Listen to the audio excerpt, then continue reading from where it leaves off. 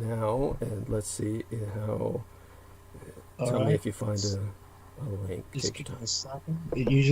I usually have a delay before I get the link. Understood. Yeah, I mean, there's a delay right now. It says excellent connection, but I'm not seeing the. I'm not seeing it right now. Yeah, I'm not seeing it either. So now what's going on? It says excellent connection, and okay, now it's kicking in. All right. Gotcha. All right. I'm gonna send you the link. All right. Thank you. All right. Mm-hmm. Thank you. Go. There we are. Thanks so much. All right. And so since you've got some material, you can start talking some trivia, and that will get us up towards the top. Trivia-wise, I found something very interesting. Supposedly, there was a time that General Patton tried to bomb a live volcano in Hawaii. Right. Hawaii. Oh my God. Oh, that's incredible. So tell me about this. All right. So this is according to Popular Mechanics. 1935, lava from Hawaii's Mauna Loa volcano threatened a nearby town of Hilo. Responding to a request by island volcanologists, U.S. Army Air Service sent planes to bomb the lava flow. Although the scientists who requested the airstrike thought it was a success, others weren't so sure. One of the Air Force's oddest missions was against perhaps its most formidable adversary ever, Mother Nature. The lava from the volcano threatened the nearby seaside town of Hilo, so U.S. bombers commanded by none other than General George S. Patton bombed the lava flow in an attempt to save the town. Bizarre. Very bizarre. Experts were divided on how useful the airstrikes ultimately were, but the bombs weren't the last ones dropped to prevent natural disasters.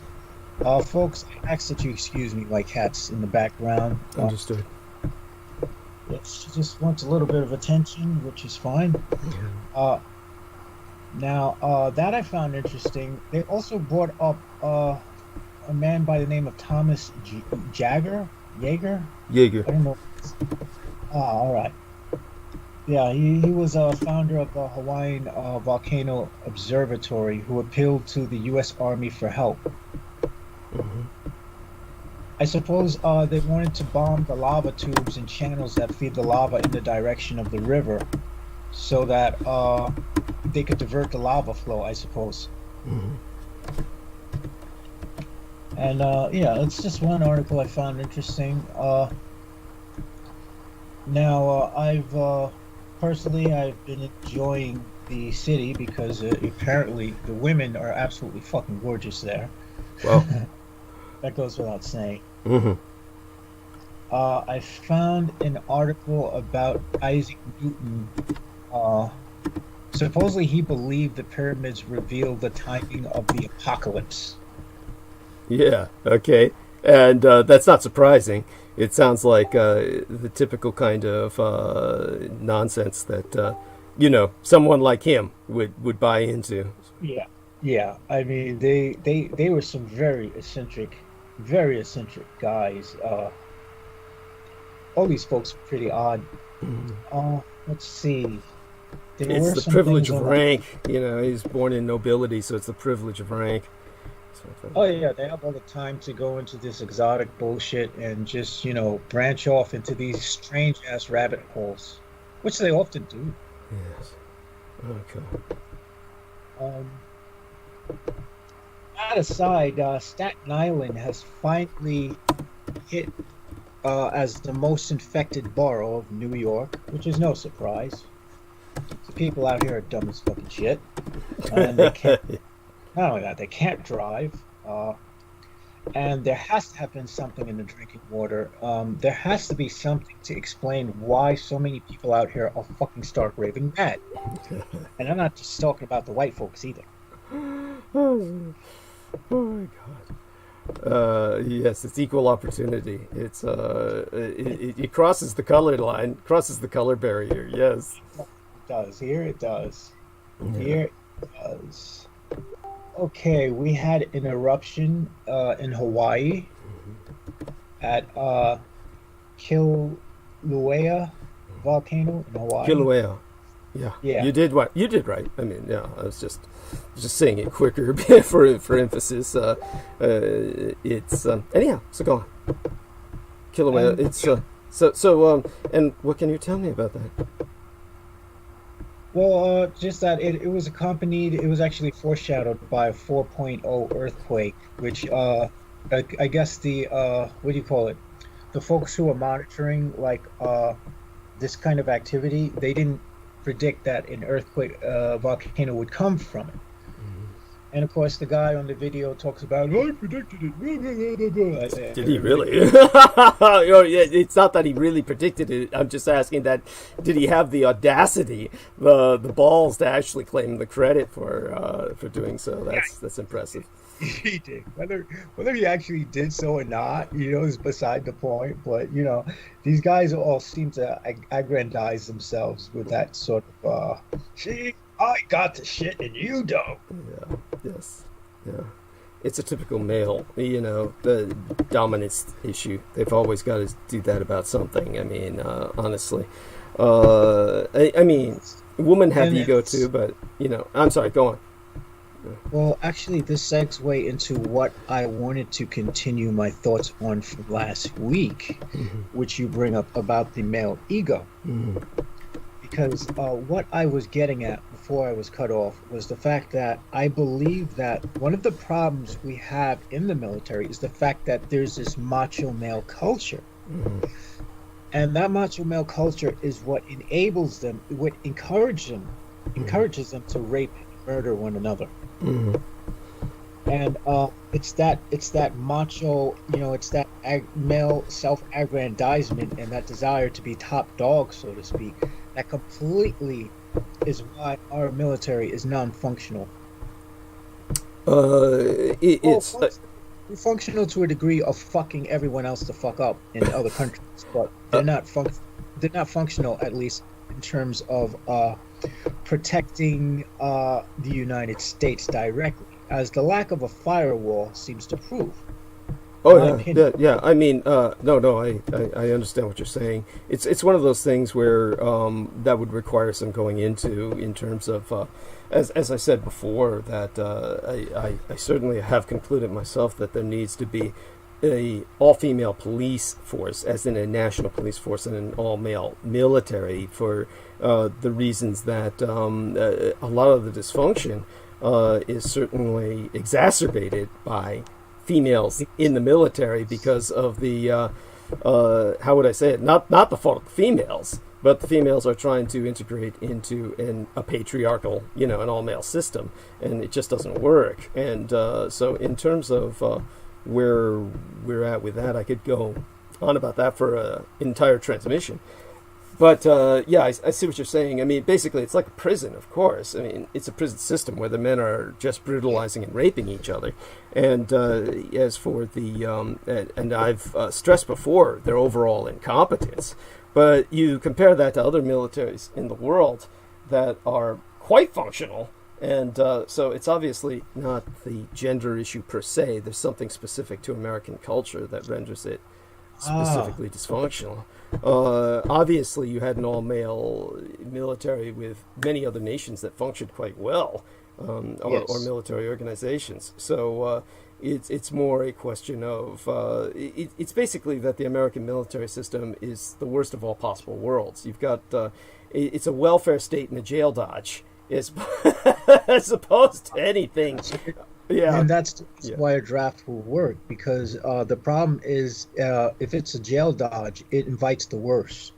Yes, absolutely. It's the rejects of society. And so when these people say like support our veterans, it's like, what the fuck am I supporting them for? Thank you. They're the ones who, if they were functional, they would be shooting my ass as police officers. That's semi-functional. Remember what I said. I mean, the problem with the police departments is they actually make a preference of hiring veterans, and that is part of the problem that we see today in the kill-happy police forces. So it's, we... There we go. This has become a police state all in all across the country. Although I do think that I personally haven't had a problem with the police, but I suspect that might have to do with the fact that they might be handling me indirectly. That they may. Well, Now- I'm sorry, I missed that. My earbuds were out. I'm sorry. They might have what? Well, I suspect that they might have me in a targeted individual program. Oh, so I see. Okay, yeah. handling- So there's no point, right? There's no point in their harassing you. It would be redundant. Yeah, there's no point in them harassing me because it seems odd how every time a police truck drives by when I walk around on Staten Island, there's always a group of hoods coming towards me acting like they're tough guys on the same fucking block as soon as the police car passes. And it's like, it can't be a coincidence at this point. Oh my God. Well, there you go with that. Now let me see. Now we've got a few minutes to the top of the hour. I managed to get all of the stuff loaded, and so what I'm going to do is just do some final diagnostics, and I'm going to leave you to hold the stage for several minutes while I rush and get myself something. Okay, like Okay. water. I'll hold down. Yeah, thank you. And yeah, I'll leave you to take over, and I'll be back in about 7 minutes. I'm going to go mute. Okay. All right, folks. Well, we have an interesting situation here, according to Yahoo News, that Chinese drones are spying on Americans. The U.S. government at the federal, state, and local levels is using Chinese drones that the Chinese Communist Party is exploiting for espionage. That is the public conclusion of the branch of the Department of Homeland Security. Citing security concerns, other departments have, all but explicitly publicly, made the same claims. And some have begun to take steps to limit the purchase of Chinese drones. Drones made in China and operated by Americans map U.S. infrastructure, agriculture, railroads, government buildings, power plants, disaster relief operations, and movements of law enforcement officers. The data collected in those drone flights are basically sent back to China, where there is no divide between civil and military sectors. The Commerce Department's listing on Friday of one major Chinese drone company on the U.S. entities list made it difficult for U.S. companies to buy its products and underscore the growing sense of urgency to end their access to the United States. But it is time to go further. The U.S. government at all levels should immediately stop purchasing Chinese drones and in Chinese drone companies' access to the U.S. commercial market. The U.S. dependence on Chinese drones and the parts that go into drones is unsustainable. While there are U.S. companies waiting to meet demand if Chinese drones are excluded from American market, there are still too few of them to meet the U.S. government's needs, and some American drone companies still rely on cheap Chinese parts. This is one of the arguments against cutting off all access to the Chinese drone market. But the risks to national security are too great to move slowly. And so in addition to cutting off access to the Chinese drone market, the U.S. should also expand existing Pentagon efforts to build an American and American ally drone manufacturing base that does not rely on Chinese-made parts. One can easily see how a national emergency or conflict over defense of democratic Taiwan could require ramping up the scale production of drones. Depending on China for that should be out of the question. Undersecretary of Defense for Accusation and Sustainment Ellen Lord has been a champion for strengthening American sovereignty by developing an industrial base for critical technologies in the U.S. and in allied countries. At a recent Hudson Institute event with me, she touted the Pentagon, well, this is the author stating this, the Pentagon's trusted capital marketplace, which would expand the options for secure drone manufacturers. This initiative should become top national security priority across the U.S. government and private sectors. It's important to counter companies such as Da Jiang Innovations, Science and Technology Company, or DEI for short, a Chinese-owned drone behemoth headquartered in Shenzhen, China. It dominates the American drone market. Its low cost has been boxed out the American and ally market, giving it nearly 2/3 share in the United States and Canada. Now, this is really, really bad when you think about it. Our relying on China for everything is definitely a security no-no, since we're heading towards a state of war. But the DGI is more than just a market leader. Like other Chinese technology programs and companies such as Huawei, it enables Chinese espionage and the Chinese surveillance state, specifically of the Xinjiang concentration camps.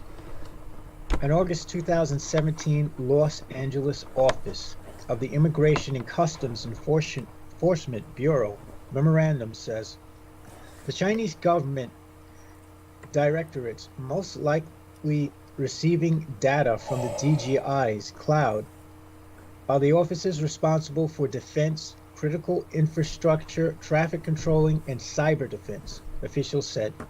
They had moderate confidence that the DGI's commercial drones and software are providing U.S. critical infrastructure and law enforcement data to the Chinese government.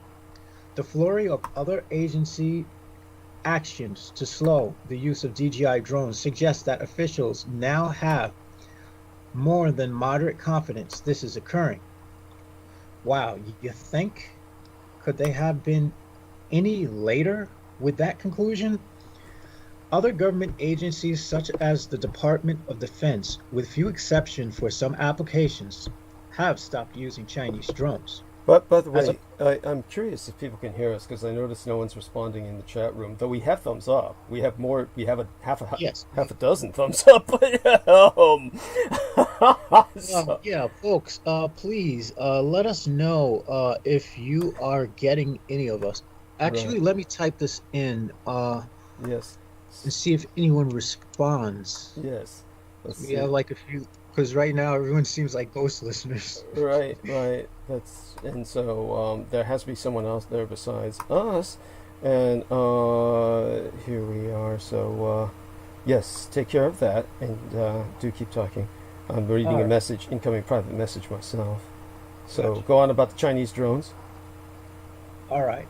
In August 2017, Los Angeles Office of Immigration and Customs Enforcement Bureau memorandum says the Chinese government directorates most likely receiving. Oh, wait, I just covered that.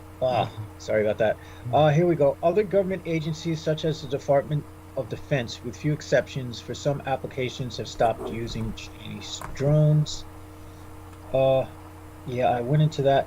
We're aware of some of DGI's ghastly cooperation inside of China. In 2017, just when U.S. officials were sounding alarm bells, DGI signed an agreement with the Xinjiang Autonomous Region Public Security Department to deploy DGI drones for stability maintenance and counterterrorism. This summer, drone footage went viral on American social media platforms that showed a DGI drone monitoring Chinese paramilitary police escorting Uyghur Muslims shackled and blindfolded at a train station in Xinjiang, a city notorious for its re-education camp where the Chinese government engages in rape, abortions, forced sterilization, tortures, and other means of religious and cultural genocide. Right. Very, very important. Thank you. And I definitely appreciate your bringing that up. Yeah, Daniel Rolla in the house. We should see if we could get him. Hey, Daniel, you want to join the chat? I mean, do you want to join the show? Oh, thank God, he actually indicated. So, hi, my plane from Tennessee just landed in Houston in time for the show.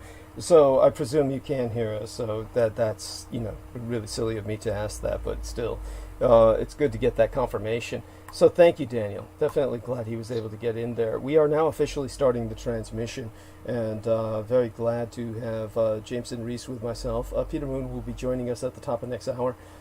And everyone else is extremely busy tonight, or they've with the holidays, of course, and I have no idea what's going on with some of them. So maintain Derek Talley in particular in your thoughts and prayers, and hopefully he's doing as well as possible in this. Please maintain all of Team D in your prayers, because we need all the hands we have in this operation. Yes, yes. And it's very important what we're doing, because I, for one, am more than happy to see that fucking crooked ass UFO alien conspiracy bullshit.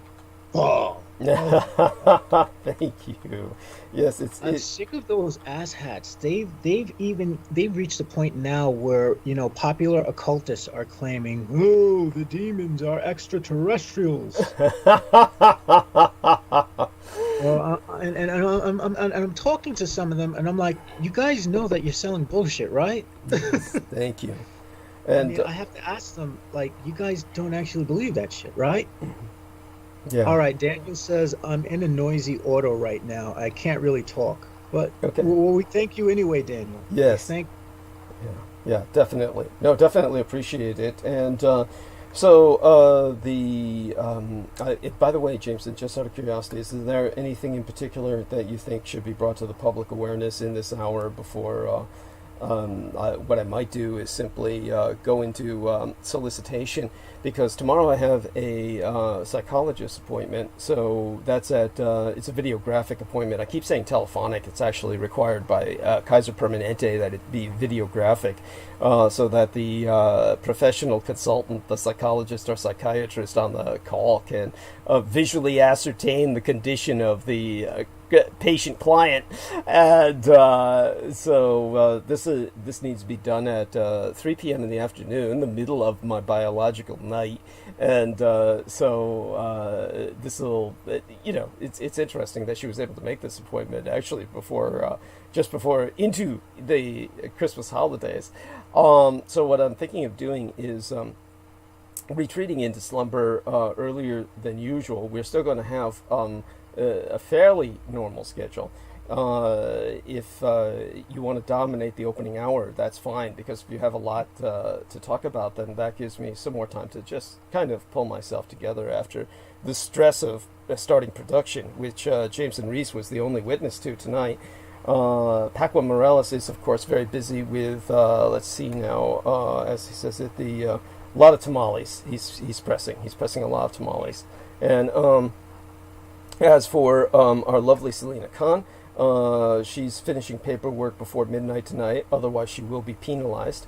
This is part of her profession, of course, as a realtor, and so she has those professional responsibilities. Brendan Zogit is stuck at work, unfortunately, but... yeah, I have no doubt he's going through hell right now, because these holidays are a stressful fucking time, and more people on the move means he's going to be getting a hell of a lot more traffic. Indeed. And I myself had been attempting to contact him because of the technical issues we were having.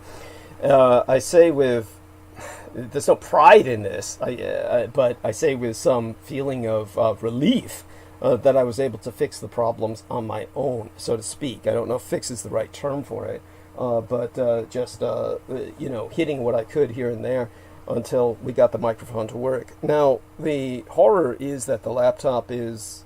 Brendan had a better feel for it, and he could describe it better once he's with us, but the laptop is simply flipping. And this is what Brendan confirmed to me, is what this has to do with the outmoded form of Microsoft that Laura Lee Solomon installed in the laptop, because the laptop came with the top-of-the-line latest Microsoft program, Windows, what is it? 10? Windows 8, Windows 10? Yeah, something like that, yes. Oh my God, you're still behind generations. By generations. It's got to be at least Windows 10. And she paid hundreds of dollars to a computer person, I don't know what you would call them, a technician, a specialist in a computer shop, a store, to remove all of that and install a retrograde Windows 7. And the Windows 7, she had to do this because we couldn't work with Mike Ringley's stupid Revolution Radio platform unless we did that, because that somehow disallowed something. Or the big problem was... Basically, he was technically retarded. It was just awful. It's worse than that. I don't know what you would call it. It's retrograde. Yeah, it's retarded would imply simply slowed or impeded. He was like literally there was something seriously wrong with Mike Ringley in every fucking respect. He is one of the few people I can look at in life and be glad that he's dead. That is the God rot his bones. But I'm stuck with the repercussions of his madness and his dysfunctions. And so our man Brendan Zogit was pointing out that the Windows 7 has a tendency to flip the speaker systems on and off and when it's stressed, essentially. So he could describe it better than myself in more technically acceptable terms. That's what's going on, is that it's not the microphone, it's not the loose USBs, or maybe a combination of that, but because of that they jiggle the Microsoft retrograde program, which then responds the way it does by shutting the speakers off or disconnecting it from the microphone or interpreting the microphone to be something else. It's just awful. So yes, I went into the control panel and did what I could with the speaker system. I can't believe it worked. And so we got that done in the few minutes prior to the program. And aside from that, what I'll let our man Jameson Reese do is kind of dominate the opening hour for now. And I'm just going to breathe and kind of, and the horror is I can't take care of this hours beforehand. People don't understand it. I have to call people, adjust it. And that's what I did last night with Brendan Zogit. And it doesn't mean anything. You could do something prior production like I did with Brendan Zogit last night, and we thought, okay, everything is settled now. And there's no obvious physical reason for this to flip like that, like it did as soon as I made the call tonight to try and bring people on. There you have that. But so Jameson is here as always. He's with us. I can count on him. And thanks to that, take the stage, brother. Love you dearly. And I'm just going to go mute for several minutes and breathe, suck in some of this tea, and proceed to just try to psych myself up for the rest of the night to smooth into transition. Well, there is one thing that I did find interesting. It still seems to dominate my mind, but it has to do with the deadlier strain of the pandemic found in the UK, which seems to be more transmissible. That has me concerned.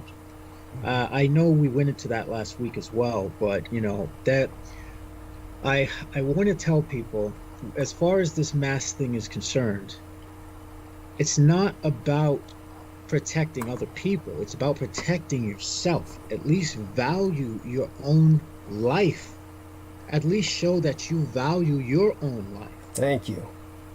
Thank you. And if Jameson Reese has to tell you that, you're not doing it right. I'm the last person to tell another human being to value their fucking lives.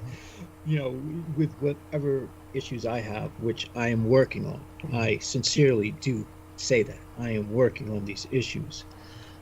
Which is more than I can say for most. Thank you. Yes. So you're to be admired for that. Thank you.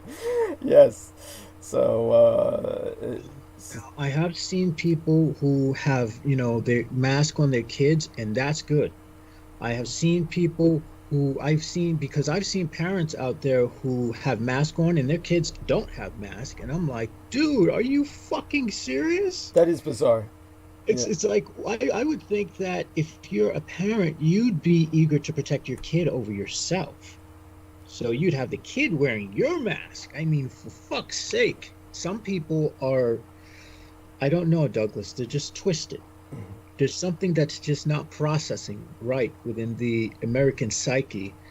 And I can't help but feel that the fact that they didn't deliberately close the borders to the UK as fast as they could have, I'm not sure if they're still open to the UK, but I can't help but think that they're interested in making the United States a sort of testing ground for this virus. They? Who would they be? I mean, the United States seems to have made itself a testing ground on its own accord. I mean, yeah. Well, just the fucking idiots in power, your Senate, your Congress, your imbeciles who pretty much get paid, don't have term limits, and siphon the fucking taxes out of us for who knows what, just to spend money on these new toys that I keep seeing on what do you call it? Oh my God, Popular Mechanics, which I'm suspecting now is more or less just a part of the military Mimo nanny sec, because, all they seem to do is talk about the Air Force's new jets and AI controls, and it's like, okay, you guys have all this shit, you have motherfucking tanks that can fire nukes and all types of other shit. I don't know if they actually have that, folks, but, and well, they did, but it's like whether they found that practical is the question, and so definitely gadgets they got, they can't seem to protect us from hacking. Mm-hmm.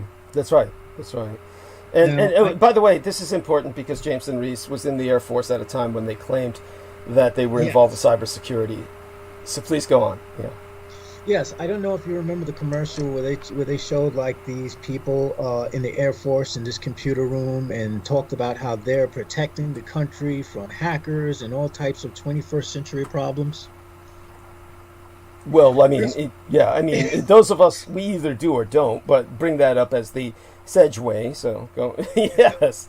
Well, this was one of the sales pitches. I think it was around when I had entered the military, it was around 2003. So it was around that time where they had these commercials on with the Air Force being involved with cybersecurity.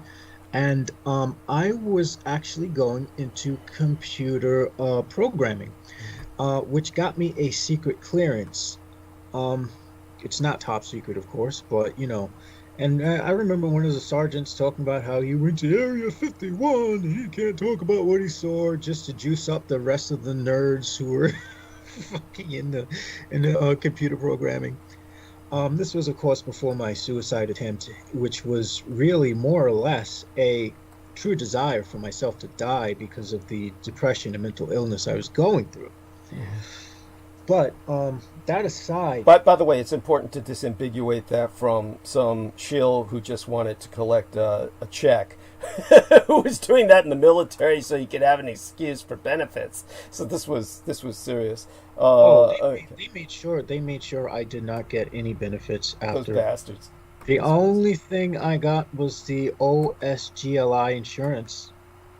So I can make a claim that I am a veteran technically because I have that insurance to show for it, since they seem to claim that, you only have to pass basic training to be a veteran. Yeah, I'm not a combat vet, folks. I have not seen war. And if you were in the Air Force, chances are you weren't going to see a day in combat at all, which was the point of going into that. Because, I was interested in using that to pretty much get their equivalent of an associate's degree and use the rest to further my education, so on and so forth. Of course, I'm glad that didn't work out. But by the way, this is going to sound incredibly stupid because what happens is, as I tell people, I never prepare for this program. There's simply too much going on in my life. And by the time I sit down and just try to scan the internet for what to analyze, to basically trend, so to speak. This is what they call it in think tanks, is where you kind of fast forward back in the old days, by the way, so people get an idea of the primitive nature of think tank work, so that they don't get the idea that these people are really, thinkers at all. they're really just tankers, not thinkers. And most of their thinking should go into the tank. But basically, what they used to do back in my day, before we had digital, they used to take video cassettes, and they would record news channels, and they would play the video cassettes on fast forward, so you would get an impression of a pattern. And by getting the impression of a pattern, by watching the world move by in fast forward in terms of reports, then the idea, this was one of the patterns, one of the methods used, then the idea was that you'd get a trend, a feel for a trend. So I do something similar, but far more, how would I say it, sophisticated than that, by orders of magnitude, because of course most of these think tankers are a bunch of scam artists. Basically, how would I say it? I just come here kind of blank, and then start filling in the spaces as I move along. This is why I have other people here, is they're literally buying me time while I do that, because if I were to try and do it ahead of time, what I would be bringing you would be stale analysis. They would be. Does that make sense? Is that coherent? That's very coherent. In fact, I've been also analyzing trends throughout the week. I don't stay online for long. I like on Facebook for like about 30 minutes to an hour, then I'm off, doing something else. But what I've seen is, at least based on what I've been seeing as far as, popular mechanics and things, there's a lot of advances being made in science, but it also seems, and this is by other sources, not popular mechanics, but with popular mechanics, there seems to be a lot of posturing, specifically on behalf of the Russians, talking about their warships and their other shit, how, and they had an article talking about how the Russian warships can carry nukes and all this shit, and I found this amusing, because I wrote down, because while you're busy looking at their fucking ships and their fleet, your back door is wide open to being hacked. Thank you. I mean, yes, it really, the other shit is so old school. It is so obsolete. It is so,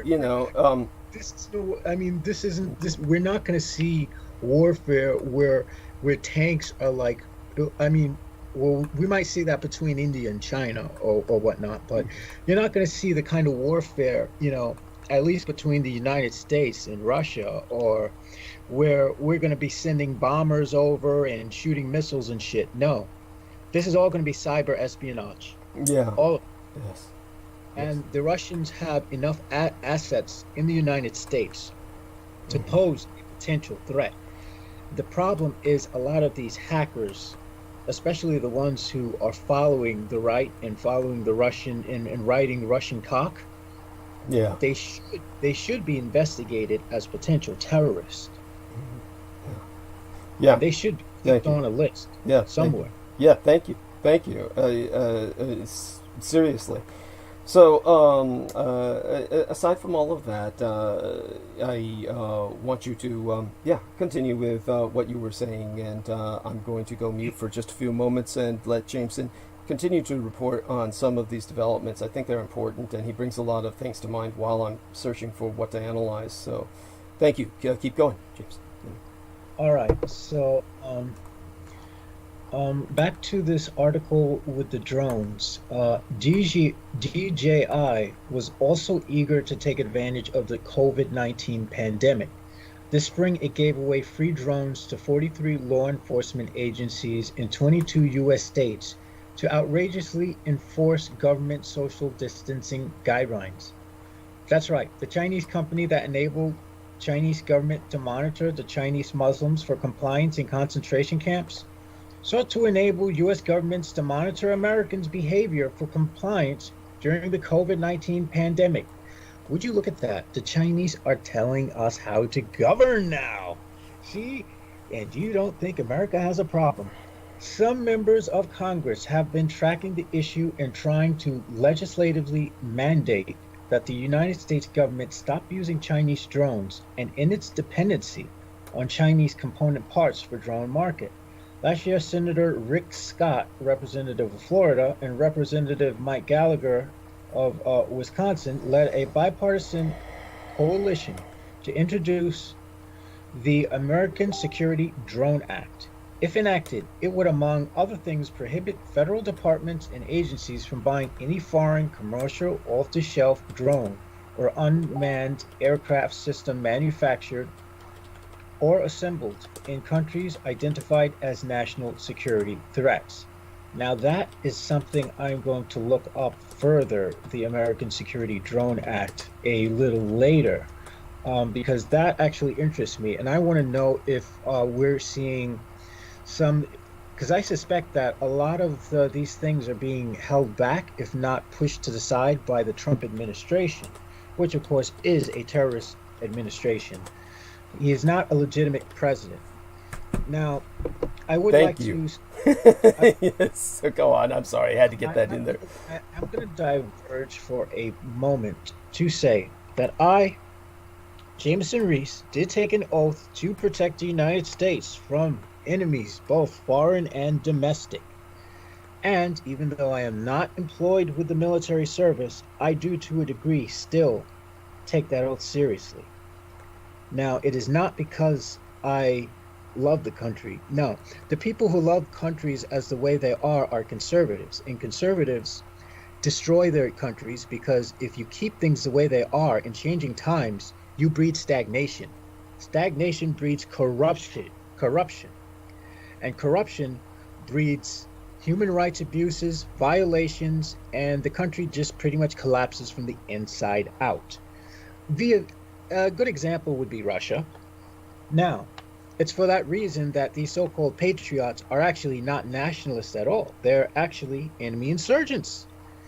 And they deserve to be called patriots in terms of the Roman insult, fatherfuckers, because that's exactly what they are. Thank you. The ancient Latin actually implied that as an insult, and it perversely became identified as something positive through a gross misunderstanding and misinterpretation over literally thousands of years. But yeah, go on.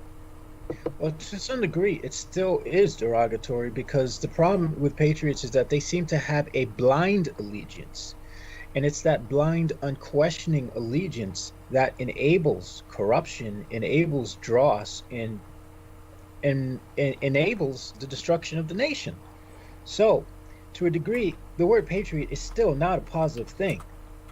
These are the equivalent of evangelical Christians who are just fanatical and don't have any logic to what they're doing anymore. They're just nuts. Just fucking nuts. So, yeah, as much as I criticize this country, I believe that criticism is necessary, and it's necessary for it to be voiced, because voiced criticism brings about change. It causes people to think, and it brings the country back to a positive direction. This is something that these assholes on the right or on the so-called conservatives are not doing. They're doing the complete opposite. So, back to the drones. For unclear reasons, and despite a bipartisan consensus that helped place drone security provisions in the House version of recent defense bill, the Senate stripped them out. Oh, big surprise, because the Senate's led by the Republicans. Go figure. The final bill sent to President Trump's desk leaves the problem unaddressed. Yeah, big fucking surprise. So the DJI drones are still free to flood the US market and send their images and data to the Chinese Communist Party. The bipartisan coalition focusing on this issue should expand, and Congress should focus on the issue in the new year. In the meantime, with only a few weeks left of the Trump administration term, Trump should issue an executive... Oh, don't tell Trump what he should do. That motherfucker's going to do everything in his power to fuck this place up. It's very naive of them to have even put that there. So, there you have it, folks. A lot of these things, a lot of these drones, people are flying around and having fun, flying around communities and whatnot, are enabling Chinese spying. Now, I would argue that, and I realize this is not going to be a popular opinion at all, that we need to sort of start to enforce things in a sort of draconian sense. meaning enforce a ban on the drones, or anyone who has these drones that are connected to this Chinese company are going to be listed as potential terrorists. Seriously, we're at a point where our democracy is being taken over by the fucking communist Reds of China and the remnants of the Soviet Reds in Russia. And meanwhile, everyone's sitting back, twiddling their thumbs and saying, "Oh, they stole the election from Trump. They stole the election from Trump." They didn't steal shit from Trump. Oh, yes. Go on. All right, so now I'm looking at on Congress.gov the actual act for this drone act. The sponsor is Senator Scott Rick. Let's see. The committees are the Senate, Homeland Security, and Governmental Affairs. The summary is basically, this bill bans the procurement or use of federal or commercial off-the-shelf drones or other unmanned craft systems manufactured or assembled by certain entities, including entities subject to the influence or control by China, with exceptions. I'd like to know what those exceptions are. Federal funds may not be used to purchase or operate such a drone system or a system to counter unmanned aircraft systems that is manufactured or assembled by such an entity. The Government Accountability Office shall report regarding such drones or systems procured by federal agencies from foreign entities. Now, I'm not going to go into everything the bill says. They have different lines of text that I can go into, but the basic gist of it is that we do not have national defense right now. We have the capacity to strike anywhere we want without declaring war, because we legally cannot declare war. Thank you. And yes, if you note, during what happened in 2001, after the Twin Towers collapsed, we did not declare war on Iraq. We just went right the fuck in and claimed we were looking for shit. Yeah. So that supports the fact that we have not claimed, we cannot declare war. Now, we did the same thing with Afghanistan. We just went in. We've been doing the same thing with North Africa. We just go in.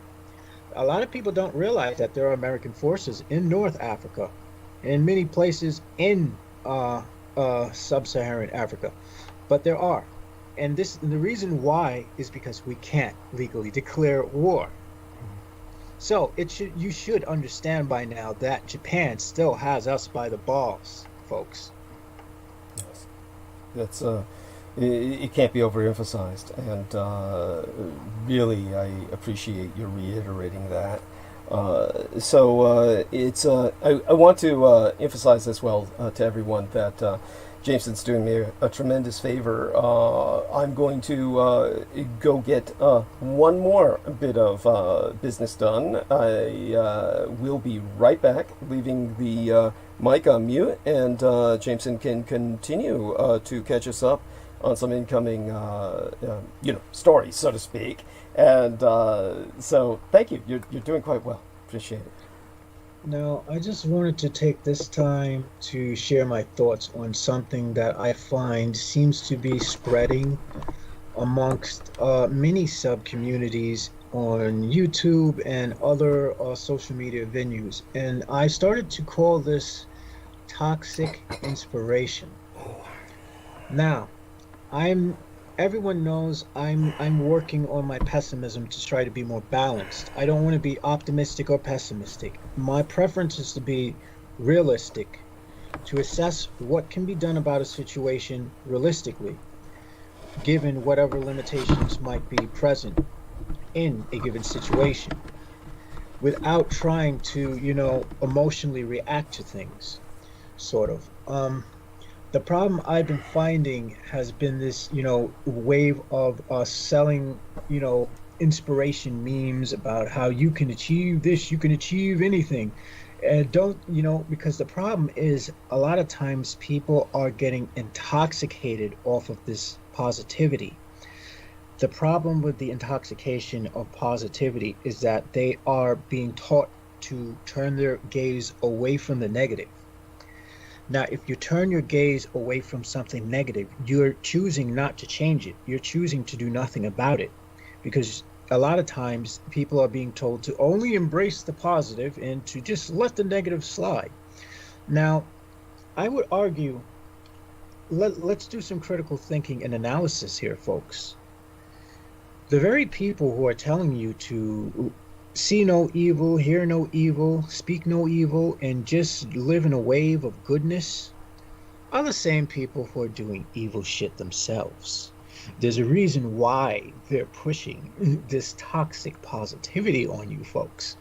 It's because they know that if they get enough people to just think and be intoxicated, and if they get people to be addicted to only positive things, only fluffy things and white lights, nobody's going to do anything to change things for the better.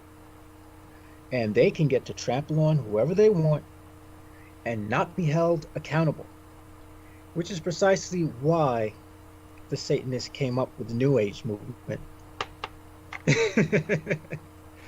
And now you're being educated by someone who is into Satanism about how the Satanists engineered around you a paradigm that's meant to just be a cash cow for them and siphon money off of the New Age hipsters out there, which is precisely what it is, a money sinkhole. And again, Anton LaVey admitted that much and more. So that's just something I wanted to criticize. There's nothing wrong with hope. In fact, I would say that one of the great things about this particular show, Critical Emissions, is that, Douglas Dietrich leaves you at the end of the show with solutions, possible solutions that can be done, how to solve these problems, how the government can go about solving some of these fucked up problems that are entrenched in our system. We need that. But there's a difference between solutions and false hope. With false hope, you tell someone everything's going to be okay, you just have to believe, you just have to stay strong. What are they telling you to do? They're not telling you how to react to the situation. They're not telling you how to solve the problem. They're basically telling you to think positive thoughts and everything will be okay. Our world doesn't work like that. And I shall also say, as far as if we were to look at things from a cosmological point of view, justice is a human construct. It's not something inherent in nature at all. It's something that we as human beings have to choose to adhere to, and we have to choose to enforce it. And the only way we can enforce it is if we address the problem for what it is. If you call shit gold, you're not going to want to clean it. If you call shit shit, you're going to want to get rid of it. So this is what I'm getting at. Now, as many of you might know, we recently had the conjunction between Jupiter and Saturn. And I certainly, while I did not pay attention to it that night, I did feel it. I can assure you, there was a surge of energy. And this has had a sort of strange effect on my personal psyche. Whereas I seem to be feeling sometimes waves of aggression that are not me, not quite me, I don't think it's influenced by the conjunction as much as it might be a negative reaction between the antidepressant and what I'm so I'm still adjusting to that stuff. All right, on to some interesting stories. All right, I did have something lined up actually. Let's see. Oh, here we go. We have a new nanomaterial that helps obtain hydrogen from a liquid energy carrier in a key step towards a stable and clean fuel source. This is from phys.org. Hydrogen is a sustainable source of clean energy that avoids toxic emissions and can add value to multiple sectors in the economy, including transportation, power generation, metals manufacturing, among others. Technologies for storing and transporting hydrogen bridge the gap between sustainable energy production and fuel use, and therefore are an essential component of a viable hydrogen economy. But traditional means of storage and transportation are expensive and susceptible to contamination. Give me just a second. I have to close my door because, it's a bit noisy up there. Okay. Yeah, I'm sure. I don't want everyone to hear like private affairs and shit. Understood. And, Okay. Sorry about that, no folks. worries. Oh, by the way, you can hear me, right? Yes. Oh, thank God. You didn't answer me directly, so I was concerned there for a second. Please, go on. Yeah, that's yours. All right. But traditional means of storage and transportation are expensive and susceptible to contamination. As a result, researchers are searching for alternative techniques that are reliable, low cost, and simple. More efficient hydrogen delivery systems would benefit many applications such as stationary power, portable power, and mobile vehicle industries. Now, I want to stop and say something here, but I do recall there was a engineer who created what we call a water-driven car. I think his name was Tucker, something like that. I have to vet this to be sure, but that was all the way back in the 70s. So we're not looking at what I would call new technology here. While it's being sold as new, a lot of this stuff has just pretty much been just put under wraps because our oil industrial complex is just too powerful. They've been pretty much pushing things, under the rug because they want people to keep consuming oil. And oddly enough, one of these alarming trends I see are more and more people driving these big ass gas clunking ass SUVs. They look ugly as shit. They eat up a shitload of gas, and somehow they make people feel good about themselves. I don't understand. Especially, it's like a strap-on. Yeah, it's like a strap-on dildo. Yeah. I mean, especially those big ass pseudo trucks and those big ass trucks. And I've noticed something. And I don't want to generalize. I don't want to sound racist, but you see a lot of like older white guys with these big ass trucks that are just ridiculous, with like tires the size of a house. It's like.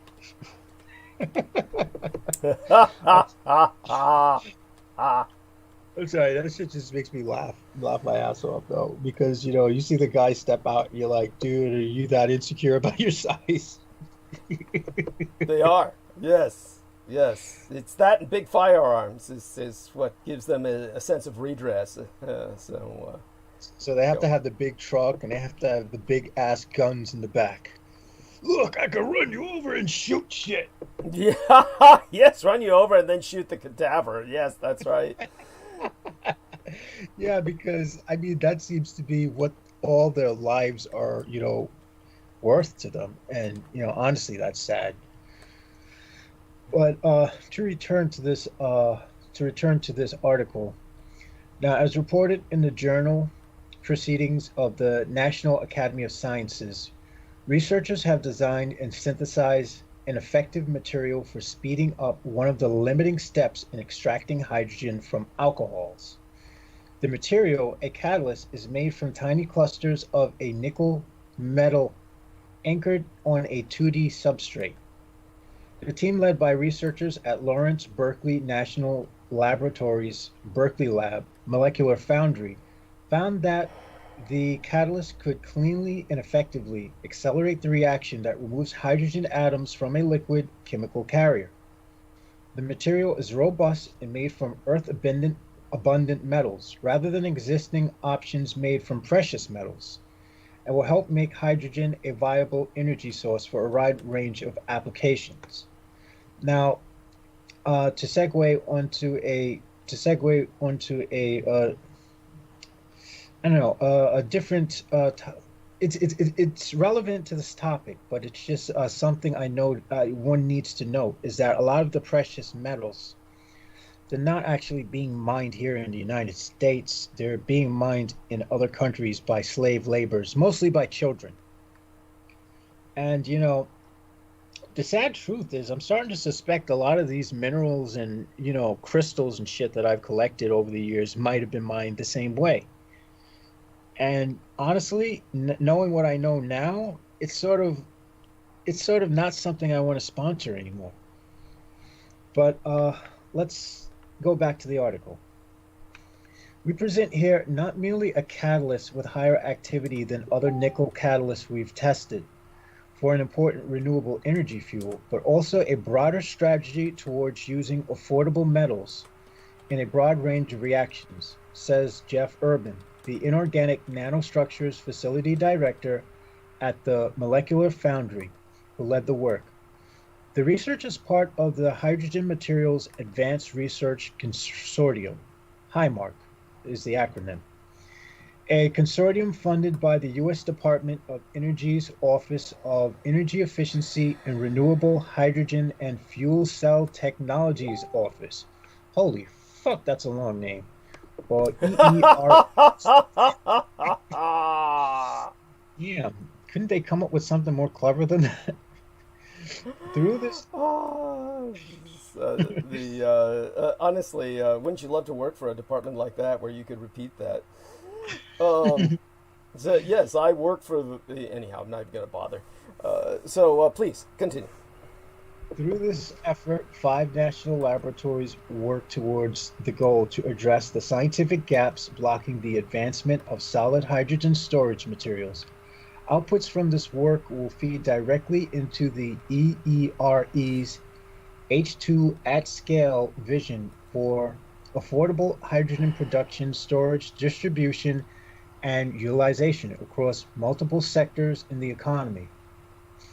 Now, this is actually good news because I certainly hope that this gains the traction that they are, they seem to be very optimistic about this. So I hope that it does gain the traction it deserves because, again, our reliance on fracking for oils and natural gases and stuff like that, it's primitive. It's very primitive and it's very destructive to the environment.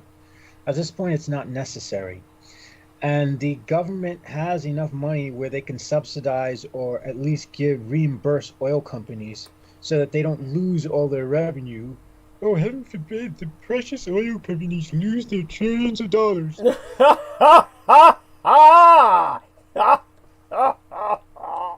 But of course, being politically minded and realizing that part of politics is compromise, I figure we could make a compromise where we can ease them into the clean energy sectors where they can make just as much money overcharging like they do for oil for natural energy.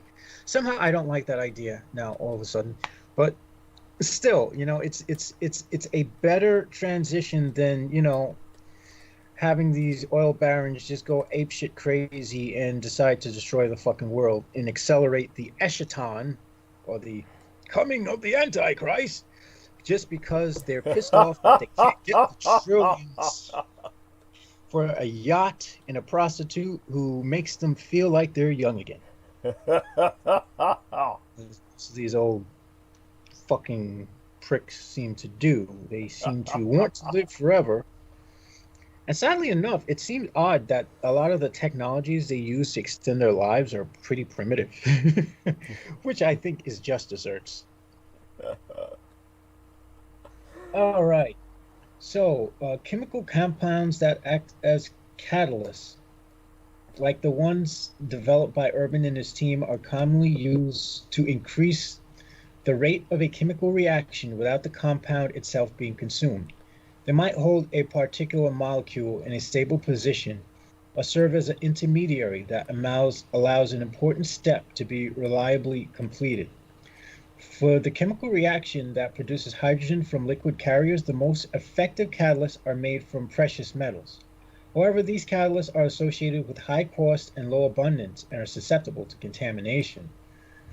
Other less expensive catalysts made from more common materials tend to be less effective and less stable, which limits their activity and their practical deployment into the hydrogen production industries.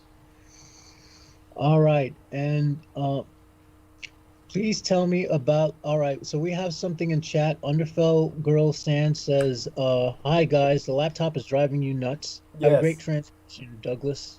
Thank you. And, That's Sarah Shields, by the way. So, Sarah Shields, mwah, love you, honey. Sour Shields. Yeah. And Kin L says, request, please tell me about U.S. Navy just being one big golf course. It's Air Force. Air Force. You know, All right. Yeah, that's a traveling golf club. So I went into that already. You can listen to the transmission proceeding, tonight's. Later, of course. Tonight we want you to listen to this transmission. And by the way, I'm going to make the announcement as to why this isn't going to be a particularly theological transmission tonight, when I start talking, which will be pretty much after Peter Moon has his say. Honestly, I'm happy enough to have JMO dominate the stage in this hour simply because it was a tremendous stress factor just getting production started tonight and doing everything without Brendan Zoget here to guide me. So there you have that. And at any rate, take it away, JMO. I'll be continuing to refresh myself here, quaffing my tea. And just centering myself, so to speak, breathing and meditating while you speak. You're doing well. All right. To improve the performance and stability of these earth-abundant metal-based catalysts, Urban and his colleagues modified a strategy that focuses on tiny uniform clusters of nickel metal. Tiny clusters are important because they maximize the exposure of reactive surface in a given amount of material. In other words, they increase the surface area, but they also tend to clump together, which inhibits their reactivity.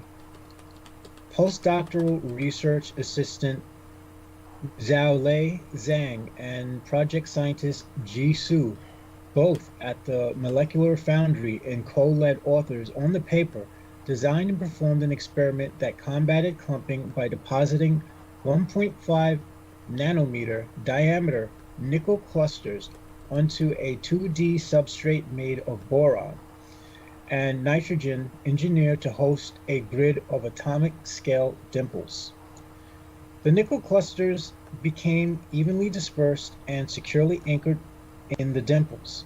Not only did this design prevent clumping, but its thermal and chemical properties greatly improved the catalyst's overall performance by directly interacting with the nickel clusters. Now, I also want to stress here the importance of, as far as our science and math goes, the importance of working with people who were born outside of the United States. And this should be a good example. And this is a good reason why the desire to cut immigration is actually auto-destructive. But I could segue into that. Thank you. And by the way, I want to emphasize the fact that this year has seen the lowest growth in American population of any year on record because of that assault against immigration. So please continue. All right. The role of underlying surface during cluster formation and deposition stage has been found to be critical. It may provide clues to understanding their role in other processes, said Erdman. Detailed X-ray and spectroscopy, measurements combined with Spectroscopy, yeah. Go on. I'm sorry. I had to just say that more euphonically, but you did great. Thank you. Go on. Combined theoretical calculations revealed much about the underlying surfaces and their role in the catalyst. Using tools at the Advanced Light Source, a DOE user facility at Berkeley Lab, and the computational modeling methods, the researcher identified changes in the physical and chemical properties of the 2D sheets while tiny nickel clusters formed and deposited on them. The team proposed that the material forms while metal clusters occupy pristine regions of the sheets and interact with nearby edges, thus preserving the tiny size of the clusters. The tiny stable clusters facilitated in the action in the processes through which hydrogen is separated from its liquid carrier, endowing the catalyst with excellent selectivity, productivity, and stable performance. Now it should be noted that I'm guessing that the separation process is what causes the energy generation, because that's generally the case in chemistry when you have certain reactions. Calculations showed that the catalyst size was the reason its activity was among the best relative to others that have recently been reported. David Prendergast, director of the Theory of Nanostructured Materials Facility at the Molecular Foundry, along with postdoctoral research assistant and co-lead author Anna Sands Matthias, used models and computational methods to uncover the unique geometric and electronic structure of tiny metal clusters. Give me 1 second here. I gotta let this cat out the room. So Sure, that's understood. And definitely want everyone to be patient with us. This is, after all, the lead into a holiday in which I myself will be dismissing as much of the world as I can. So there, Yeah, he's back. all right, yeah, these holidays tend to be a stressful time because, you know, people are moving so fast, and a lot of times they're not paying attention to other people being, you know, and so people just get in each other's way, and it just becomes one unnecessarily stressful thing, whereas we should be celebrating. So it's kind of strange how holidays seem to counter what they represent. And I'm glad to say that Spartan O Negative has donated $25. Bless you, brother. Yes, God bless you. Thank you so much, Spartan O Negative. Let me put that into the messages right now. What a wonderful human being. Thank you. And honestly, he says, Merry Christmas, brother. Merry Christmas to you as well, Spartan O Negative. You are the man. And, Ken L says Yuletide from Scotland. Waves. Yes. Oh, thank you, honey. Love you dearly. And it's so wonderful. I wonder if she's one from the lowlands or the highlands. I'm sure she's from the lowlands demographically. So please continue. The team proposed that the material forms while metal clusters, I think I went into that. The tiny stable clusters facilitated the action in the processes through which hydrogen is separated from its liquid carrier, endowing the catalyst with excellent selectivity, productivity, and stable performance. Calculations showed that the catalyst size was the reason its activity was among the best relative to others that have recently been reported. David Prendergast, director of the Theory of Nanostructured Materials Facility at the Molecular Foundry, along with postdoctoral research assistant and co-lead. Wait a minute, didn't I do that already? Hey, Oh Debbie Starborn says, Merry Christmas, my dear brother. So, mwah, hey, honey, love you dearly, and thank you so much for joining us in chat. Really appreciate your company. Kinell says, someone on Godlike Productions boned me 40 pounds for Christmas, and she says she is a Highlander. Someone has to be. So she says that with a striche.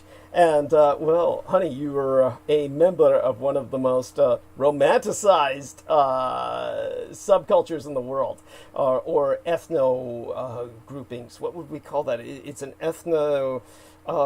it's a very specific kind of ethnocultural enclave of people, or you know, they get all the press. They're what we think of when we think of the Scottish people, when we think of Scots.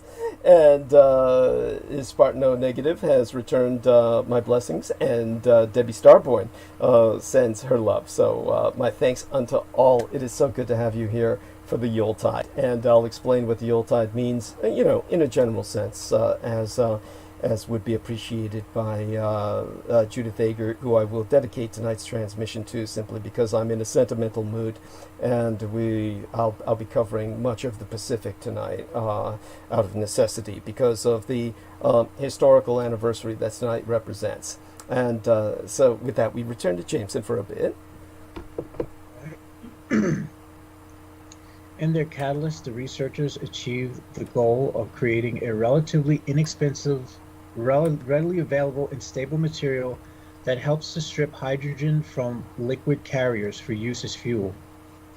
This work came out of a DOE effort to develop hydrogen storage materials to meet the targets of EERE's Hydrogen and Fuel Cell Technologies Office. God damn, they have a long name. And to optimize the materials for future use in vehicles. Well, that reminds me, this isn't what you covered before, right? I'm losing track myself, so but then I do that a lot. Yeah. So anyhow, I'll let you get back to it.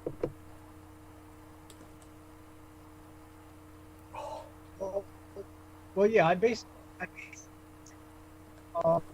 covered. So this is good news to look forward to. As far as technology is concerned, we are doing really well. The problem is we're not managing to get rid of a lot of these old farts who are just running shit into the ground and sleeping on technology that could be used to change it. Because they're so obsessed with the myth that they're so obsessed with World War II aliens and they are that nobody worships them. That they're pretty much hindering progress. By the way, there was a little glitch and breakup in your your transmission there. So when you were speaking of you're talking about the establishment, or yeah, I'm sorry, I kind of missed it because you were kind of glitching in terms of the audio quality. Yeah.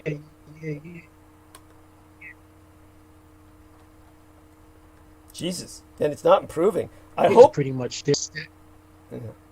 I hope people Okay. can hear me. Shit, I mean, we hear you, but it was really glitching.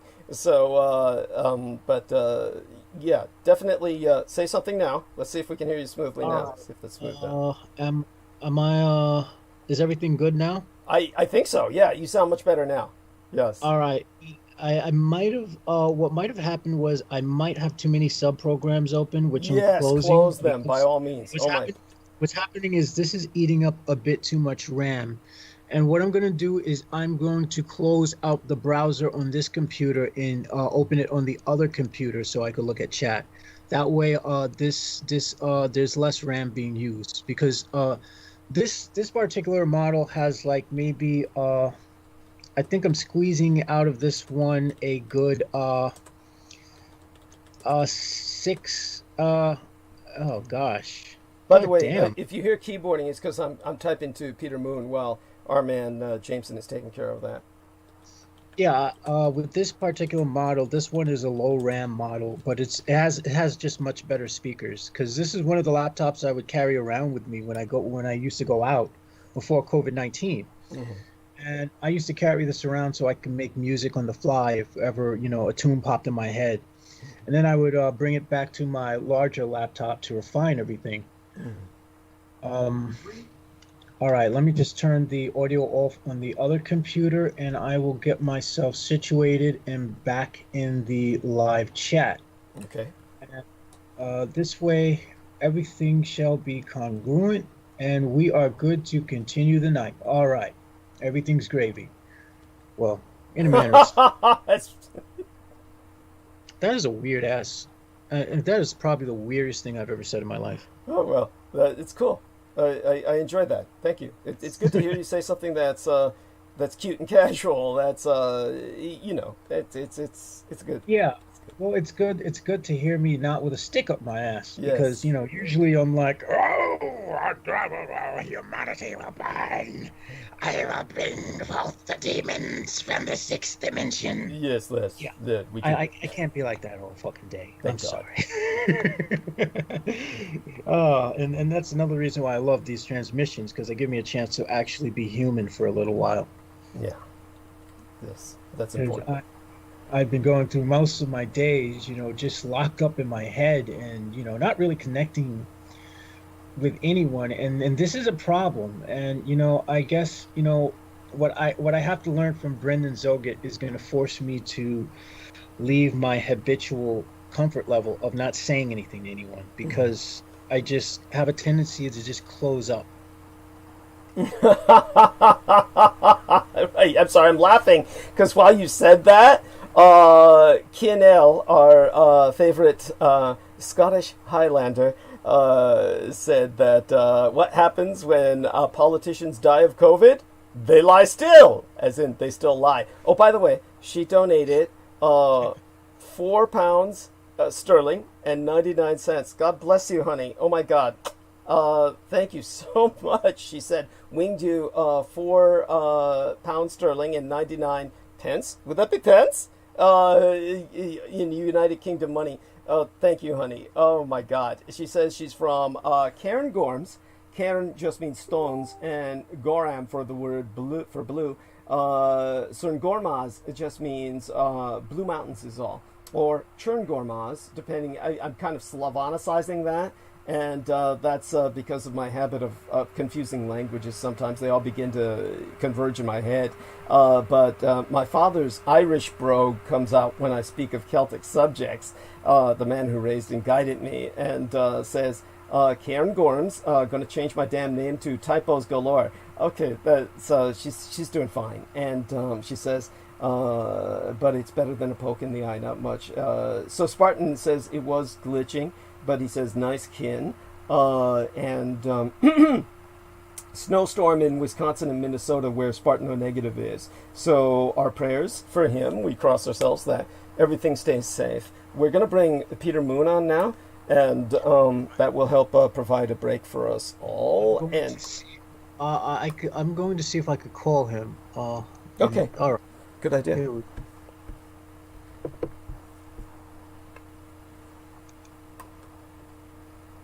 Okay. I'm typing to him.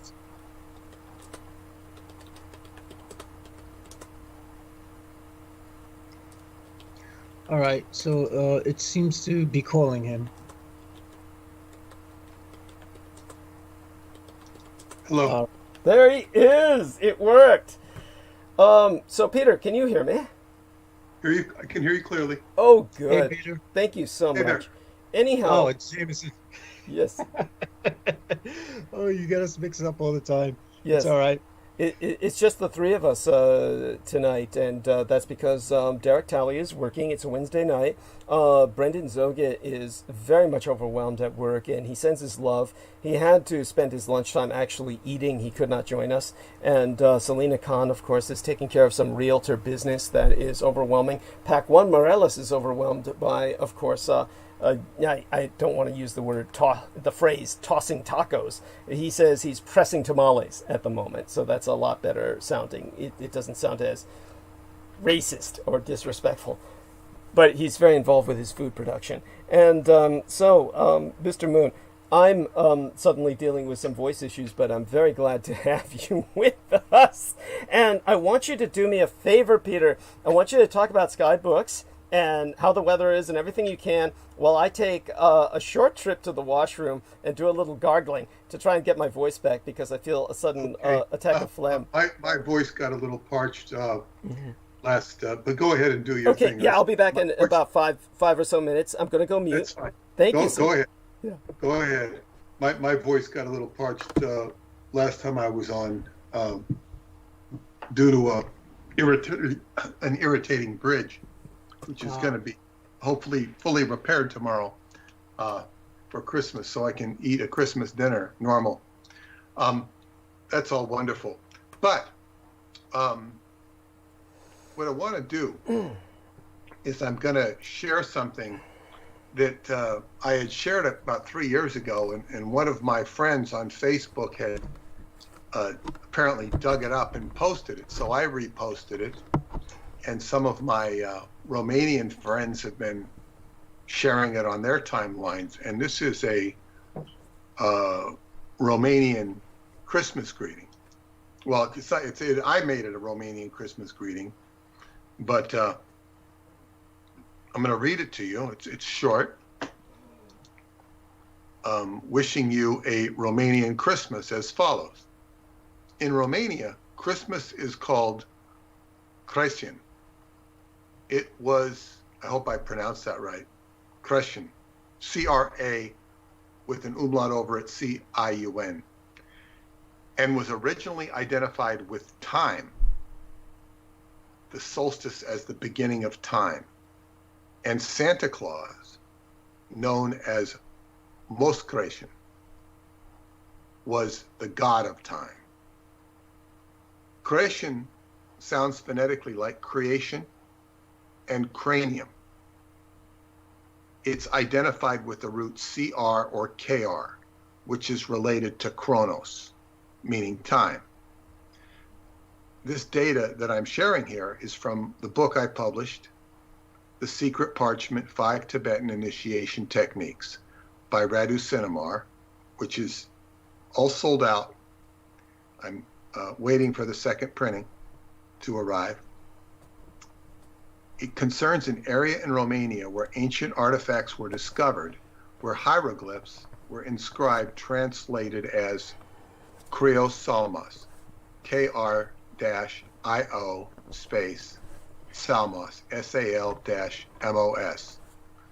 Græcororszámãn, translated as, this is what Græcororszámãn means according to a handful of universities that translated these hieroglyphics.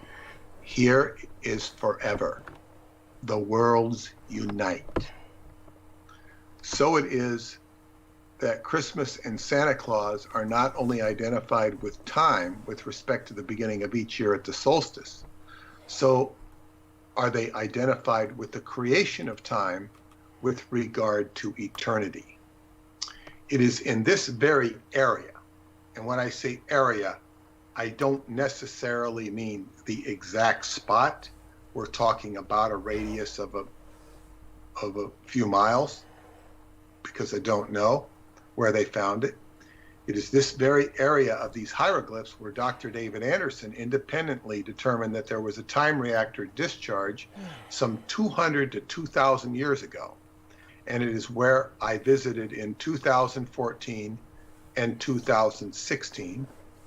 I also visited there last year, 2019.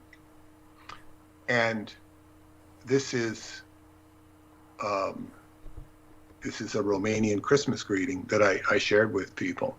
Now, this area is of much more interest. I've talked about it before, but I was digging through my desk and putting stuff away, and when I went through my original handwritten recording of the dreams that I had there last summer ago, previous summer, and it was much more profound and magnificent than it reads to me, than it reads when I go back and read my newsletter encapsulating it, because I'm going back to the raw original handwritten notes, and it reminds me of what I was going through. And this area of the cave, which David said was so special, it was an area between the mountains and a wall.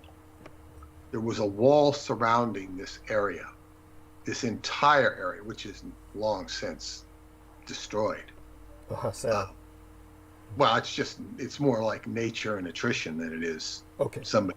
Now, it might have been, sometimes they take these walls and construct new buildings with them. That's that might true. have, Yeah. It wasn't like any great disaster, but it was this area in between the wall and the mountains where there were quite a population, and the population disappeared, literally disappeared according to history. And this is where I have theorized, based upon what Radu Sinamar says, there is a whole vortex inside of this cave. And David's research would corroborate that, where people could actually transfer to.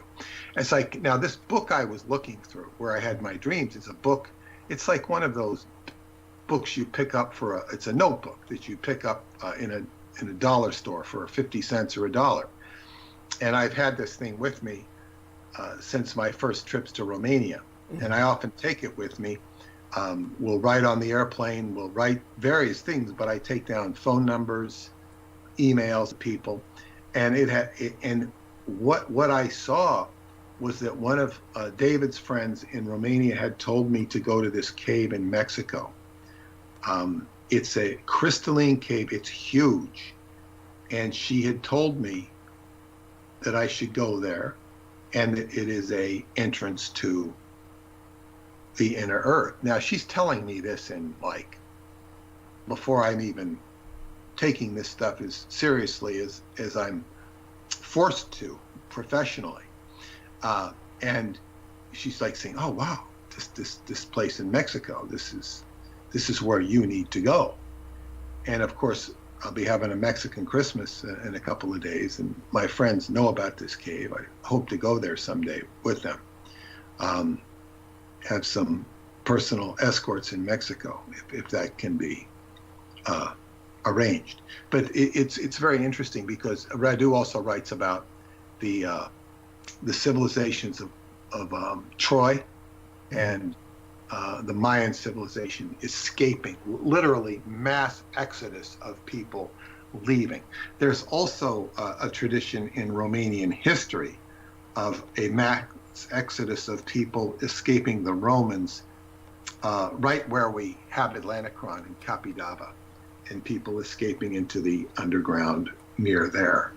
That's so it's and this is very much, now that we're talking about Christmas, this is so symbolic of the Vesica Piscis symbol, which is two interlocking spheres, which they turn into a fish in astrology and in the age of Pisces. But this is the whole idea of Christianity, where you see in the movies the Christians gathering and conclaves of people, but what the really message was about was escaping this world, leaving this world of Malkuth, Kabbalistic iteration for the lowest common denominator of experience, which is physicality, and transcending that.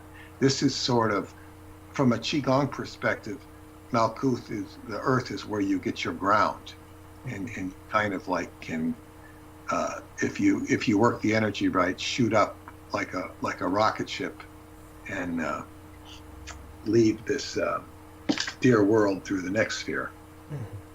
That's my Christmas message for tonight. Well, in your back. Yes, and that was wonderful. That was beautiful, and I deeply appreciate that. And but my being back is mostly just a prelude to asking you to share with us your feelings during this time. Give us a real sense of Christmas, because as I explained to our listeners, I won't be too Christmassy tonight. I will probably be far more Christmassy on Sunday night's transmission, when Christmas will technically be over. But I want people to understand that will probably be the best time to enter more of a theological spin. And normally around this time of year, I go into the revelation of the Magi, and I reiterate and reemphasize elements of it. But I've done that so exhaustively in the past, I really don't see why there's a need for me to do that again this year, though I'm told that many people really appreciate that, they really enjoy that, and but you know what, I'm going to do my best, no promises, because I don't know what's going to happen in the world, but I'm going to do my best to do that on Sunday. Tonight, because the historical anniversary is that of the fall of Wake Island, and it is also the eve day of the anniversary of the Soviet invasion of Afghanistan.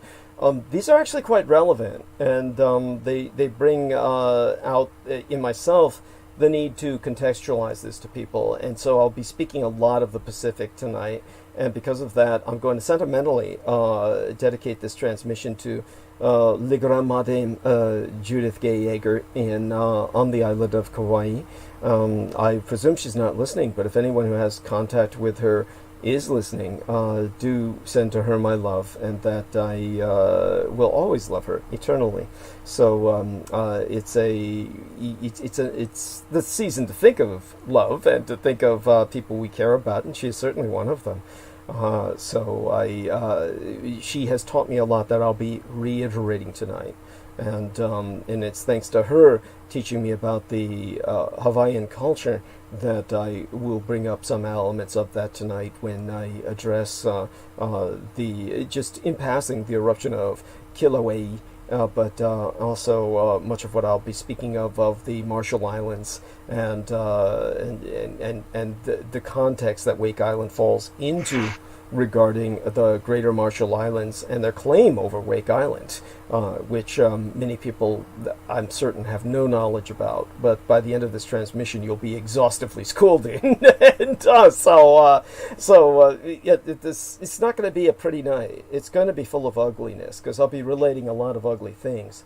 It's been an ugly year, and COVID-19 has made the world a much uglier place. So the reason that needs to be expressed is that needs to be, in a sense, brought forth before we celebrate, so that we have an idea of celebrating what we have in context of a time of such crisis.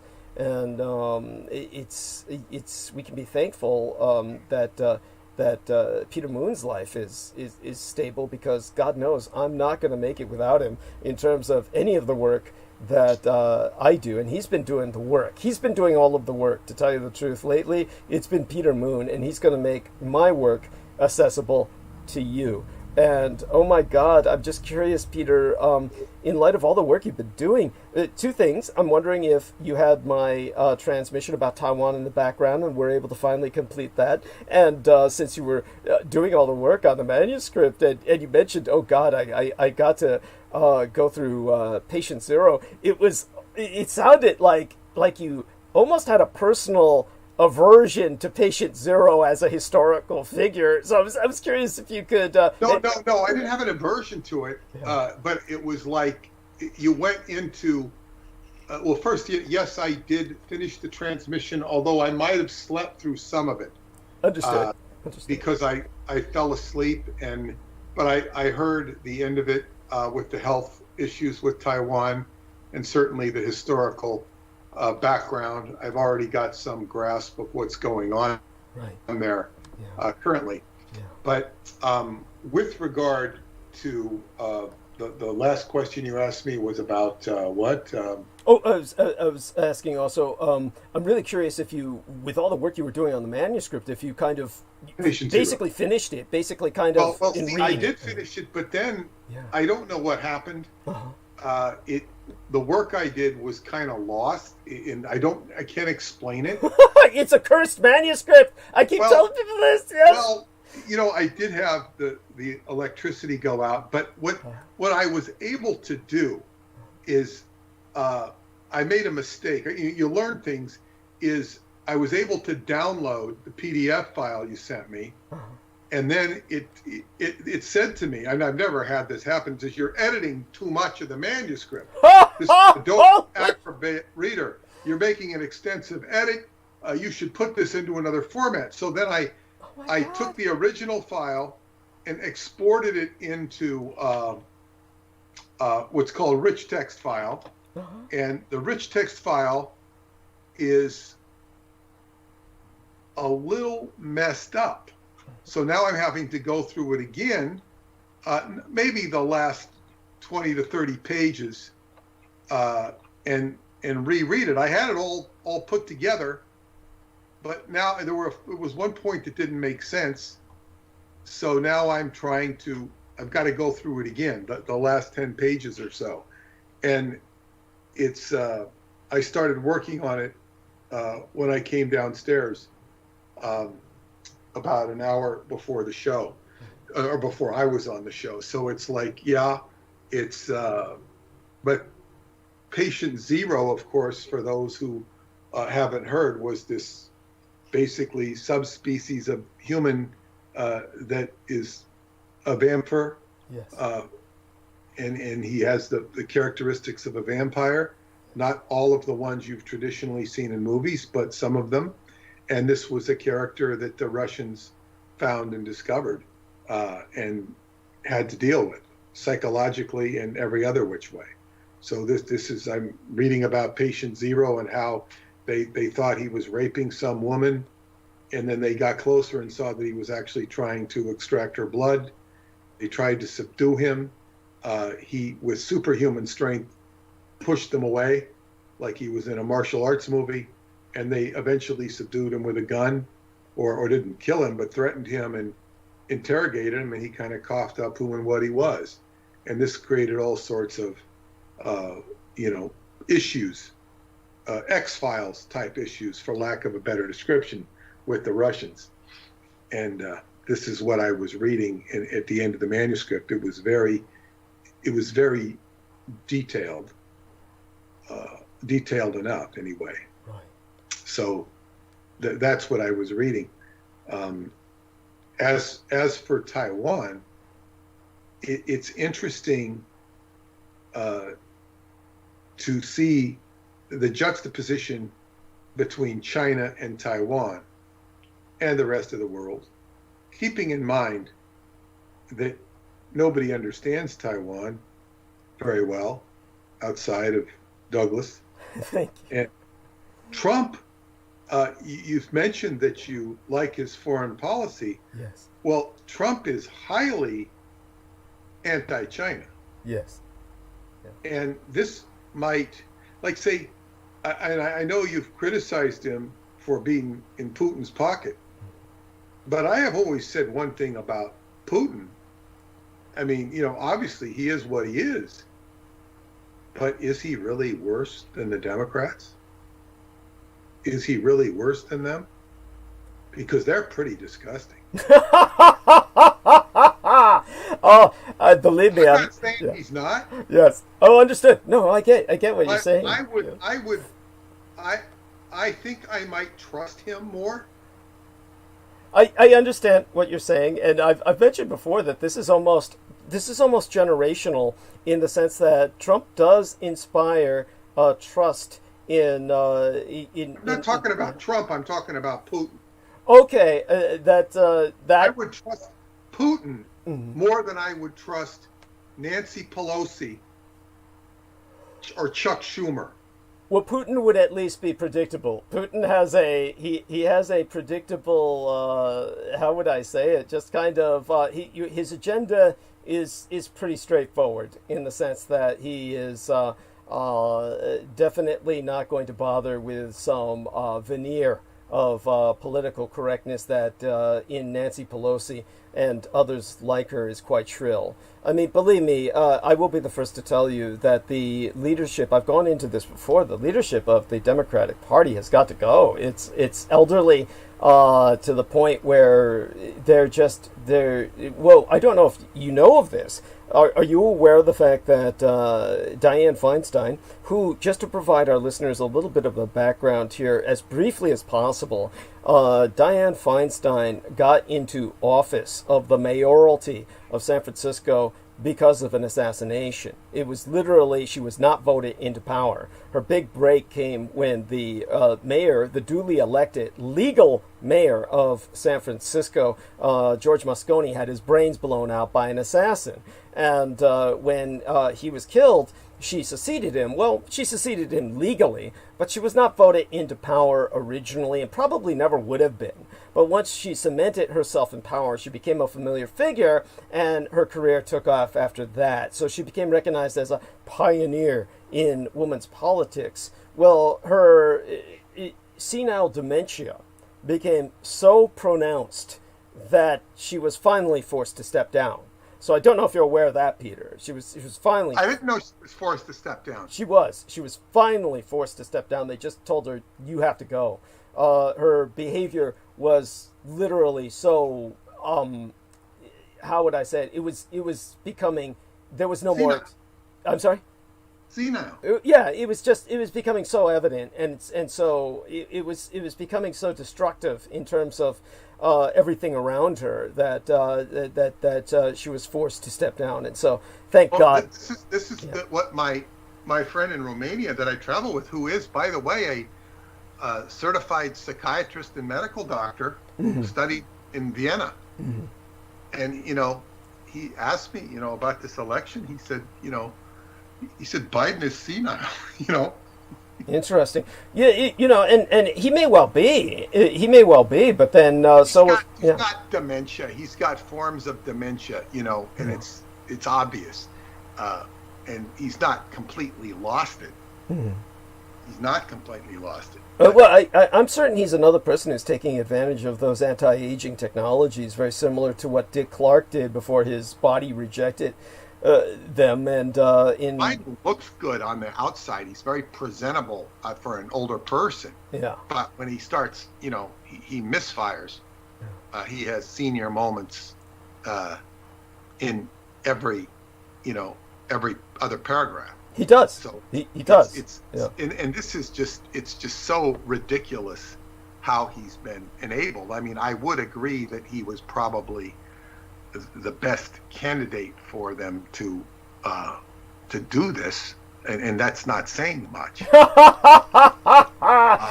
But by the way, when you're speaking of Democrats being disgusting, I don't know if you're aware of this, but Detroit is suing Black Lives Matter protesters for civil conspiracy. That's the term they use, civil conspiracy. Their lawsuit came after the protesters won a restraining order against Detroit police for their violent response to the George Floyd protests. But then the city responded with its countersuit. So it's a novel move. You're getting to the point where pretty soon, and this is what's going to happen, is if Biden takes office, which is yet to be seen, is that pretty soon the Democrats are going to start hating the Democrats. Well, that's already the case. Yeah, that's already happening, but it's going to get worse. AOC has already called for the ousting of Pelosi and Schumer. And that's very good on her part. Yeah. And she even said she couldn't read this 5,000-page plus bill. This is the most, and see, this is another thing they did. They put this bill together, and this applies to both the Republicans and the Democrats. They put this 5,000 plus page that nobody even has time to read, and they passed the bill, and Trump says no, because it's got all sorts of pork barrel politics in it. It's just, what's wrong. It's so disgusting. It is so disgusting. And a lot of people are disgusted with what's going on anyway with the Congress. They're really super disgusted. The Democrats, there's Republicans who are disgusted with the Congress. There's Democrats who are disgusted with the Congress, and the American people in general have every reason to be disgusted with them. So, at what point do they, storm? You go back to the French Revolution. It was when word got to the fishwives, and I know you've talked about this, and it wasn't necessarily accurately reported or conveyed, right. But when they heard this phrase of Marie Antoinette saying "Let them eat cake," right? It was they rushed the palace. Now this is a long walk. This is not like walking from the Capitol building across the lawn, to the Lincoln Memorial. It's much further than that. And they stormed the palace, and that was the end of Marie Antoinette and King Louis the 14th. Yeah. That was the end of them. And because the people revolted. And it occurred to me, and I don't know what would happen if they did this. There is a prophecy in the Bible, in the New Testament, of Jesus talking about taking the temple apart. It would be taken apart stone by stone. Mm-hmm. Well, I could see, they're taking away down all these monuments, statues of Robert E. Lee, statues of even people that were not Confederates. Are they going to take down the Capitol building? And, are they going to take down this? I mean, in an act of, it's like taking down the Berlin Wall. What in the hell is going on when you see this outrage? I mean, it's like you see the bare fangs of the Congress with this bill that Trump rejects and points out. He says, "Oh, everybody should have $2,000." Big deal. I mean, it's just too little, too late, and it's nice for everybody to have $2,000, but it does not address the real problems and the real situations. It's like it's like giving a bum $5. It's not going to take him very far. Right.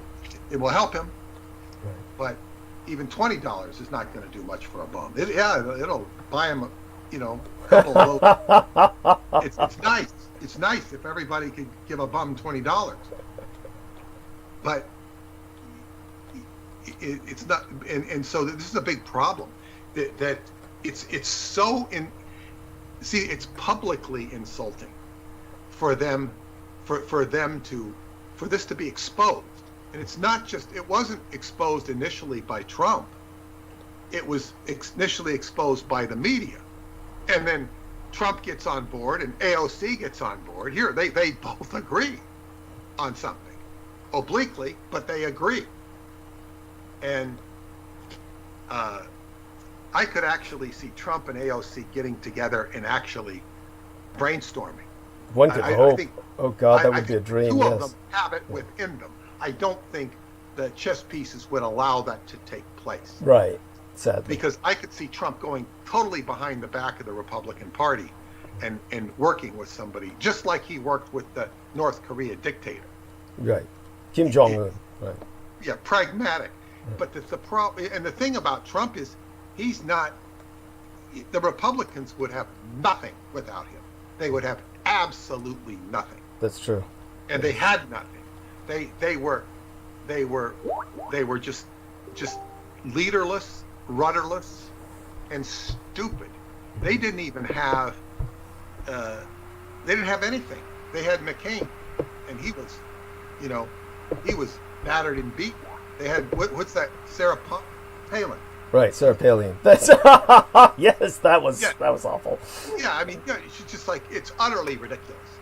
And Trump has a characteristic of doing things, and that's sometimes rare, and people don't like it because it's abrasive, and people don't like when people exude power, which he certainly did. Right. They don't like it, and they like people to be reserved, and they like an FDR if FDR is positioned when everybody's starving and giving fireside chats and saying, you're going to be okay, and he's people would listen to his radio broadcast. He was the only hope they had. Right. I looked at it as Stockholm syndrome. It is. Thank you. Thank you for qualifying that. But by the way, I do want to say hello to our good friend Dennis Marshall, a man who Peter Moon met while he was here in California. I want to say blessed be my brother Derek Talley, who has donated $250 United States dollars in the chat room. And so that is wonderful. And Spartan O Negative, God bless him, has also brought in another $250 United States dollars via the chat. God bless you, dear Spartan O Negative. And so as well as that, Kanel was bringing up the fact that her profile pic is really her. She's a real person. Mwah! Thank you, honey. I was curious. And Spartan O Negative brings up the fact that it was 7 years since he and I met on Rex's channel, The Leak Project. And that's probably one of the few positive things to come out of the Leak channel experience. I shouldn't be too hard on Rex Bear, but you know what? Fuck him. I should be hard on him because at the end, he just wasted a lot of my time. and it was just wretched. But going back, sorry about that. Had to give people their due and their acknowledgement in the chat because they're so wonderful and they do help us. And but Peter Moon, in terms of what you're observing about the state of affairs that we're in, this is one of the aspects of this holiday season. It's something where we can't really detach ourselves from what's going on. But I'm kind of curious as to kind of pursue a little bit more about what you were saying about Vladimir Putin, because you were talking about the trust. I want to get back to Taiwan. I brought up Trump. That too. Yes. I brought up Trump because of Taiwan. Yes, and it's appreciated. It's appreciated. Yeah, and you have generally, I think, favored his policies regarding Taiwan because he's moved to protect it, and he hates China. And I was kind of saying, okay, Putin, and if Putin is with Trump, and as I say, I've never had the opportunity to sit down and listen to all your tracings between Trump and Putin. I know conspiracy author who wrote Parapolitics, Ken Thomas, was very much of that opinion that Trump was in bed with the Russians. And of course, I think it had to do with financing and Deutsche Bank. I'm not sure that the other people have said that, but I also look at somebody like Trump who will exploit whatever connections he can get. I don't necessarily see him as a ass kisser, but as an exploiter. But I mean, then again, I'm not in a position to know all the detailings of his meanderings in the financial world. I do know that he's generally very, sharp and predatory when it comes to real estate. Right. And he learns so much of it from Roy Cohn. Right. And he's a heavy litigator, and in litigation, he probably wins 75%, which isn't bad. He's not going to win all his cases, but if you litigate things to death, you win. He does not have a good reputation with vendors in New York, but but he's a survivor. Right. And he can, and I admire him much more than the politicians, because these people are like the difference between a movie critic and a director or writer of a movie. Right. It's like, it's easy to criticize. Yes. And the politicians are just, they're kind of do-nothings for the most part, not exclusively. They haven't done anything. Or they're pedophiles or something like that. Right. Yeah, it's like they're very disgusting people, and they have the audacity to be career people who take all these benefits to, but it's like insulting the American people. I'm not as insulted as the American people are, because it's like it is just so disgusting. What the way they act, the way they behave, and what they don't do. Yes. Well, I certainly stand with Trump domestically on rejecting the aid for the Relief Act, because, of course, as it is an insult to the American people to give them only $600 That's an insult, but to put all this other stuff in it, it's like saying we are who we are. They're overstepping. They're not acting in their own best interest. It's obvious what they're getting away with. And I saw some Democrat get on TV today, and they're saying, what should Trump do? I think he was on Fox News, and he was there, and he agreed, Democrat. Well, he said he should reach out and to the Republicans and unify. He should pass this bill and then go to the Republicans and say, we need more money. Just pass this bill and go to, it's like he's saying pass the bill. He doesn't even bring up the egregiousness of the bill itself, nor did the commentator ask him about the egregiousness of the bill. Well, I don't think most of them even know what's in the fucking bill. pushes. No, they don't, but they weren't addressing it. And it's just like, sign now, read later. I mean, it's why can't you have I remember when I signed my first contract with Preston Nichols. He says, I'm going to need an attorney. And he looked at the thing. It was 1 page long, double spaced, and it didn't fill up the whole page. And he said, wow, this is easy. And he signed it. It was an author's agreement. It wasn't a publishing contract. And it was just like, okay, this is great. So we were working as a team. Yes. And that was fine. In other words, why can't they I could put something together in a page, and then you could have supplementary instructions, guidance from whatever, Treasury authority is, you get this, and this, but it's like...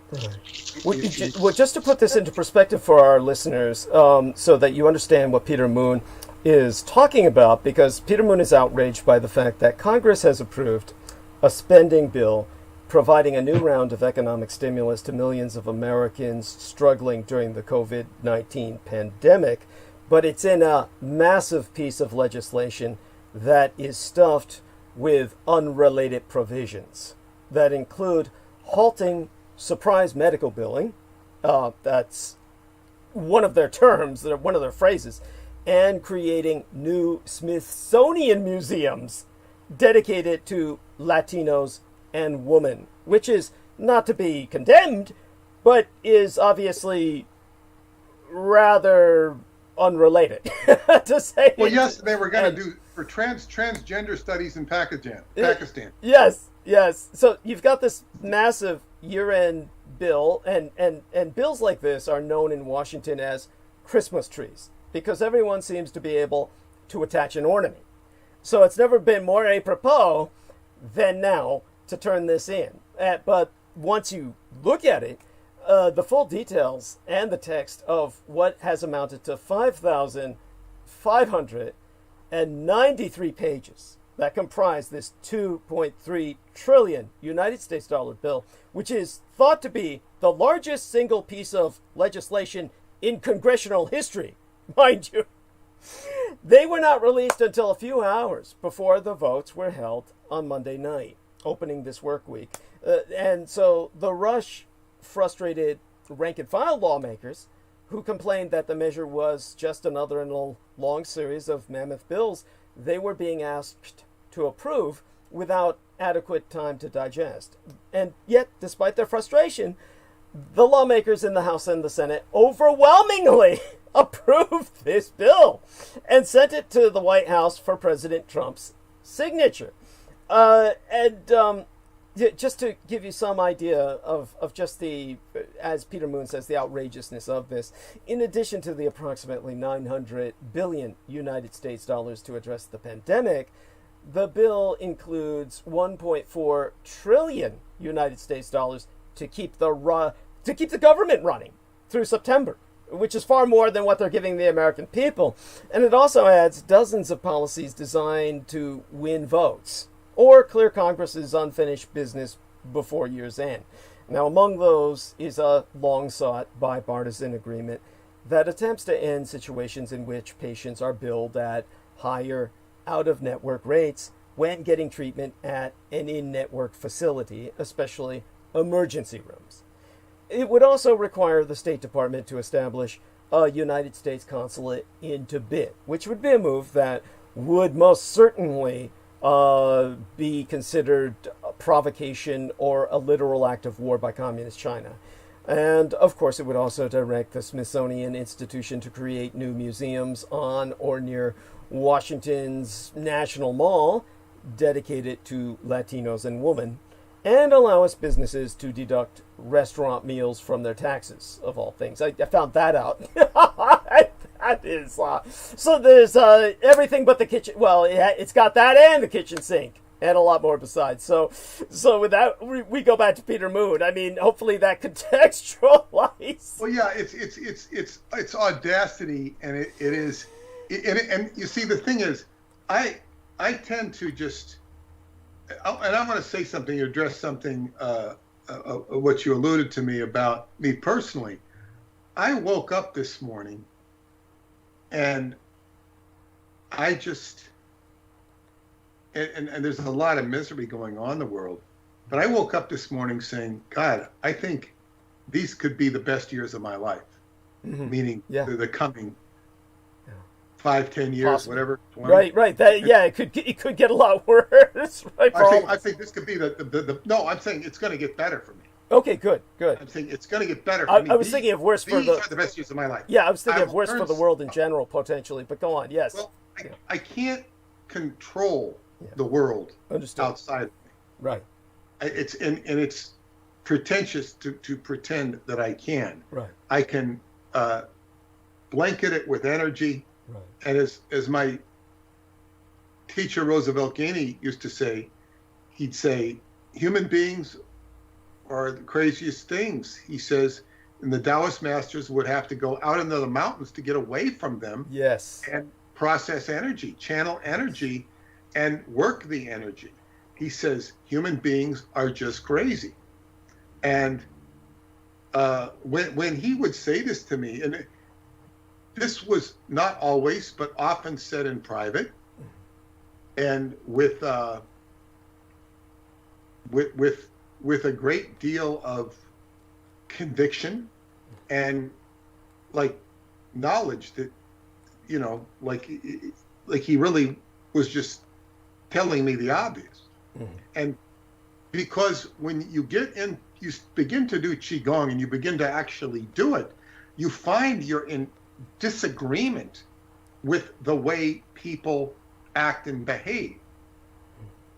They don't, in other words, they're in a trance. Yes.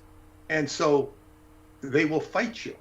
Yeah. And I don't mean physically fight you, psychologically fight you. Yes. Not everybody will, but if you say, you know, I have a problem that'll fix that. No, you don't. No, you don't. They will counter you, like with a karate chop. It's not a physical karate chop. It's a mental karate chop, and it has no power at all. Only has power over them of self-destruction. So this is something, and you begin to go silent. Yeah.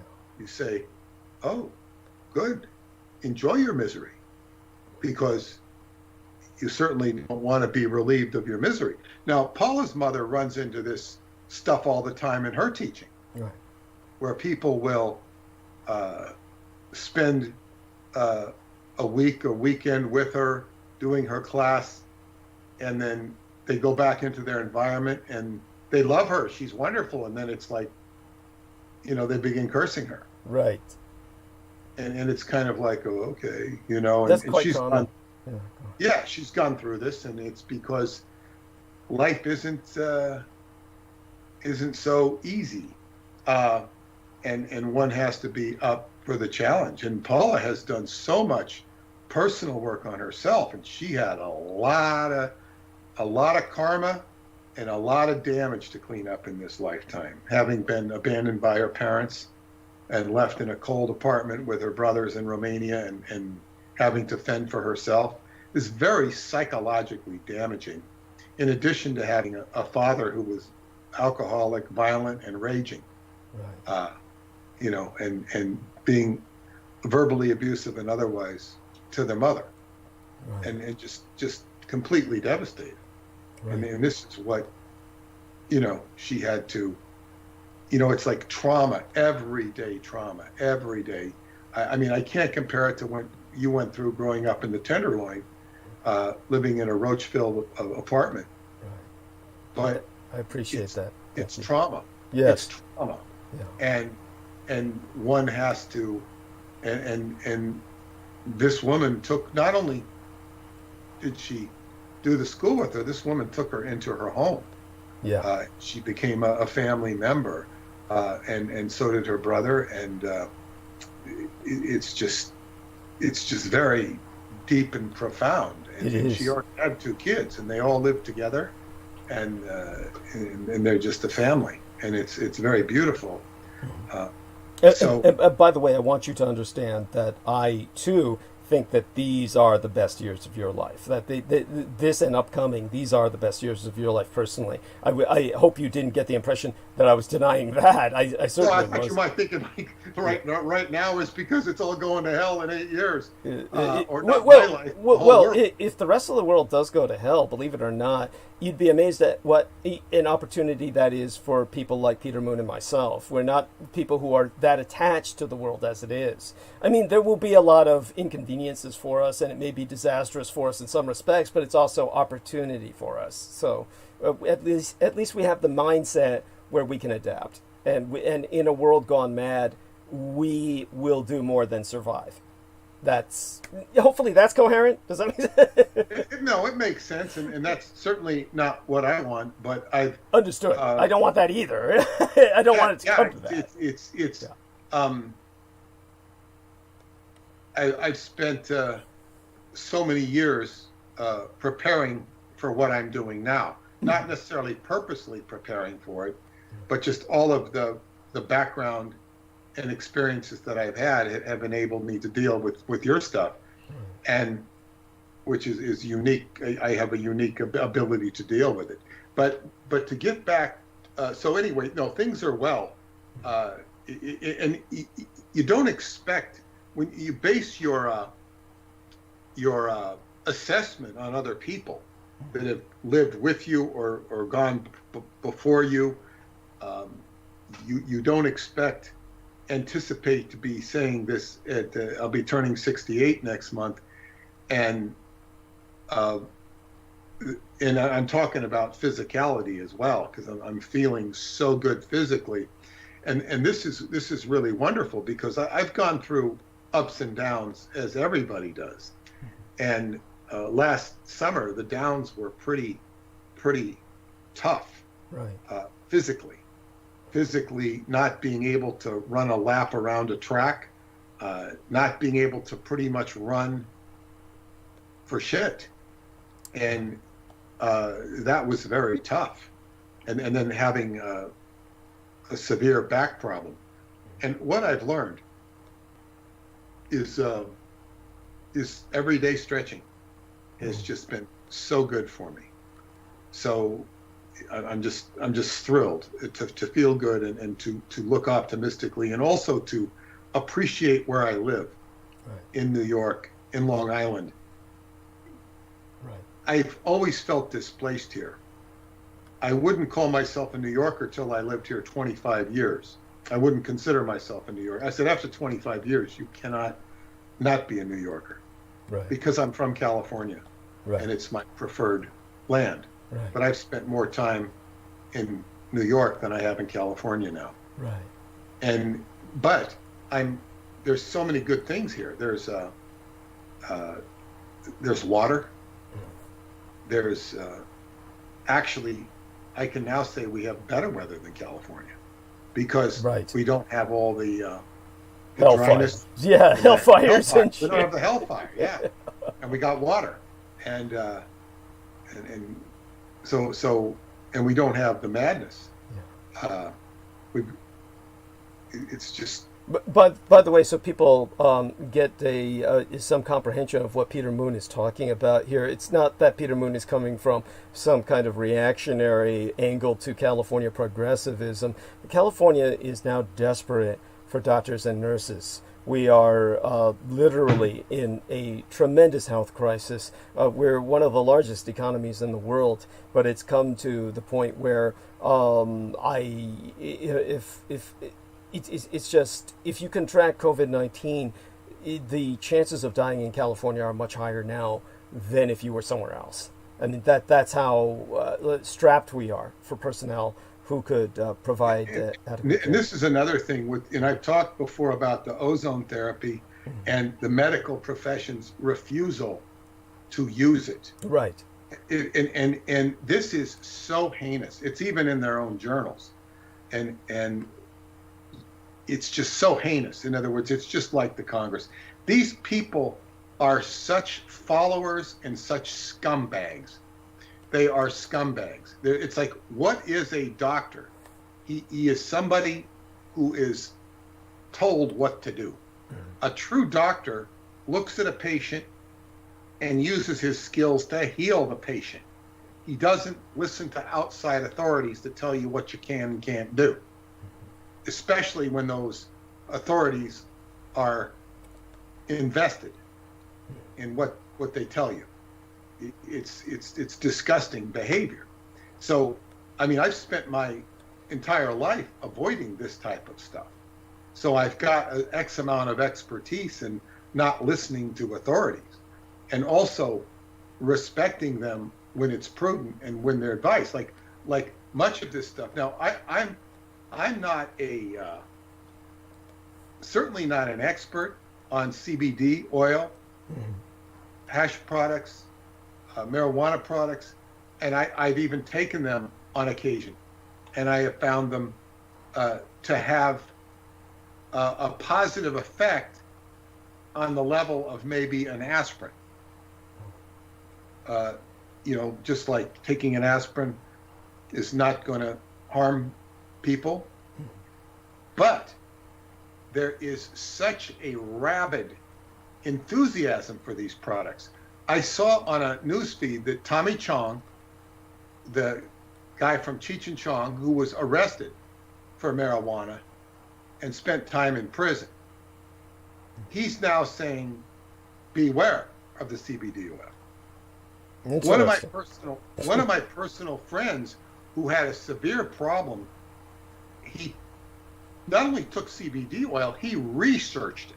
He researched it so extensively that he began to teach me about it, and he said he was going to send me some because I was having a big issue with my back then. He never did send it. He bought it, but he never sent it.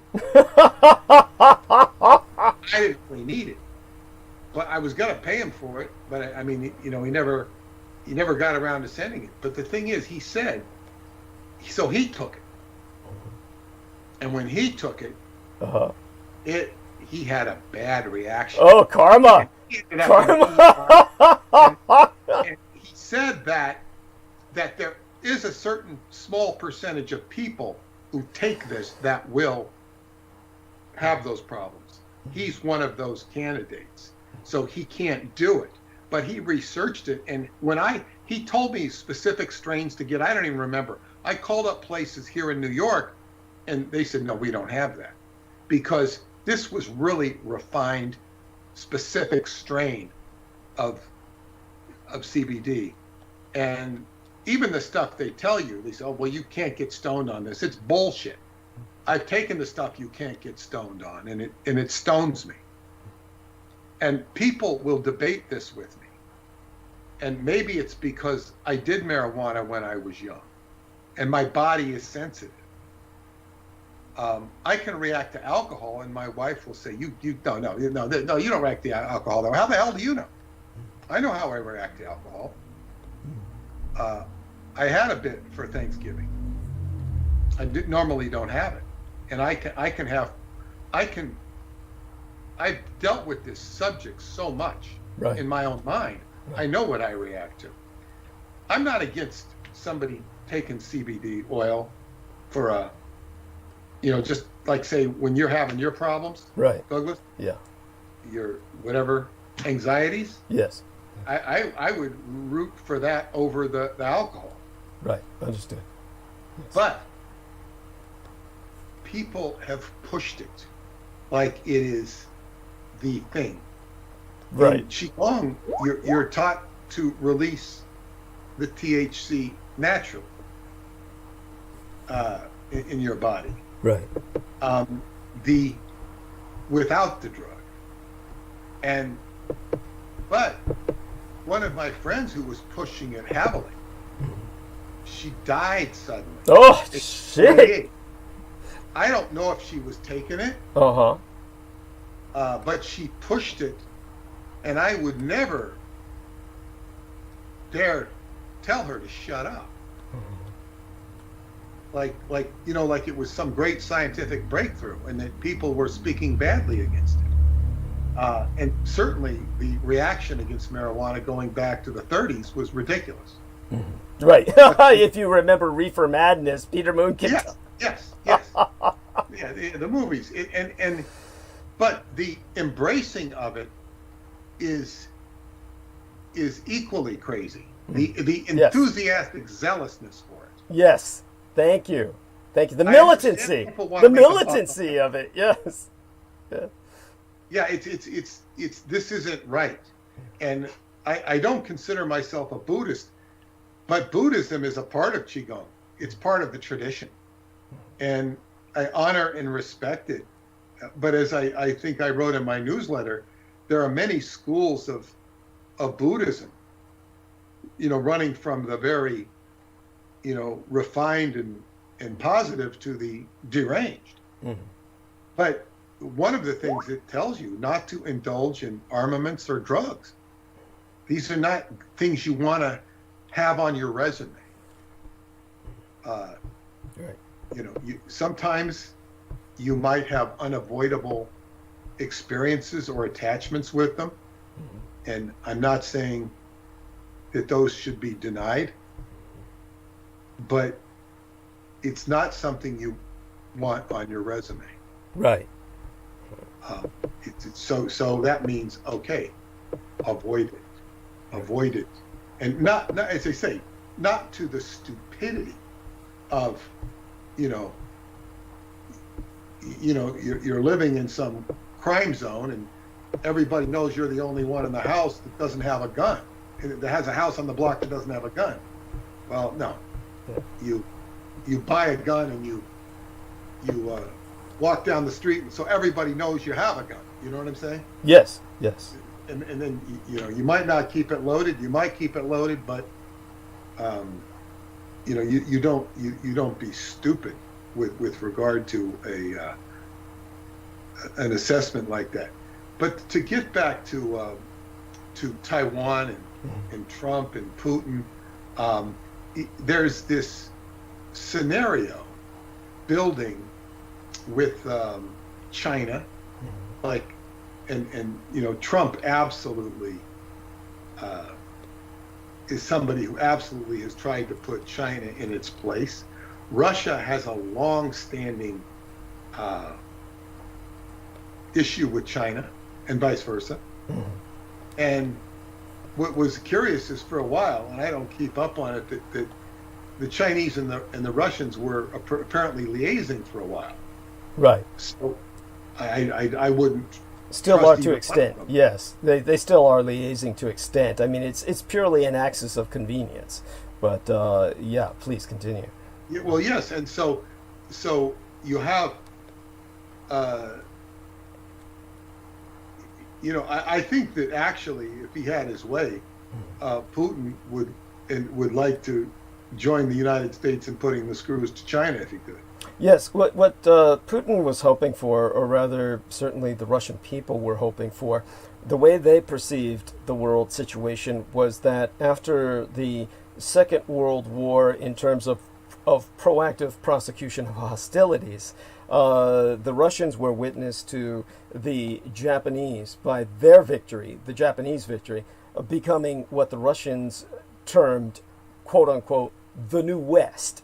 In other words, the Russians perceived the Japanese as a new Western state, as a neo-Western state, because they viewed it as an enemy that was on the side of the West. And after Russia lost the Third World War, which was just basically misnomered, the Cold War, to prevent mass panic throughout its prosecution of hostilities, but in which millions of people died in Vietnam, Korea, and other battlefields throughout the Third World, the cockpit of conflict, then Russia was hoping it would become the New West, that it could become a member state of NATO, a North Atlantic Treaty Organization that would stretch from Vancouver to Vladivostok, and that they would then join a white world order representing the West, with the Japanese as the Caucasians of Asia being part of that by association,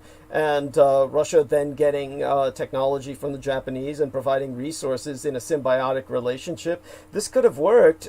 It would have made China the enemy that was being contained by all of these forces and revised the geopolitics of the world completely. But it didn't happen, and for a number of reasons. But one of them being Vladimir Putin coming to power. Just paradoxically and maddeningly enough, you're left with a vexatious situation. And so since he was former KGB and then began to act very geopolitically in this kind of, how would I say it, classic power projection, this classic manner of power projection, then everything fell back into place the way it was before. So he reactivated KGB. I'm sorry? He reactivated it. It was dormant. Yeah. And he brought it back to life. Effectively, yes. And so there we have that. And so in terms of that, you can see where it was kind of predestined to fail with Vladimir Putin. So it couldn't go anywhere. Once he took over, he did what he had to do at the time, which was basically purge the corruption. But unfortunately, he replaced it with a corruption of his own, and that's the tragedy. He could have, if it hadn't been for Putin, maybe the other form of kleptocrats, the original corporate raiders, had maintained themselves in charge of Russia, maybe your average person would have had far more of a chance in that environment for upward mobility. But under Vladimir Putin, there was a stabilization geopolitically, but a stagnation economically, and that was sad. It's not a stagnation for him personally, because he was like Hirohito. He was exploiting all of the assets of the state. In a sense, I'm not quite sure if the parallels with Hirohito. It's not no because but Putin has been called the richest man in the world. He is definitively the wealthiest man on earth as far as can be ascertained. Basically, here's the problem, of course, is that the reality is when they publish Fortune 500 magazine and these various other publications that keep track of this sort of thing for public consumption, then they will publish like the list of the richest people on earth. But you have wealthy old riche, the old families like the Rockefellers and whatnot, who they pay to be unlisted. Which, by the way, the kids who are too young to remember this, who are listening, you kids out there don't remember these things we used to call phone books. And they had these big, thick phone books which you could pay to be unlisted in. So you would opt to be unlisted in the phone book, and that would be a small charge by Bell Telephone, back when it was a monopoly. And Peter Moon and I go back to the time of the dinosaurs when there was a monopoly called Bell Telephone. And but in terms of the rich, from what we can calculate from all available assets that are on the books, it's Vladimir Putin that's at the top of the fucking list. And this is because when he nationalized, when he took over, Russia was subject to corporate raiders who, without any Judeophobia involved, just reiterating the facts as they were, basically a bunch of expatriate Russian Jews who had left during the time of the Soviet Union, returned with a vengeance and basically raped Russia. And while they were just plundering Russia, then a few of them got away in time and a few of them didn't. And they got caught, and Vladimir Putin put them in prison, where they remain to this day. And one of them had a mother who went on record to say, "My son forgot that Russia, no matter what happens, is still Russia." And so when Vladimir Putin put them in prison, that was the kind of justice he meted out. Now, we might take some satisfaction in that, but then what he did, and it was probably justified. There was probably no other way to stabilize the nation at the time. He nationalized all the industry, because all of the corporate raiders had Russia vivisect it, open, dissect it. They were taking everything, and it was all under foreign ownership. So he nationalized everything, but he went further, and he took the nationalization, and in order to oversee the process, he privatized it under his ownership. So then what was nationalized became the private property of Vladimir Putin. So he owns everything in Russia that's worth owning. The gas, the natural resources, everything is now the property of Vladimir Putin. He is the ultimate mafia godfather.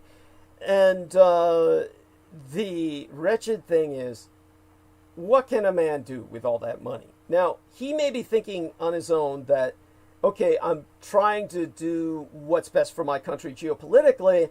And it might be to have one person in control of it rather than an oligarch of madness. I can understand. I can understand what you're saying. And he may think that, okay, I need to be in total control of this so I can effectively reinvest the assets in projects that will help Russia geopolitically as a world power, which is like the wars that he's fighting. But after a while, it's like there's only so far you can go with that. He has to do something for the quality of life of the Russian people, and he's not. That's the problem. That was the problem with Ceausescu. He was in Romania. He was not, I guess what you would call it, gracious enough. In other words, and it's a tough problem. Yeah. Because what's he going to do? You know, give every Russian 10,000 rubles? That's not going to work either. Well, it wouldn't hurt. It wouldn't hurt. I mean, oh my God. But it's a tough problem because, you know, giving handouts to people is only, it's like giving a bum $20. It's going to help him a little bit.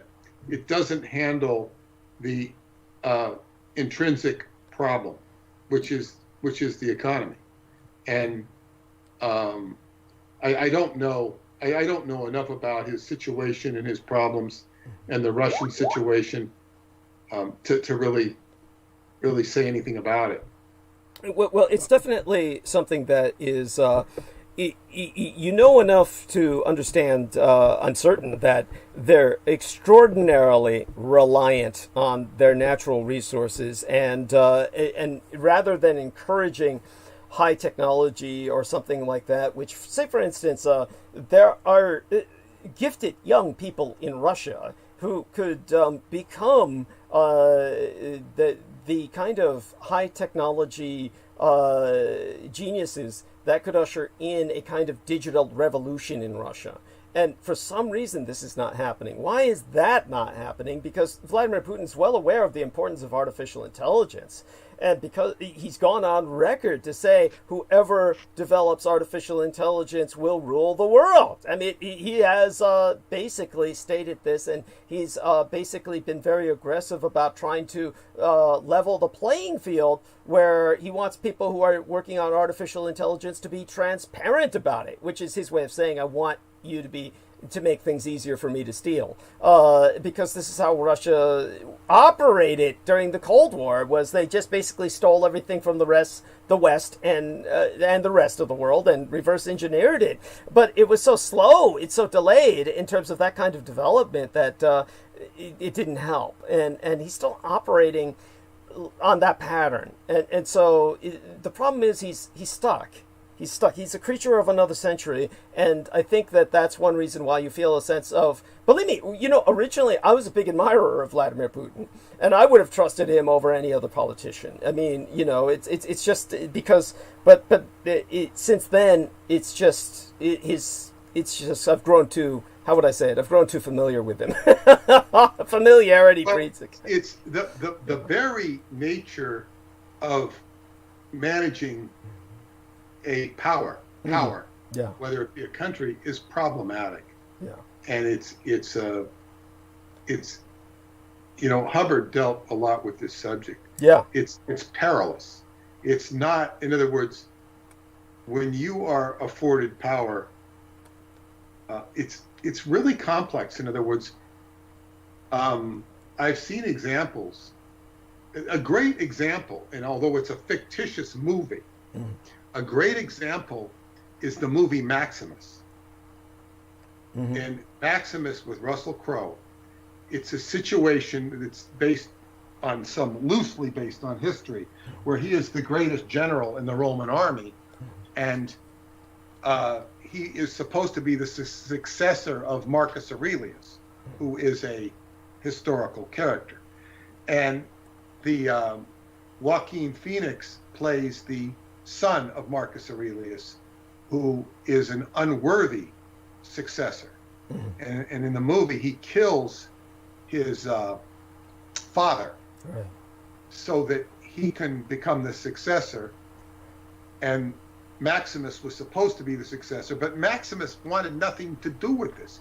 He wanted to go back to his farm in Spain and live happily ever after. And what's the name? Commodus, the character that Joaquin Phoenix plays, he goes to Maximus and says, I need your help now that my father's dead to have the faith of the army, you know, because the army believes in you. And Maximus says, well, no, thank you. I'm going to go back to my farm. Big mistake. Because not only does Commodus prepare and try to kill him because for refusing him, but also he's a danger. He tries to kill him and he gets away, and that becomes the whole plot of the movie.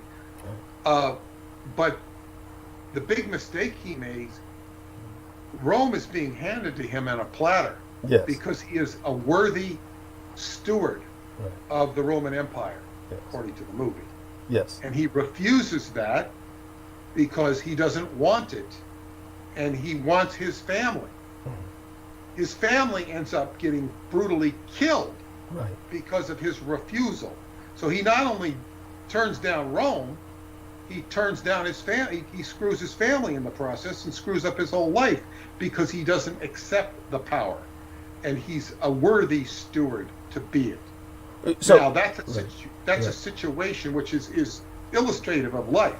If you're handed the reins because they need you, don't turn your back on your empire, so to speak. Yes, what Peter Moon is speaking of is the movie Gladiator. The title was Gladiator. I called it Maximus Gladiator. Right, and it should have been called Maximus. I agree. I don't like the title, and the film was important for any number of reasons and resonated and was such a success because it followed the narrative of the classic Greek tragedy. But bear in mind, all of it was based on actual history. There was a level of dramatization for the sake of action, but it is historically based to the point of the foundations of the film's plot. All of the foundations. I mean, they don't try to present it as history. They say it's fiction. Understood. But it is, but there is enough history in it with the characters. Yeah. And there was some sort of showdown with Commodus in the arena. Right. That's right. And so all of this is historical, and they do their best to cover their ass by saying what they said, but it actually is foundationally it's real history. It's far more than almost any other film you can see when compared to the majority of so-called historical films out there. It's far more historical than most. But in terms of the when it comes to several points to be made, what Peter Moon is saying when he talks about this this power that Maximus was offered, etc., what he's being essentially made aware of is his responsibility. And so what he's really rejecting is his responsibility, and he pays the ultimate price for that in the sense that he wanted to retire. But there's a point to be made even there. Historically, Maximus made the history books because he retired. And a lot of people don't understand this. The concept of retirement was totally alien. Everybody didn't live very long in those days. And when somebody lived, they worked until they died. Basically, very few people had the luxury of retiring. He was one of these few people who had earned that right. He had survived a military career, and now that he had that option, he wanted to take it. So it was a historical option. This is like, I can retire, is something like, that's the equivalent in those days of a man saying, you know, I spent a year on the space station, on the International Space Station or something. It is like, it's something that most people would never even fathom. And so basically what happened was that alone made it historical. And then it went further when in the film they present the fact that, well, instead of retiring, he really should have accepted his responsibility, and the Roman Empire might have been on a stronger course that would have rendered it far more longer lasting. But in the film, both he himself and the evil emperor die, played by Joaquin Phoenix. Yes, and so there you have that. And you know, thank you for bringing that up. It's an important point in many ways. So I mean, it's an important film in many ways because it brings up so many points.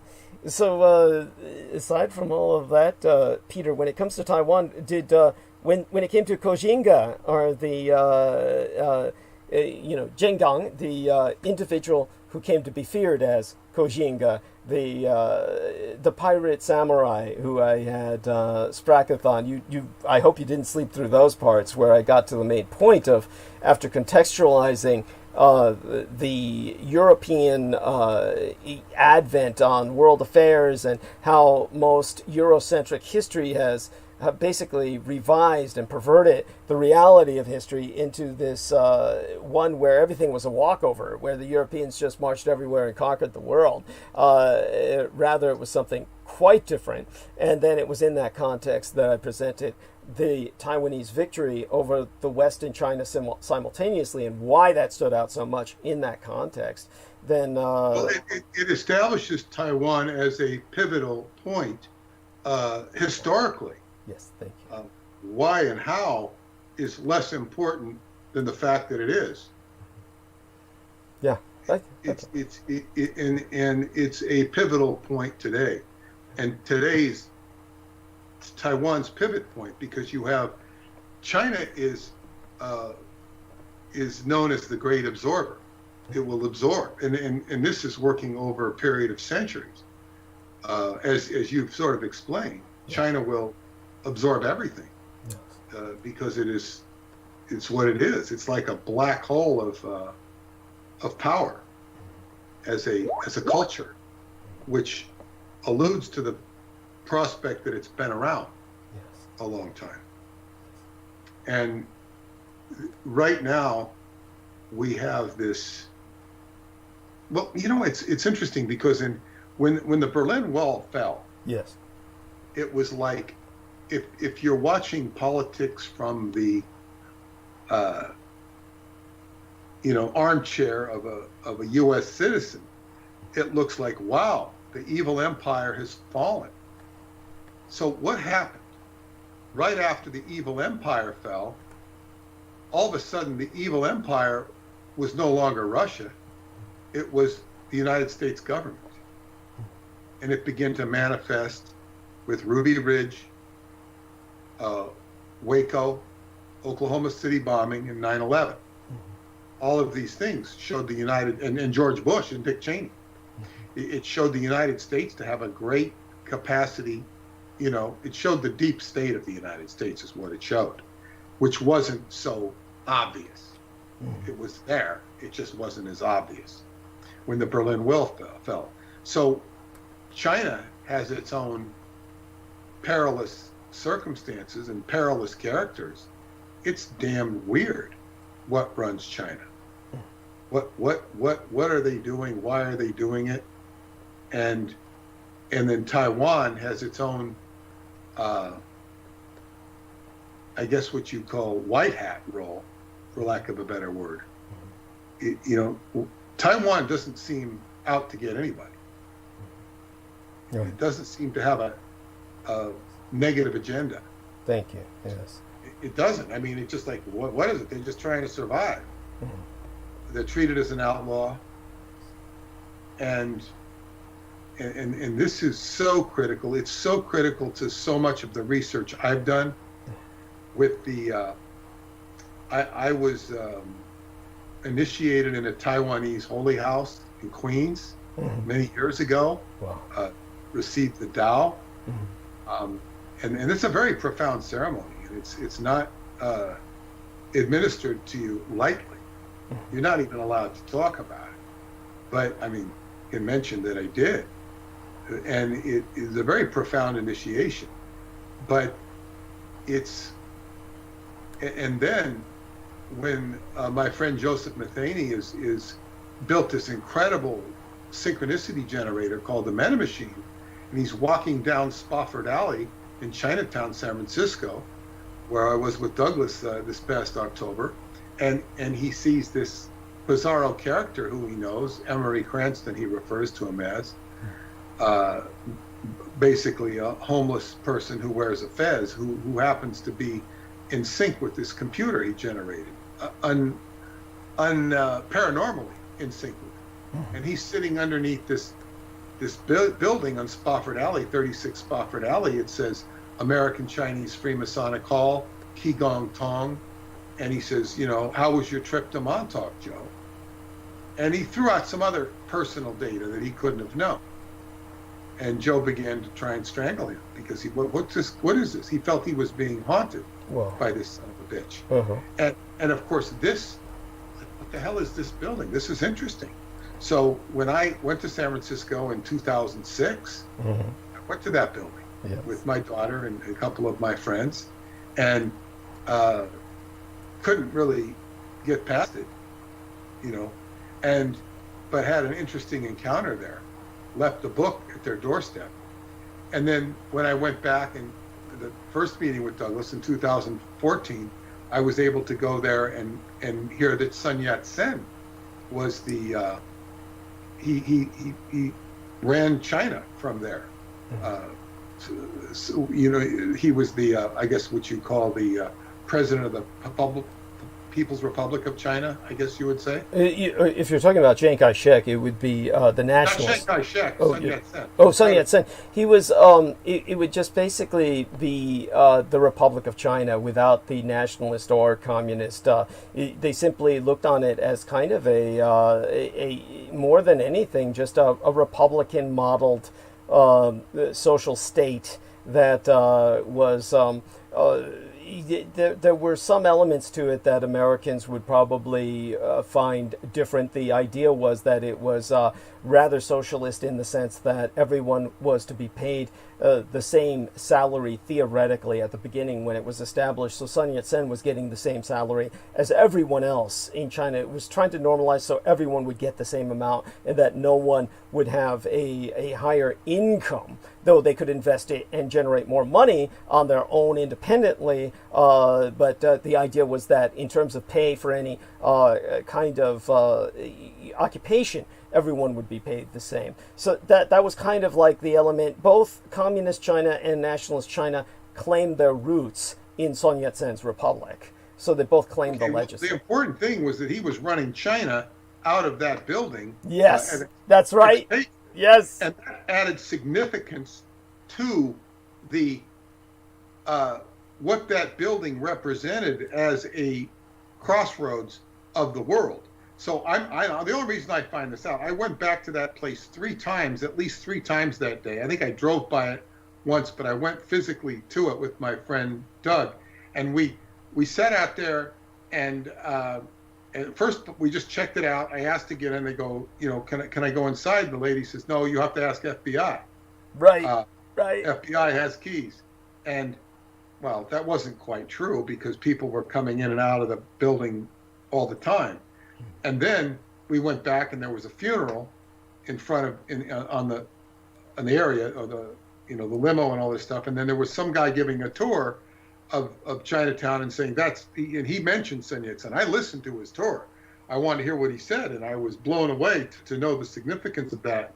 And then when I was doing I had asked you a question on your old show on Mike Ringley's channel, And I had asked you a question about it, if you knew about that specific Qigong Tong. And while you didn't really have a specific answer, that very next day, I received an email from one of my subscribers to my newsletter who lives in San Francisco and told me that he gave me an article that there had been a bust in that place, that Shrimp Boy Chow was, he was busted for allegedly running guns and drugs with a California state senator, Leland Yee. And furthermore, that he was the Taoist priest and that there was a Taoist temple at the top. Right. So it had a Qigong Tong, a Taoist temple, and it seemed to be many people living in there. It seemed to pretty much mind their own business. So you had now what was called the center of crime being run out of there. So I was, the spot that I thought was sensitive was even more sensitive. Yes. And it was my association with Joseph Metheny who brought this out. Now, he once told me that if the Ong's Hat Project in New Jersey, of which I published the book Ong's Hat, which was call it a space-time project in Ong's Hat, New Jersey, he had said if it was connected to the Montauk Project, he would suspect that it was connected between the two computers, because he's a computer genius. Well, I would now venture to say that because his computer, the Meta Machine, was far more advanced than either of the computers they had, either at Ong's Hat or Montauk, was connecting with the Artilect, and in some way, shape, or form. Because when I was there that day and learned about Sun Yat-sen, they had spread Taiwanese flags all over the town. All over the town. And I remember asking you when we went out to dinner, and you said, yeah, there was a Taiwanese asserting their nationality. Right. Because Red China had taken over so much of Chinatown. Right. So there was a strong Taiwanese presence, and it was asserting itself.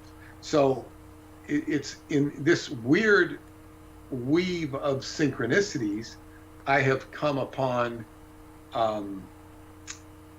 through all of my research, this sensitivity point.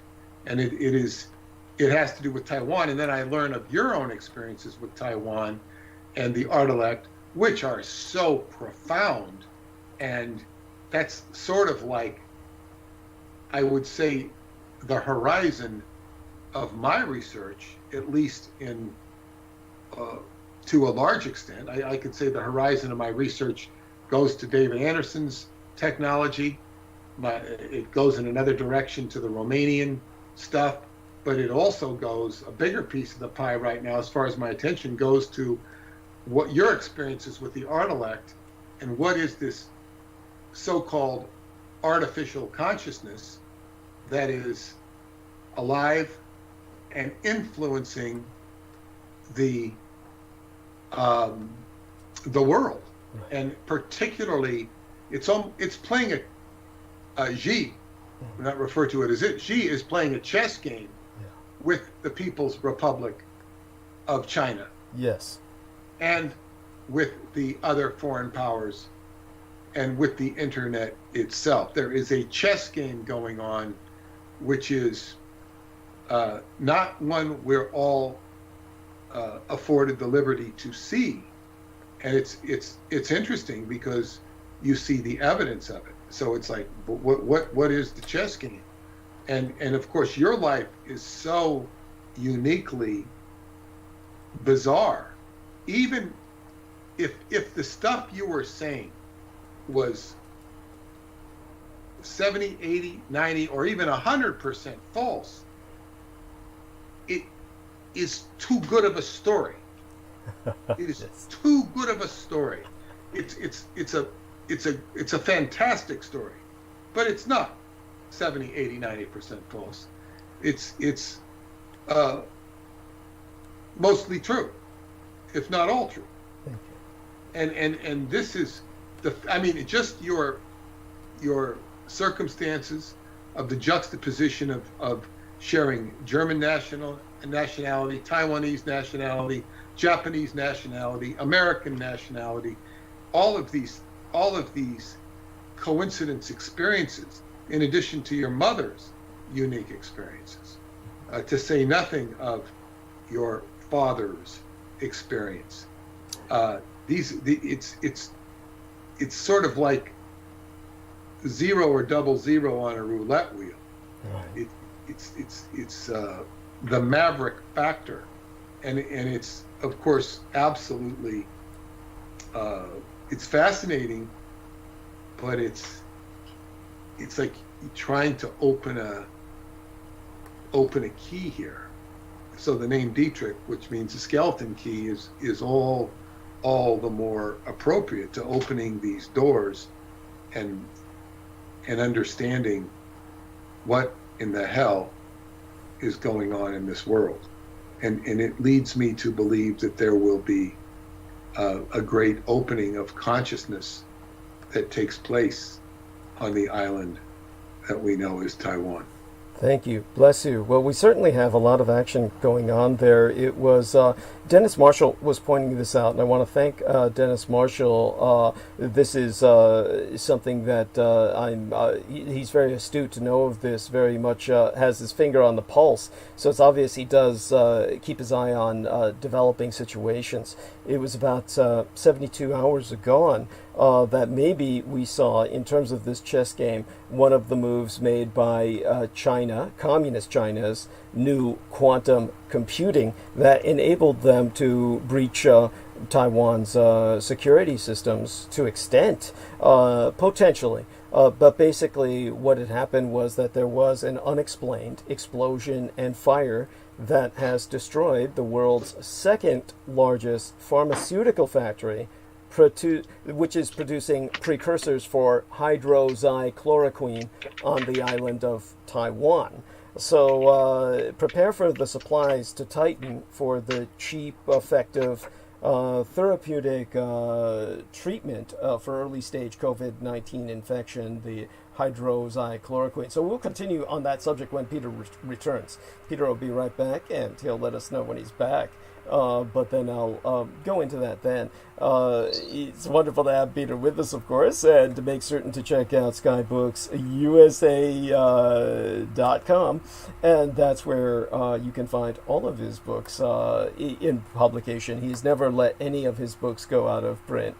And, I'm still very glad to say that I'm retaining my sense of smell, because I went to the dentist, and every time I go out for any of these involved excursions someplace outside of something with my son to the estate of his husband, or one of the estates, where I'm fully conscious of just how tight a ship is run in the environments of my son's husband, my father-in-law, essentially, that I feel very secure there. But outside of that kind of situation, every time I go outside for an extended excursion, I come back just obsessing over whether or not I've contracted COVID-19.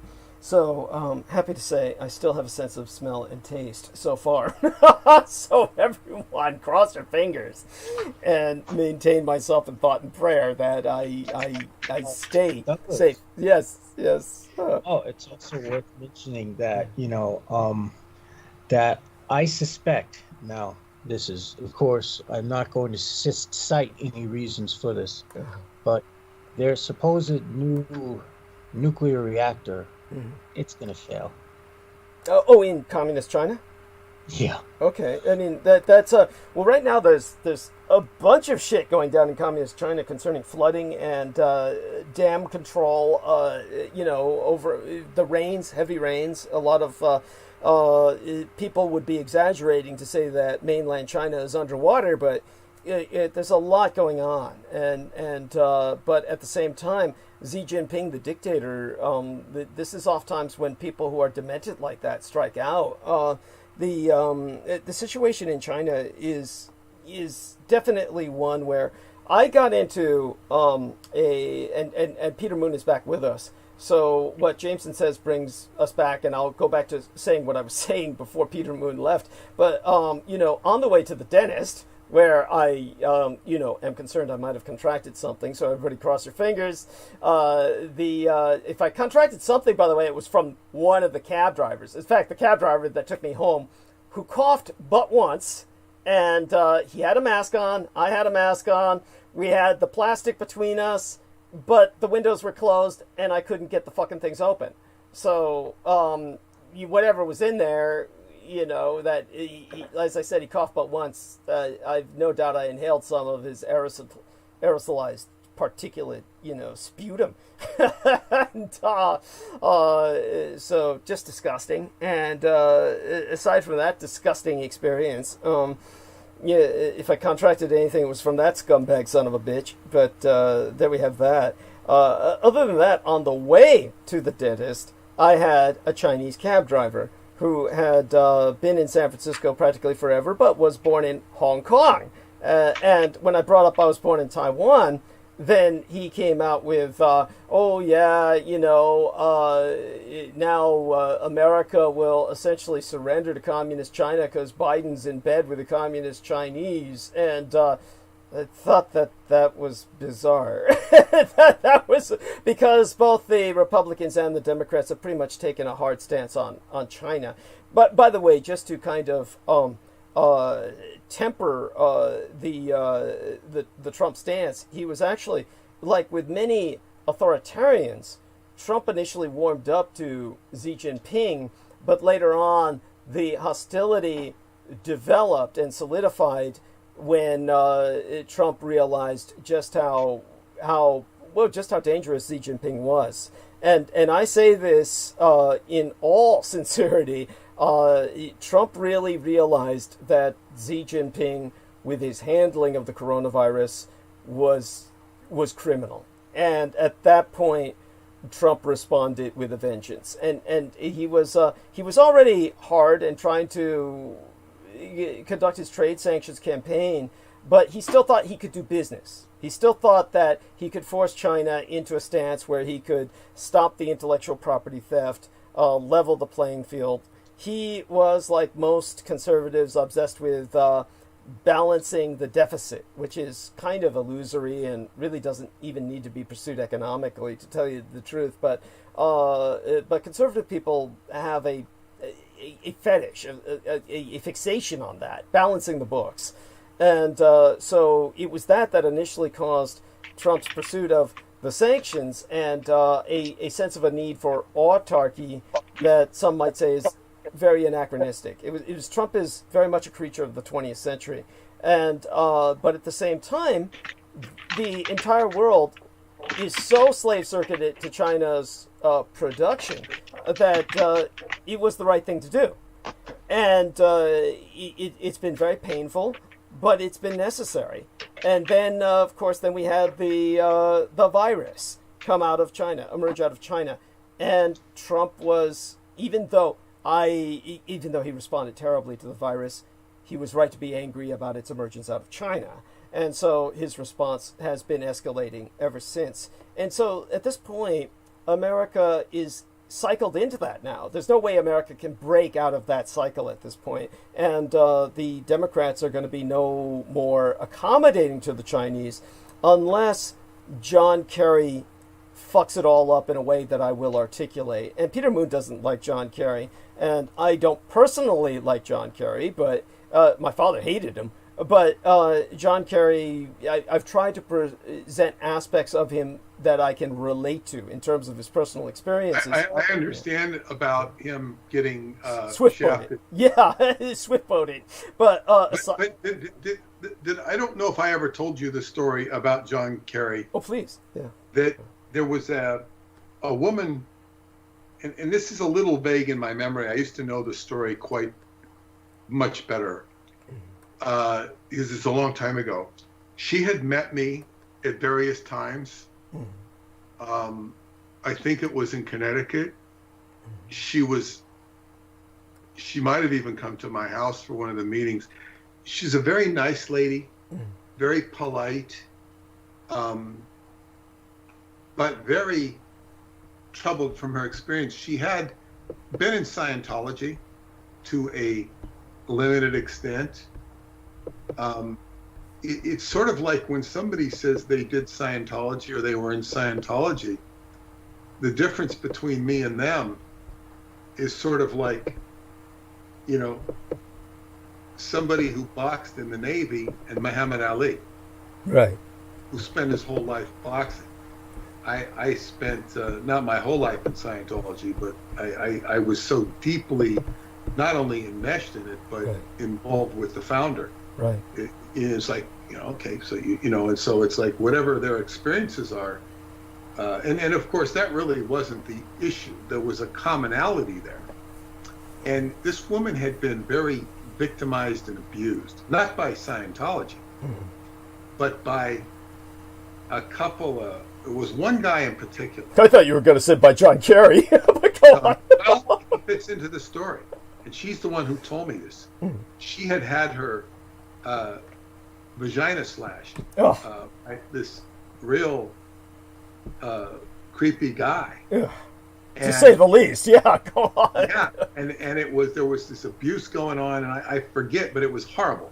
And Preston got very involved with the whole scene. He wanted me. He says it was like he was trying to sell me on the idea that they were trying to create moon children, and that I would be really. He thought I would be real interested in moon children because I'd written about Marjorie Cameron and Jack Parsons. Right. No, I wasn't interested in these people at all as far as their moonchild story. Right. It was quite mad. You know, it wasn't appealing to me. Right.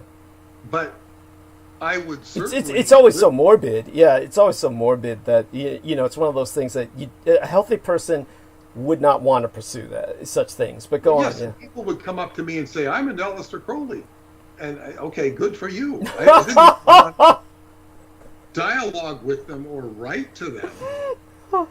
You know, my adventures with Aleister Crowley, if they can be called with Aleister Crowley,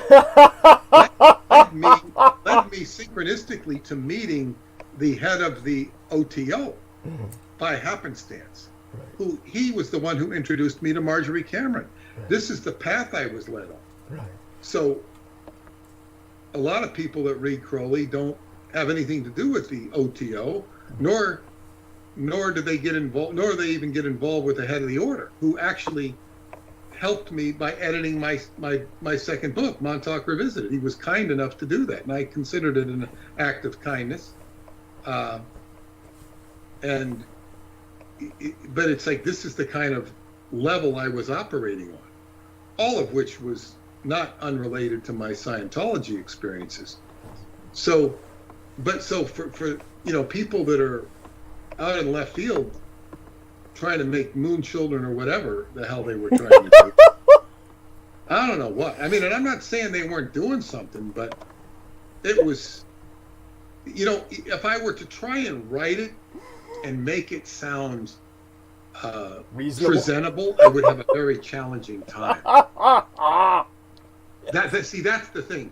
If I wanted to make it sound presentable, it would be very difficult, and it would be disingenuous.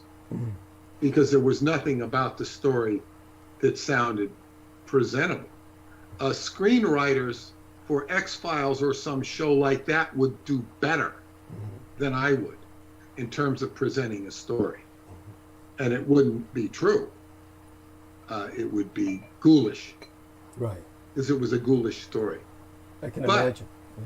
This guy who had done the slashing, she considered he was an MK Ultra Montauk boy or whatever you want to call him. He had spent a lot of time in John Kerry's mansion. He used to go to John Kerry's mansion in Massachusetts. And this was the connection. Now, there might have been some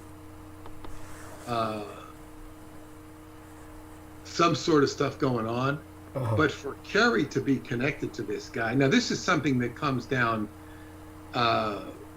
you know, it's a once removed experience, and it says this is who John Kerry is. He's one of them, and certainly he's a very arrogant man. Yeah. He's very privileged and very arrogant. Yes. Aside from the fact that he comes from Skull and Bones. Right. That doesn't even have to be the issue. It's rank. It's rank. And I have to say, as much as I didn't like George Bush, I did have a corporation that sold the official anti-George Bush t-shirt. Right. That was a camouflage. It was not my design. It was the design of my two partners put together. I facilitated this, but the official anti-George Bush t-shirt. And I remember selling it, and we used to sell it in the village at street fairs. And but I remember I would wanted George Bush to win over John Kerry, because John Kerry to me was a nightmare.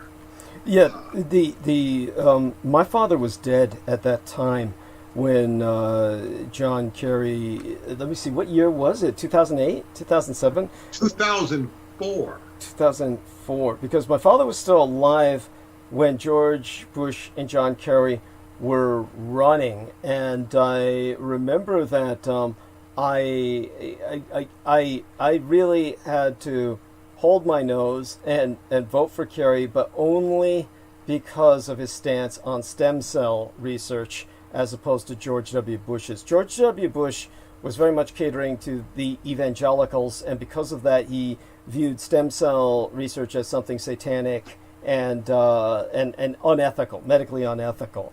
And so because John Kerry had a more sophisticated and cosmopolitan concept of bioethics and was for stem cell research, that was the only reason I voted for him, because I was caring for both of my parents and hoping that stem cell research could be made to progress while they were alive to help their situation. So I was that was the reason that I voted for John. His standpoint was very backward. He was very backward. And of Bush, course, yeah, right, yeah. I believe G.W. Bush to be a Satanist himself. Yes, and only it's almost like that's almost giving him too much credit. He's a product of that environment and probably has participated, but it's almost like the guy's almost not there. I mean, it's basically he's just one of those low consciousness people who's he's almost at the point where I myself would dare say he's almost like Ron Jeremy, someone who's not responsible for his actions. Not that I'm exonerating George W. Bush Jr. the way I would Ron Jeremy, but it's almost at that level. I hope that's coherent. You understand what I'm saying? I think. Oh yeah, it's like, and you know what? He's real personal.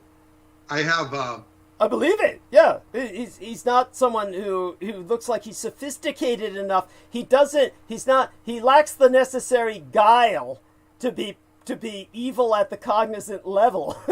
So, does that make sense? No. I remember David Anderson showing me his business card. Yes.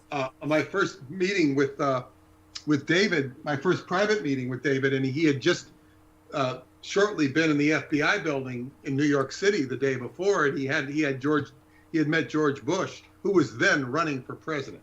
Mm-hmm. He wasn't, or was, it was 1999. He was preparing to run for president, and he had met with him, and it was just kind of like, okay. And of course, my friend Rudy had works at the Four Seasons Hotel as a security guard, one of those prestigious hotels in New York City. So he would see all the celebrities that would come through there, and he said Bush was really, really nice. I can believe that, yes. He's probably one of those people who would be personally one of the nicest people you could ever meet, but then he can afford to be. I mean, like Kerry, he's a creature of privilege. There's no reason for him to be personally pathological, but Kerry is. Kerry is not like that. Kerry is. Kerry is. Yeah, Kerry is personally pathological in the sense that, yeah, if he's angry at somebody, he'll pursue them with a vengeance. I'm going to bring that up. And Carter the same way. and this is what I had heard from the cook. Joe Matheny had told me he knew one of the cooks at the White House, and said that the Democrats would treat the help like shit, and that the Republicans were very polite with the help. I believe that. I believe that because the Republicans would be more old rich. They would be old rich, and therefore they would have a concept of that kind of professional relationship. Even Nixon, in other words, yeah. Reagan, Nixon. Reagan's not old rich, nor was Nixon. Nixon was kind of middle class at the lower end of it, and Reagan too, growing up. But I mean, he attracted wealth, right, by reason of his movie career. But and then but even the Bushes, but Carter, was not particularly nasty, and Get me the goddamn syrup for my pancakes, whatever. I don't know what he said. That's so funny. I would normally have like a hard time just believing that because he had this image of the country boy and all this shit, and he was just the your average country boy, and but I guess. But you remember what he said about Kennedy? He says, "I'll whip his ass." Yeah. Yes, I remember that now. Yeah. That's right. Yeah, and one of the more damaging PR things against Jimmy Carter was that there was an article that said, he got scared out of a hunting trip. He was being chased by a jackrabbit, and this wasn't quite an accurate story, but it really stuck. Just like Michael Jackson. I remember that now. Oh, God, I barely, that was when I was so young. I was so young. That was one of my first incidents of political awareness. It's being scared by the jackrabbit. Yeah, I think there was some story that the jackrabbit, he was in a boat or something, and the jackrabbit jumped into the water, which rabbits generally don't do. I don't know. It's a crazy story. And it somehow and they quit the hunting trip for whatever reason, and the reason was that they were attacked by a jackrabbit, and it really. Well, apparently it was a true story. Apparently it was a true story because. Well, I think it's really been misrepresented, but the press ate it up and loved it. Yes. Because it's such a Carter-esque story. Yes. Carter had a weird way about him. Yes. He was not, I don't know if it was the southernness or whatever, but he just was very different. And his like say with the, he had everybody, we had an oil crisis, so he'd appear on camera with a sweater and tell you to turn down your thermostat. Well, he'd be turning down the thermostat in the White House. Yeah. To save energy. And when Reagan came in, he says, "Get this the hell out of here. We're not going to act like we're paupers." Right. And he restored the image of, are we all going to be, frugal, sweater wearing, no, he wanted people to be, he promoted abundance and prestige rather than wearing a sweater in the White House. It's just not a good image. Well, it was an image of paucity, of poverty, and it was also an image of desperation. What Jimmy Carter was aiming for was he was trying to say that because of the energy crisis, energy conservation is the moral equivalent of war. That was his emphasis. He says this is the moral equivalent of war, but it just wasn't selling. Well, it's like Arnold Schwarzenegger going through the governor's mansion and turning off light bulbs. I mean, it's just preposterous. Yes, it did. It's just stupid. It's stupid. And by the way, when it comes to Richard Nixon, this is one reason why he was viewed as so vicious, is because he didn't have that old rich background. Now, again, I don't want people to get the idea that I'm like some kind of whore for the old rich. I mean, I do not personally know anyone who is a member of the old rich. My son's husband, technically my father-in-law, would be considered new Reich, or nouveau riche. But the old rich, I do know enough about them from security contracts. And so what I can say is that the old rich have a requisite indoctrination that is similar to what royalty goes through. So they have a demeanor. They have a concept of bearing that is instilled in them by their environment. And because of that, this is why many of them who would be Republicans would have a better relationship with the staff in the White House or anything like that, whereas new incoming people to power don't have that kind of grace. They don't have that kind of concept of interaction with staff that the old rich grow up with their lives depending on this kind of staff. I will also remind you of a story I think I've told before, but is that the medicine man, Artie Crippen of the Montauk's, grew up in Southampton on the reservation. Mm-hmm. And Southampton is like old money in Long Island. Some of the oldest money is Southampton. Even older money is in Montauk. But you've got mansions out there, and because of the circumstances in school district, he went to school with Nelson Rockefeller's kids. Mm-hmm. And Nelson Rockefeller was then the governor of New York. And when Nelson Rockefeller was either at the school or heard about it and saw that there were all of these Indian kids that didn't come to school with a lunch, didn't have a proper lunch. Mm-hmm. He was horrified by it, and he, with his own funds, built a cafeteria and saw that lunches would be provided for all the kids that went to the school. And it was, I think it was maintained for 2 years at least. And then I guess the school district caught on with it or whatnot. But that's the kind of like money he had.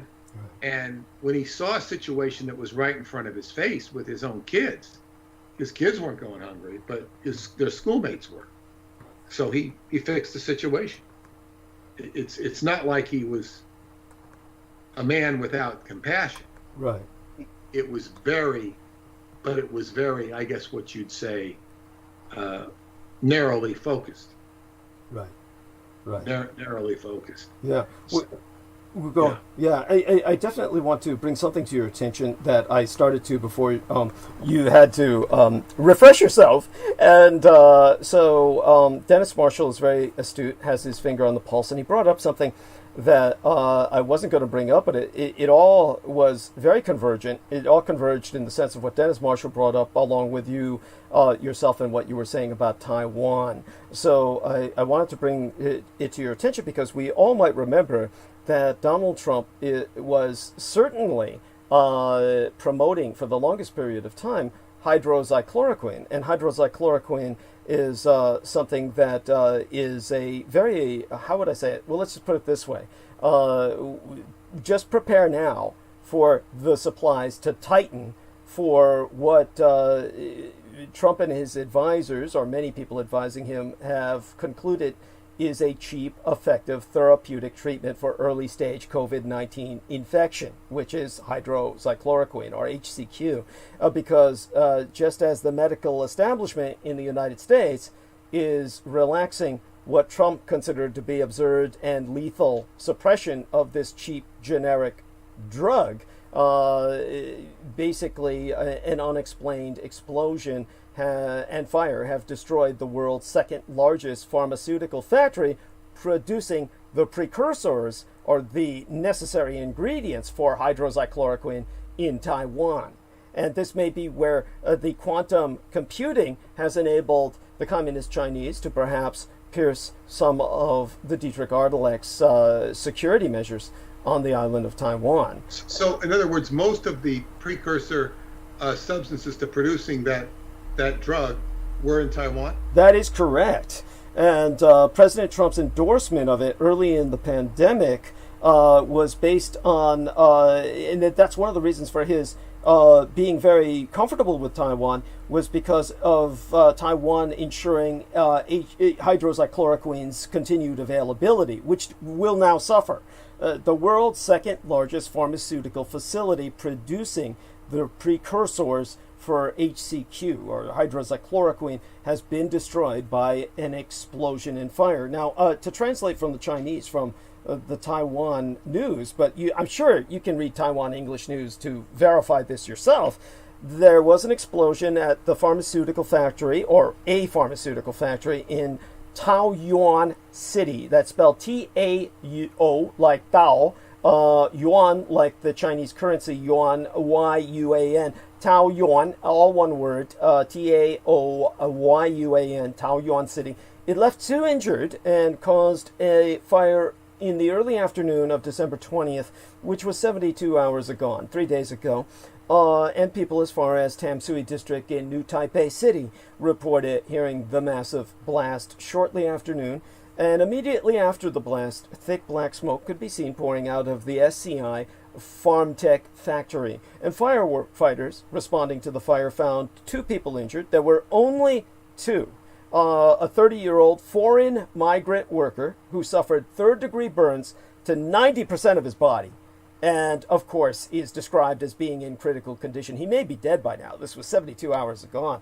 And a 40-year-old man who suffered a burn on one hand. Now, both men were sent to Changgung Memorial Hospital for treatment. The Taoyuan City Fire Department dispatched altogether 76 personnel, 28 fire appliances, and 2 ambulances to the scene of the fire. Now, the cause of this explosion is currently under investigation. It is denoted as suspicious. But most suspicious of all is the fact that the factory itself produces hydroxychloroquine APIs, which are, that's an acronym for active pharmaceutical ingredients. That's from my medical training, that I can relate that. And it is indeed the world's second largest hydroxychloroquine raw material supplier on Earth.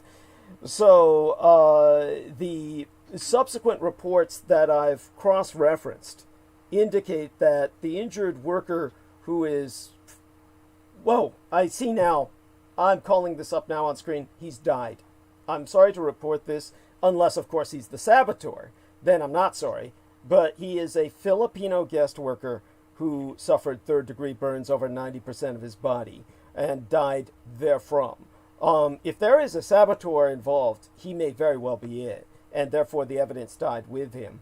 But again, the explosion broke out around noon, and Jameson Reese indicates that with what he had going, 90% burns all over his body, death is a mercy. That he said that if he was innocent, Jameson Reese is saying he's glad he's dead just for the sake of sparing him the horror of survival. I can understand that.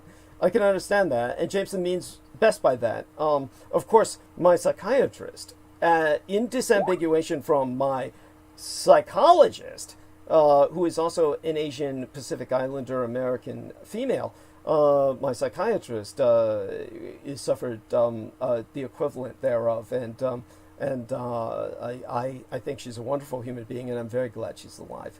So the explosion broke out around noon on Monday, opening this work week, and it set off subsequent explosions in volatile substances nearby. The Taipei Times reports that company spokesmen have officially stated it would take at least 6 months to rebuild this plant, as most production lines were damaged by the fire.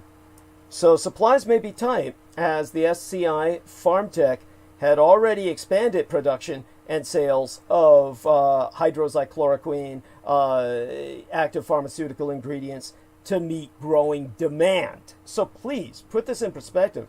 The company reported cumulative revenue of new Taiwanese dollars of 2.61 billion new Taiwanese dollars in the first 11 months of this year, up 18.19% from 2.21 billion new Taiwanese dollars in the same period last year, thanks to steady shipments of the active pharmaceutical ingredients for hydroxychloroquine specifically.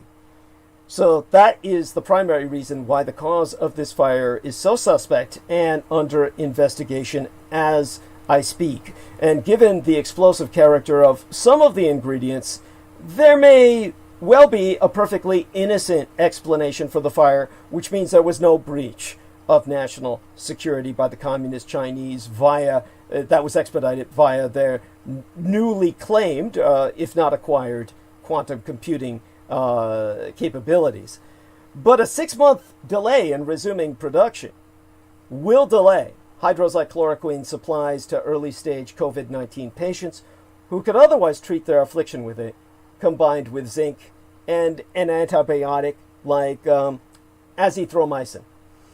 So, just so people understand this, when you think of Taiwan, my homeland and heartland, think of Japan. In other words, think high technology development, no third world environment at all. If you were to visit Taoyuan and specifically visit the industrial facilities there, the first thing you'd notice is that it's very close to Taipei Taoyuan International Airport, which is the major international airport serving the capital of the nation state in which I was born, Taipei, and all Taiwan they're from. And also, it's very close to Hsinchu Science Park, which is a high-tech mecca, Taiwan Silicon Valley housing over 400 fucking companies. Now, you can verify this yourself by looking at reports in the United Daily News or ET Today, which would be in English, and you would verify that the factory is located close to Taipei Taoyuan International Airport, but operations at the airport, I can assure you, were not affected. The area is, I cannot overemphasize this, highly sophisticated and prosperous, far more so than anything in the United States. And it has a bullet train station connecting it to central Taipei, the heart of the capital in which I was born, in about half an hour's travel time. It would take you less than 30 minutes to go underground to the capital itself. It's not at all some third world backwater. Quite the contrary, it's the most developed place on earth outside of Japan. And nothing in the United States comes fucking close. Everything here is shit compared to Taiwan. I would rather be there than here with all my heart, but I can't go back. Because, of course, for reasons I've explained at length, it's been made known to me that the Dietrich Art-elect will not tolerate my return. Besides, I'm not a citizen anymore because my citizenship was given to the Dietrich Art-elect. As far as the Taiwanese are concerned, Douglas Dietrich has come home. As far as they're concerned, the Dietrich Art-elect is Douglas Dietrich and has my citizenship. And so technically, Americans would consider me a Taiwanese national. The Taiwanese themselves would not. So I'm stranded here on the darkest of all continents on the surface of the earth, North America, amidst the white savages. So, with only dear friends like Peter Moon and other whites of enlightenment to tolerate my bitterness at that, my consternation at my situation.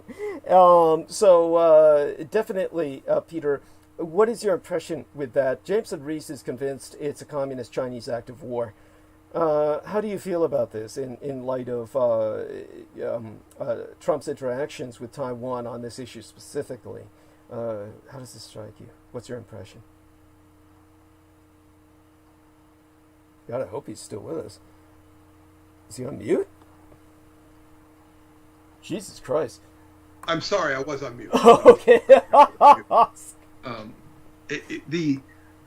Yes, it makes a lot of sense what Jameson says. It makes an awful lot of sense. And when I first heard of it, I wasn't thinking of the Chinese doing it.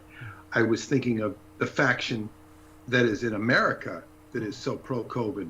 What Jameson is alluding to is that this isn't a civil war of the deep state of America. It's China's deep state. It's China. This is China China, and China obviously has its agents, and they seem to be like, oh, Congress doesn't care. There's some guy who's been sleeping with some Chinese spy, and it's like, oh, okay, I mean, 50, 60, 70 years ago, people would have been shot for something like that. Could you tell us more details about that? I mean, I certainly believe you, but it's one of those things that just slid right under my radar. What the? Okay, well, it's been beaten like a dead horse on the news. So I don't like, study this stuff like I'm reporting on it, but it's been an outrage. There's this Chinese spy, and there's a member of the House. I'm going to look him up his name. I presume, by the way, the Chinese spy is female. But you never know these days. Well, that is quite an assumption. Okay, this says, here's what we know about, this is 4 days ago, Forbes magazine, Nicholas Ryman. Here's what we know about Representative Swalwell's connection to a suspected Chinese spy. Now, Representative Swalwell is a Democrat from California. He's come under intense scrutiny and some sharp criticism, especially from Republicans this month after it was revealed that a suspected spy for the Chinese Communist Party worked as a prominent Swalwell fundraiser for years, to the point she was able to influence a job hire in his congressional office, leading to some calls for his removal from the House Intelligence Committee, even though he hasn't been accused of wrongdoing by authorities. He was assigned to the Intelligence Committee. And it says, Swalwell was one of many politicians who associated with suspected Chinese spy Fang Fang, who also went by Christine Fang, but most were lower level officials, mayors or local council members, according to an extensive Axios report detailing Fang's infiltration of American political circles. Fang helped raise funds for Swalwell's 2014 House re-election campaign and had an intern hired to Swalwell's congressional office after receiving her recommendation.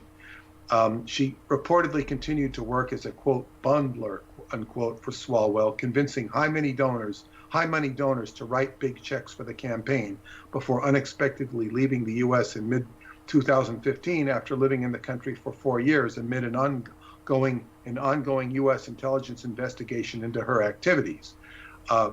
He cut all ties to her after being alerted by the FBI to the investigation, and there is no publicly available evidence Swalwell knew or suspected Fang was working for Beijing, nor is there evidence Fang lost fundraising. Now, they asked him if he had a sexual relationship with her, and he said, that's confidential. That's classified, Jesus Christ. It's not even just personal, it's classified. He didn't say it was personal, he said it was classified. Isn't that an admission that it's a national security issue at that point? Well, yes, and it says when Pelosi was briefed on it, she said last week she didn't have any concern about Mr. Swalwell. And whereas Rand Paul said, he ought to just resign from Congress.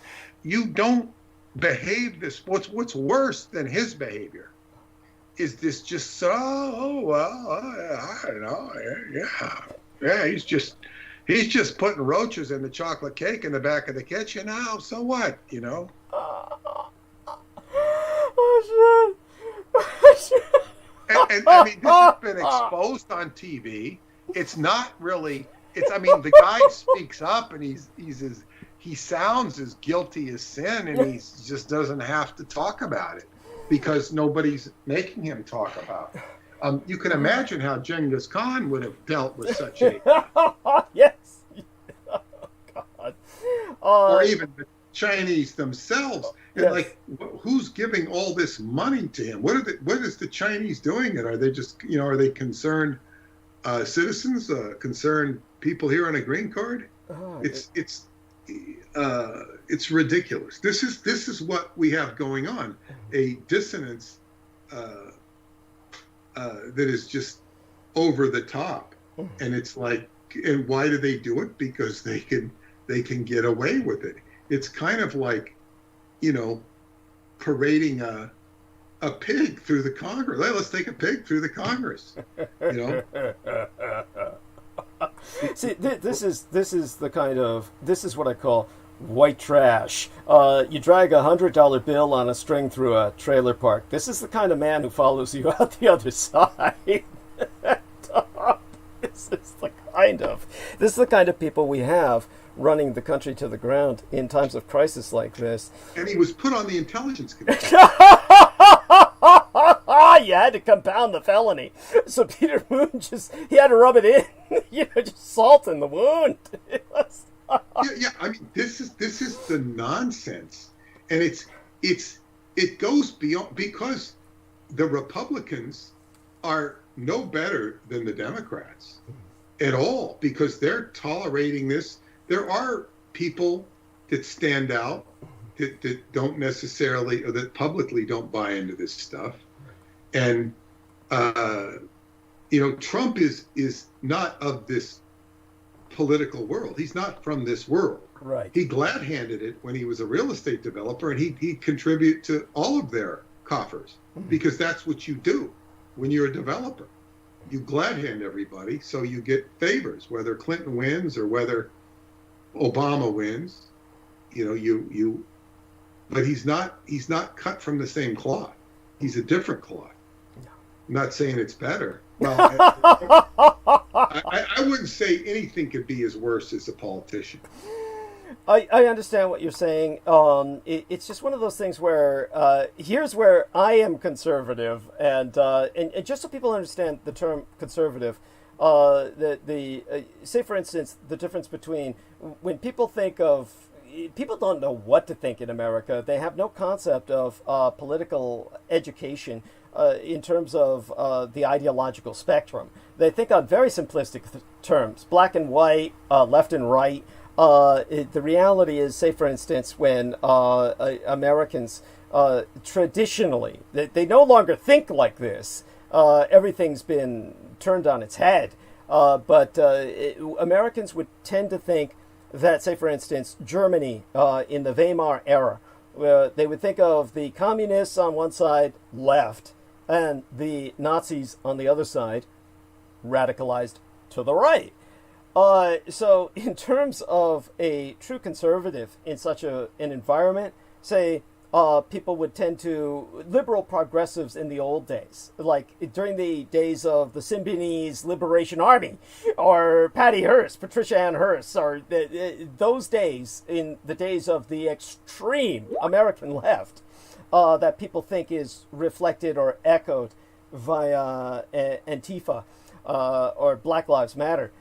Basically, in those days, when they would talk about conservatives, they would think of the Nazis. They would think of Adolf Hitler as an arch-conservative. Okay, now, nothing could be more ridiculous. A conservative in that environment of Weimar Germany would be someone who wanted a return. If Adolf Hitler had been a conservative, he would have wanted a return to the Austro-Hungarian Empire. He would have wanted a return to the monarchy, at least constitutionally, and probably would have agreed towards a progressive transition to a federative republic, because the Austro-Hungarian Empire was an abortive federation. So that is what he would have been advocating had he been a conservative. He was not a conservative; he was completely radicalized. So, but his radicalization is something most Americans don't comprehend, because it was radicalized centrism. So because he was a radicalized centrist, then the right says that Nazism is to the left, whereas the left says Nazism is to the right. No, it's radicalized centrism, which is more in the tradition historically, if it were to be compared to anyone, somewhat like Napoleon Bonaparte, who was as radical as he could get for his time, and was advocating the subordination, at the very least, of the church, which he had felt had dominated and suffocated Europe for centuries.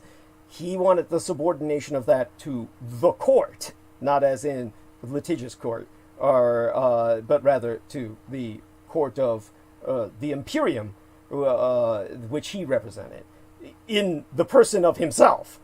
So there we have that, and hopefully that makes sense. But the difference between Napoleon Bonaparte and Adolf Hitler was there was no sense of dynastic secessionism. Napoleon Bonaparte was one of the true cynics, or heir to the philosophy of the cynics, which he took seriously enough where he trusted no one but blood relations. In other words, your position in the Napoleonic Empire was best decided by how many drops of Napoleonic blood you had within your body, and were coursing through your veins. And that's mafia style.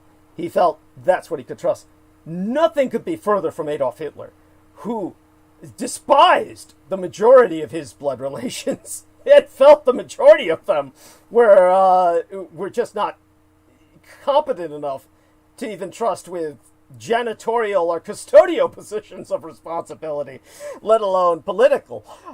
So he was a true populist in the sense that National Socialism was a movement that appealed to all levels of German society. There were members of nobility within the party ranks, as well as members of the proletariat. A very different time and situation, too. Yeah. Yes. Thank you. Yeah, and things change with time.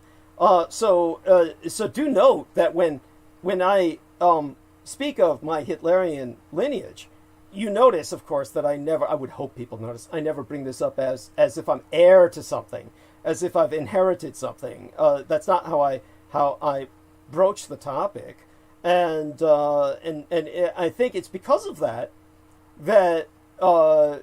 that very few people are enraged by what I say, and so I've noticed I've generated very little outrage on the basis of what I've said. There are some people who have rejected me out completely on the basis of that, but that was always going to happen. There's going to be people who simply respond viscerally to that, mostly because not because they even believe I have Hitlerian blood within myself, but rather that they simply believe I'm crazy or that I'm lying. And simply that someone would say such a thing strikes them as, oh, that's automatically insane. It would be like claiming I was of the Merovingian bloodline and of the stock of Jesus. As a matter of fact, that would get less response than my saying... No, because there would be a higher probability. Yeah.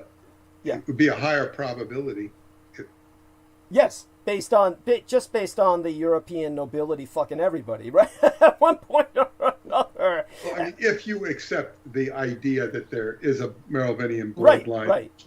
Which is really a sort of a phony bloodline, but even so, it's like it's much more possible.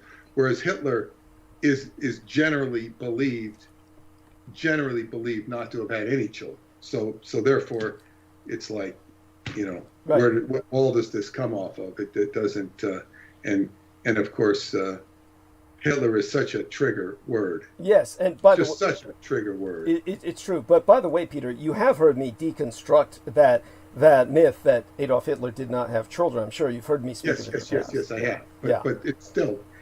Your deconstruction has not changed the general perception. Understood. Yeah, that there's simply not enough people who have heard that deconstruction, and this is the problem. The word does need to get out there, and of course, but Peter Moon and I will do that. It'll be in one of them. And Hitler is such a like you talk about memes. Yeah. A meme, you know, is something that attracts people. Like, you know, it doesn't even have to be just O.J. Simpson is a trigger, you know, because of what he's done. Right. So it's like Hitler is an active meme, just like the word Christ is, just like the word terrorist is. All of these like words, they affect people. They are clickbait, to say the least. They are trigger words. And why does Hitler, the name Hitler, have such a power of influence over people's mind and reaction patterns? It goes way back to when I was a kid, Hitler was such a trigger word in school. It was such a trigger word. Yeah.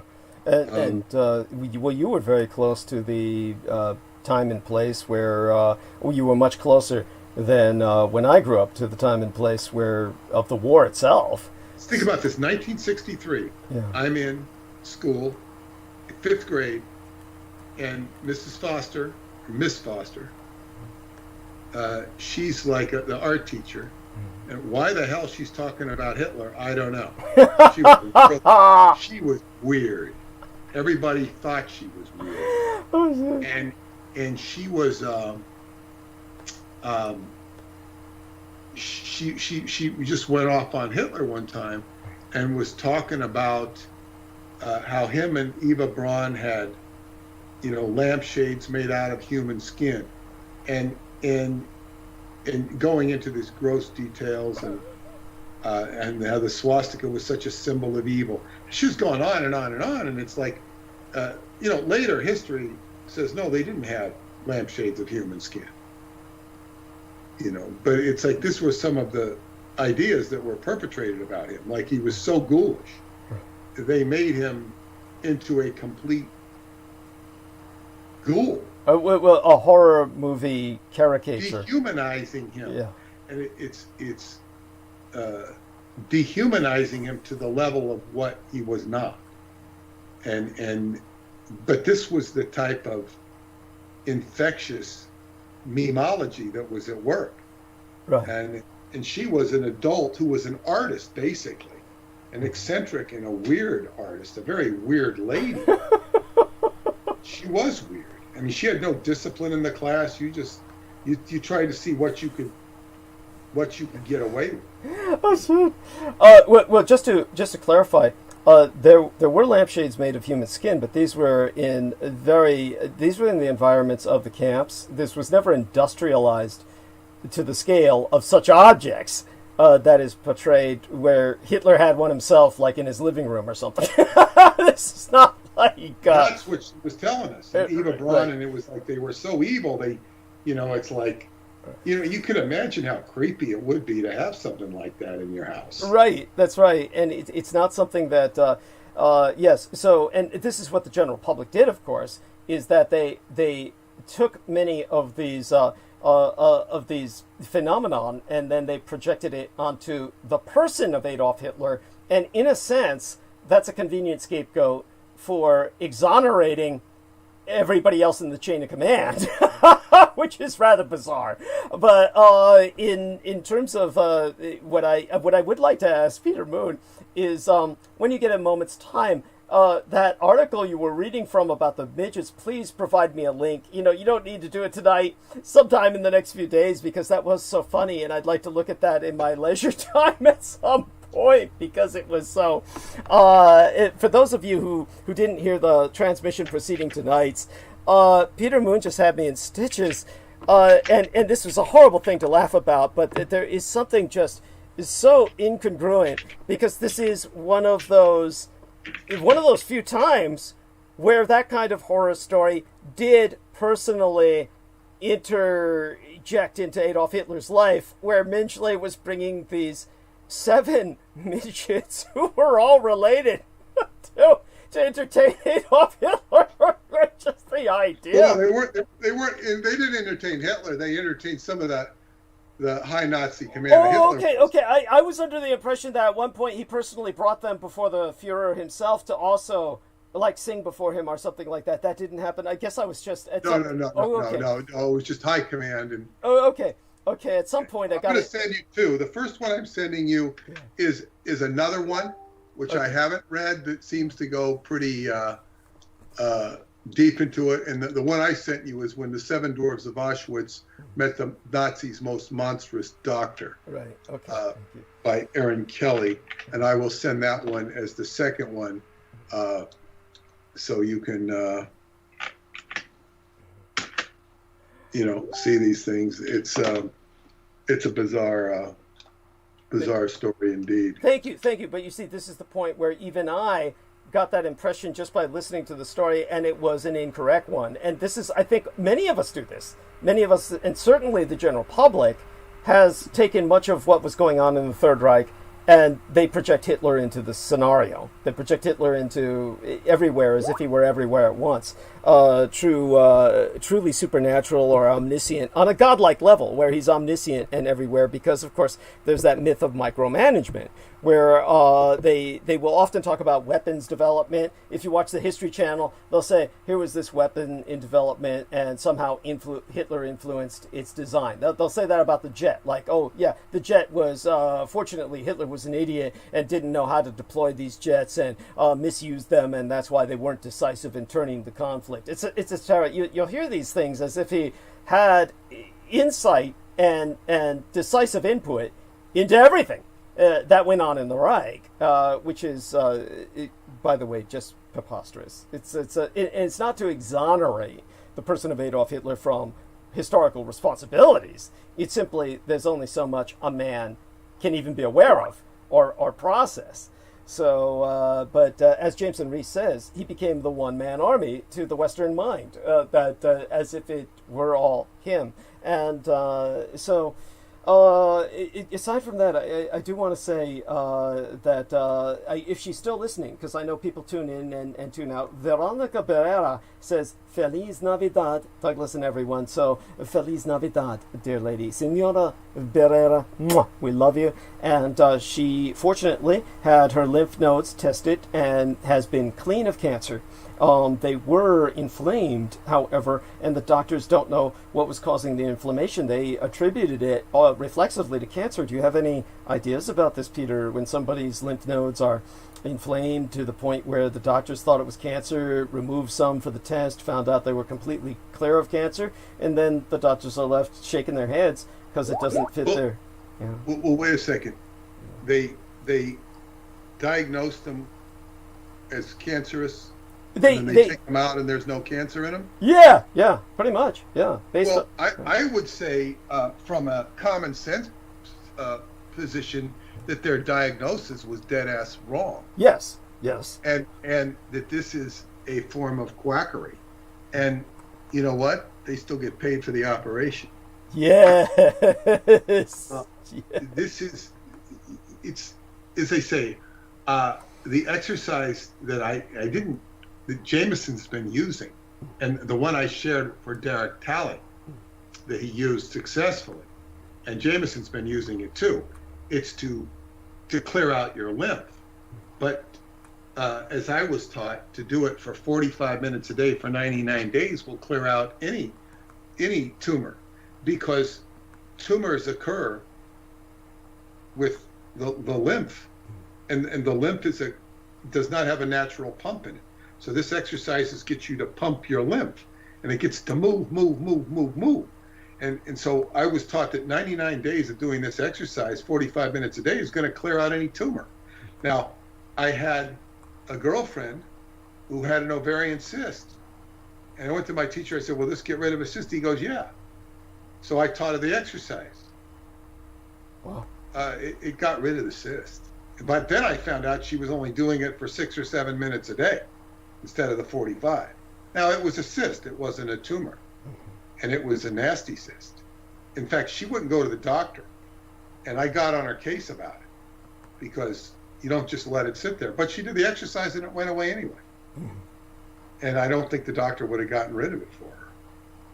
So this stuff is very powerful. The problem with somebody with a condition, when you go to the doctor and get a sentence, it's more of a sentence than a diagnosis. Yes. For many people. Yes. It puts you in a sort of shock state of mind. Yeah. And it's like suffering post-traumatic stress disorder, and you do what the company commander says, and you better do it because they know best. And this often results in the disintegration of the individual, because their health is no longer their concern; it's somebody else's concern. And and the discipline. See, somebody who gets sick and has cancer they're deteriorating. at a serious level.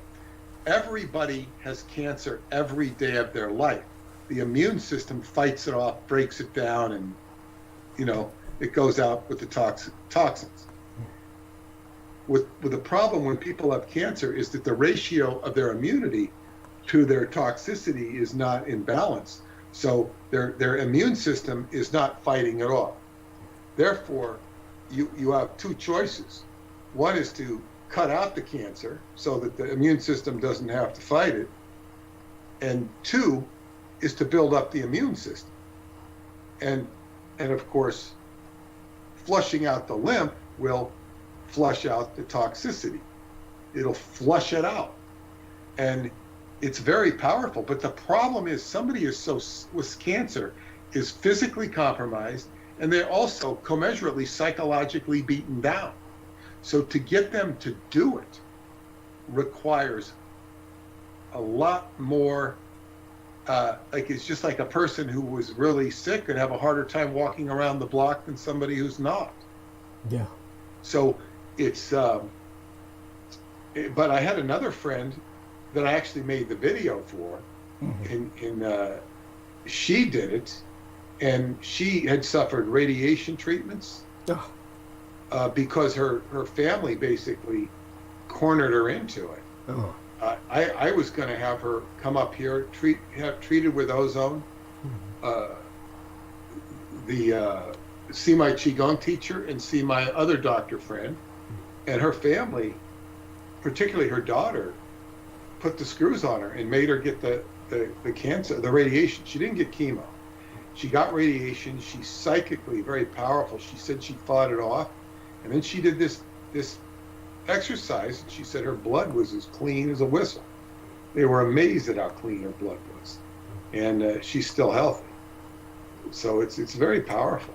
But I mean, this is what it sounds like. It sounds like malpractice. You know, it probably is, but it's one of those things where it's almost like that would be almost impossible to pursue, because, you know, the legal defense would be, of course, well, they had to go through all of these, you know, procedures to ascertain, to draw conclusions, right? And based on patterns of medical history, it was reasonable to assume that it was cancer. You get what I'm saying. It's one of those things where she's just lucky she's alive and has gotten out of it scot-free, so to speak. Not scot-free in the sense that she's going to deal with whatever's causing the inflammation of her lymph nodes, but as you said, what you've just instructed us in should be able to help her, and so hopefully she's hearing this, and she can contact me on Facebook, and I'll send her the link. Yes, and let people know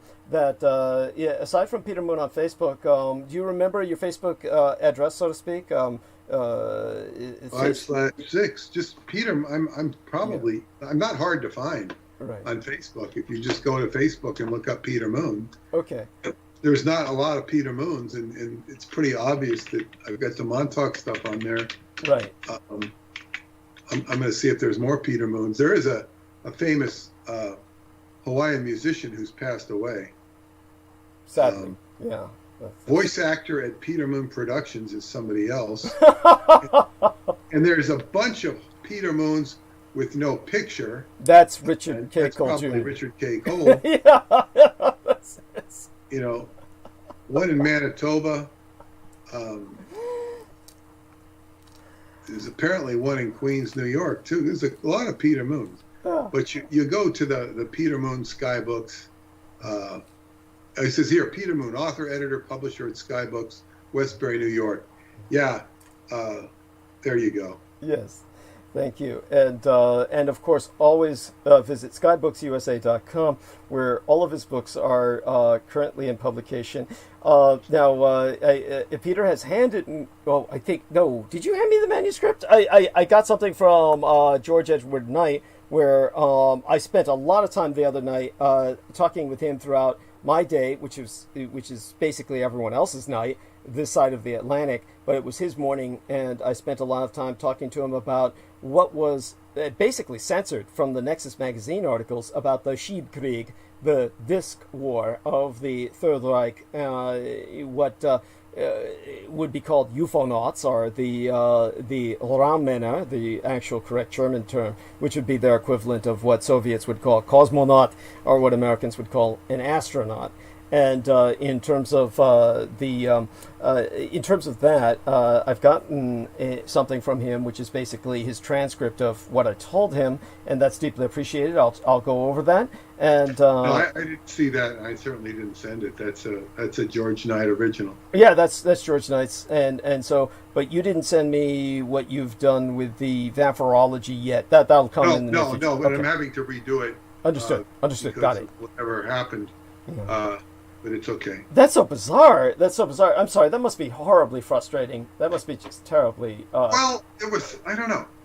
It's just. It just is what it is. I said the manuscript is cursed. I mean, I gotta stop saying that. Okay, that's negative reinforcement. Okay. So I'm gonna count on Peter Moon to pull some Scientology trick to help me clear myself of that negative reinforcement in regards to that manuscript. But it's got a life of its own. I mean that it keeps pulling surprises like that, and so. Well, what you're saying is the thought is so important. Yeah. To what you put out and what you think on it can be so subtle. Yeah. And I've gotten such traction in the last week, and it's been going on for a long time, but it's just exuding silence. And I'm not so much talking about silence.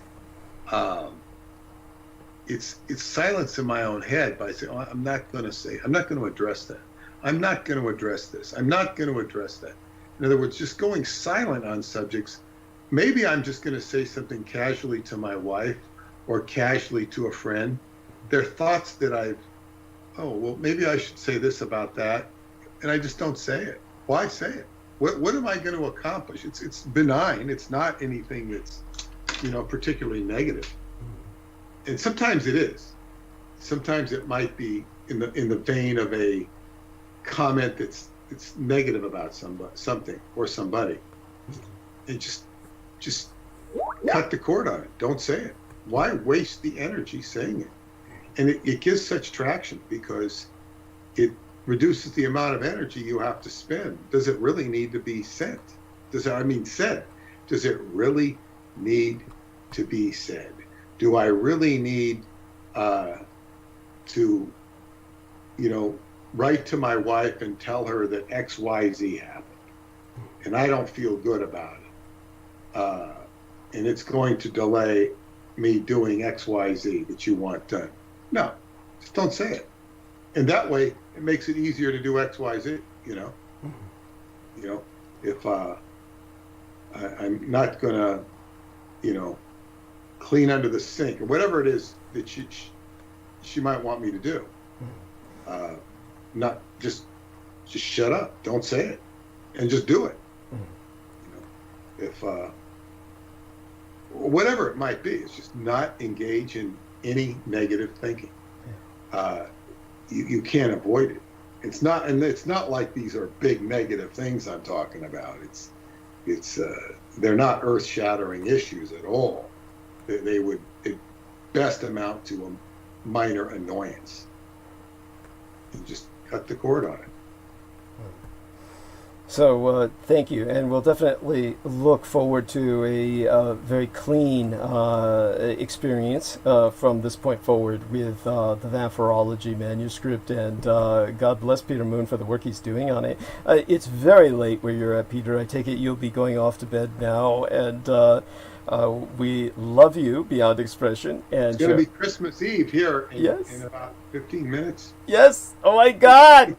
Yes. It's going to be Christmas Eve. That's right. And I'm so excited, both for yourself and for Paula, who does, as Peter Moon told us, love Christmas. And I think that's because she realizes the pagan roots of it, that it's basically a pagan holiday. So I don't think she realizes that at all. Oh, okay. She's not really pagan. Okay. She's not.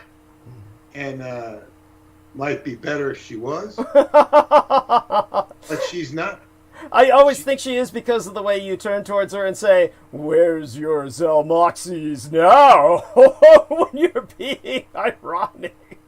Yeah, that's very funny. And of course, she does accept Zalmoxes, and she's her mother is more that way than her, because she's, you know, she doesn't like Jesus jokes. You know, like it's like if I make a Jesus joke, it's you know, how can you say that? She's not even really particularly Christian, yet she has the Romanian residue of Christianity, much more than her brother does. I don't think her brother would care one way or the other. Well, her brother's basically a Tibetan monk, isn't he? yeah, but she's not. I mean, she doesn't go to church. You know, she went to churches as a kid, and they thought it was utterly ridiculous, because they listened to their father preach, and then they'd watch him contradict everything to hell and back. Oh yeah, that's gotta do damage to anybody's faith. Yeah. Yeah, but she has a certain respect that I find, you know, but I don't challenge it, because it's yeah. I mean, I totally outraged one of the Christian postman. He's Indian, by telling him my favorite Jesus joke. You want to hear it? Sure. And in fact, I made this up. It was like, and I was just waiting for the right moment to say it. It was on a trip to Transylvania, and we go by, and there's this box with a crucifix in it. It's just kind of unsightly and out, you know, sitting there on the road like a highway sign. And one of my friends comments on it, and I said, "Do you know why Jesus was nailed to the cross?" And they go, "No, why was he nailed?" I said, "Because they were afraid that if he were to get his hands loose, he would, you know, go like this." I guess we'd have to see it, but I well, it's yeah, just taking his hand and going right. Understood. Oh, okay. Yeah. Making a joke out of everything. Right. And it's like, I told this to the Hindu guy, and he got so. I said, "This is how to bring about a demon. If you want to invoke a demon, you tell this to a Christian." Wow. And you just watch. I mean, God, his eyes flared up. Oh my God. Oh God, he got angry. Oh jeez, that's too bad. And I said, "Wow." I never saw him get so angry, because he's a real character. He's a real joker. Oh. And I told him this, and of course, he just, it was really funny to get the reaction out of it. Wow. I calmed down. Yeah. But it's like, you know, she's she doesn't really like that joke. I mean, she can kind of appreciate it, and it's like, okay, because that is such a powerful name. Right. Jesus is such a powerful name, and it's not even the accurate name. Right. So you're already going on you're on a misfire. Right. It's not the correct name, but it's like, what is the power of that name? What is the power? What is the significance of this word? There's a very famous recording of L. Ron Hubbard. He's talking on one of his confidential tapes, where he says, "There was no Christ. There was no Christ." L. Ron Hubbard talked like that? I'm doing my best. It sounds almost like W.C. Fields. Yeah, it does. Well, actually, one of my friends, he says, "You really got him down, but you got him down from the 1950 version." He says, "I'm more used to listening to the 1975 version, you know, because he used to listen to Hubbard give some lectures live in 1975. I didn't hear those, but I was more listening to the older tapes where he kind of talked like, you know, he'd say, there was no Christ. The man on the cross was, you know, that's all. basically it was an implant. And Okay.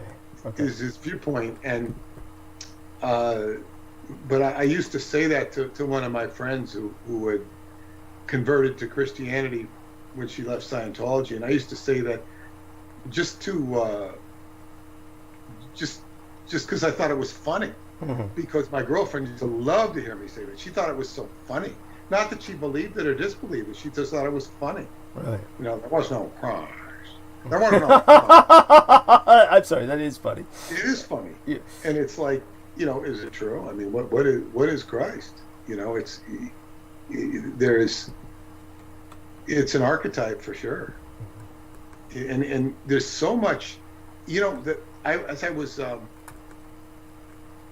the problem when you go into Christianity, whether it be Christianity, Taoism, Buddhism, you've got to go in and you've got to be a better Christian than the Christians.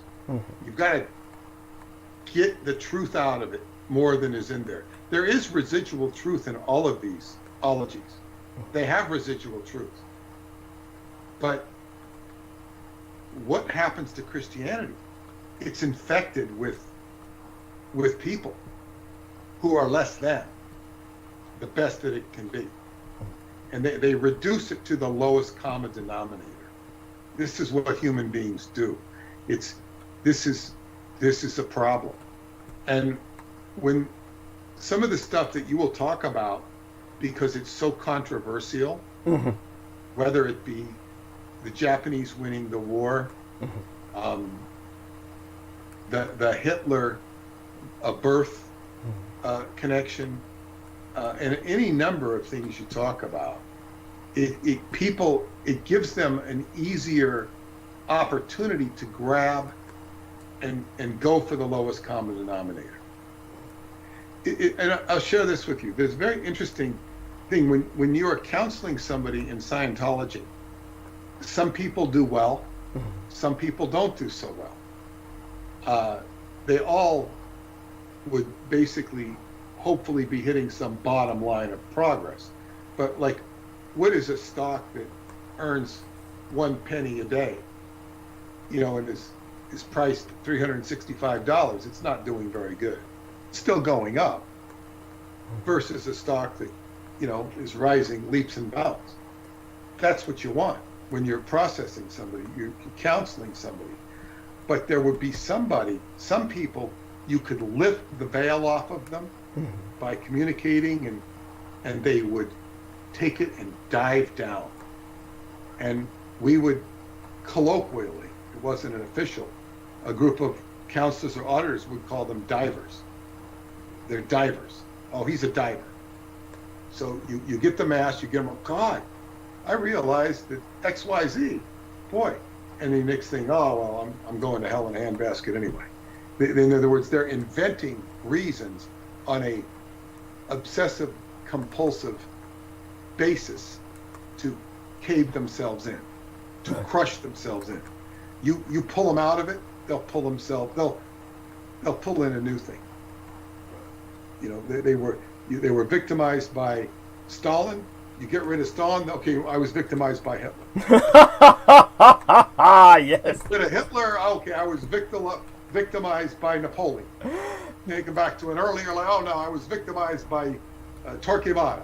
Boom, boom, boom, boom, boom, boom, boom, boom. It's like, it's just like a continuous. Now, on a lesser level, when we're dealing with more ordinary circumstances, people will take the more obvious and run it down. Oh, you made a mistake, therefore everything you said is stupid. Because they don't like what you're saying, and you just take what a person is saying and you take it down rather than take it up. And this is what human beings will generally do. Not always. On the other side of that, they will take something that's mediocre and praise the hell out of it. A good example is the movie Amadeus. Right. where the composer or Emperor Franz Joseph has the most gifted musician in the history of the world, Mozart, and he elevates Salieri, a man who is the most best composer. And Salieri is not only not a good composer, he becomes obsessed with destroying Mozart. Yeah, destroying the man who is. Yes. Yeah, and it's like that's but see, the emperor in his ignorance and he praises the mediocrity. And this is common, and I noticed this in sports.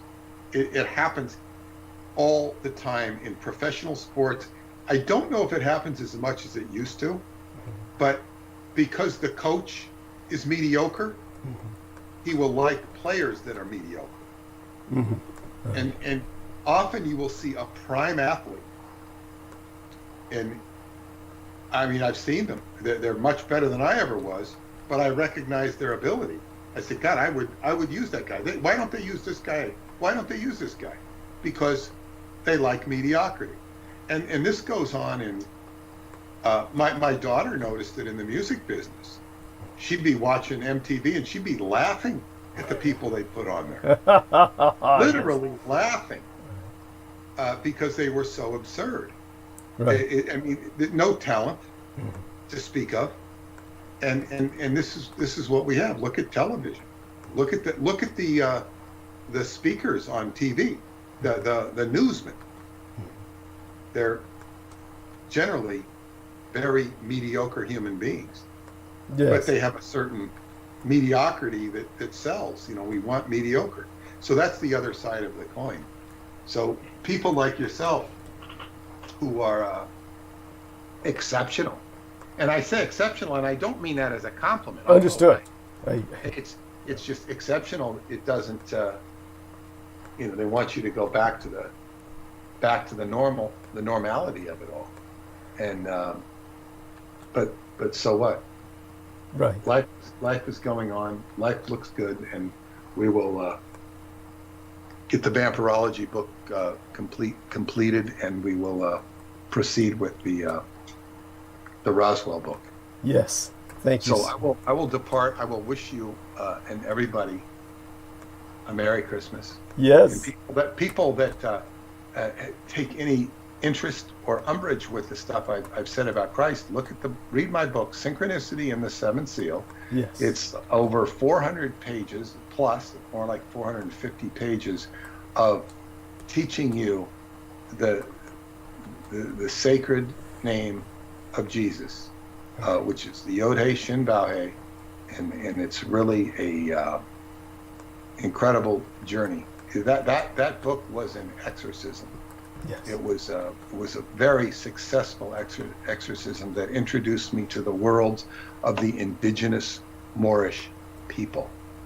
And people who want to learn more on an intellectual basis would be invited to study the work of the Italian author Pico Mirandola. Pico Mirandola absorbed a lot of knowledge from Moorish Spain, and he was sponsored by Lorenzo de Medici, and he wrote some books on some of what I'm saying here. It's just this concept of reintroducing the sacred name of Jesus, Yod-Heh Shin Vav-Heh, sort of from that perspective, spirit of the Renaissance that I think begins in Italy, if I'm not mistaken. I don't know where else the hell it would begin if it wasn't in Italy. Right. With all that fantastic art that was done in a spirit, because that whole information had died in the Dark Ages. You know, the Christian church took the Catholic Church in particular, took everything and made a living hell on earth. Yeah, I mean, it can certainly be seen as such, and it certainly was the case for many people, and not to mention, of course, the genocide of the practicing Wiccans. The rise of the church was, of course, conditional the decline of magic in common practice, and so that's a very important fact that people need to be made aware of. So I'll speak a little bit to that in speaking of the spirit of the Yule, and we wish you the best of Yule tidings, and sweet be thy sleep, and blessed be thy dreams, or blessed be thy slumber, and sweet be thy dreams. It would be a better, more euphonic way of saying that, and of course share our love with Paula, and definitely always your presence is a gift to us, and I'll commence my monologue at this point. Thank you so much for... Okay, good night and Merry Christmas to everybody. Yeah. Happy holidays. Yeah, good night. Hugs. What a wonderful human being. So that's, of course, I do understand the jokes about Christ. I am a Christian, and honestly, I don't find something like that threatening. If you are threatened by humor about the Christ, something that innocuous, it is really that betrays an insecurity. So if you are secure in your faith, humor like that is not threatening. So just let that be, shall we say, a balm, hopefully, to anyone who might be offended. And of course, this is on Christmas Eve, and we all understand this is a symbolic holiday. The birth of the Christ, we don't really know the exact date. So we placed it around this time. That was originally a pagan holy day, and we've Christianized it. And he may well have been born around this time of year. Probably was born around this time of year, but... Actually, he was born around June 17th. Thank you. Yeah, that's Easter, right? Or is what is that? Well, that's June. Astronomers have pinned down when the star of Bethlehem would have been seen, because that particular star is no longer in the night sky, I think. Well, I mean, I appreciate that, but do remember what I've expressed before through the revelation of the Magi, and I know you understand my stance on this, is that there's an attempt to try and concretize or render physical the concept of the star, which is a misleading path. It's a misleading path because... I understand that. Yeah. I'm someone who takes more of an academic... I have to contextualize why I sort of walk into things like that from that perspective, because even as a child, I've had a difficult time understanding the idea of faith. Mm-hmm. Even as a magician, working with spirits and stuff like this, there are so many times where they'll tell me something and I'll say, this is all bullshit. There's nothing going on here. The only thing that works is practical nuts and bolts sorcery. And and time again, it's the same thing. I'm not someone who takes to faith easily. Yeah, well, there we have that. I've always been someone who's had to look at things academically. So as a child, when I started to do research, when I initially started doing research as onto that kind of stuff, I did so because I was someone who was into the faith mentally. Mm-hmm. But emotionally, I can't connect to things emotionally. So I need that sort of intellectual anchor. Right. And granted, I'm not a Christian now, but even when it comes to even when it comes to Satanism or, demonology or things like that, I need an intellectual anchor. I can't just go, blindly accepting what people say about these things and their gnosis of this and that. It's not the way my mind works. My thing is, I'll believe it when I see it, and because I can't go back there and see it, so shit. The astronomer thing is the best thing I have grasped to interpret it as a real event, or I would probably, be tempted to write it off as just a nuance of faith. Mm-hmm. Okay. Yeah. No. That's appreciated. By the way, feel free to speak about the shall we say, the physical scientists trying to place this in the physical context, while I rush to the washroom, refresh myself a bit, and then come back to conduct the monologue for the night, and carry us to the remaining hours that we have, which are many, hopefully enough to carry me through Arc of Narrative, because there's a lot to go through tonight. And with that, I'll be back in about 7-8 minutes, okay? You can hold, right? You can hold the stage, right? Oh, no doubt. Okay, thank you. Appreciate again, that. Okay. What I wanted to, basically, I've always thought of faith as believing in something without seeing it. Faith has always struck me as a blind belief in something. For me personally, that doesn't make any sense. The thing about physical sciences is that, I don't need to believe in a hammer. All I have to do is use it and drive a nail into the wall, and I'll all of a sudden know that, yes, that exists. If someone is telling me to, imagine, third eye chakras and all this other stuff, I can entertain it as like a paradigm, as a means of organizing your thoughts, as a system that's being developed, or even a thought form. But as a truth, I don't think so. In fact, I tend to personally think that many of the things we think of as truths are more or less just that.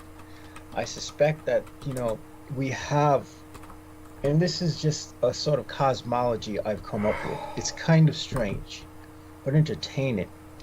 I suspect that what we experience as this simulation of a universe, I suspect that we exist and cease to exist simultaneously.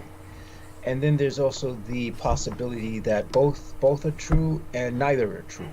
So we have basically 4 possibilities, and that would pretty much be computationally like a qubit or a quantum computer that, utilizes 4 possible states. Basically, I look at things like, I'm not going to go into how I suspect the universe was created, but I suspect that more or less, because most of you would probably either, I don't know. I don't know what the reaction would be, honestly. I can't make an assumption or prejudge the audience. That would be unfair. What I can say is that I get the feeling that a lot of things we experience when it comes to entities, especially in the occult, my feeling is that, yes, these entities exist purely in the mind, but they also exist outside the mind. But I suspect that there's more to it than that. I suspect that there's a mental layer of our universe. There's 2 hidden layers, basically, and one of them is a mental layer. And that the only way we can really interact with these gods or whatnot is by creating thought forms. Basically, we can never know what the hell they really are. So when someone, in order to generate a thought form of an entity that you know nothing about, you have to anthropomorphize it. Basically, you have to give it some degree of human characteristics, or your mind will completely see it as this mysterious, ineffable nothing that makes any sense. Which, as a child growing up, when people would talk about God, I could never visualize him, because it's like, okay, well, how does this God look? And because I couldn't visualize this God, I couldn't really grasp it. So it's like, okay, so there's this concept of God. There's this concept of God. They keep drilling into my head, And and had I the option of going back, I would have ditched Christianity right away, personally, because that did more damage to me than not. Especially when it comes to, sex being sexually repressed and inhibited in certain ways. And black satanic mass doesn't get rid of those scars, because those scars were embedded in you when you were a child. So that stuff has been imprinted over and over and over again. But to merely get back to the point, basically, I could never really connect to this so-called God. And, and so for that same reason, I'm like, okay, but if God and Jesus are the same, why do they have pictures of Jesus? This doesn't make no sense. So basically, I'm getting this impression that I shouldn't even visualize Jesus, in the same way that, the people of Islamic faith, don't visualize Muhammad. But then, what am I stuck with? I can't relate to any of this stuff. I can't personalize it, so it just it seemed to get me nowhere as a child growing up. So I'd be praying, and I'd be like, yes, this is just a ritual of prayer, but it didn't have any meaning to me. And I pretty much knew that nothing was going to come from praying. Of course, I don't want to waste my time. I'm not trying to attack your faith. You know, I know that this holiday has a lot of meaning to many people, and that for many people, faith exists. But for my mind is made up to be mostly dominated by the left brain. That's a lie, because I seem to work well with the right side as well when it comes to doing creative things and improvisational creativity, which requires right mind thinking. However, to say it's that so-called gene. I think it's the FOXP3/8, I think, or something. It's supposed to be a gene that's mostly seen in people who are able to grasp faith. For whatever reason, I don't have the mutation that enables me to experience waves of euphoria when doing things that involve faith or interacting with spiritual forces. In fact, half the times, you know, when I used to be friends with the guy who I am no longer friends with, most of the times I couldn't tell what was happening around me if it had something to do with spirits and stuff like that, but he was able to pick it up. And I wasn't able to see a damn thing. And it was only because the dog picked it up that I realized that something was off and that there was spirits around. Normally, you know, whatever travels through me, usually I'll get goosebumps and stuff like that. And then I'll know something's there. You know, now I'm more sensitive to it. But this faith thing, it's completely, I don't get it. I would expect an entity to prove itself before I decide to believe in it. I would expect it to show me. First, physically show yourself.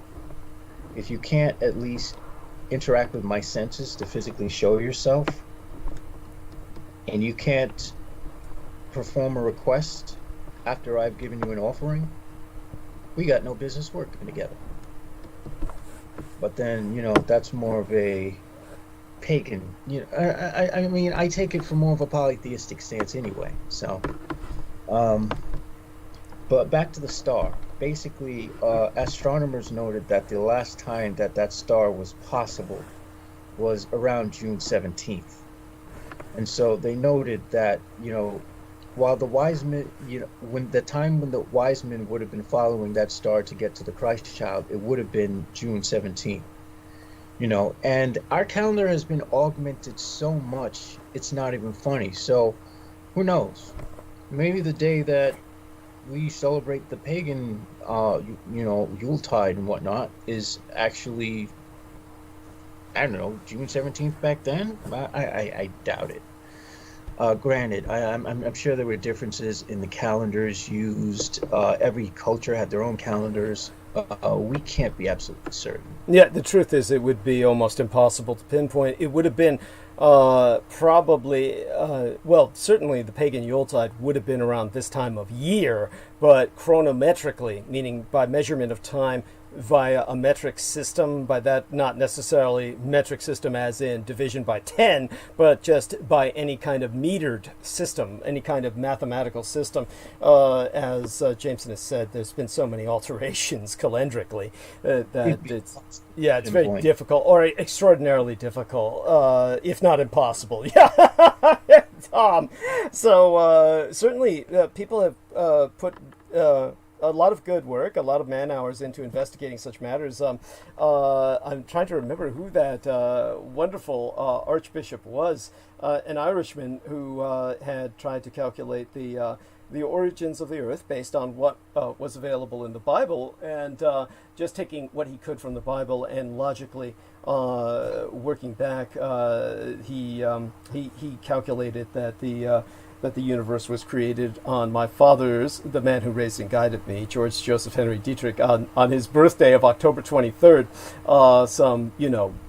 5,000 years ago or something like that, at the time that he was calculating. So this was, it was illogical. What he was doing was not irrational. I mean, it was logical for the time, but what makes it so interesting is that, you know, the knowledge we have now is that we now know that, you know, some civilizations have been were well ancient.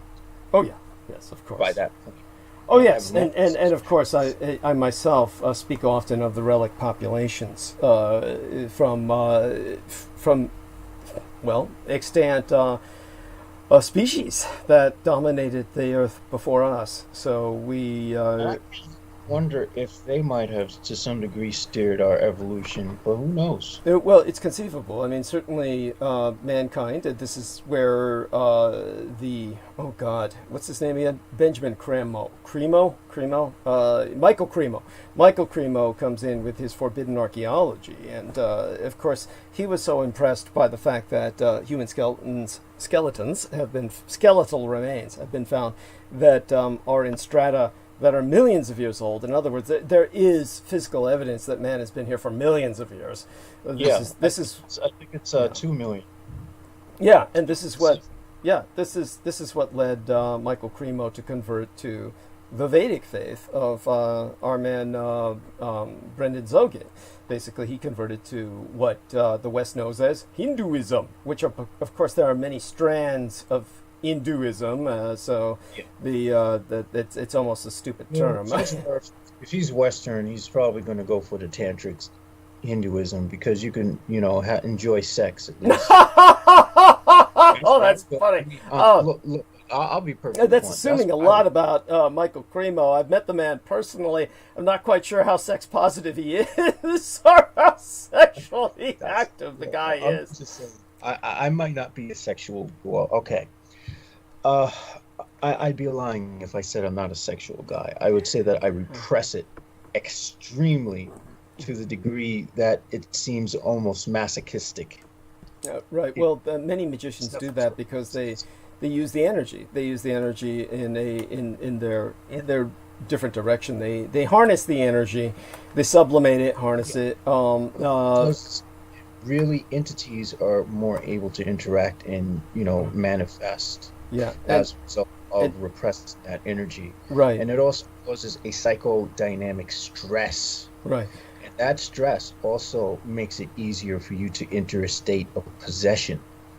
Yeah, and so this is, of course, a kind of, the ascetics and monastics do this as well, to sublimate and harness the energy and redirect it. And you're speaking of something more different than that, something where you're allowing a kind of possession, right? I understand. It's very much like the Vajrahoudonista or the voodoo practitioners. Yes. It's the use of ecstatic states, except for the fact that it's not an ecstatic state. Listen, if your biology is wired for you to bust a load every day. But by the way, you can go on about that for a few moments. I'm going to go mute for a second because I'm going to have to, you know, just review this a few times. I'm going to be pronouncing the name of a marine preserve that was very important to Le Grand Madame Judith Eger, who along with myself advocated for this, along with many other people, and we were circulating a kind of a what do we call it when you collect signatures? I forgot what it's called now. Even oh my gosh! Yeah, we were collecting signatures for this and everything. But she was on my program, and this was like around 2012, 2014. Through those 2 years, we were talking about this, and finally it was realized in the closing days of the Obama administration, where they greatly expanded the Hawaiian island chain and Oceanian marine preserve that has an extraordinarily complicated Hawaiian name that Our Lady Judith Eger was able to pronounce, but I'm going to listen to it verbally. As a matter of fact, I might as well not hide it, so let me just play this out loud and see if I can pronounce this, or, you know, get someone to pronounce it. And here we are. I'll turn this off, and so I don't know if I'm hearing anything, though. This is odd. Oh, that's because I don't have any external speakers. See, I'm too smart for my own good. Okay, so I guess I'll have to listen to it here on the fucking laptop. And so let me see if I can. Well, I'll just do my best. So I'm going to do my best and wing it. So what I'm going to do now, young man, is I'm going to start monologuing. Is there anything you want to get out before I start monologuing? Because you know me, once I get started, that's the end of everything else. Basically, if you're used to, if your body is biologically, physically engineered for you to go multiple times a day, and you hold back for 3 to 4 weeks, you can understand why my mental states are a bit erratic, and why, as I approached you earlier, I was literally in a murderous rage.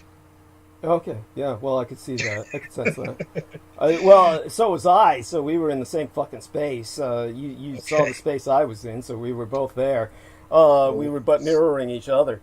By the way, into the chat room, before Jameson Reese kind of fades into the background, I want to read out some stuff he's free to respond to as well. Marty Methuselah is there. Thank you very much, dear Native American brother from the First Nations of Canada.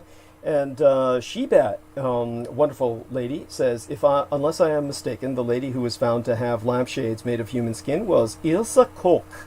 And yes, you are correct, dear lady. But just to clarify a little bit, she was kind of like, she had her own cottage industry going in that regard, but there was industrial use of human body parts during the time That's just macabre enough to be right up my alleyway. Yeah, during the time of the Third Reich, just so people understand this. And as for Veronica Berrera, she says, "Thank you, Douglas. Thank you, Senora Berrera. Mwah. Love you dearly." And with that, I'm going to commence with monologuing. I'll start with the dreaded solicitation. And let me take another look at live stream and see what we've got in terms of time here. So we've gone through 4.5 hours, got through way too much time already. I don't know if we'll have time to do everything tonight, but I'll take us as far as we can, as fast as possible. I'm sorry? What? I said we're 12:27 a.m. where I am, so you usually would bang out another 7 hours and 30 minutes. This is what we got to do. Yeah, we got a little over 7 hours, right? So this is what I've got to start now. So I do want to thank Jameson Reese and thank everyone who was with us tonight. And Mein Kampf, My Struggle, Be Thine Own. Contribute to the struggle at paypal.me/Douglas Dietrich, where we now be accepting contributions via PayPal at Holdings Incorporated. Well, that's at douglasdietrich.com or via the website. And of course, when you are PayPaling me, make certain to emphasize or just indicate that I am a friend or relation. We're all extended electronic family here, and we're certainly friends, or you wouldn't be attempting to help myself financially. So we are now accepting such help at douglasdietrich.com via PayPal, but they take a cut unless you indicate myself, the recipient, as friend or relation. Now, they're both in the same category. You don't have a choice like he's friend or relation. It's just the same thing. Just indicate myself as such, and it will make certain that PayPal doesn't take its pound of flesh. And in all due acknowledgement unto our own personal hero, who aside myself deserves financial recompense, we ask of everyone moral and our fiscal support on behalf of our dearest English brother in battle, John Henry McMills Warrington, whom you can friend or follow via his Facebook timeline at facebook.com/John.War. Subscribe to his YouTube Maggot channel at youtube.com/C/Magator, which be spelled Maggotaur,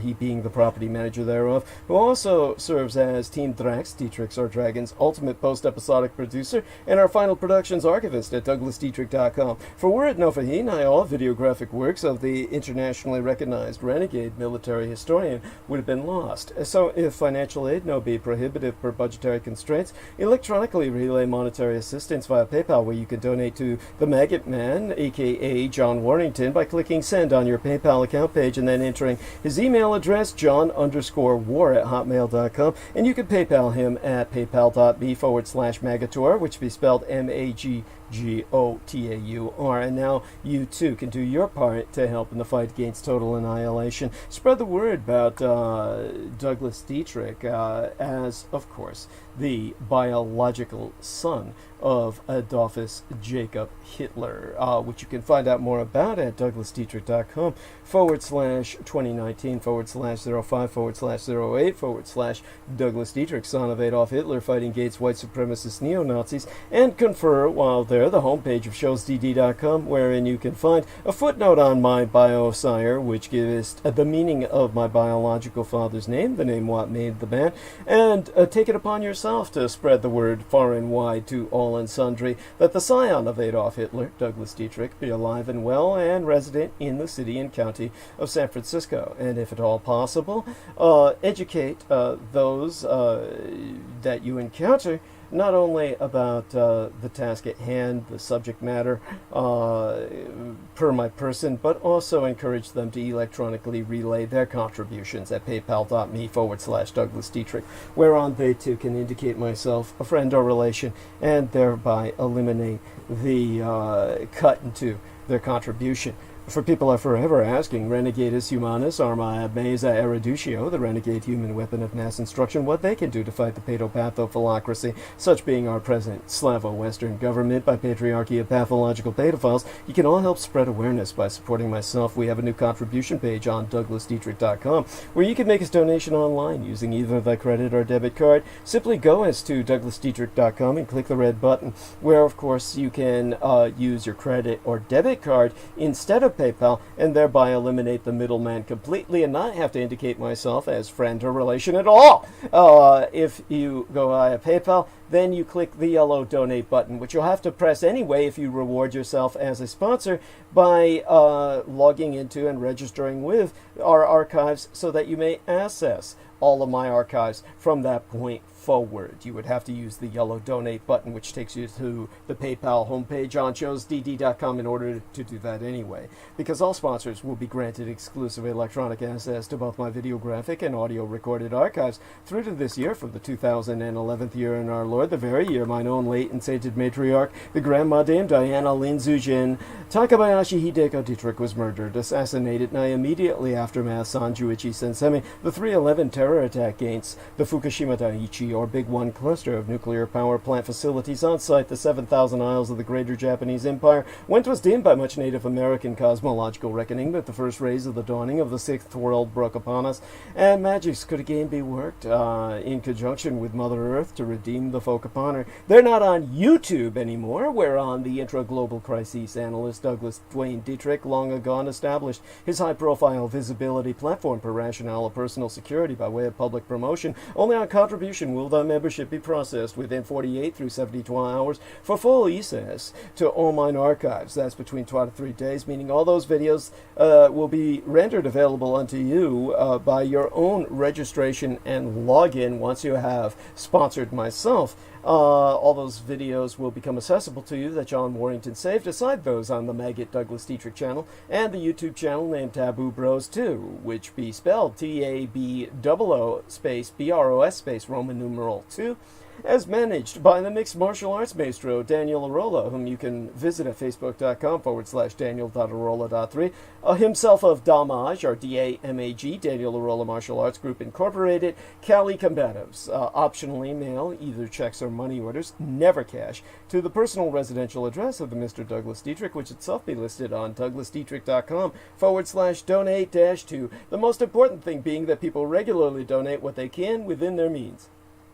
Foremost among Axis Daddy D's donors, aside his mistress and manager Selena Khan and his web mistress, Lena Shea, be our most beloved greater British brother in battle, Team Drax, Dietrich's our Dragon's heavyweight lifting keeper of the spirits, and YouTube Bizarre HD channel managing mixologist George Edward Knight, whom you can friend at facebook.com/George.E.Knight.7 and subscribe to his channel at youtube.com/user/Bizarre HD, he being my known personal hero, who has substantially delivered towards my salvation from the streets, and whose self-produced videos entitled How the United States Won World War I and Why We Are Still Legally at War with the Third Reich both be factually substantiated per my own expositions.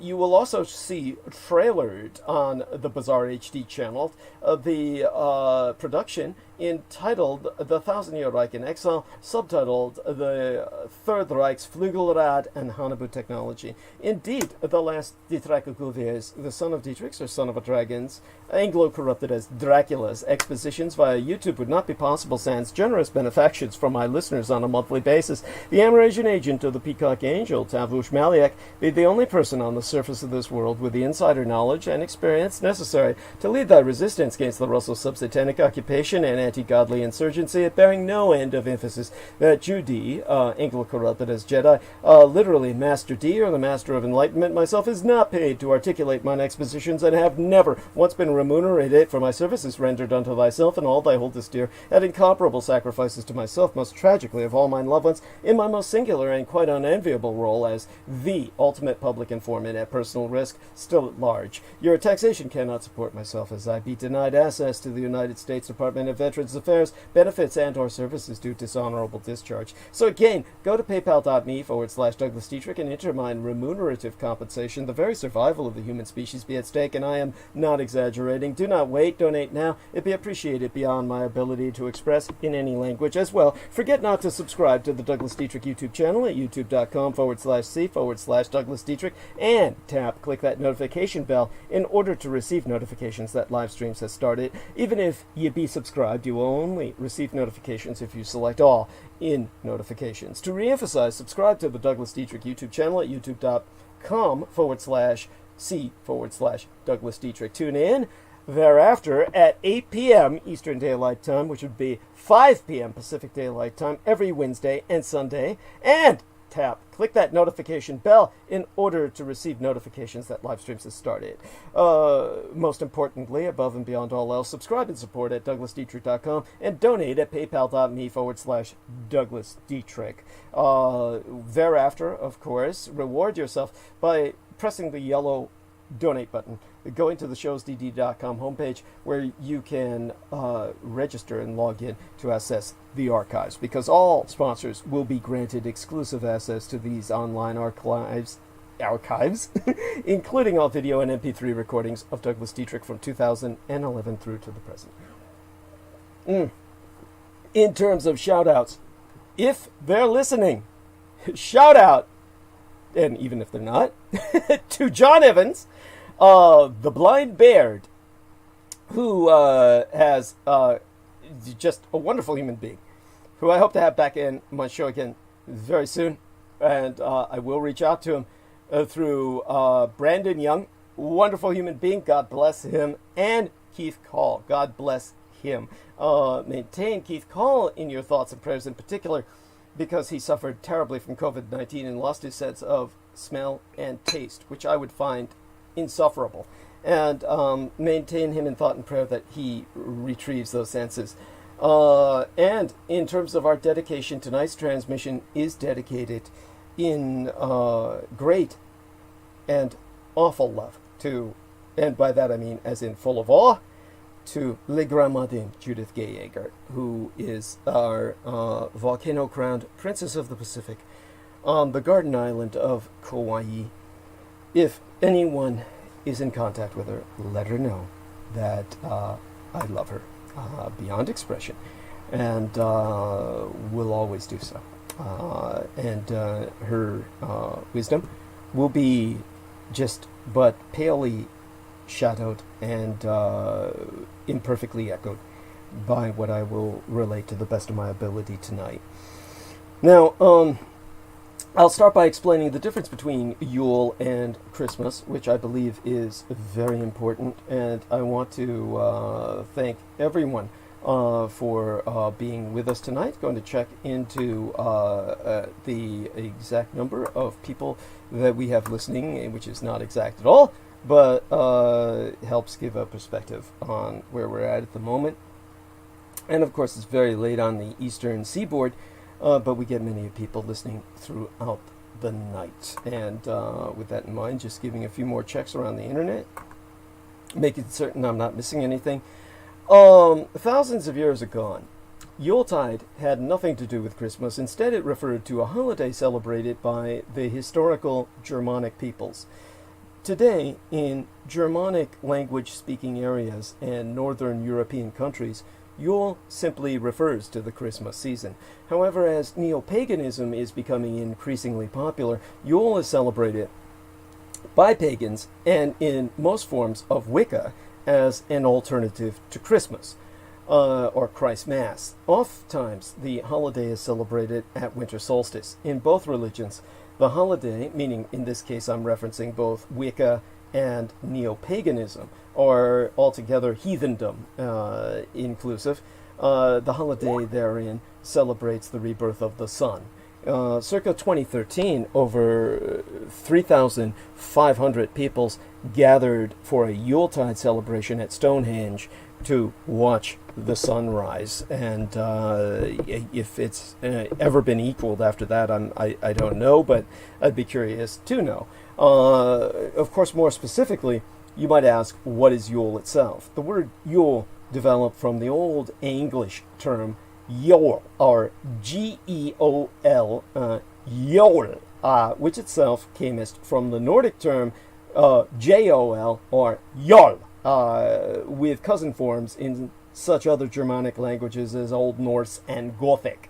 In Norse poetry, the term seems to refer to a feast, the 12-day midwinter festival celebrated by Germanic peoples what fell sometime round the December winter solstice in between mid-November and early January.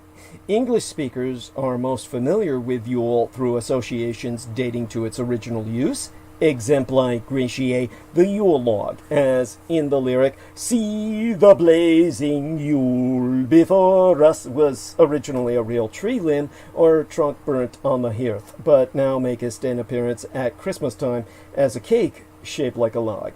During Yule, a sacrifice would be made and the blood would be smeared on idols. The meat from the sacrificed animals would be cooked and served at a banquet. Fires were lit and toasts were drunk to Odin, Njord, and Freyr for victory in battle and good harvests. A Yule log would be burned, and for as long as that log did burn, everyone would feast. It was believed that each time the log sparked, it was a signal that another pig or calf would be born in the new year. This could last for up to 12 days. Ancient Celts would decorate their homes with holly as a protection, since the plants were believed to have magical powers since they stayed green all year and survived the winter months. Mistletoe was hung from doorways to ward off sickness and poison and witchcraft, and to ensure fertility. Yule also carries associations with a farm and forest animal. The Yule goat has associations tracking back to Norse mythology of the North, and the now famous comic book god, who of course is based on the real god of the pagans, Thor, rode in a chariot pulled by two goats that could also be eaten and magically regenerated into living creatures again, which must have been a gruesome sight, but no doubt fascinating, like watching a train wreck. But by the 900s, yes, that long ago, Yule was already mapped on the Christian celebration of Christmas and its surrounding festivities. In other words, the Church of Christ had incorporated or integrated the pagan, shall we say, traditions, and Christianized them. Thus, the Yule goat later carried Father Christmas on his back and is a symbol of Christmas throughout Scandinavian countries, which means that old Saint Nick is really a war god, like Thor, and can toss lightning bolts and thunder, which is why in this one cartoon I saw that's been rated the worst Christmas animated feature ever created, it seems evident that Santa Claus kills a wicked villain, a villainess, with a lightning bolt. So, what does Yuletide imply? Christmas can refer to December 25th itself, but it can also refer to the whole of Christmas season, which in a fanatically Roman Catholic nation like the Philippines lasts for months. I mean, like, you know, maybe like like the whole fucking season is dedicated to Christmas. Other terms for the Christmas season are Christmas time and Christmas tide, whereas tide refers to an old term meaning a season or period in the course of the year, day, etc. In the Christian church, tide historically has a stricter sense of a period of time that includes and follows an anniversary, festival, etc. What does the tide in Yuletide mean might be more to the point in terms of query, and tide itself is related to that old English word for time.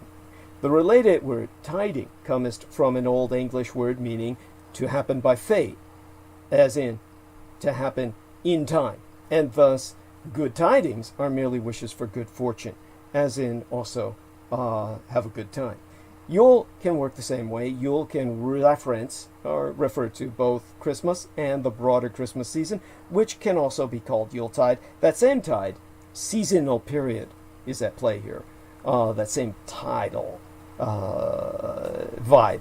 So you can call Christmas Yule and Christmas time Yuletide, but you wouldn't call Christmas Day itself Yuletide. Specifically, Yule in the 2020th year in our Lord began on Monday, the 21st of December.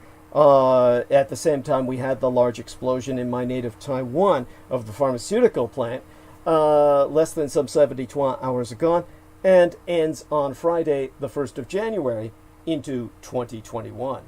Which brings us to what you'll be doing to then. Many of you will be caroling. Many Americans associate Yuletide with singing carols, a tradition known as wasailing. Wasailing is a very ancient custom that is rarely done today. The word wasail comes from the Anglo-Saxon phrase vasail, which means good health, as in a toast into your good health. What is the activity of wasailing itself, you may ask? Well, it's an excuse for hot cider, dancing, and making merry.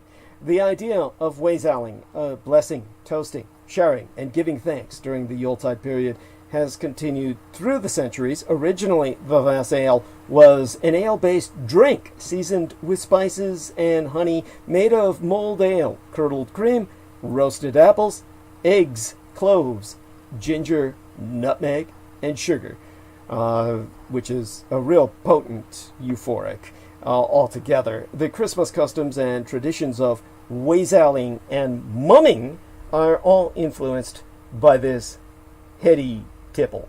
It was served from huge communal bowls, often made of silver or pewter. Yes, everyone got together and slurped from the same big bowl. Fucking gross, right? Jesus College in Oxford University has a wassail bowl that is covered with silver. It can hold 10 fucking gallons of drink. That's a lot of alcohol. Wassailing was traditionally done on New Year's Eve and Twelfth Night, but some rich people drank wassail on all 12 days of Christmas, which must have fucked them up beyond description. The wassail drink mixture was sometimes called lamb's wool because of the pulp of the roasted apples looked all frothy and a bit like lamb's wool.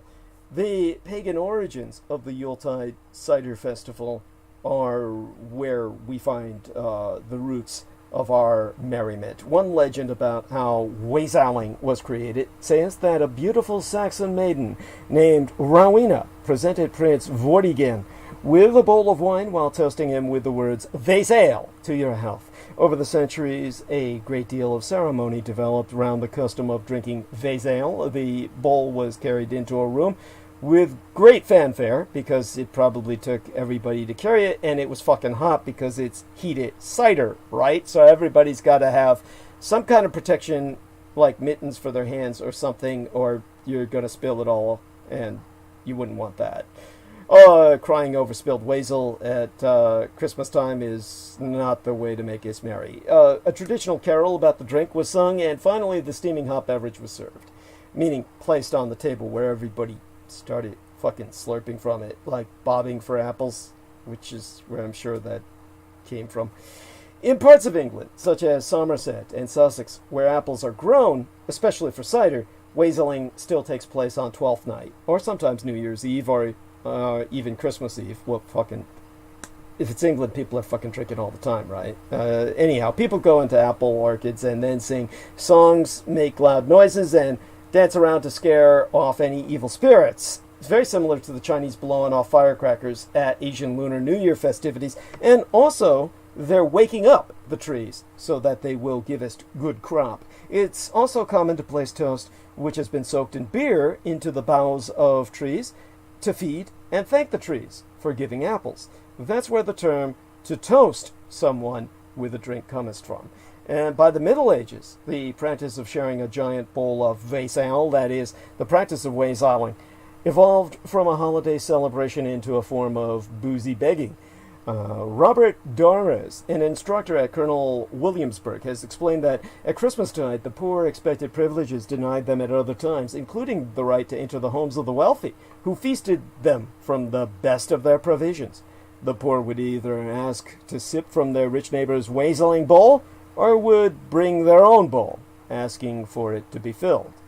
Since alcohol was involved, wassailers oft got too rowdy. Hannah Harvester, formerly the staff folklorist at Traditional Arts in upstate New York, and yeah, that's her real fucking name as far as I can ascertain. And Jameson Reese says, I'm going to ask the Trumps to host my poor ass. Yes, don't forget to add the word black to that, or half black. Going to ask the Trumps to host my poor half black.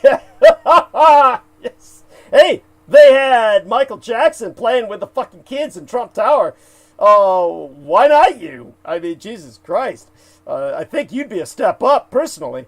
So, Hannah Harvester has written that drunken bands of men and boys would take to the streets at night, noise-making, shooting rifles, and making rough music. That gives me the impression they're either passing gas or, or spitting raspberries. Jameson Reese says, oh my God, that explains so much about the daughter. It does indeed. And of course, these people would even resort to destroying property as they went among the wealthy urban homes, meaning it was a lot like Halloween with Trick or Treat, back when people were actually tricking as well as treating, and actually, give me candy or I'm going to smash your windows and, take the garden hose, throw it through your broken window and start pouring, water into your rug. And, you don't want that. In fact, boisterous wassailers are one reason why Oliver Cromwell and Long Parliament passed an ordinance circa 1647 that banned Christmas. So, these are the Christian puritanical fanatics who conquered England and beheaded a king. After committing regicide, they banned Christmas. The Christians did, the Protestant fanatical Puritans. This is why Puritans are no fun. And the ones that were so fucking crazed that the Brits couldn't even stand them, they kicked off to America. Which explains why all the whites here are so fucking crazy. Descended from that batch. That brings us to mumming. Mumming is also an ancient pagan custom that was an excuse for people to have a party at Christmas. It means making diversion in disguise. The tradition was that men and women would swap clothes. Yes, transvestiture. Put on masks and go visiting their neighbors, singing, dancing, or putting on a play with a silly little plot. The leader or narrator of the mummers was dressed as Father Christmas. The custom of mumming might go back to Roman times when people used to dress up for parties at New Year. It is thought that in the United Kingdom it was first done on St. Thomas's Day, or the shortest day of the year. Different types of entertainments were done in different parts of what today comprises the United Kingdom, but before was a bunch of petty statelets of pagan druids and shit. And in England, where of course they were all overtaken by the Romans, then this kind of Romanesque was absorbed. In parts of Durham, Yorkshire, and Devon, a special sword dance was performed. There were also different names for mumming around the United Kingdom as well. In Scotland, it was known as Guisards, or guising. would be the translation into English from the Scottish Celtic language. In Somerset, mumping in Warwickshire, or Thomasing in Corning in Kent. So there we have it. By the way, in medieval times, it had turned into an excuse for people to go begging round the houses and committing crimes, which that became so bad that Henry VIII made a law saying that anyone caught mumming wearing a mask would be put in prison for 3 months. So, as you can see, all this really got out of hand, and Christmas was really viewed as a form of domestic terrorism. And highly discouraged. The early settlers from the United Kingdom took the custom of mumming to Canada. It is known as murmuring in Canada, but is banned in most places because people used it as an excuse for begging, as I myself will do this night. There's also a famous Mummers' Day parade in New Year's Day, well, in Philadelphia, in the United States of America, which lasts over 6 hours. And mumming is still done in parts of the United Kingdom, the United States of America, and Canada. Speaking on beggary, Congress's big $900 billion United States dollar Christmas tree stimulus bill is now in question. Here's what you need to know. Donald Trump called the $900 billion US dollar coronavirus stimulus bill a disgrace, and I stand shoulder to shoulder with him. Just a day or so ago, it was expected that President Donald Trump would sign the $900 billion US dollar coronavirus relief package that Congress had finally passed with bipartisan support. Then, last night, he threw that hard-fought agreement into question. And in a video posted to Twitter, the president said he wanted bigger checks for Americans, demanding several changes to the bill, including increasing the direct payment to individuals to at least 2,000 United States dollars per adult, as opposed to the 600 measly bucks currently stipulated in the bill. Some Democrats appear to be pleased at the prospect of more money for Americans, given that they had been pushing for that initially. Still, Trump's move surprised aides and lawmakers in his own party. It's unclear whether the president will veto the bill, which passed with big veto-proof majorities. Trump's message about the stimulus bill appeared to be greeted as a welcome challenge by House Speaker Nancy Pelosi, who tweeted, "Republicans repeatedly refused to say what amount the president wanted for direct checks. At last, the president has agreed to 2,000 US dollars. Democrats are ready to bring this to the floor this week by unanimous consent." And the California Democrats said, "Let's do it." The Senate Minority Leader, Chuck Schumer, a New York Democrat, responded, however, with, "Maybe Trump can finally make himself useful and get Republicans not to block it again." But the uncertainty delays help for Americans even longer. Help that many Americans see and say was already too little, too late. And so, global stock markets are facing shakeups.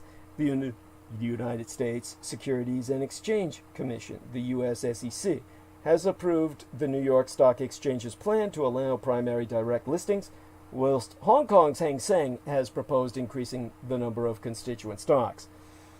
Now, all of this is because, as much as I agree with Trump on this, Trump is no Richard Nixon. In 1968, Nixon offered a promise of peace and order. Today, Trump offers only conflict.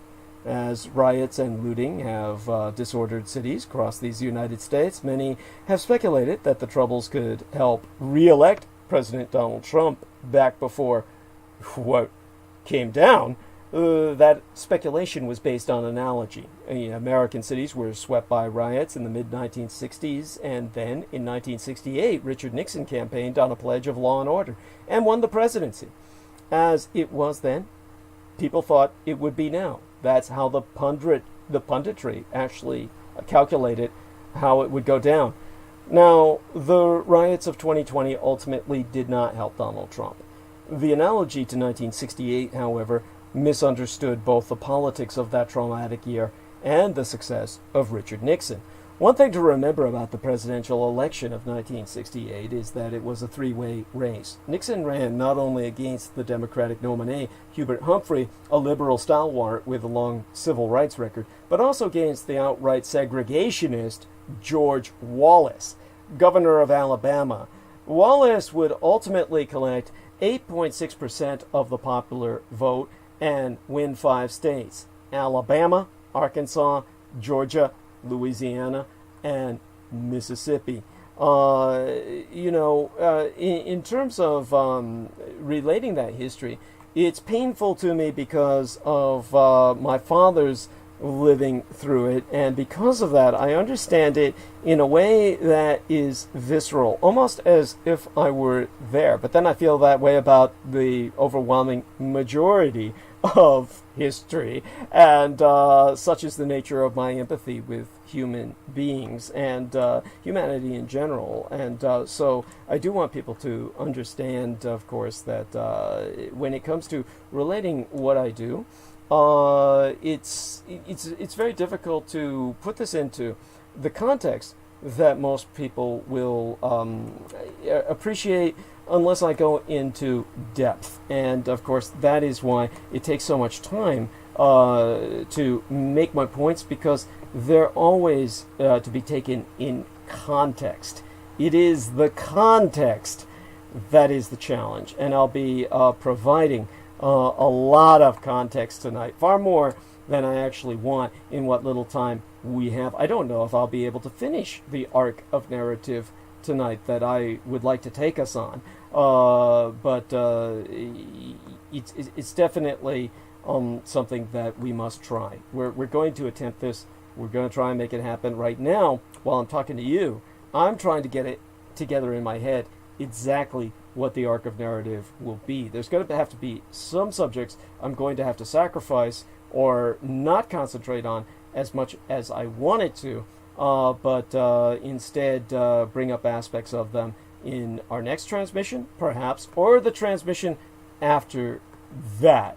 Because, of course, we have to remember the next transmission I'm going to try and concentrate a bit on the miracle of Christmas, and on the revelation of the Magi, perhaps, or something along those lines that would be most relevant to the passing of the Holy Day weekend, when I return in the middle of my biological night during the sunlit hours to prepare as well as I can for transmission on Sunday eventide, the eventide of Sunday, because I'm going to, after speaking to my psychologist at 3 p.m. tomorrow by videographic appointment, I'm going to basically take off with my surrogate son, and we will take it from there to enjoy the holiday season's festivities. And I do look forward to that. And I also look forward to returning to all of you, and hopefully I'll survive the, as Peter Moon describes it, he calls it nefarious, my nefarious partying, because many people just don't understand where I'm coming from or what I'm doing. Hopefully what I've said about mumming, or murmuring, as they say it in the Canadian Dominion, will put my transvestiture into some position of comprehension for all of you, where you can appreciate it to better degree.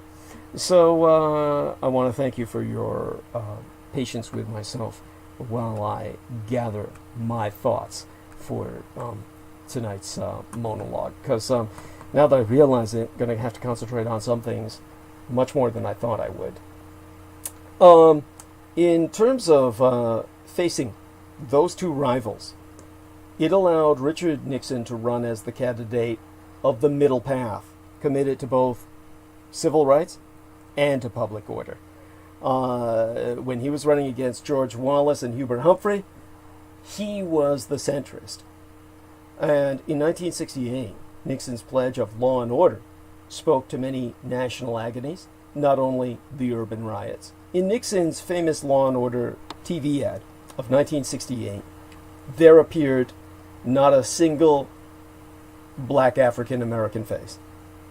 The faces in the ad were those of student protesters, and the photos were of the brutal suppression of a student protest by Mayor Richard J. Daley's Chicago police. Strikingly, the ad portrayed the police almost as harshly as the protesters. It showed an image of a short-haired young man helping a blood-drenched friend, of a respectably dressed person being dragged away, of smirking cops in sinister paramilitary outfits. The ad was just tough enough on the students to appeal to the white ethnic urban Catholics who identified with Mayor Daley, and just tough enough on the Chicago police to reassure those prosperous Protestant suburbanites whose children may have been clubbed by Daley's brutal cops. Race riots were at most a subtext of an ad that purported to address other issues entirely. By renominating in 1968 its candidate of 1960, the Republican Party seemed to be repudiating its radical lurch to the right under Barry Goldwater circa 1964, and offering a return to the civil rights republicanism of the recent past.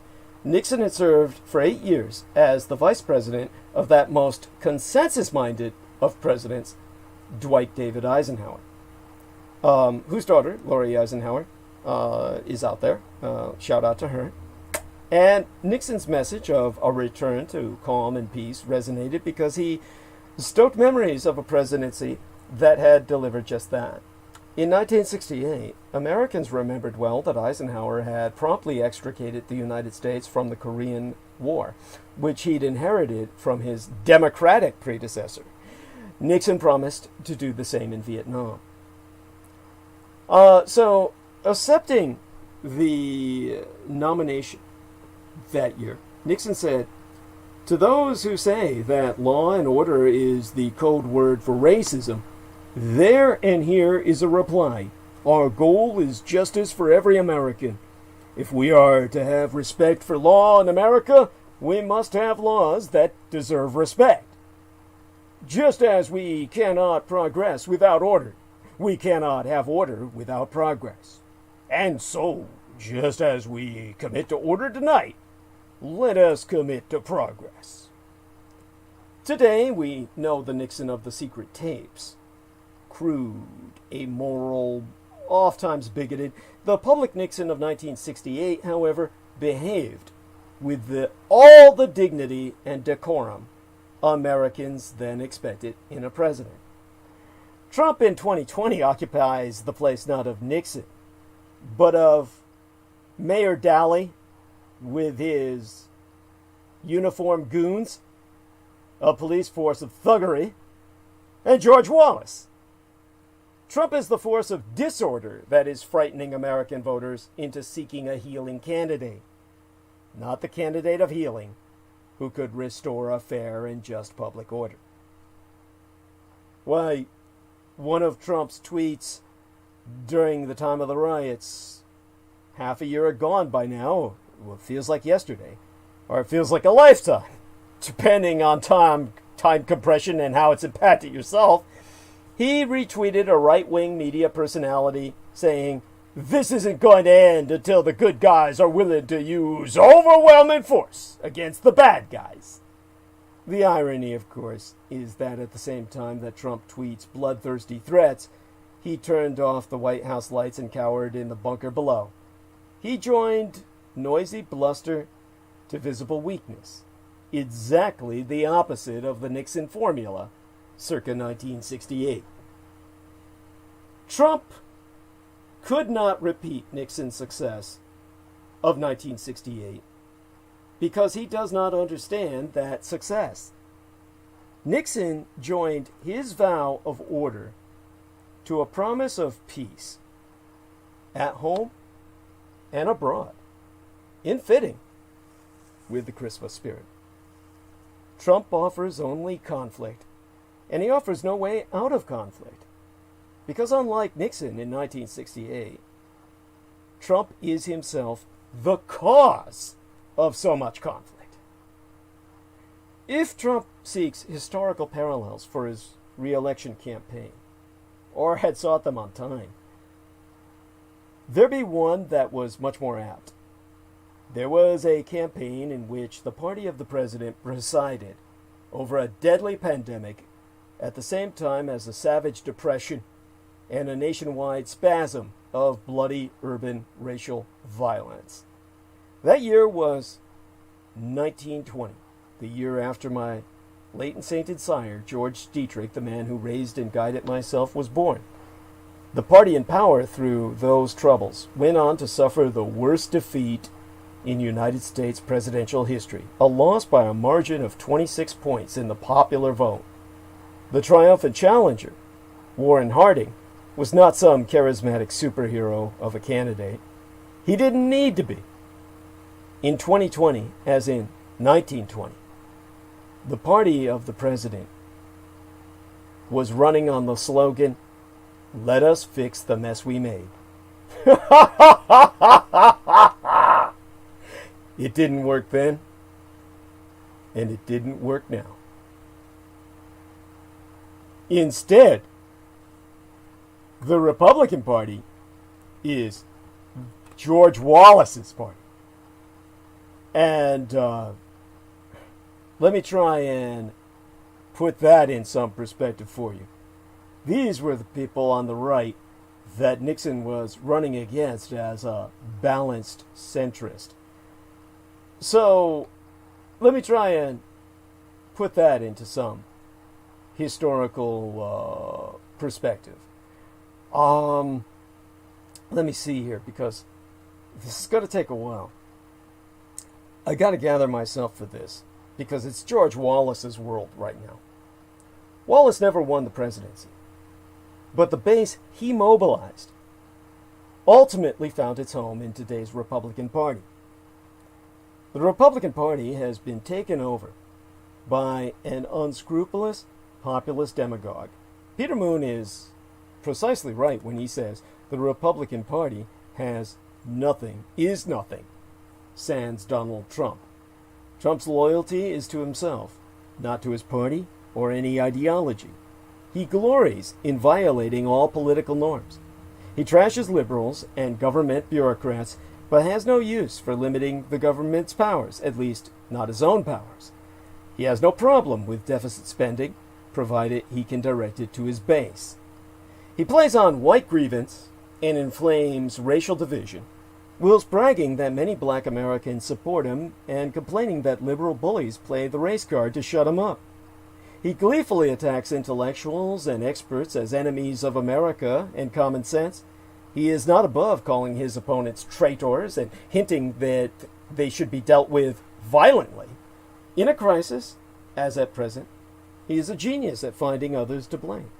And the more he shocks and blames, the more his supporters love him for speaking forbidden truths and standing up to condescending elites. The politician I speak of course, isn't really Donald Trump, or at least wasn't originally, but rather the spirit who possesses Trump now, the spirit of George Corley Wallace. As I speak unto you tonight, this Christmas Eve, on the Eastern Seaboard, President Donald Trump is bungling the worst crisis of his presidency and of our era. He is failing to promulgate any kind of coherent strategy to cope with the coronavirus. He is maundering senselessly about injecting disinfectants into people. Firm majorities of the public disapprove of and distrust his handling of the pandemic, yet despite all of that and more, he is solid with Republicans, and most certainly got well over 45% of the two-party vote in November, or close to thereabouts. Some of his supporters, of course, backed him because of who he is not, which is simply not democratic. And by that I mean, like, literally anti-democratic, but many back him because of who he is, or rather, who he emulates. Because today, more than ever, Trump's outrageous style, his unprecedented rule-breaking, and sheer weirdness make him seem a radical discontinuity, a bizarre anomaly who came just out of nowhere. Although that interpretation's not entirely wrong, it's not really right either. Equally true, if not more so, is that Trump is a radical continuity. merely the most florid and successful avatar of a white populist movement that has built strength and solidarity over more than 100 years, mostly under elites' radar. In that sense, Trump's base, the base that catapulted him from reality television to the most powerful office in the world, does not really belong to the Republican Party. In fact, it does not even belong to Donald Trump. Rather, he's simply renting it. Or, as I said, the spirit thereof is really renting him. Either way, he's not the first in the series, and he won't be the last. Dan Carter, a historian and George Wallace biographer, has said that we can foresee that unless something changes in American political culture and civil life, we're doomed to deal with Trumps, whether they're this Donald Trump or future Donald Trumps, for the next generation. I can tell you, thank George Wallace for that. Wallace, a 4-time presidential candidate and longtime governor of Alabama, both on his own account and with his wife serving as his surrogate, made his national name as an outspoken segregationist in the early 1960s, the decade into which I was born. But like Trump, he was more an opportunist than an ideologue, embracing segregation only after losing a 1958 gubernatorial race to a segregationist, and vowing infamously to never be out-niggered again. His first presidential campaign as a Democrat in 1964 fizzled when Barry Goldwater entered the race. In 1968, Wallace ran again. The Democratic establishment had sidelined him, so he ran under the banner of his own American Independent Party, acronymous AIM for AIM, the brand name of a toothpaste, and won an impressive 13.5% of the popular vote. In 1972, with the help of new laws that weakened party insiders' grip on the nominating process, he tried again, this time as a Democrat. He had 5 primary wins under his belt, including Michigan, and was ahead in the popular vote and the delegate count when, in May, at a campaign rally, a would-be assassin's bullet took him out of the race. That was conspiracy by Richard Nixon, who considered Wallace such a threat, he tried to have him murdered. Now, undeterred, Wallace made yet another run, circa 1976, the year of Americans' bicentennial, alarming Democratic insiders who saw him as toxic to the party's base and a sure loser to President Gerald Ford. By clearing the field for Jimmy Carter to defeat him in Florida, they managed to block him, in the process boosting Jimmy Carter to the White House. Because otherwise, as Peter Moon articulated, how the fuck otherwise would Peanut Farmer ever get there? He wouldn't have gotten there but for the Democratic desire to cock-block George Wallace. That was Wallace's last race, but his politics and constituency, once organized, have proven durable. His message and style resemble Trump's in so many respects that listing them all would be a challenge.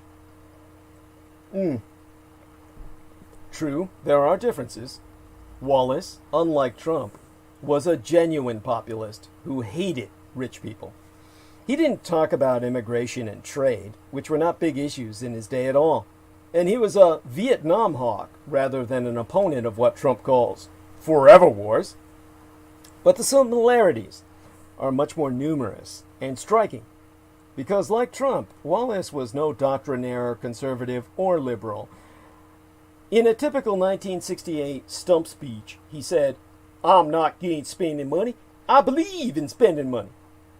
Ideologically, like Trump, he was a magpie, without a coherent policy agenda or any particular interest in developing one. As Dan Carter did say, "I don't expect politicians to be running a seminar," but both Wallace and Trump shared a muddled set of policies that seems more like a cry of angst than any program. By the way, I'm going to respond here to the lovely Crystal River, who's thanking me for speaking of the Yuletide. God bless her, or rather, Goddess bless her, in the sense of the Wiccans. And mwah, love you dearly, Crystal. She'll hear that on delay. And by God, she's got a long delay. For whatever reason. It takes forever for the sound to reach her in Texas. Now, like Trump, Wallace knew that fear is the demagogue's best friend. He jabbed at what Trump would later call American carnage, hard and often, decrying the breakdown of law and order and blaming it on elites and what today we call political correctness. You can't talk about law and order unless they want to call you racist. I'll tell you that's not true, and I resent it, and they going to have to pay attention. Now, both parties' establishments, Wallace claimed, micromanage everyone's life and hold ordinary people in contempt. He so saying, they want to tell you how to do, and those that wrote guidelines, some of them have pointed heads and can't even park a bicycle straight. They've looked down their noses at the average man on the street too long. They've looked down at the bus driver, the truck driver, the beautician, the fireman, the policeman, and the steel worker. Now, ordinary politicians might knuckle under to the establishment and conventional wisdom, but not him, not ever. The voters, he said, wanted men with backbone who do not go kowtowing off to our enemies in a show of spineless weakness. He was not above accusing anti-war opponents of treason and toying winkingly with violence, hinting that he might shoot protesters and mow down liberals with his limousine. Did highfalutin editorial writers call him dangerous or sick? I'll tell you who's sick. It's some of the leadership in this country what's sick. Was he called a bigot?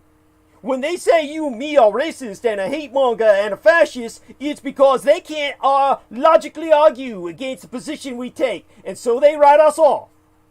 And was he outrageous? Good! In a world of double talk and hypocrisy, he was the only straight shooter. I say we all be honest with people, and that's the reason I believe that people of all races are eventually going to support this movement, because they'd rather have somebody honest talking. Now, whether running as a Democrat or an independent, Wallace promised, above all, defiance. He and his followers would shake the eye teeth of the liberals in both national parties. In those days, liberal Republicans still existed, but to Wallace's constituency, the entire establishment was fucking liberal. And, he told his followers, they could win even without a majority. Not that we don't have a majority viewpoint, but it is a political fact that you can win on less than a majority. Donald Trump would later prove Wallace right. First in the 2016 Republican primaries, and then in the general election. Now, Wallace, unlike Trump, never became president or captured a major political party. Where he did succeed was in identifying, organizing, and mobilizing a constituency which, demographically and attitudinally, maintains remarkable continuity with Trump's constituency today. Ashley Jardina, a Duke University political scientist and the authoress of the book entitled White Identity Politics, said, I don't think there's a very significant difference between Wallace voters and Trump voters. Well, the numbers bear her out. In 1971, Irving Crespi of the Gallup organization, what takes the polls, combined 6 pre-election polls from 1968 to produce a detailed analysis of Wallace's base. Regionally, Wallace's support was disproportionately Southern, secondarily Midwestern, and weak on the East and West Coasts, where all the universities are and educated people and shit. Still, Wallace was not merely a regional candidate, because support for him was predicated on the same demographics and attitudes everywhere, not just in the solid South. Well, you might ask, what predicated support for Wallace? Well, for one thing, he was strongest in rural places and weakest in big cities, where educated people live, because the jobs are there. The smaller the community, the greater the support. The more inbred the community, the more total the support. Protestants rallied to him, especially in the South. He did well with alienated independents. He found more support from men than from women. Altogether, this was libertarian territory. You know, the pedophiles. All the same things are true of Trump's base. The only significant difference is that age worked for Trump, but against Wallace, who attracted younger voters of his day. Perhaps most politically significant in today's context is that Wallace's support was firmly rooted in the white working class. Now, let me try and put that into some perspective. Wallace's support, like Trump's, was strongly predicted by socioeconomic status and especially education, or the lack thereof. Middle and lower middle income groups and voters with only high school education, people who worked in factories and on farms, were his stalwarts, Wallace's. And the strongest predictor of all was a college degree. Crespi wrote that the white stratification system tended to bifurcate into two major segments: an anti-Wallace educational elite consisting of all those who had attended college regardless of income, and a relatively pro-Wallace segment consisting of those who had only gone to grade school or high school and of manual worker families. Trump owed his 2016 victory to an avalanche of support from non-college white voters, demolishing Hillary Clinton among the white working class by a staggering 39-point margin. When the data series began, according to a Pew Research Center report, circa 2016, it was concluded that this is by far the widest gap in support among college graduates and non-college graduates in exit polls dating back to 1980. Trump crashed, or rather, he cashed in the... Instead of... I was going to make a baseball analogy, like my dad would say, breaking into Phoenix. It's what they said in the old days by baseball players who were getting into the league. I think it's probably better to say that Trump cashed in the promissory note that working class voters gave to George Wallace. And as a result, education is now the great divide of American politics, spectacularly vindicating a prediction Crespi ventured circa 1971 that, on this basis, we can speculate that the future strength of a Wallace-led national third party may be determined not so much by trends in conservative versus liberal strength as by any growth of conflict between educational strata in all regions. Of course, Wallace's base and Trump share one other important similarity: whiteness, which raises the question of race, central to Wallace's appeal, and also to Trump's. Although some are inclined to label Wallace and his base, as well as Trump and his, flat-out racist, the story's not so simple.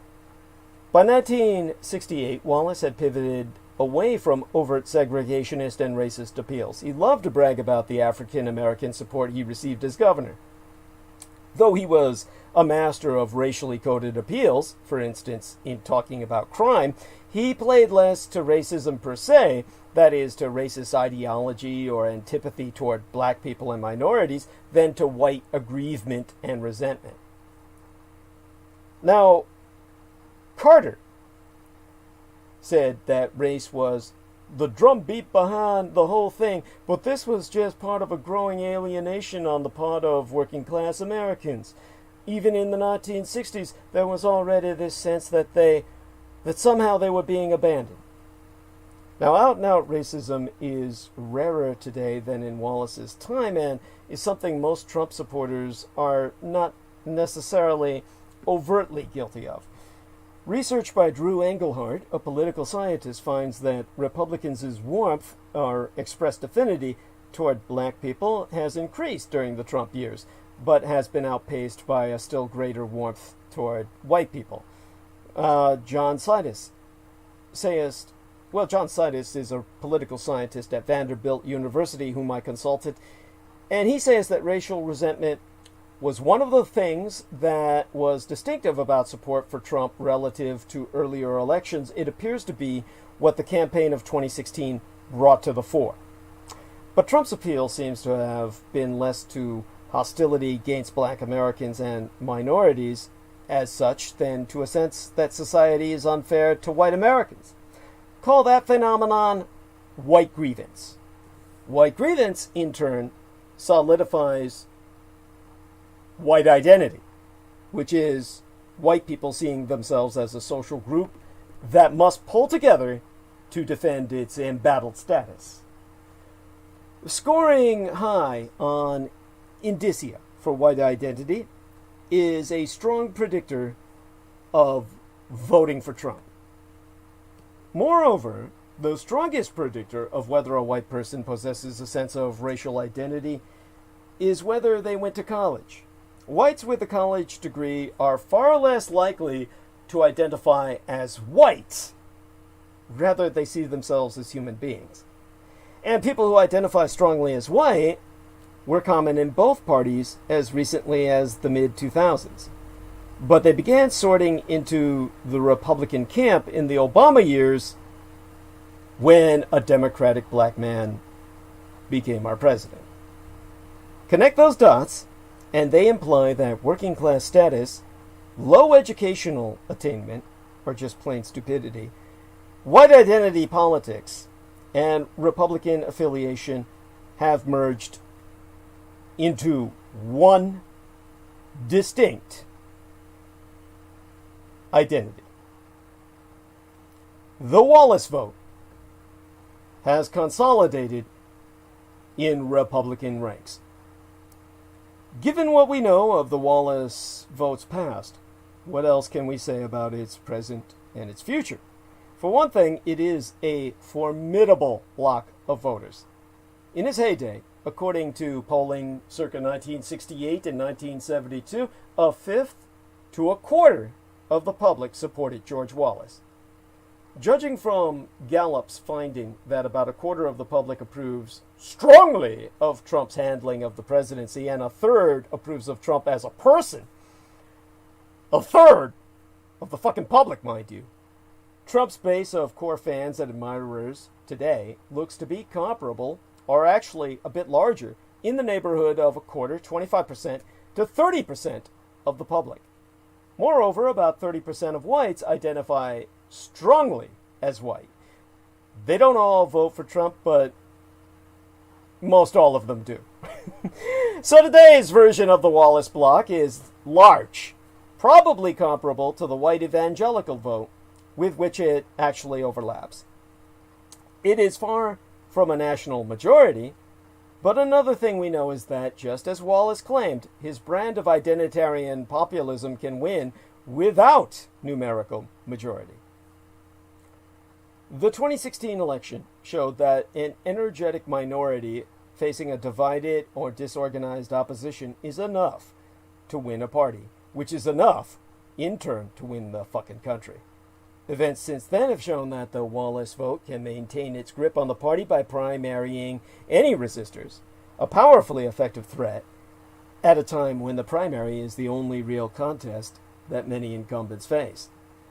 We also know that the Wallace movement was not a one-off, or even a two or three-off. It erupted in Patrick Buchanan's insurgent 1992 and 1996 Republican presidential bids. In 1992, recall Patrick J. Buchanan previewed Trump's hostility to immigration and free trade, stole the Republican spotlight with a searing convention speech that declared a cultural war, and contributed to the defeat of an incumbent Republican president.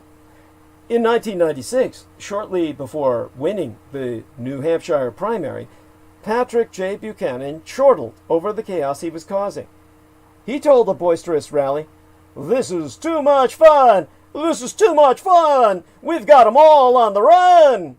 The establishment in Washington is shaking in its boots at what's going on here. All the peasants are coming with their pitchforks!"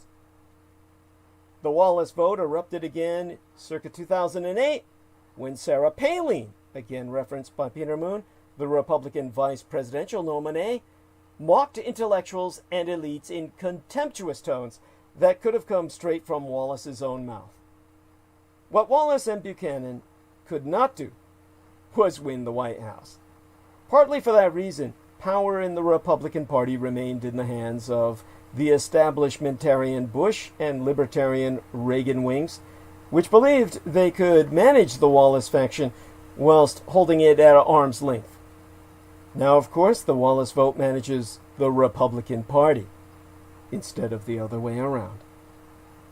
How long that will be the case is impossible to know, but we should prudently assume that the Wallace movement will emerge from the Trump era transformed and strengthened by its spell and power, more organized, sophisticated, determined, and feared than ever before. We should prudently assume, in other words, that the Wallace movement will be a major force in American politics long after Trump has left the scene. It will generate candidacies, attract money and talent, and be catered to by mainstream politicians. The days when it could be elbowed aside or contained or controlled are over. We also cannot yet know whether Trump will bring the Wallace vote durably into the Republican fold or whether the movement will remain true to its roots as a political third force, anti-establishment in its credo, disruptive in its influence, and opportunistic in its partisan attachments. It has materialized variously as Republican vis-a-vis Trump and Buchanan, Democratic vis-a-vis George Wallace, and Independent vis-a-vis George Wallace again. Wallace voters have captured the Republican Party, but whether it has captured them remains to be seen. Either way, political analysts, emphatically including myself, erred grievously by underestimating the importance and durability of George Wallace and his historical movement. In hindsight, his influence over the direction of Republican politics is at least the equal of Barry Goldwater's libertarian insurgency, Richard Mulhouse Nixon's Southern strategy, and the Reagan Revolution. If you had to boil the history of the modern Republican Party down to a single sentence, you could do no better than Barry Goldwater got in a fight with Nelson Rockefeller and George Wallace won.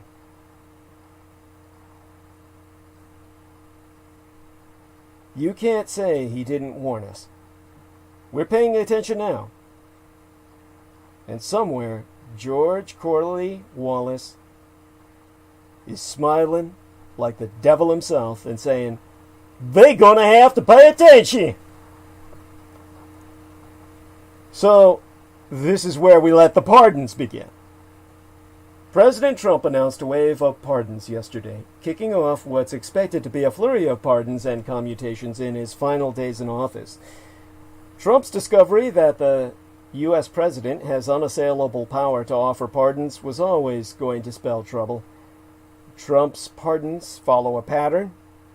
With under a month left in office, President Donald Trump is flexing his power, issuing a slew of pardons and a veto, or two.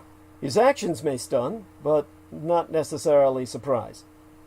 The first wave of what is expected to be a tsunami of politically motivated pardons, released yesterday, exemplified the corruption that has been the defining theme of Trump's White House.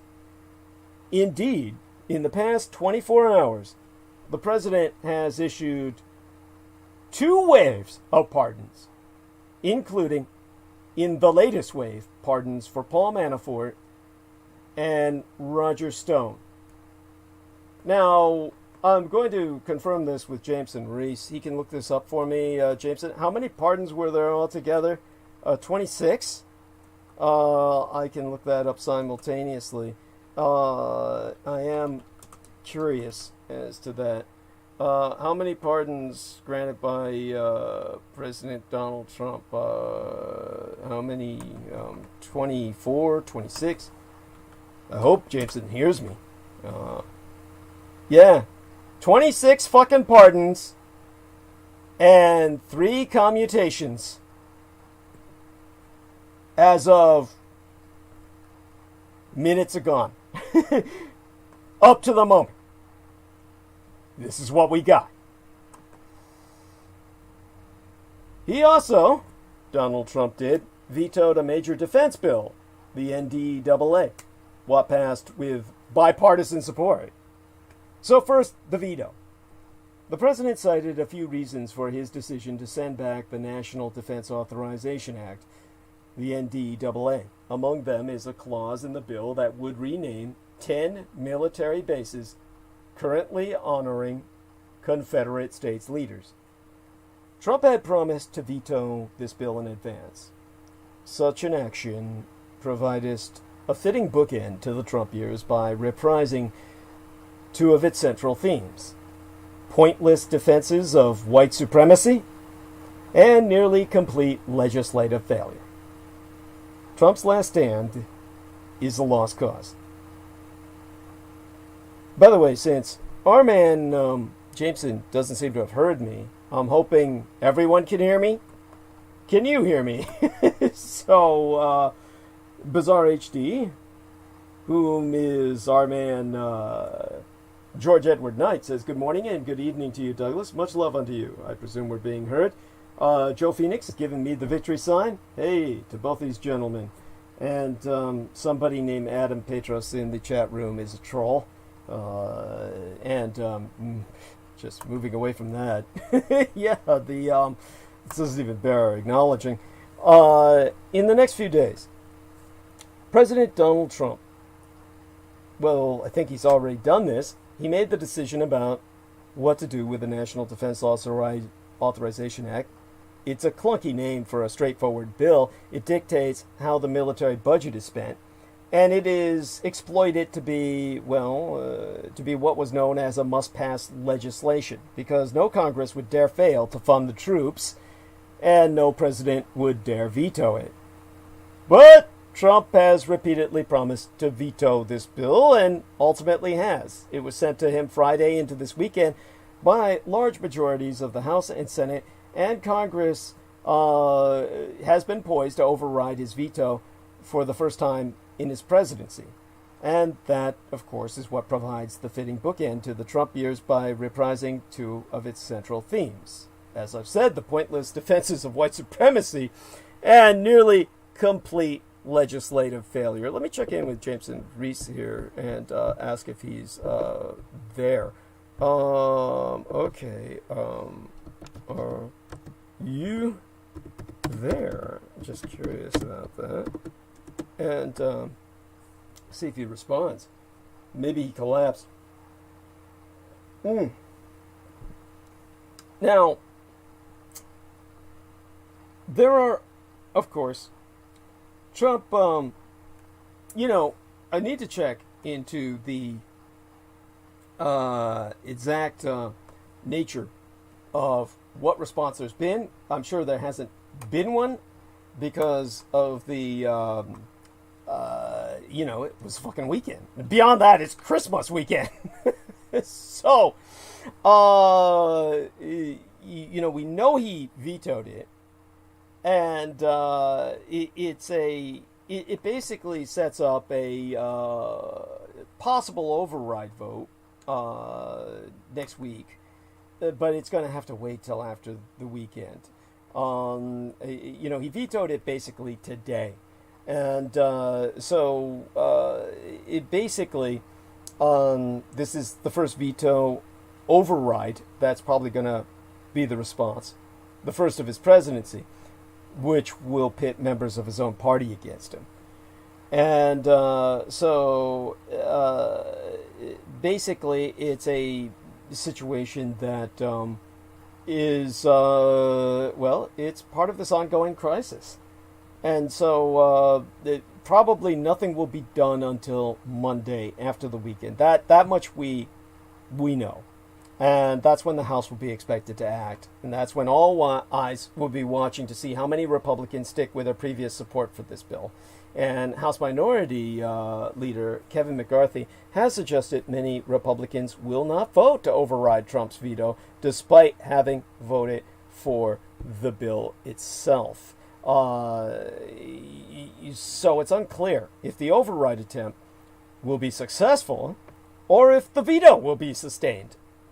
That's the situation we're in now. Anyhow, Crystal says, love your Nixon impression almost as much as I loved Peter Moon's L. Ron Hubbard impression tonight. Oh my God. Oh, I love you, Crystal. We've got to get you on regularly. Of course, you know that. And I'm trying to seduce her into becoming a regular on the program. And of course, she can, at least take advantage of that to promote her services in her tarot card reading, cardomancy, and psychic services, all that she provides. Now, Trump, of course, previously threatened to veto the defense bill because it doesn't include a repeal of Section 230, which is the law that shields internet companies from liability for what is posted on their websites by themselves or by third parties.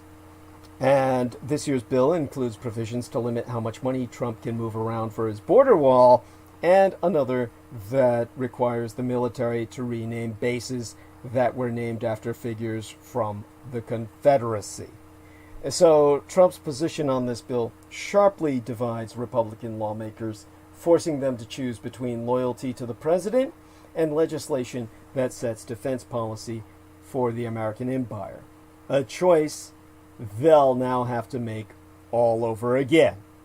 And with full membership in the House currently at 430 people, supporters of the bill would need 288 votes to override the president's veto.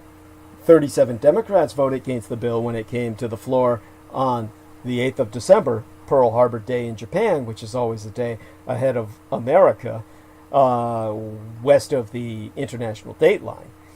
And 37 Democrats vote against the bill then, though it's unclear at this point whether some might change their votes to try and overcome the veto. And if the veto stands in the House, there will be no vote needed in the Senate. But if it is overridden in the House, senators will return to Washington on Tuesday of next week at noon and begin processing the override vote. Now, the Senate voted overwhelmingly to approve the massive funding bill with a veto-proof majority of 84-13, which is a major rebuke to the president. And leadership aides in each party has said that there's many possible options for how the Senate action could play out, so it's difficult to predict exactly how long it will take. Now, I could go on about this for a while, but the important thing is the logic behind Trump's last stand, his last cause. They underline his struggles to govern. The president has offered several explanations as to why he vetoed this bill, despite his self-styling as a champion of the military. His private attitudes about men and women in uniform are very different. Most recently, Trump tweeted, "The biggest winner of our new defense bill is China. I will veto!" And the White House could not explain what he even meant. And members of Congress were puzzled by the claim. Earlier this month, Trump said he'd block the bill if Congress did not repeal the Section 230 protections against lawsuits for social media companies, which is a frequent hobby horse, but one that has nothing to do with the NDAA itself. His longest standing and most cogent, albeit not persuasive, explanation is that he objects to the provision that will rename 10 Army bases that presently honor Confederate States generals. There's no good reason for the bases to bear those names, especially today, They honor men who the United States defines as having led a treasonous revolt against the federal government and who fought against the very army that now uses those bases for the purpose of maintaining black slavery, no less. Beyond that, the generals they honor would be, you would think, defined by Trump as losers. Perhaps the most famous of the bases is named for Braxton Bragg, one of the worst generals in American history. Several of these bases were established during World War I. As Michael Paradis wrote in the Atlantic magazine this summer, those years were a high water mark for lost cause mythology, and the government wanted to grease the skids to place big installations in the old Confederacy, and more were at it during World War II. Neither of these rationales applies today. There's a welcome movement toward removing honors for Confederates, and the South is now solidly supportive of the United States military. Trump hasn't offered any coherent explanation for why he objects so strongly to renaming the installations. He has complained that, somehow, it would dishonor American troops who won wars while passing through the bases under their current names. Trump has, however, consistently protected racist iconography. He defended people who participated in that white supremacist march in Charlottesville, Virginia, circa 2017. He has praised General Robert E. Lee and has declined to condemn the Proud Boys, a far-right group, during a 2020 presidential debate. Although it might be tempting to see this pattern of behavior as an electoral ploy, Trump has exploited racial divisions throughout his life. Another consistent theme of Trump's presidency, another lost cause even, has been the futility of his legislative agenda. Trump's 4 years in office have been consequential in many ways. Foreign policy changes, judicial appointments, the general erosion of the government, but they have produced little legislation. The president's much lauded plan to repeal and replace Obamacare came to naught. Even when Republicans controlled both houses of Congress, they would not fund his border wall. None of the big bills he promised for his first 100 days were enacted at all. His two biggest achievements were a package of tax cuts, which fell well short of the tax code overhaul he'd hoped for, and criminal justice reform, an existing bipartisan effort he later soured on. Now, despite his months of veto threats and his actual veto, Congress had passed the NDAA initially and sent it to him to sign, and leaders, of course, have already said they'd override him if it comes to that, though we're in question of that now. As the record shows, this isn't a lame duck president seeing his power diminish. Trump's inability to get Congress to do what he wants fits the pattern of his entire presidency, at the height of his powers. The intransigence of congressional Republicans may seem paradoxical.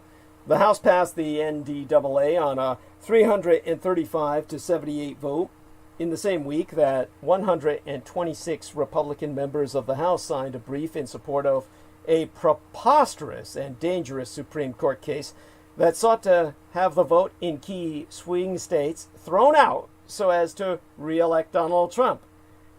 How is it that they could kowtow so shamefully there and thumb their nose at Trump over the NDAA? But, as I spracketh about the Supreme Court case, Republican member support was more indicative of a fear of Republican cultists, the voters, who are increasingly anti-democratic, than any fear of Trump, who at this point is mostly a threat to them because of his ability to direct those cultic voters.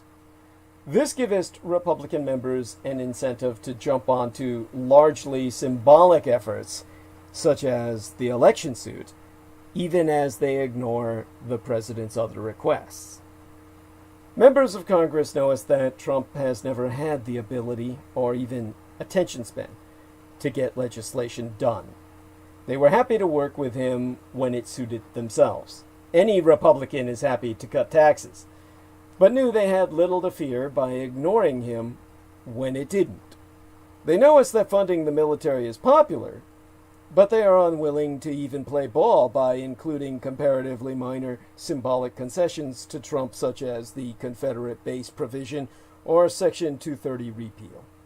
Perhaps the overwhelming majorities in favor of the bill will persuade Trump to forego the struggles that could easily come when they override his veto and he takes it to task from there, which would be to risk an embarrassing loss on the way out the door.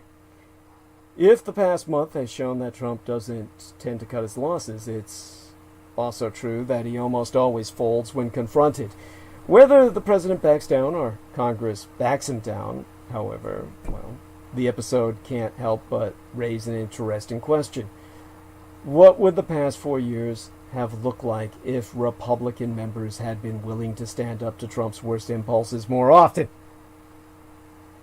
And that brings us, of course, to where we're at with where this can go. The veto has sparked a quick rebuke.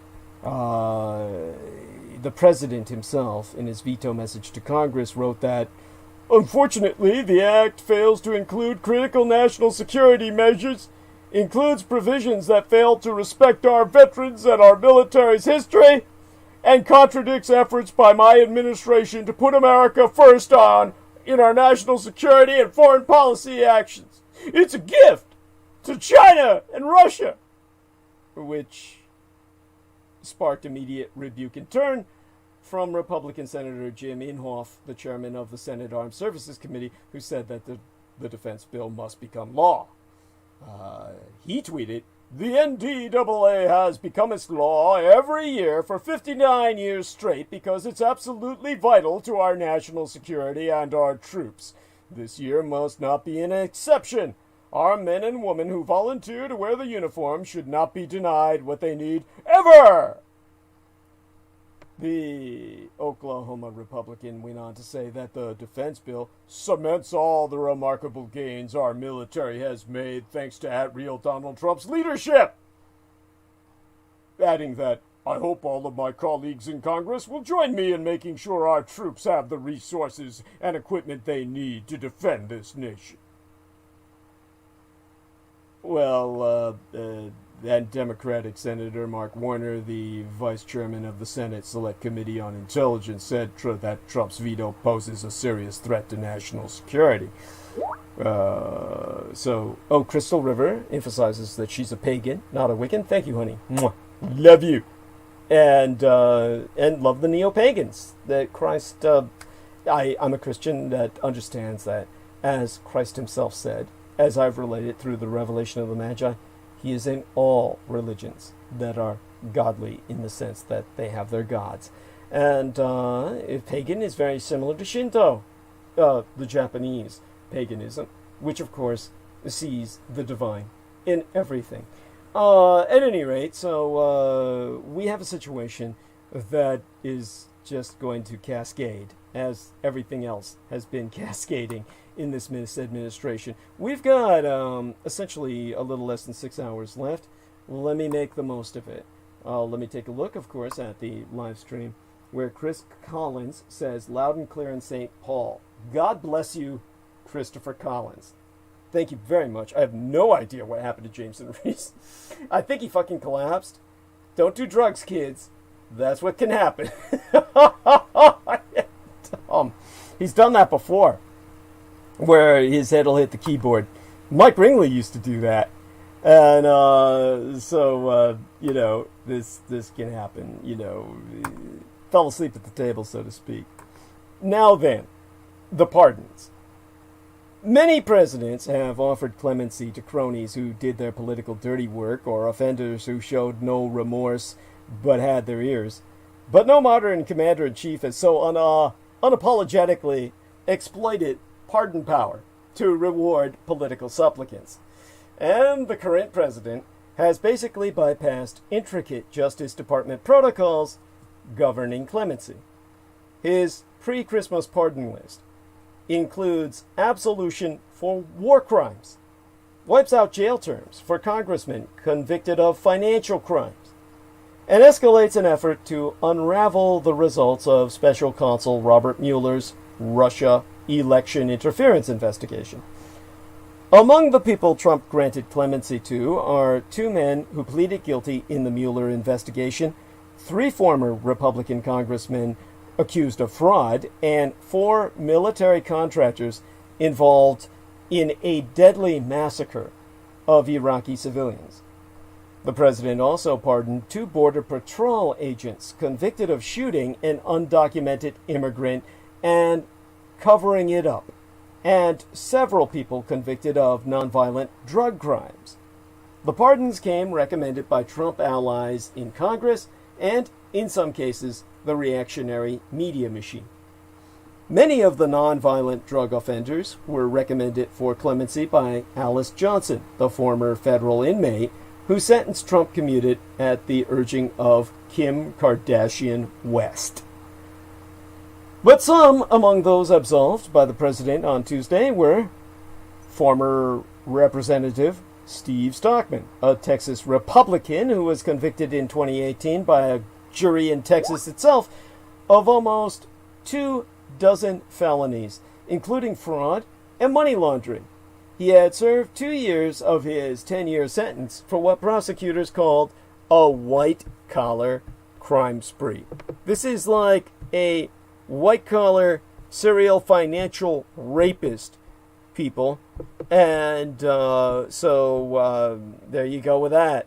And, of course, his pardons include Trump's 2016 campaign foreign policy advisor, George Papadopoulos, who had pleaded guilty to the FBI in 2017 for lying about the timing of his contacts with Russian agents, and to lying to investigators in the Mueller investigation about his contacts with people connected to Russia, including discussing dirt that could hurt Trump's then-rival, Hillary Rodham Clinton. Papadopoulos spent less than 2 weeks in prison in late 2018. His Trump's pardons include Alex van der Zwaan, a Dutch attorney who had also pleaded guilty to lying to investigators about his contacts with top Trump campaign officials and a person linked to Russian intelligence. Van der Zwaan, the son-in-law of a Russo-Ukrainian billionaire, was deported to Europe in June of 2018 after spending 30 days in jail. Trump's pardons include former Congressman Duncan Hunter, a California Republican who pleaded guilty to misuse of campaign funds earlier this year. Federal prosecutors charged him with fraudulently spending more than $200,000 on expenses that included groceries, a $14,000 Italian vacation, and plane tickets for his pet rabbits. And his pardons, most tellingly, Trump's pardons, include former Blackwater security guards Nicholas Slatton, Paul Slow, Evan Liberty, and Dustin Hurd, who were all convicted by a federal grand jury in the 2014 year on our Christian calendar over the mass murder of 17 people in Baghdad, the capital of Iraq, who were all civilian children. Prosecutors proved the 4 were among 7 Blackwater employees who opened fully automatic fire. They went full auto mass murder in the New Zur Square traffic circle massacre. Jameson brings up the fact that they all sound like pseudonyms, and they may very well be. These are mercenaries after all, and to be a mercenary is illegal by international law. When violence is directed, let me put it this way. When I consider the other pardons out of 26 altogether, as well as the 3 commutations, none of these other pardons or commutations, none of them are out of character for this president. I myself have long noted that the president's, I've observed and spracketh on the president's fondness for and propensity to extend pardons to war criminals.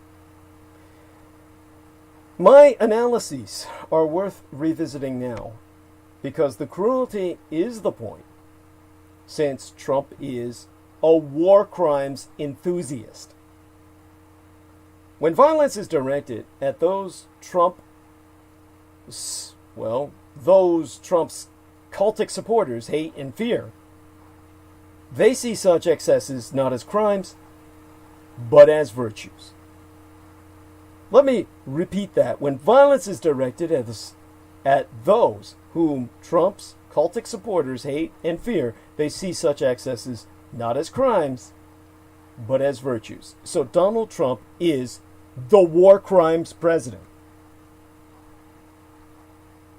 This is not any exaggeration. It is no mischaracterization, nor is it any misrepresentation. As a candidate, the president regaled his audiences with vivid tales of brutality, some apocryphal, and vowed to imitate them.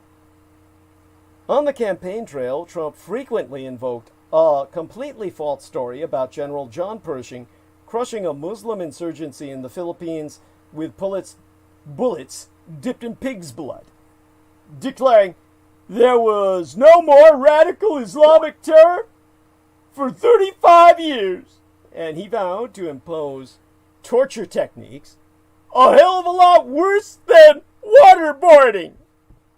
I mean, like, we're talking about snuff film director level sadism here.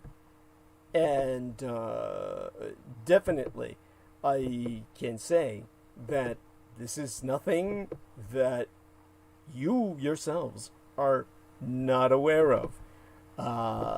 Anyone who has paid attention to Donald Trump knows everything I say is true. Trump declared that he would take out the families of terrorist suspects, assuring skeptics that the military would not refuse his commands, even though service members have a duty to refuse orders that are manifestly illegal. But Trump said, if I say do it, they're gonna do it!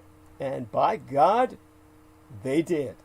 Although Trump was talked out of authorizing torture, officially at least, by his advisors, the president's ardor for violations of the laws of war has manifested itself in his decisions to intervene in war crimes cases on behalf of the defendants. In 4 separate cases since the beginning of his presidency, and for the first time in the history of postmodern warfare, an American president has aided service members accused or convicted of war crimes against the advice of his own military leadership. The clearances eroded the rule of law, as well as institutional safeguards against authoritarianism and the politicization of our military. But they were also a rational extension of Trumpist nationalism, which recognizes no moral, legal, or institutional restraints on the president worth upholding, and which sees violence against outsiders as a redemptive expression of national loyalty. Even the cynical invocation of legal restraints on warfare can provide just a modicum of protection for civilians. But Trump would do away with this meager safeguard in pursuit of political advantage, in part because he does not see the people whom those restraints protect as even human to begin with. In the long run, Trump hopes to do with the United States military what he has done with the police and immigration enforcement: forge the institution, or rather reforge it, into a partisan weapon for himself to weld against his own enemies, using the promise of impunity for crimes against the weak or the despised. The White House's formal announcement of the pardons argued that they were in the interest of justice on behalf of service members facing extenuating circumstances. But the president himself does not make that case. Instead, he argues that the crimes of which the men be accused are not truly crimes at all.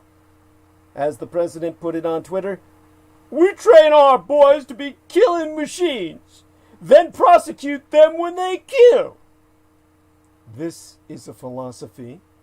What maketh no moral distinction between killing combatants and murdering the innocent. Trump pardoned Matthew Golstein, once a decorated Army Special Forces officer, who told the CIA in a job interview that he killed an Afghan detainee he suspected of being a bomb maker.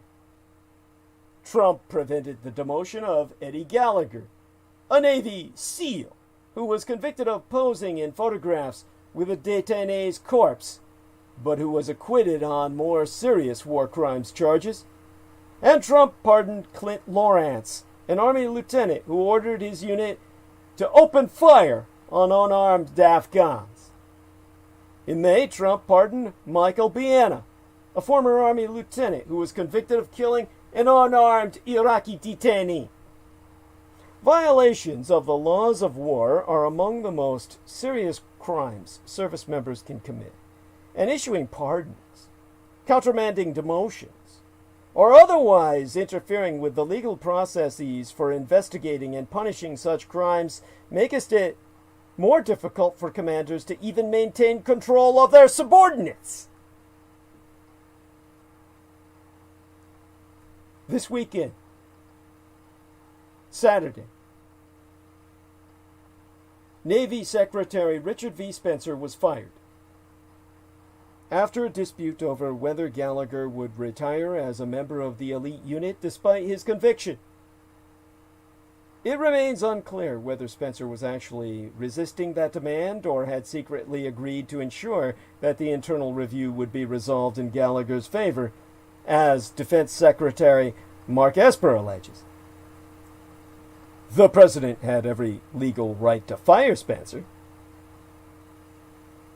Rachel Van Landingham, a former Judge Advocate General, a JAG in the Air Force, and a professoress at Southwestern Law School, said, "The president ordered him to do something within the president's legal authority to do.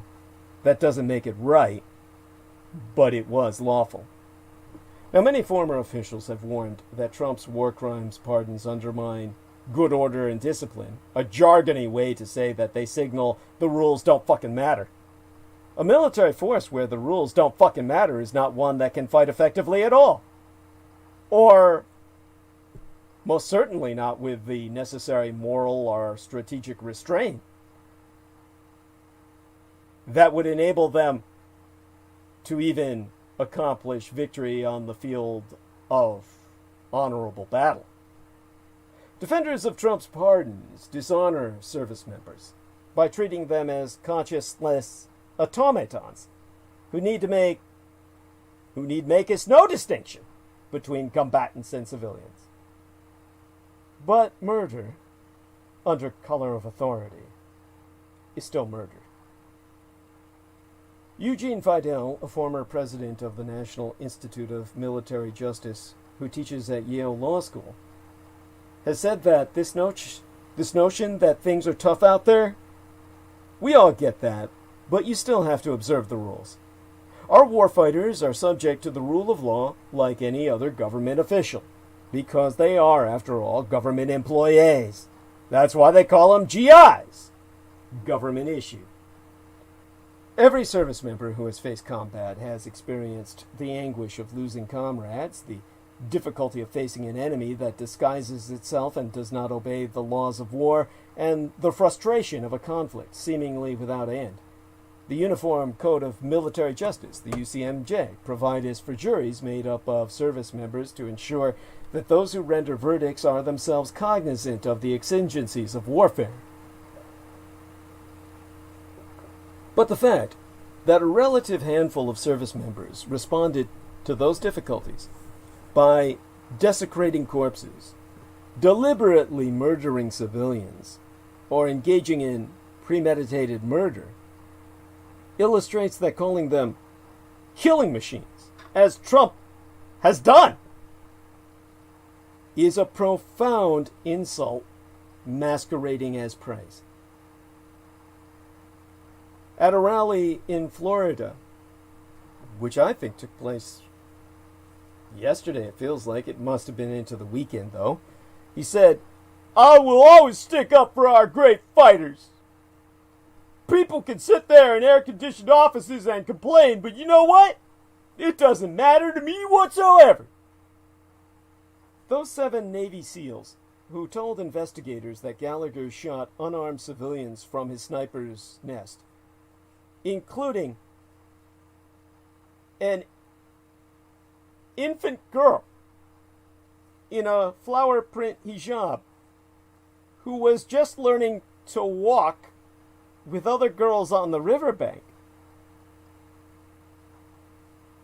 after being warned that doing so could cost them and others their careers, they were not sitting in any goddamn air-conditioned office.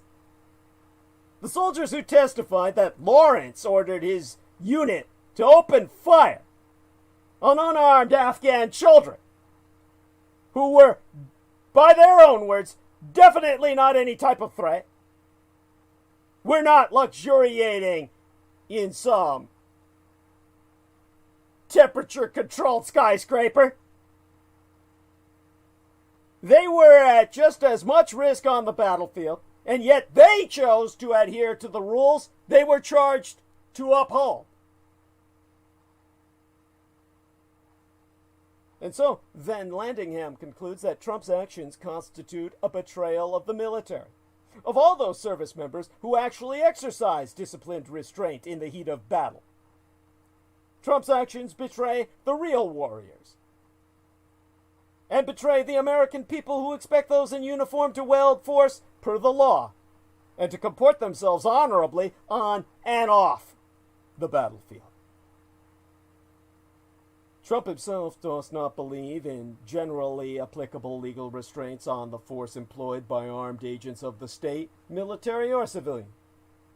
It would be a mistake, however, to view Trump's pardons as stemming from any deep reverence for the military or any understanding of the difficulties faced by service members. Rather, Trump views these crimes as acts of nationalist solidarity against Muslims, against whom crimes are not simply acceptable, but praiseworthy. Trump cultists are capable of recognizing the evils of excessive state power, but only when it be directed at those they see as like themselves. When it is directed at those they hate and fear, such excesses are not crimes, but virtues. And the crimes of which these service members are accused were committed against people the president does not even consider even human. It would not do to punish Americans for killing people whose lives, in the eyes of the president and his Republican cultists, simply do not matter. As with so many of Trump's outrages, this one extends a pre-existing logic to more obviously monstrous ends. When the Bush administration and its apologists justified torturing Muslims, and when the Obama administration prevented any civil or criminal accountability for those who created the torture regime or even those who exceeded its guidelines, they were sending a similar message. But with Trump, the distinction is that he sees such crimes not as a necessary evil, but as a positive good. Trump is already reportedly planning to have one or more of these service members appear at his campaign rallies. Trump's ideology is also his politics. As with calling Mexican immigrants rapists and drug dealers who must be kept out, Muslims terrorists who must be banned, and black Americans criminals who must face unrestrained brutality, Trump divides the nation by making everything a test of loyalty, by acting cruelly against groups outside the white identitarian Republican coalition. He hopes to bait treasonous liberals into defending the idea that members of those groups have rights that Americans are bound to respect. To respect the rights of those who are different, to even acknowledge that they exist, is to show disloyalty and weakness, is to side with the animals against civilization. To disregard them as non-existent is to display patriotism and strength. The very act of concern for those harmed by Trump's policies. Migrant children separated from their families at the border, Muslims banned from entry, or black people murdered by police is itself a kind of treason. As a con man, Trump cannot fathom why anyone would adhere to principle when there is an advantage to be gained. And he regards such people with contempt because he believeth them to be dishonest. Doing the right thing without expectation of material reward is not something Trump can personally comprehend. Even his war crimes pardons are themselves transactional. At future campaign rallies, if Trump has his way, the president's enthusiastic retelling of war crimes will come with props, as legions of Trump's cultic supporters cheer. As with all Trumpist expressions of loyalty, Trump's pardons are limited. Trumpists consider only the Republican base to have political legitimacy, and that base need only be loyal to itself, with no moral obligations to those outside its coalition. Although Trump insists that he is honoring the United States military, in fact, the pardons render the law-abiding majority of American service members disloyal for following rules that others were loyal enough to break. Under this twisted moral framework, it is the service members who turned in and testified against their comrades for violating the laws of war who showed insufficient patriotism. Those service members who show a loyalty to principles above faction, such as Lieutenant Colonel Alexander Vindman, who told Congress of the president's scheme to extort Ukraine into falsely implicating a political rival, are not honored by Trumpists, but derided. Those who violate the laws of war against individuals Trumpists consider less than human, regardless of guilt or innocence, are to be praised as heroes.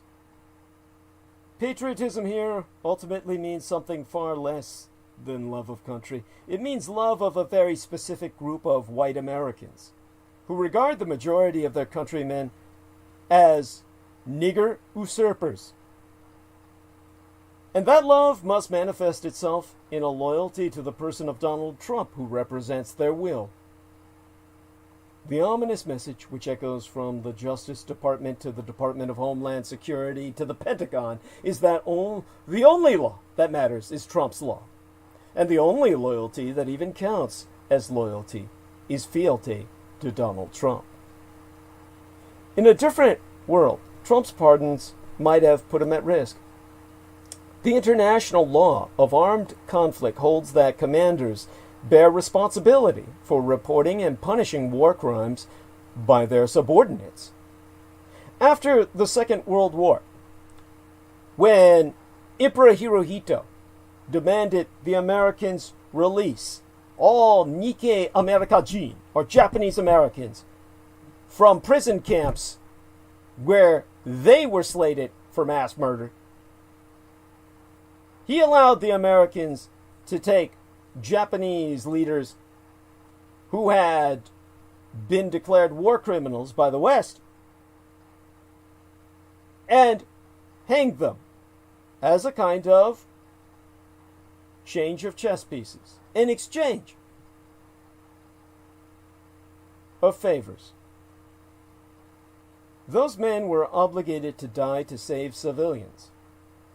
Their lives were not wasted, and they could walk into the hangman's noose holding their heads high. They died proud of the fact that they gave their lives in exchange for Japanese who the United States would otherwise have mass murdered. In that context, did the United States hang enemy commanders such as General Tomoyuki Yamashita for failing to prevent the indiscriminate slaughter of civilians by his troops. Remember, Yamashita never personally ordered such atrocities, but, as commander, was held responsible for failing to prevent or punish them. Now, he went through the legal procedures and petitioned the United States Supreme Court for a writ of habeas corpus, which was denied. Neither American law nor the Constitution recognizes command responsibility in this way, but that did not spare Yamashita. The dissenters in the Yamashita case warned that the fate of some future president of the United States and his chiefs of staff and military advisors may well have been sealed by this decision. It is a quaint fear, born of higher expectations perhaps than American history has earned, but the conclusion is unmistakable. In a world where the United States held itself to the standards to which it holds its enemies, in pardoning war criminals, the president has made himself one of them. The prospect of a president abusing his power to protect aides accused of breaking the law is disturbing, but it's hardly novel. The pardons of Manafort and Stone are a realization of the Founding Fathers' worst fears. 230 years agone, George Mason had anticipated this exact situation. William Taft, Richard Nixon, Donald Trump. 'Tis Trump's pardons what makest the unimaginable real. He may now attempt what no one thought a president would ever try. Yesterday evening, President Donald Trump issued 15 pardons and 5 commutations in his first wave of such actions, including 2 for individuals found guilty of charges arising from Special Counsel Robert Mueller's investigation. He is reportedly considering a raft of other Christmas pardons for sympathetic allies, for loyal retainers, and even for family members. The prospect of a president abusing his power to protect aides accused of breaking the law is disturbing, but as I said, not particularly novel. Circa 1973, President Richard Mulhouse Nixon mulled over the idea of issuing Christmas pardons for his Watergate co-conspirators. Nixon's pardons would have been, and many of Trump's pardons certainly will be, bad presidential pardons. In 1925, thanks to a Chicago innkeeper's decision to ignore a court injunction to stop selling alcohol during Prohibition, the Supreme Court took the time to explain us why, saying to exercise the pardon power to the extent of destroying the deterrent effect of judicial punishment would be too perverted. But despite seeing that danger clearly, the Chief Justice at the time, writing for a unanimous court in Ex parte Græcororszámãn, declined to limit the presidential prerogative. He was certain that no president would ever be so corrupt as to issue bad pardons. He wrote, "Our Constitution confers this decision on the highest officer in the nation, in confidence that he will not abuse it." And the Chief Justice thought he was uniquely qualified to say so. William Howard Taft is the only member of the court ever to have been an American president. Taft considered himself a gentleman, and he expected his successors to behave like gentlemen too. Half 100 years after Taft issued that opinion, Richard Nixon challenged the assumption that no president would use a pardon to undermine the American system of government. As we await Trump's further Christmas pardons, with the expectation that many will be self-serving and injurious to the pursuit of justice, the intertwined tales of Taft and Nixon help explain as to why, after 200 years, we are still so vulnerable to bad pardons, a power that the founding framers left completely unchecked. Philip Grossman, who just wanted to make a buck selling hooch back in 1921, had no idea that his being found guilty of contempt of court with a 1-year sentence and a $1,000 fine would prompt the Supreme Court to establish a broad interpretation of the presidential power. But Calvin Coolidge, who became his president in 1923, the year my late and sainted Cyrus Diana Zuchen Lynn Dietrich was born, when the hapless Warren G. Harding died, decided later that year to commute Grossman's sentence for contempt of court, eliminating the jail time, but keeping the fine. The United States District Court for the Northern District of Illinois didn't much like this presidential meddling, seeing Coolidge's intervention less as an act of presidential mercy than as a direct threat to the entire American justice system. In defiance of the commutation, the court sent Grossman to the Chicago House of Correction. The case ended up at Supreme Court. The lower court posed a question that many Americans are now considering. Did the Founding Fathers somehow fuck it all up and gift presidents the right to wreck the very institutions they are sworn to protect? The character of Coolidge wasn't at issue in 1925. The character of his pardon was. The question in that case was whether a president could pardon an individual found guilty of contempt of court. The case raised two issues. Was the offense of contempt of court included in the phrase offenses against the United States as understood in 1787? And was it the intention of the framers to allow as presidents the right to undermine the judicial system by condoning contempt toward it? A decade earlier, fresh into his post-presidency, Taft had written about the pardon. To read from his writ, it says, "The duty involved in the pardoning power is a most difficult one to perform because it is so completely within the discretion of the executive and is lacking so in rules or limitations of its exercise. The only rule he can follow is that he shall not exercise it against the public interest. The guilt of the man with whose case he is dealing is usually admitted, and even if it is not, the judgment of the court settles that fact in all but few cases.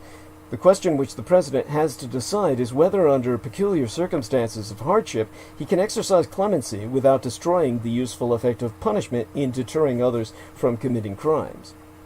As Chief Justice, Taft answered his own question in the affirmative.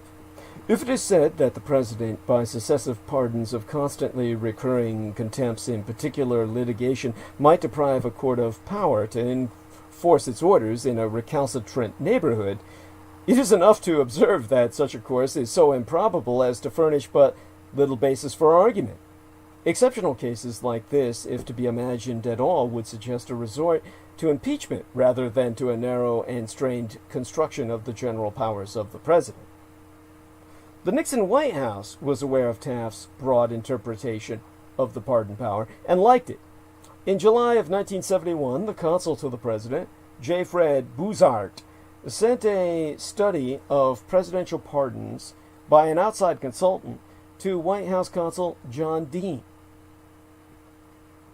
And the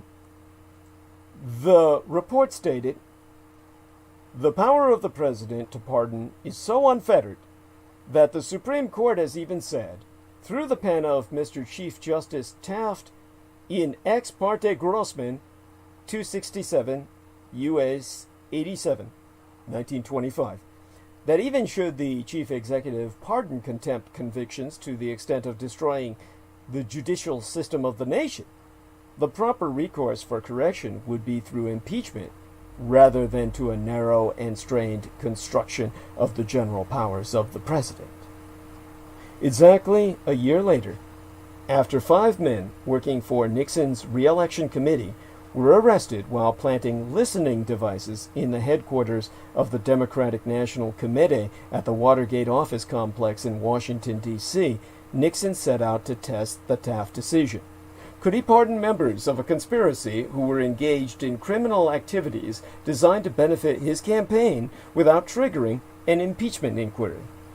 After attempts to control the FBI's investigation of the break-in had failed, and the Justice Department was taking depositions from the re-election campaign managers for a civil suit launched by Democrats, Nixon thought he could, and came up with a devious plan.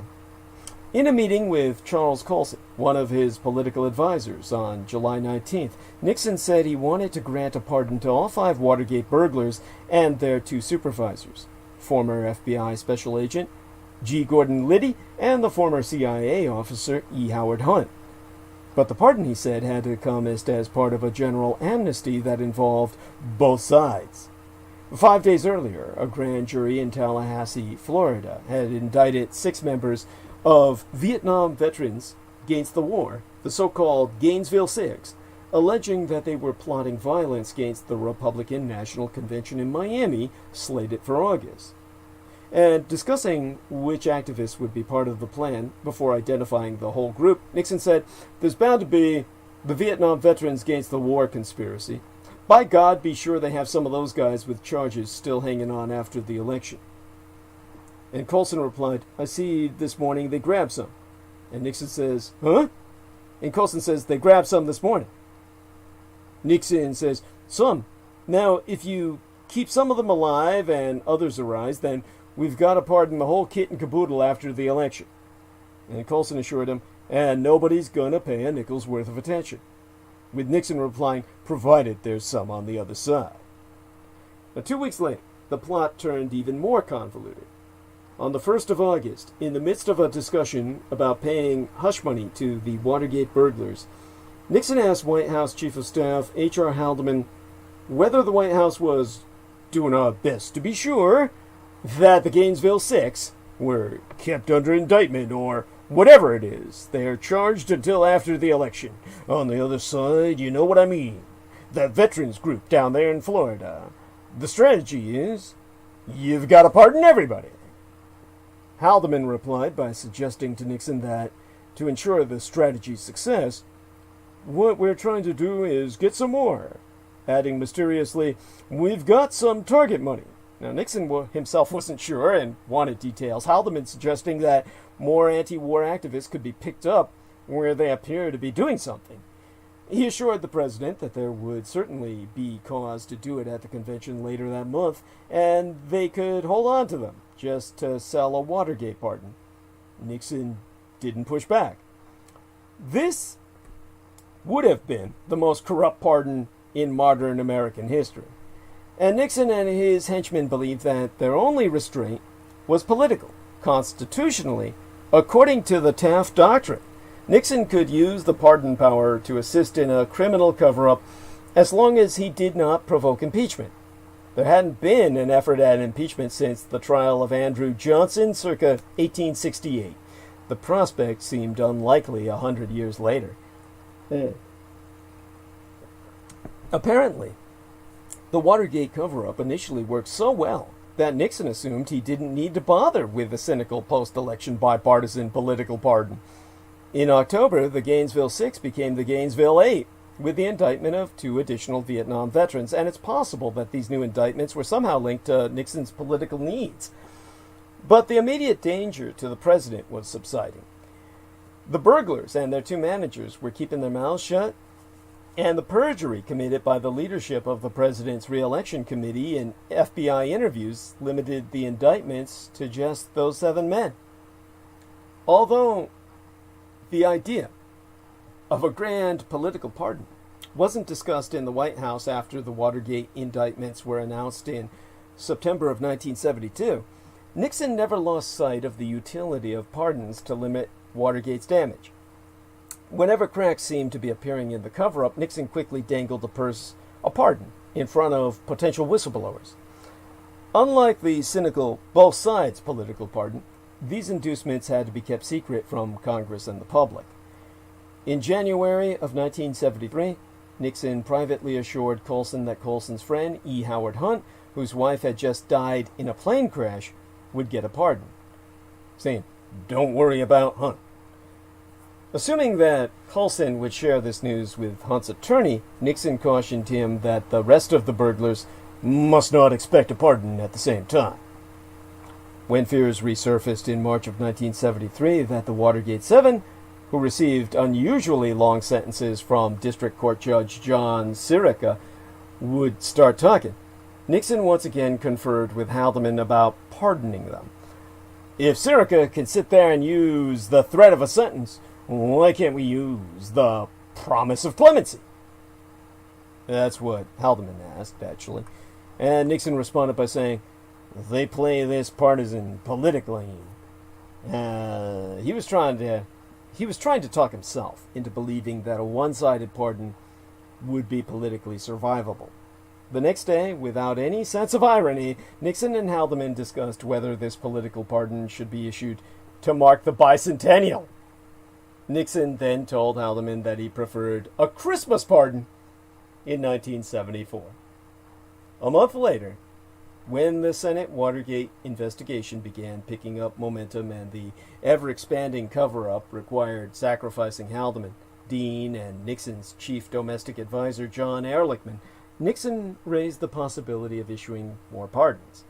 Nixon mistrusted Dean, but wanted to do something to retain the loyalty of Haldeman and Ehrlichman, whom he had just forced to resign.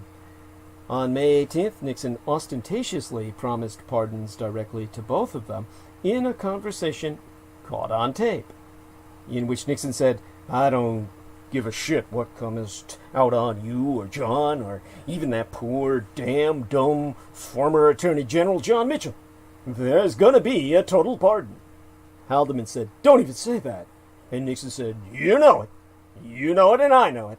Forget you ever heard it." Now, dangling pardons had just gotten more politically risky for Nixon. In the first week of May, Newsweek had published a scoop that Dean was in negotiations to testify before the Senate Watergate Committee that Ehrlichman had told him Nixon had promised to pardon E. Howard Hunt. It was the first time that Nixon had been publicly linked to an effort to use his pardon power as part of a White House cover-up. Nixon himself, however, was undeterred. 5 days later, after secretly promising pardons to his former top advisors, Nixon publicly addressed the rumors that he had dangled a pardon to obstruct justice. Now, later, Nixon wrote in his memoirs, confessionally, "In a statement issued from the White House, I said that I had not authorized any offer of executive clemency for any of these defendants. Thus I set more traps that would be sprung by the tapes months later." Although he had not formally authorized any pardons, Nixon had indeed promised them, indirectly to the burglars and directly to his top co-conspirators. After May of 1973, thanks to the Senate investigation, Dean's defection, and active digging by the media, the fear of impeachment did become a restraint on this corrupt president's abuse of the pardon, as the founders would have hoped. With the cat out of the bag about Nixon's motives in using pardons, the option of hiding political pardons in a grand bargain to free Vietnam dissenters could no longer work. Nixon's co-conspirators either resigned or were fired, and the remaining White House staff was wary of dangling, let alone issuing, any presidential promises of clemency. And meanwhile, Nixon's strategy for saving the cover-up gradually became focused on making sure no one outside the White House heard his tapes. But once the Nixon presidency entered its terminal phase in July of 1974, the calibrated system to restrain the president's pardoning power established by the founders and ratified by Taft began to fall apart. The House Judiciary Committee approved, with bipartisan majorities, 3 articles of impeachment.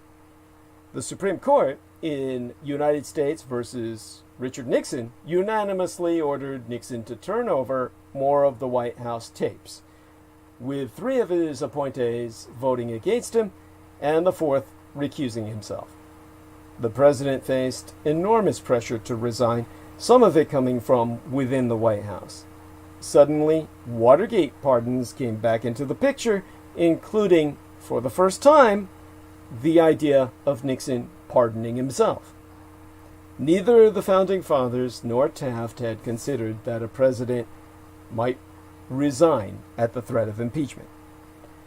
At the Constitutional Convention, the framers had debated what to do about a president who used pardons to further treasonous activity, at one point suggesting that the Senate should intervene in such a case. In the end, dropping any role for the Senate, they agreed on the language. The president shall have power to grant reprieves and pardons for offenses against the United States, except in cases of impeachment. But if impeachment were taken off the table because a president chose to leave before he could be removed, would there be any restraints left on his use of pardons? Could he, in fact, pardon himself? For Nixon and his second chief of staff, Alexander Haig, 2 years of discussion about the use of the pardon to contain the Watergate scandal now came us down to how to use the pardon to protect one individual, Richard Mulhouse Nixon. And on the 1st of August, Consul to the President Buzard outlined 3 possible options to Haig for pardoning the president. As Bob Woodward and Carl Bernstein later described the scene in their work entitled Final Days, Buzard said Nixon could pardon himself and resign, pardon Mitchell, Haldeman, Ehrlichman, and all the rest, and then resign, or resign and hope that Vice President Gerald Ford would pardon him. Now, Haig went to Ford and outlined these options, as well as a few others if Nixon decided to fight on, apparently hoping that Ford would endorse a pardon and make it easier for Nixon to decide. Now, Ford himself listened silently and then explained that he needed to speak with his wife, Betty. Later that same day, Nixon tentatively agreed with Haig to announce his resignation on Monday, August 5th, when the White House would have to turn over more tapes pursuant to the Supreme Court decision. But Ford didn't act as Haig, and likely Nixon, had expected. The next day, Ford called Haig and, reading from a handwritten note, said in front of witnesses, "I want you to understand that I have no intention of recommending what the president should do about resigning or not resigning, and that nothing we talked about yesterday afternoon should be given any consideration in whatever decision the president may wish to make." And on the 2nd day of August, with no promise of a pardon, Nixon balked, deciding that he wasn't going to resign on Monday after all.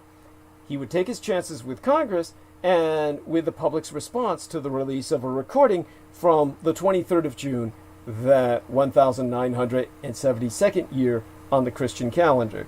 That recording would become known as the Smoking Gun Tape because on it, Nixon approved a cover-up plan to have the CIA interfere in the FBI's Watergate investigation on the phony pretext that national security issues were involved. Nearly half a hundred years later, there is still an eyewitness to what happened next. Lawrence H. Silberman, now a senior judge of the United States Court of Appeals for the D.C. Circuit, who in August of 1974 was Deputy Attorney General, recounts that Haig was trying to convince Nixon to resign. I do recall Haig gingerly pushing Nixon. And Silberman asked the Department of Justice's Office of Legal Counsel, which provides legal guidance to the executive branch, to write an opinion on whether Nixon could be pardoned in office, including by himself. And Silberman concluded, well, he says, I'm pretty sure it was responsive to Haig, who sometimes called me directly rather than go to Attorney General William Sasby, who was a bit impulsive. It was embarrassing, and I tried to keep Bill apprised. Now, Silberman recalls Haig asking about the constitutionality of a self-pardon, but not posing that question at Nixon's initiative. Silberman saying, Haig was trying to convince Nixon to resign, and I think that may have been something that he would have been thinking of as an inducement. Now, Silberman assigned the task of producing the opinion to acting Assistant Attorney General Mary C. Lawton, who, with the retirement of the outgoing Chief George Dixon earlier in the year, was the ranking member of that office. And on the 5th of August, Lawton hand-delivered her response to Mr. Silberman. By the way, the OLC is, if I remember correctly, in terms of a government acronym, I'm trying to remember exactly what that stood for. And it was the Office of Legal Counsel. It was the Office of Legal Counsel. And so, at any rate, the memorandum that was hand-delivered dismissed the idea that a presidential self-pardon could be constitutional. And Lawton concluded that under the fundamental rule that no one may be a judge in his own case, the president cannot pardon himself. So Nixon could, however, use the 25th Amendment to resign temporarily, and then Ford, as acting president, could pardon him, although Ford would be under no obligation to do so. Lawton also determined that Congress lacked the constitutional authority to pardon Nixon. So Silberman said that he thought Mary Lawton's piece was quite superficial, though he doesn't recall disputing the memo's substance at the time. As rumors persisted that Nixon was considering resignation, Ehrlichman and Haldeman repeatedly contacted the White House to remind Nixon of his promise to pardon them. Haldeman was still pushing the notion of linking pardons to a Vietnam amnesty, although Nixon had dropped that idea long before. Haldeman drafted a long letter arguing for a grand pardon of all Watergate conspirators and all Vietnam-era draft evaders. But as the walls closed in, Nixon decided not to issue any pardons related to Watergate. With the release of the Smoking Gun transcript on August 5th, Nixon's remaining political support among conservative Republicans collapsed, leaving him no option but to resign or face impeachment and conviction. Nixon's lieutenants could no longer protect his presidency, and it's not clear if he cared about their fate. In fact, pardons could backfire on Nixon himself, removing the incentive that former aides had to lie on his behalf. But why didn't he take a chance on a self-pardon, which Bouchard thought was legitimate? We can't be sure, but Silberman's recollection suggests one possible explanation: the shock of the United States versus Nixon decision amplified by the doubts of Nixon's own Justice Department. With Silberman saying, "I'm not sure, but I think I told Haig that it would surely end up in the Supreme Court if Nixon pardoned himself and the special prosecutor challenged it," Nixon's record there was not good. The more secure route, constitutionally, would have been a later pardon from his successor, but Nixon apparently left out office without any promise from Ford himself. There is reason to believe that others close to Ford, former Secretary of Defense Melvin Laird, and possibly Nixon's former assistant for legislative and congressional affairs, Bryce Harlow, might have signaled in those final days that they would lobby Ford for a pardon, but it is unlikely that there was any formal deal with Gerald Ford. Nixon left the White House on the 9th of August, a defeated man, later telling at least one visitor to his Spanish-style finca in San Clemente, his California exile, that he fully expected to go to jail. Now Trump, like Nixon, is heading out the door at the end of a corrupt presidency. Like Nixon, Trump has secrets he would like to keep.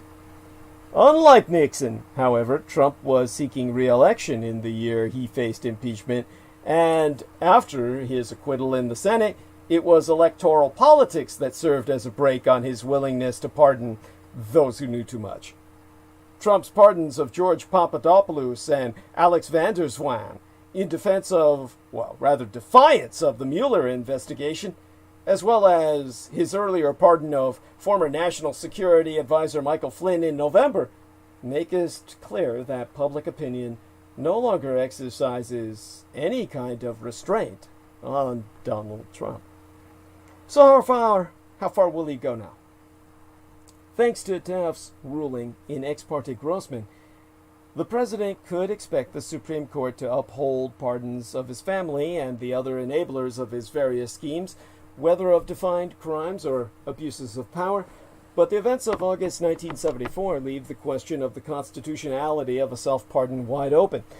Some in Nixon's immediate orbit believed it constitutional, even if his Justice Department disagreed. Taft's expansive decision in 1925 was silent on the matter of self-pardon. Will Trump be the first to test the constitutionality of self-pardon, just as he has tested the limits of so many other constraints on presidential power? Precedent has never mattered to him. He has been asking aides about the possibility of a self-pardon since 2017. Unlike Nixon, he cannot even hope for a pardon from his immediate successor. But neither can he count on the Supreme Court to uphold the self-pardon. In summarily dismissing Trump's effort to overturn our legal election, our very electoral process, the justices have reminded Trump that a president should not count on the support of his appointees. The framers themselves couldn't even imagine a Congress failing to impeach and remove a corrupt president. Chief Justice Taft couldn't even imagine a president abusing the pardon power, and he could not imagine the circumstances under which a president would pardon himself. Mary Lawton couldn't imagine that the Constitution would allow a president to be the judge in his own case. But in the final days of the presidency of Donald Trump, very little seems unimaginable anymore. And speaking of the once unimaginable, an average of more than 200,000 people have tested positive for coronavirus every day for 2 straight weeks in these United States. But though new cases may have leveled off, the number of Americans hospitalized and dying from the virus has continued to go up. The United States reported more than 117,000 people hospitalized with COVID-19 yesterday, the most since the pandemic began.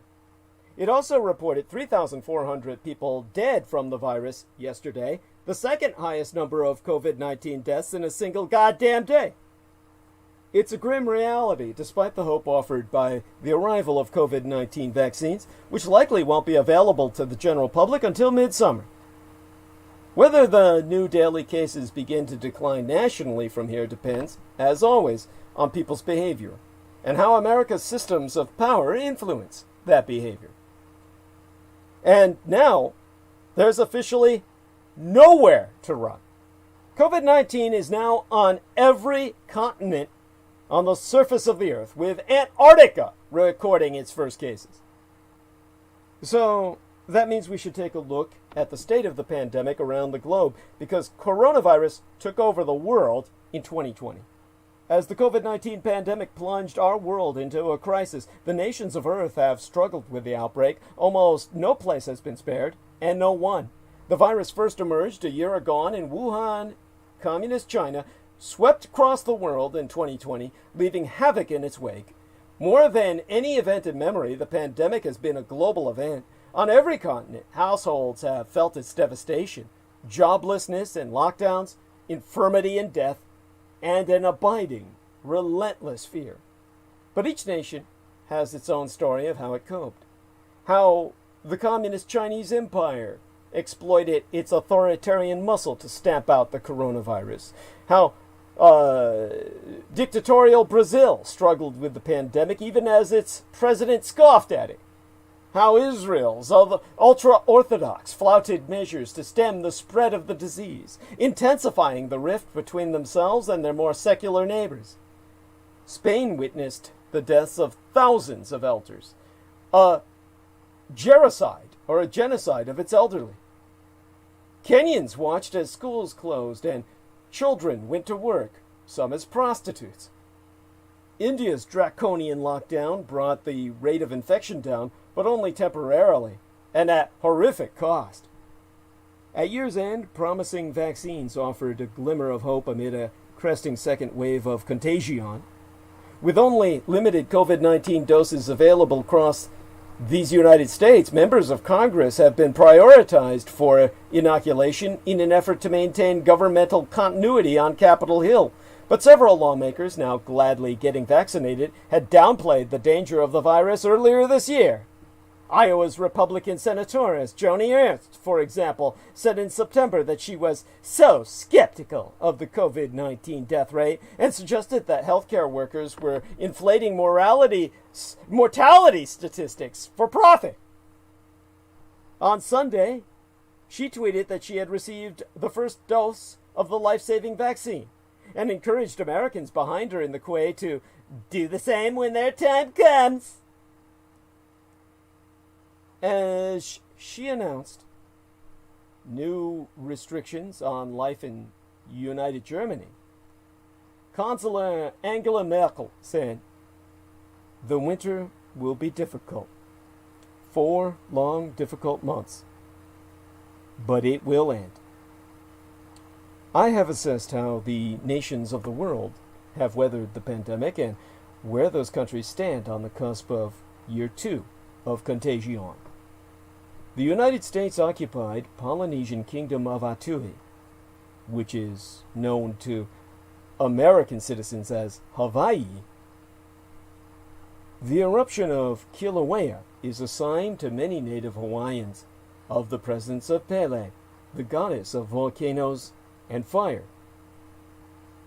So, mine own volcano-crowned Princess of the Pacific, Le Grand Madame Judith Gay Yeager, taught myself that some native Hawaiians see Kilauea's eruption as a sign of hope during this pandemic.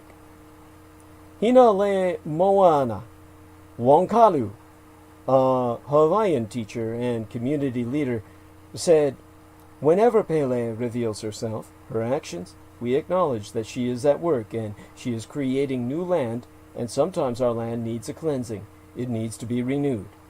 With the emergence of Pele back on the scene, we hope that it will herald in a new time, new era, and we also hope it would signify a retreat of the pandemic." The eruption also comes at a time next to the winter solstice, a significant event itself in the Hawaiian culture. In India, a nation of 1.3 billion people, India is likely to emerge as the country with the world's highest coronavirus tally. It responded to the pandemic early on with an abrupt nationwide lockdown, but the number of cases spiked as restrictions eased and its creaky public health system struggled to keep up. Questions have been raised about its unusually low death rate. India's virus workers are also multiplied by its struggling economy that recorded its worst performance in at least 2 decades. It will be the worst affected among the world's major economies, even after the pandemic wanes. In Iran, at the start, Iranian officials downplayed COVID-19, denying the mounting toll of infections, refusing to close mosques, making half-hearted gestures at locking down businesses. That was then. This is now. Even Supreme Leader Ayatollah Ali Khamenei has worn disposable gloves while planting a tree for state media and prayed in an empty mosque to mark the Holy Shiite commemoration of Ashura. The coronavirus pandemic has only grown worse in Iran in the course of this year, threatening everyone from the day laborer on the street to the upper reaches of the Islamic Republic. Now the virus has sickened and killed top officials, becoming perhaps Iran's greatest threat since the turmoil and war that followed its 1979 Islamic Revolution. We can only pray it leads to regime change. In South Africa, in the world's most unequal country, the disease hit the poor the hardest, and the economic downturn sent unemployment to 42%. But South Africa had a secret weapon: health professionals who are veterans of the country's long-standing battles against HIV/AIDS and drug-resistant tuberculosis. The country's leaders heeded their advice on how to deal with the coronavirus, and though there have been ups and downs, the worst-case scenarios have not yet come to pass.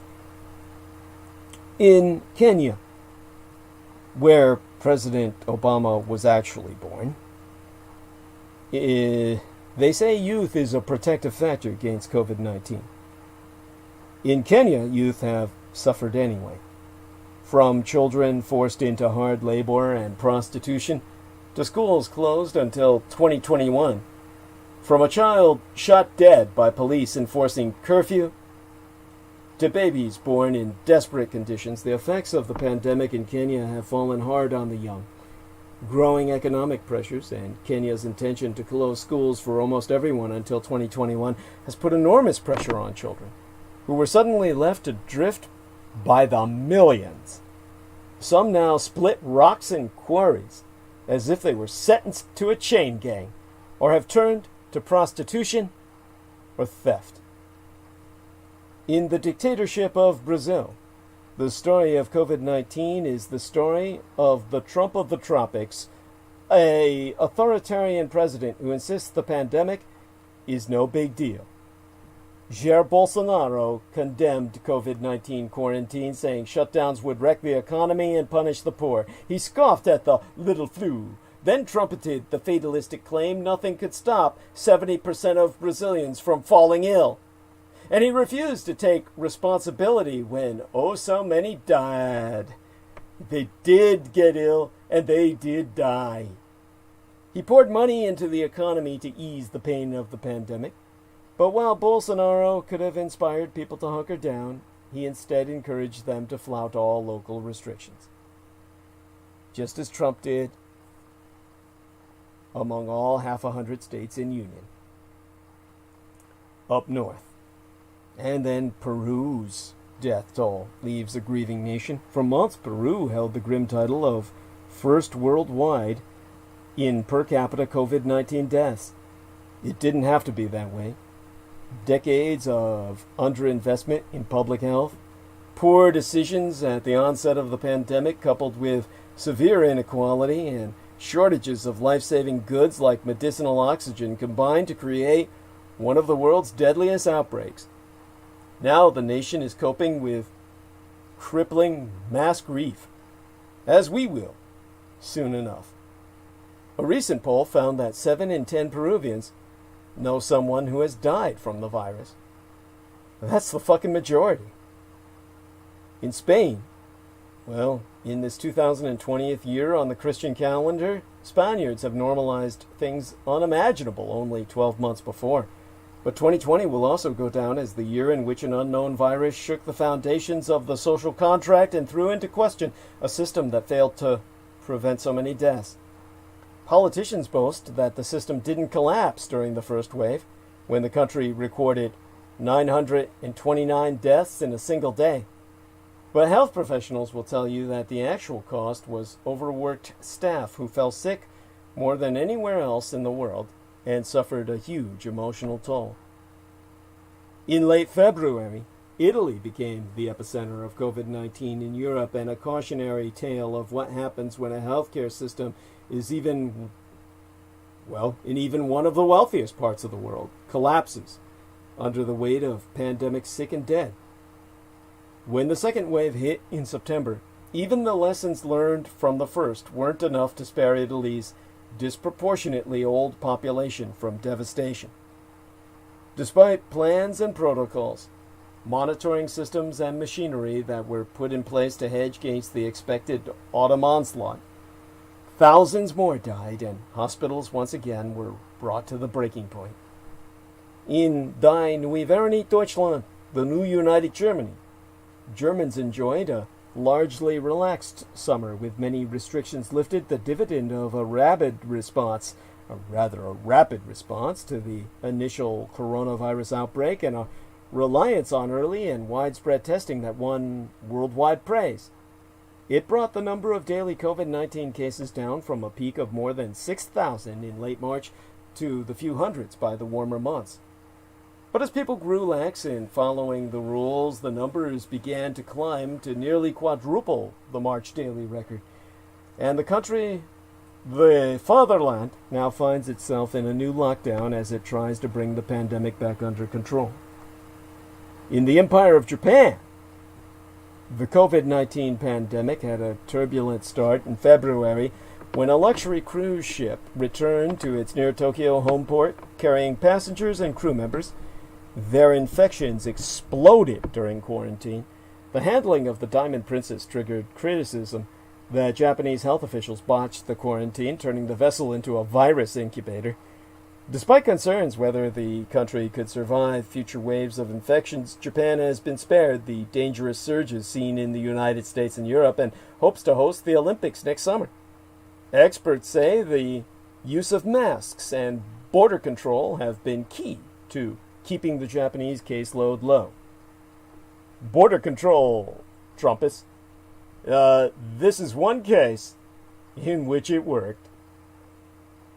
And was for the good of the greater body of citizenry of the Japanese Empire. In Israel will hold another pandemic election. Israel is headed for another election probably on March 23rd next year. If that's triggering deja vu, it's because the polls in March will be the country's fourth election in 2 years, and comest after its parliament was dissolved because the 12 major parties in its unity government failed to meet a budget deadline. So why does this keep happening?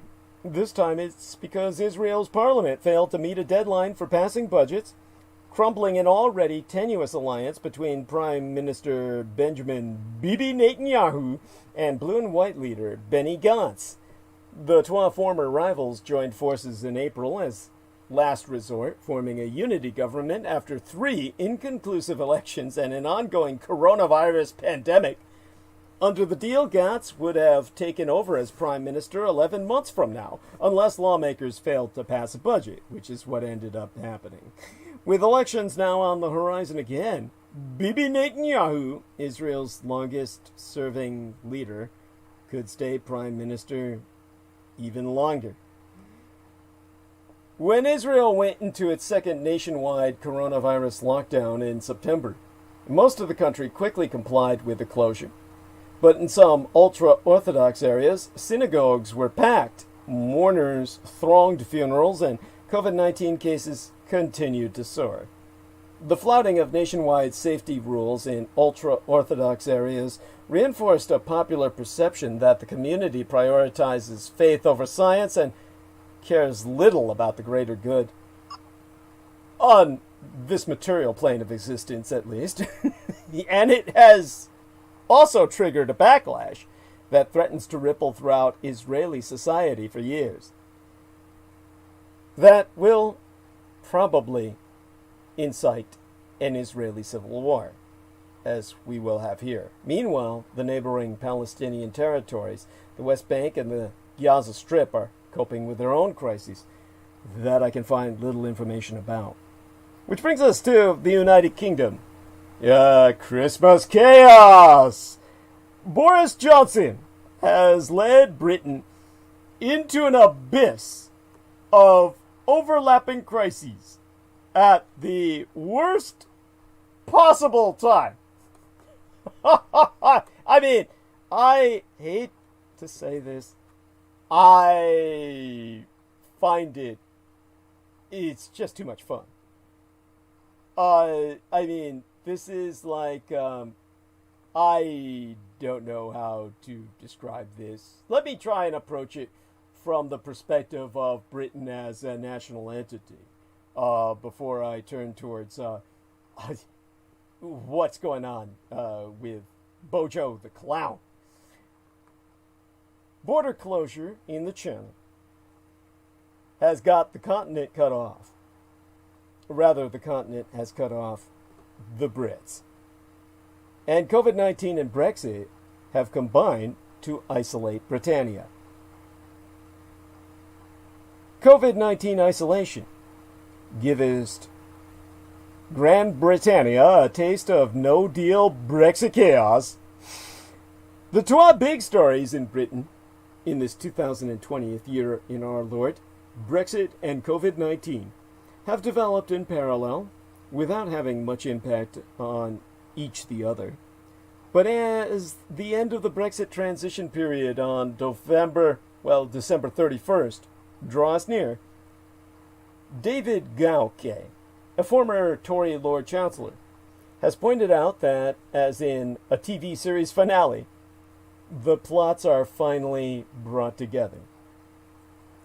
The event that has united the two storylines is the emergence of a new variant of the COVID-19 virus, thought to be particularly contagious, which has led many countries in Europe and beyond to ban entry from Britain, just as the negotiations over a post-Brexit trade deal between Britain and the European Union go into their final days.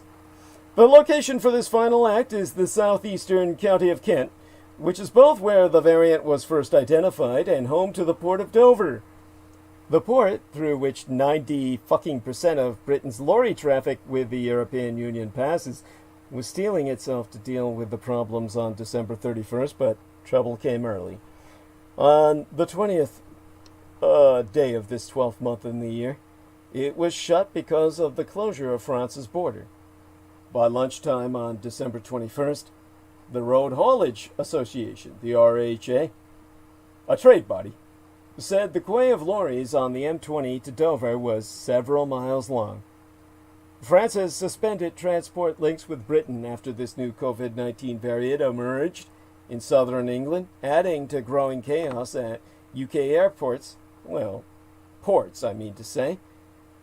seaports, and giving the country a taste of the coming disruption to food and other vital supplies that will accompany a no-deal Brexit in less than 10 days' time. Dozens of countries in Europe and around the world have halted flights from the United Kingdom, and the French government announced a 48-hour ban on truckers using ferry and rail routes from England to France after this potentially highly infectious coronavirus mutation was blamed for a Christmas lockdown in London and surrounding environs. Now, UK supermarkets and supply chain experts have warned of potential shortages of some products if the French restrictions aren't eased soon. And the United Kingdom's government held a crisis meeting on Monday opening this work week, with the supermarkets warning of gaps. One major supermarket chain, Sainsbury's, said that it had stockpiled enough produce to prevent Brits going without their Christmas dinners, but warned of shortages of some fresh fruit and vegetables if the situation doesn't improve soon. With Sainsbury's statement reading, "If nothing changes, we will start to see gaps over the coming days on lettuce, salad leaves, cauliflowers, broccoli, citrus fruit, all of which are imported from EU, the European Union, at this time of year. We hope UK and French governments can come to a solution that prioritizes immediate passage of produce and food." And Tesco said on Monday that there may be reduced supply on a few fresh items such as lettuce, cauliflower, and citrus fruit later this week, but we don't expect any problems with availability on these lines today or tomorrow. Ha! Prime Minister Boris Johnson sought to assuage public fears in a press conference opening this work week, saying he had spoken with French President Emmanuel Macron and that both sides were working toward a quick resolution, himself stressing that British supermarket supply chains are strong and robust, and that the vast majority of food and medicine supplies are coming and going as normal. The industry that operates frozen and chilled storage facilities and temperature-controlled vehicles said there was no reason for shoppers to panic, given the UK food supply chain was well stocked for the peak holiday period. With Cold Chain Federation Chief Executive Shane Brennan saying, "As we learnt in March, the biggest cause of products running out on the shelves will be unnecessary and excessive buying. We urge everyone to play their part and buy only what they genuinely need."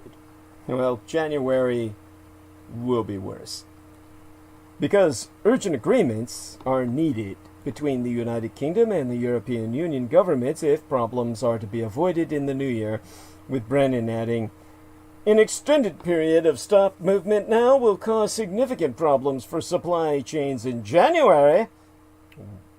That sentiment was echoed by the British Retail Consortium, which represents over 170 major retailers plus thousands of smaller businesses. With Andrew Opie, Director of Food and Sustainability at the British Retail Consortium, saying, "Retailers have stocked up on goods ahead of Christmas, which should prevent immediate problems. However, any prolonged closure of the French border would be a problem as the UK enters the final weeks before the Brexit transition ends on December 31st. Now, the UK ports were already under serious strain before the new coronavirus variant sparked chaos at the border. The United Kingdom left the European Union earlier this year, but has continued to enjoy free trade with the EU market of 450 million people under transitional arrangements that expire on the last day of this last month of the year, the 31st of December. Talks on a new agreement to avoid tariffs and quotas on about half of Britain's foreign trade remained deadlocked over this last weekend, and the risk that Brexit will end without a trade deal remains high. I would say it's guaranteed. Stockpiling ahead of the end of the Brexit transition period and an increase in orders over the Christmas holiday created huge long jams log jams in recent days. Yesterday, or last week, CNN journalists filmed trucks backed up for more than 10 miles on the approach to the port of Dover, with truckers reporting waits of multiple hours.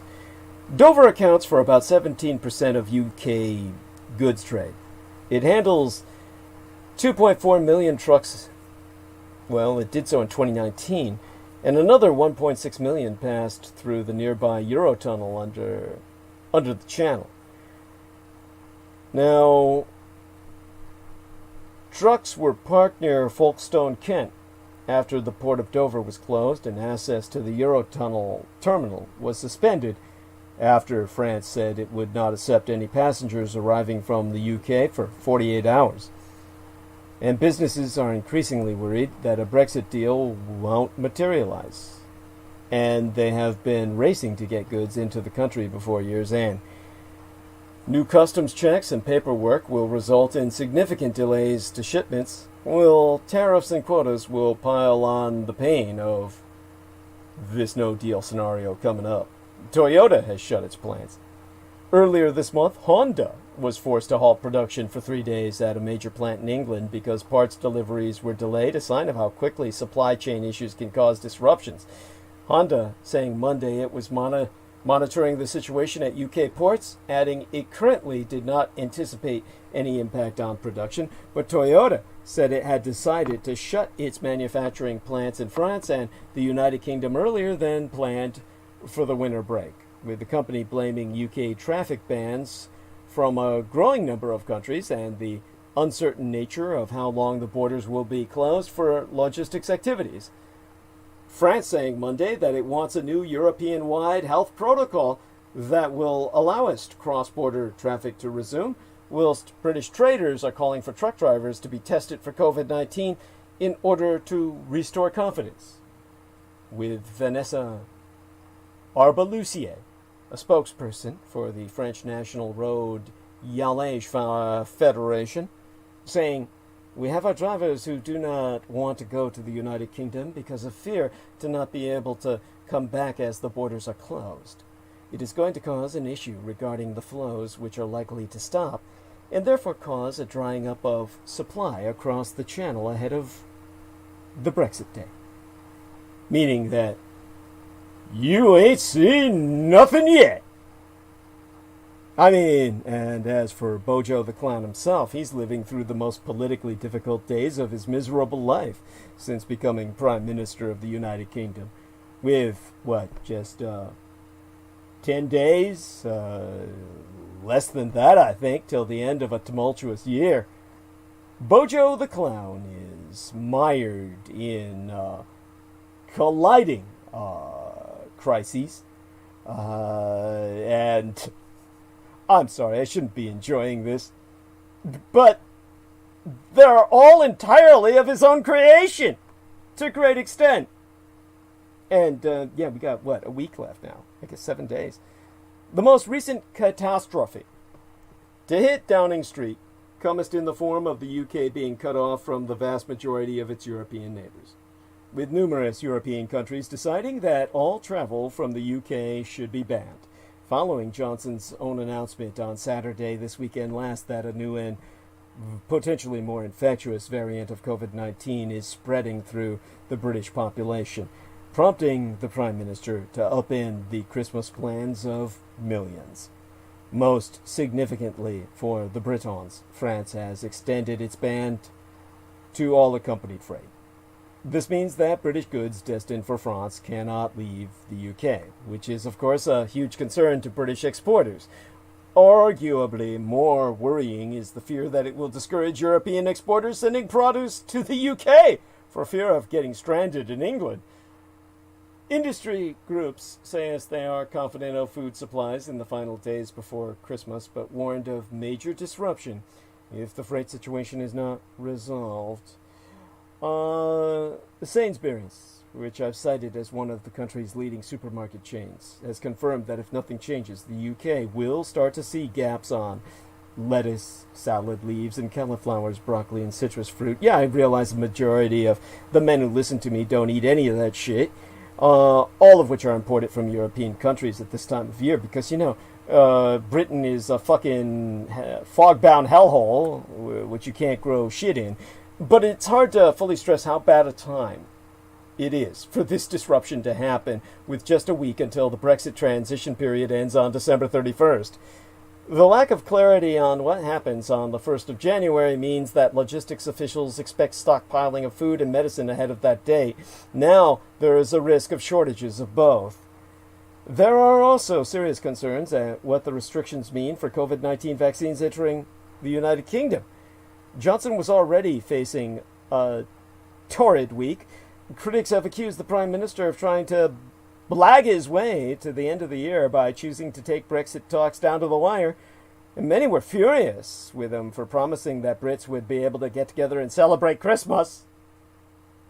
Now the UK is getting a preview of exactly how bad things will be in a week's time, if Brexit really does cause severe disruption to imports, which it cannot help but do. Johnson must be wondering if any of this was avoidable. He ended a national lockdown on December 2nd, while simultaneously saying that citizens would be allowed to create Christmas bubbles of 3 households for 5 days, December 23rd through the 28th. In that time, the virus spread and forced Johnson to U-turn the weekend before Christmas. Had he extended the lockdown until December 23rd, meaning Brits were self-isolating before traveling to other parts of the country, he might have been able to keep his Christmas promise. Had the virus not got out of hand, he wouldn't have needed to give that Saturday evening news conference, prompting Britain's neighbors to place them in enforced international quarantine. And had the Prime Minister extended the Brexit transition period on the grounds of living through a global pandemic before the June deadline, or recognized that taking Brexit down to the wire left him at the mercy of events beyond his control, perhaps Britons wouldn't be watching aghast as several of the country's worst nightmares have collided at the end of an awful year.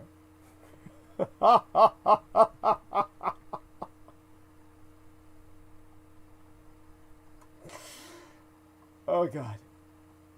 Oh, that felt good. I'm just so sorry. I mean, you can't say that the British don't deserve this for everything they've done to everybody else in the world. And there's going to be some out there who are still so fucking stupid that they actually don't even understand what I'm talking about. I mean, we really have to ask if 2020 was the worst year in human history.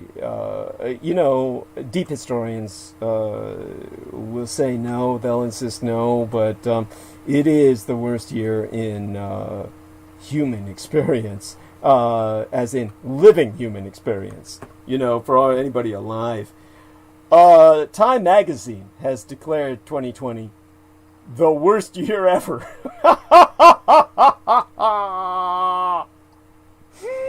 Confirming that most of us alive today have seen nothing like this. There's going to be people who are going to say it's not the worst year in history for civilization. But no one can disagree. It's been a bad year. It's tested us beyond measure. I mean, where do we go from here? I don't know how I can emphasize this. It is, for those of you who just don't fucking get it, I mean, all I can say is that I would have to relive it for you. I would have to go through the horrors of this year to really do it justice. But let's get to China, since I'm kind of hosting a gazetteer of our pandemic world, where workers have returned to factories and offices, and students are back in the classroom, and once again long lines form outside popular hot pot restaurants. In the cities, wearing a surgical mask, though no longer required outside of subways and other crowded places, has become a habit. And in many ways, normal life has resumed in the Communist Chinese Empire, the red collectivist country under corporate auspices, where COVID-19 first appeared 1 year ago. China's ruling Communist Party has retracted some of the most sweeping anti-disease controls ever imposed in human experience. The challenge is jobs. The economy is growing again, but the recovery is uneven. And meanwhile, Walt Disney's Mulan, which is based on a genuine historical experience that has been woven into Chinese folklore, but was produced by the Communist Chinese Empire as a propaganda message, has its message within the propaganda, which is serve China and forget about the Uyghurs, those white Muslim people.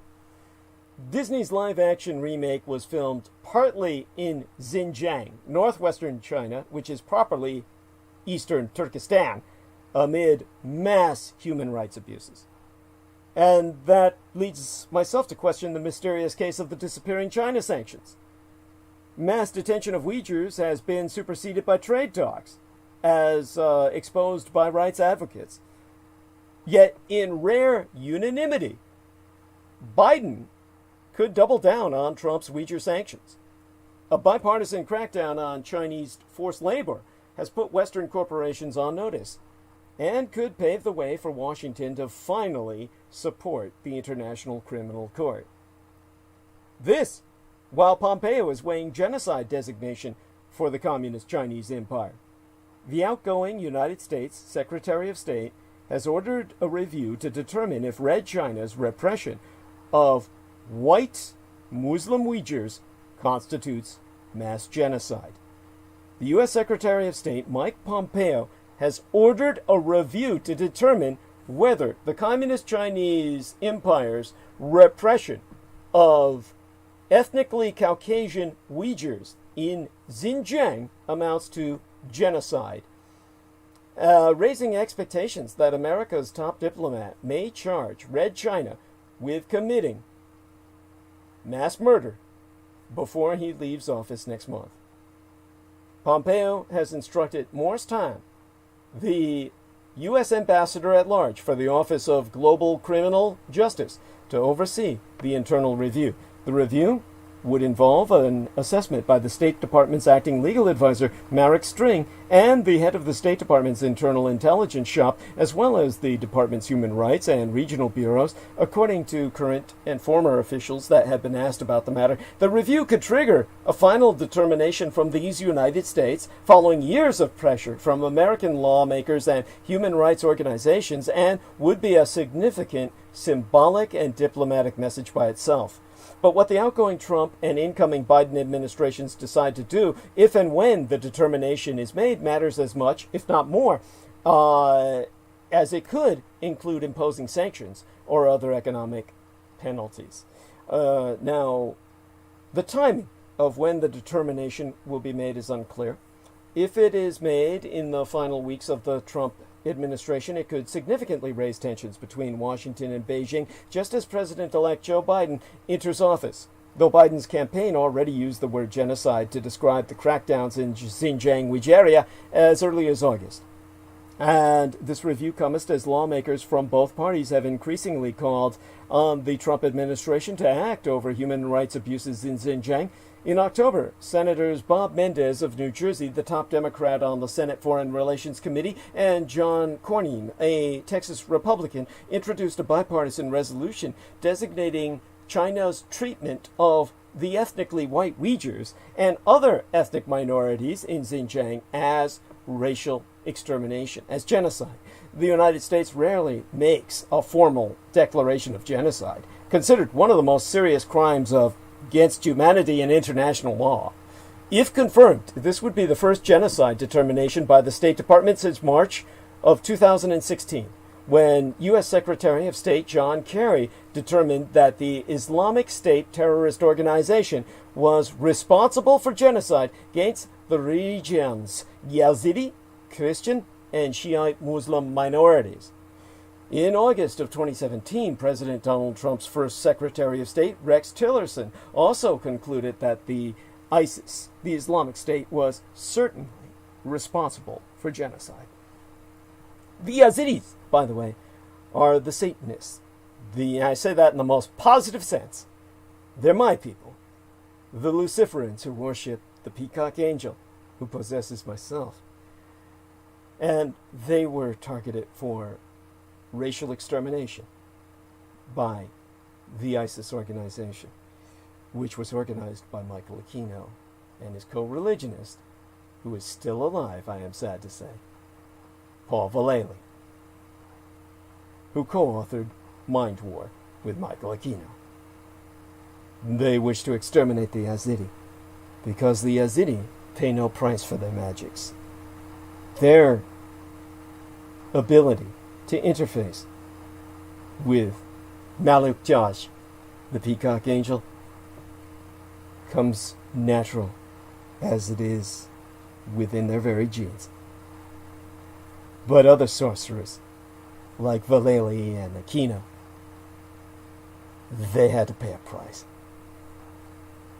Now, during the George W. Bush administration, then Secretary of State Colin Powell declared that the Sudanese government had committed genocide against ethnic minority groups in Darfur, a decision that was followed by a United Nations Security Council resolution triggering an investigation into mass atrocities by the International Criminal Court, which later charged the country's then-president, Omar al-Bashir, with genocide.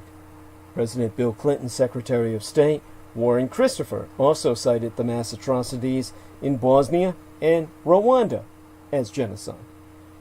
In recent years, the Communist Chinese Empire has undertaken a sweeping campaign of repression against what are estimated to be millions of ethnically Caucasian Uyghurs and other ethnic minorities in its western Xinjiang province under the guise of security and counterterrorism pogroms.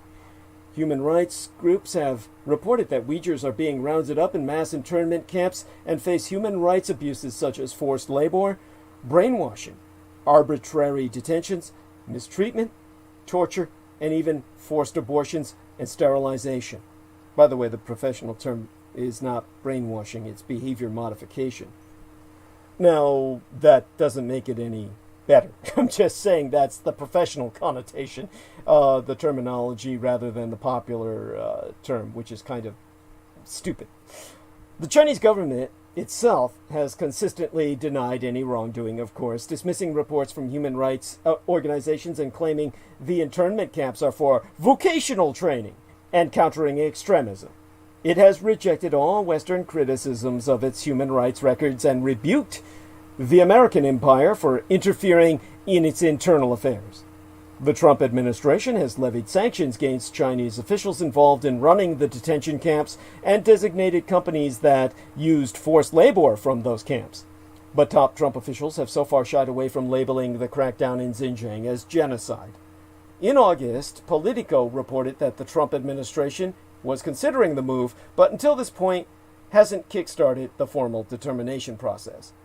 Trump's former national security advisor, John Bolton, wrote in his memoir that at a dinner at the G20 meeting in Osaka, Japan, in June of yesteryear, Chinese dictator Xi Jinping explained to Trump why he was building mass internment camps. With Bolton writing, according to our interpreter, Trump said that Xi should go ahead with building the camps. Now, last year, Foreign Policy reported that sanctions on Chinese officials had been drafted by late 2018, but were put on ice as the Trump administration pursued trade talks with Beijing. And some current and former officials attribute the timing of this new review to a push from Congress, others describing it as an 11th hour move by the outgoing administration to box in Biden on his China policy, which I think is cool. And Biden really doesn't mind. He's going in that direction anyway. Legislation spearheaded by Republican Senator Marco Rubio to prompt the Secretary of State to make its determination on whether Communist China's crackdown in Xinjiang constitutes genocide was included as part of broader appropriations packages passed on Monday. Rubio, acting chairman of the Senate Intelligence Committee and member of the Senate Foreign Relations Committee, is a vocal critic of Red China himself. Francisco Bencosme, a senior policy advisor with the Open Society Foundations, has said that regardless of motivation, it is the right thing for the Trump administration to do, and I stand by that as well. After that, the question is how the determination will be made meaningfully, such as by getting like-minded countries to join the American empire in a genocidal determination, or by prompting international organizations to carry out an investigation.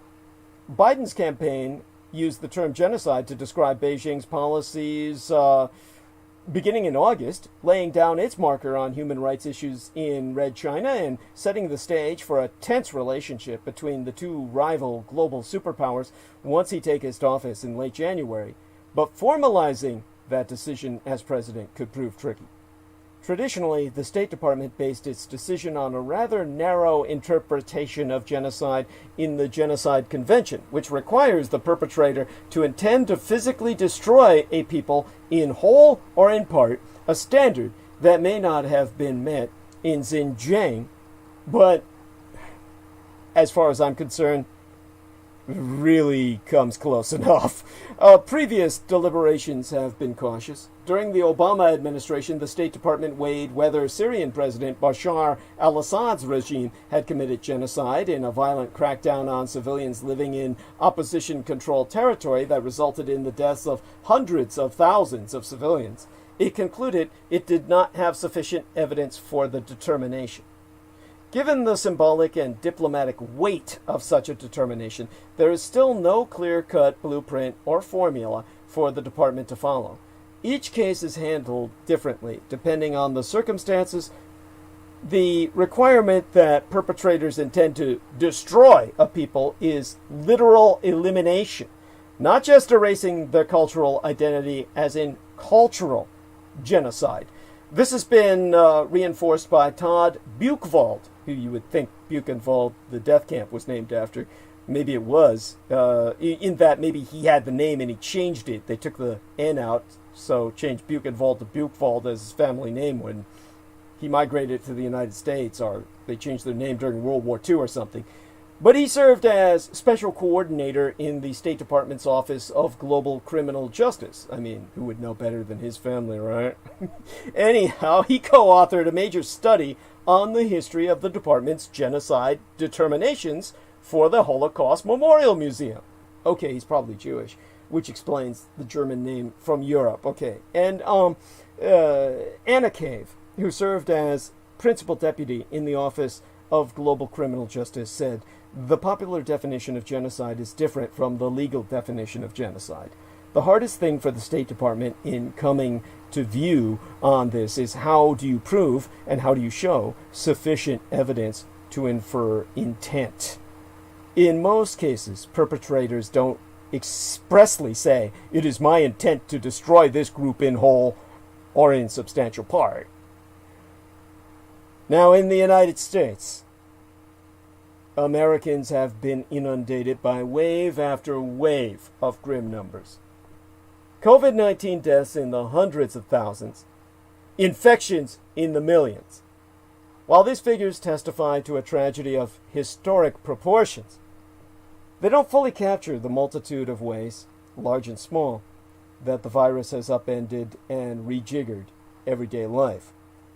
For that, however, there are a host of other numbers, some more familiar than others, but all just as telling in tracking the pandemic's sweeping impact, mostly on democracy itself. Which brings us to the danger in Trump's efforts. With the pandemic at a deadly peak, Americans have learned that our president, still set on overturning the 2020 electoral results, has gone so far as to discuss martial law. His refusal to accept the outcome will leave a dangerous legacy. Over the weekend, the New York Times has reported that President Donald Trump discussed further attempts to cling to power, including imposition of martial law, which didn't even happen during World War II. This during a meeting with his advisors. Trump's attempted coup will fail, but it won't be without consequence. His anti-democratic maneuvers have set a most dangerous precedent. The president is losing his mind. This is where Trump's crippling psychological condition, his complete inability to face unpleasant facts, his toxic narcissism, and his utter lack of empathy have become as lethal.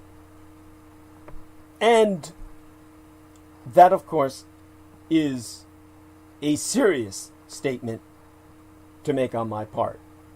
I almost regret making it. It's not something that is anything I myself want to face the reality of, in terms of our executive commander-in-chief in control of our armed forces, doing what he may very well do, which is basically destroy our democracy and install himself as dictator.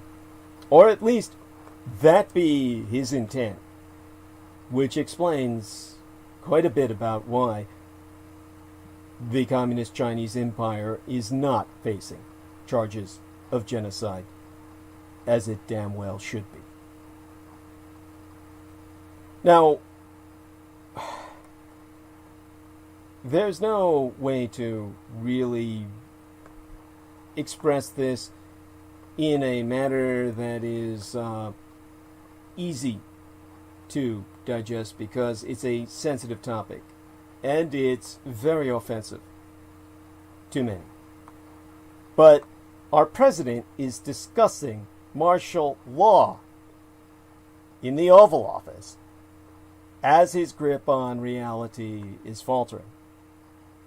The latest manifestation of this is the report in the New York Times that our president is weighing appointing the conspiracy theorist Sidney Powell, who for a time worked on his legal team, to be special counsel to investigate imaginary claims of voter fraud. If that doesn't disturb you, you're not aware of the world around you. You're out of touch with reality in an info bubble of right-wing media. So, to pull you out of that tailspin, as if that in and of itself were not enough, we also learned that former National Security Advisor Michael Flynn, who was pardoned by the president after pleading guilty to lying to the FBI, attended that Friday meeting. A retired general of the United States Army who has been in pay of the Russian Empire. Earlier in the week, Flynn, again, I must re-emphasize, a retired lieutenant general, floated the idea, which he had promoted before, that the president impose martial law and deploy the military to, quote-unquote, rerun the election in several closely contested states that voted against Trump. Flynn wants to turn them into literal battleground states. As in, basically, fuck the vote, we're bringing in the guns. None of this should come as a surprise. Some of us said, even before he became president, that Donald Trump's Rosetta Stone, the key to deciphering him, was his psychology, his disordered personality, his emotional and mental instability, and his sociopathic tendencies. It was the main reason, though hardly the only reason, I refused to vote for him in 2016 or in 2020. Nothing that Trump has done over the past 4 years has caused me to rethink my assessment, and a great deal has happened to confirm it. Given Trump's psychological profile, it was inevitable that when he felt the walls of reality close in on him, in 2020 it was the pandemic, the cratering economy, and his electoral defeat, he would detach himself even further from reality. It was predictable that the president would assert even more bizarre conspiracy theories, that he would become more enraged and embittered, more desperate and despondent, more consumed by his grievances, that he would go against past supplicants like Attorney General Billy Barr and Georgia Governor Brian Kemp, and become more aggressive toward his perceived enemies, that his wits would begin to return, rather to turn, never to return. Or, in the Shakespearean terminology, in the words of King Lear, that his wits would simply begin to turn. That is, that he would begin to lose his mind. And so he has. And as a result, President Trump has become even more destabilizing and dangerous. Jonathan Swan of Axios has tweeted that, "I've been covering Donald Trump for a while. I can't recall hearing more intense concern from senior officials who are actually Trump people. The Sidney Powell, Michael Flynn ideas are finding an enthusiastic audience at the top." So even amid the chaos, it's worth taking a step back to think about where we are. An American president, unwilling to concede his defeat by 7 million popular votes and 74 electoral college votes, is still trying to steal the election. It has become his obsession. In the process, Trump has, in too many cases, turned his party into an instrument of illiberalism and nihilism. Just a couple of data points to underscore my position are the facts that 18 attorneys general and more than half of the Republicans in the House supported a seditious abuse of the judicial process. And it's not only, or even mainly, elected officials. The Republican Party's base has always followed Trump into the twilight zone, with a sizable majority of them affirming that Joe Biden won the election based on fraud, and many of them turning against medical science in the face of a surging pandemic. COVID-19 is now killing Americans at the rate of about 1 per minute. But the president is just done with COVID. That's what one source identified as one of Trump's closest advisors told the Washington Post.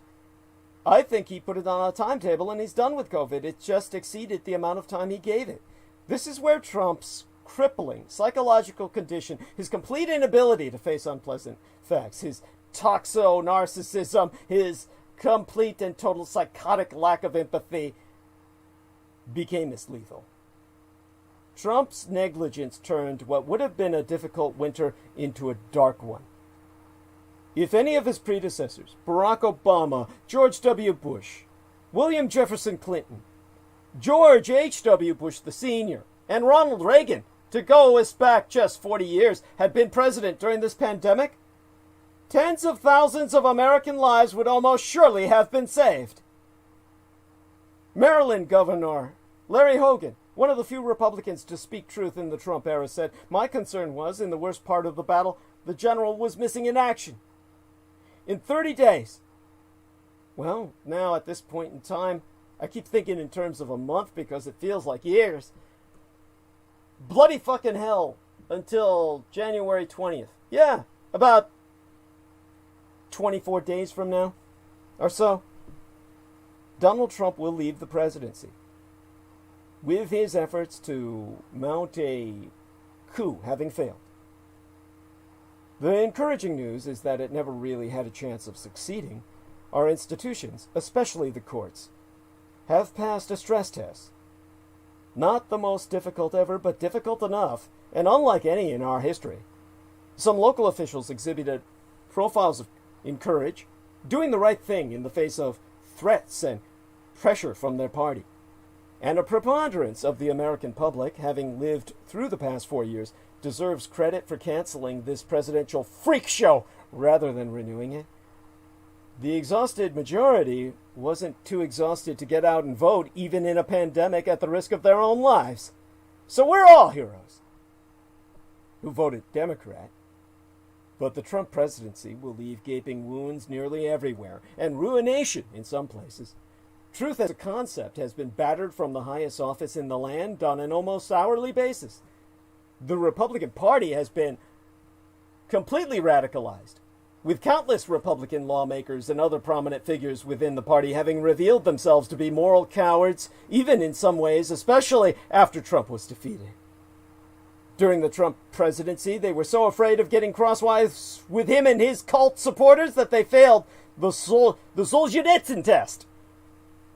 The simple act of an ordinary brave man is not to participate in lies, not to support false actions. His rule? Let that come into the world. Let it even reign supreme. Only not through me. During the past 4 years, the right-wing ecosystem became more and more rabid. Many prominent evangelical supporters of the president are either obsequious, like Franklin Graham, or delusional, like Eric Metaxas. And they now peddle their delusions as being ripped by God. QAnon and the Proud Boys, Newsmax and One America News, Alex Jones and Tucker Carlson all have been emboldened. These disastrous trends began before Trump ran for office, and they won't disappear after he leaves the presidency. Those who hope for a quick snapback will be disappointed. Still, having Trump out of office has to help. He's going to find out that there's no comparable bully pulpit, and the media, if they be wise, will cut off his oxygen, which is attention. They had no choice but to cover Trump's provocations when he was president. When he's an ex-president, that will change. For the foreseeable future, journalists will rightly focus on the pandemic. But once that is contained and defeated, it will be time to go back to focusing more attention on things like the Paris Accord and the carbon tax, the earned income tax credit and infrastructure, entitlement reform and monetary policy, charter schools and campus speech codes, legal immigration, asylum, assimilation, and social mobility. There is also an opportunity, with Trump as a former president, for the Republican Party to once again become the home of sane conservatism. But whether that happens or not is an open question. Yet it's something many of us are willing to work for, and that even progressives like myself should pray for. Beyond that, and more fundamental than that, we have to remind ourselves that we are not powerless to shape the future, that much of what has been broken can be repaired, that though we be many, we can be one, and that fatalism and cynicism are unwarranted and corrosive. There's a lovely line in William Wordsworth's poem, The Prelude. What we have loved, others will love, and we will teach them how. There are still things worthy of our love. Honor, decency, courage, beauty, and truth. Tenderness, human empathy, and a sense of duty and responsibility. A good society. A commitment to human dignity. We need to teach others in our individual relationships, in our classrooms and communities, in our book clubs and Bible studies, and in innumerable other settings, why those things be worthy of their attention, their loyalty, their love. One person doing it won't make much of a difference. A lot of people doing it will create a culture where there was a vacuum. Maybe we understand better than we did 5 years ago why these things are essential to our lives, and why, when we neglect them or elect leaders who ridicule and subvert them, life becomes nasty, brutish, short, and generally unpleasant while it lasts. Just after noon on the 20th of January, a new and necessary chapter will begin in the American story into the 2021st year of our Lord. Joseph Biden will certainly play a role in shaping how that story turns out. But so will you and I. Ours is a good and estimable republic, if only we can keep it, because Trump's moving once unthinkable acts into the realm of the possible. And we have to ask, how long can this continue? Trump is turning the Republican Party against democracy itself. On Friday, as dated the 18th day in December, the Secretary of the Army and the Army Chief of Staff formally disavowed any intention of participating in a military coup d'etat, saying, officially and on the record, there is no role for the United States military in determining the outcome of an American election. Now that's a fine statement, in line with the long-standing traditions of the United States military. What makes it so alarming is that anybody thought it necessary to bring it up at all the next day. But less than a work week's time ago, I myself was aghast when multiple media sources reported that President Donald Trump has been scheming about a possible coup d'etat in the Oval Office with his innermost team of advisors. General Michael Flynn, retired of the U.S. Army, Sidney Powell, and Rudy Giuliani. The pedo-Satanist who said the children at West Point were raping themselves with broken bottles and baseball bats. Trump also has been looking for some way to institutionalize Powell's role by appointing her as a special counsel, empowering her to extend her delusive lawsuits past Inauguration Day. There's already been one successful attempt to institutionalize Trump's false accusations. On the 1st of December, Attorney General Billy Barr appointed John Durham, the U.S. Attorney for Connecticut, as special counsel. Durham will now be able to continue his investigation of the Trump-Russia investigation, which Barr hopes will confirm Trump's complaint that he was the victim of unfair persecution rather than a culprit who mostly got away with it.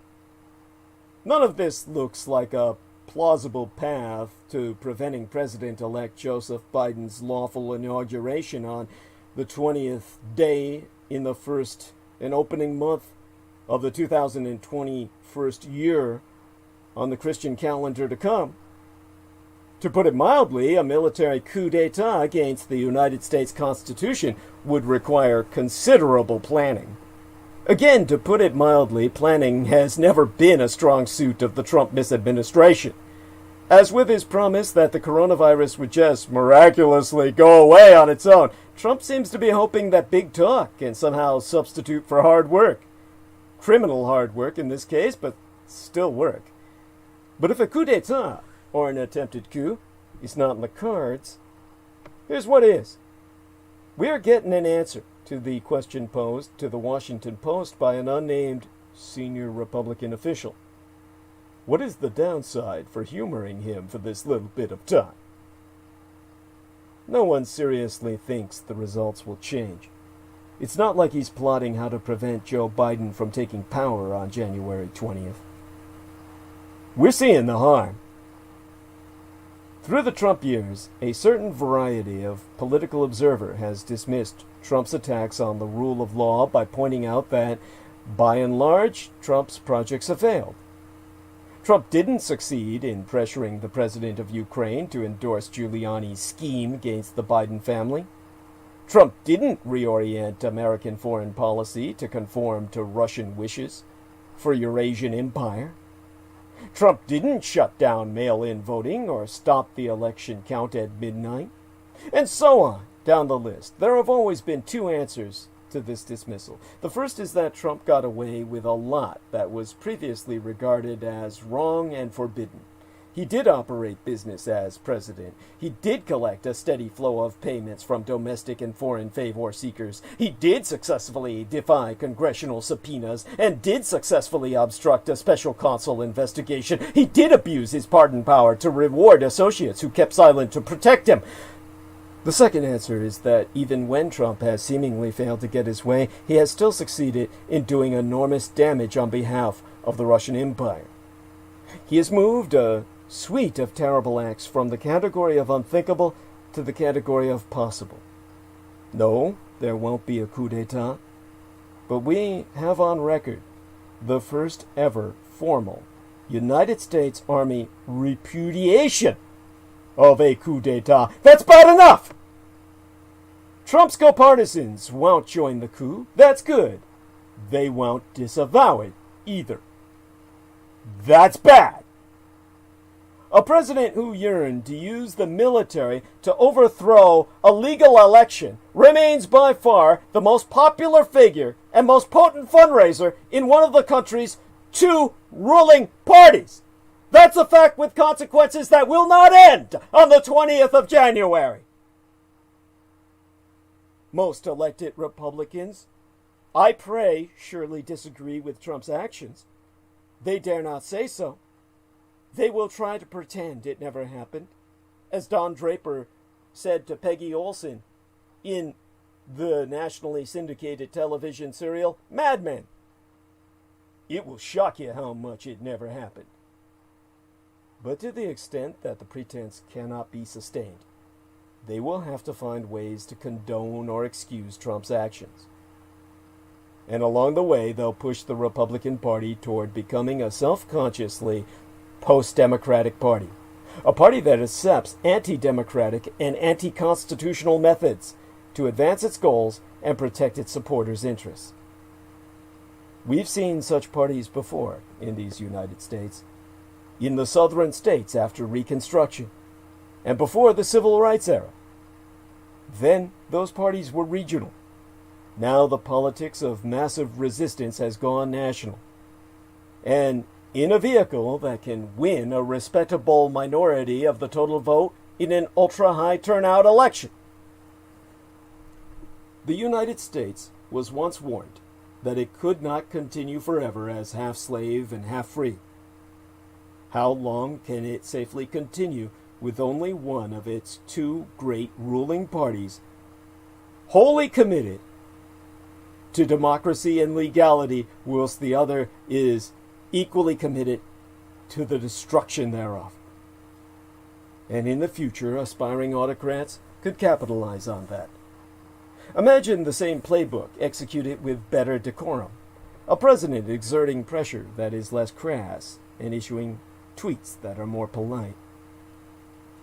Well, worldwide, in this time of plague, in Mexico, south of the border on which Trump wanted to build that wall, the government did little, aside from asking its people to act responsibly. The result? More than 100,000 deaths, a number that is presumed to be sheer understatement. Simply what the government will admit.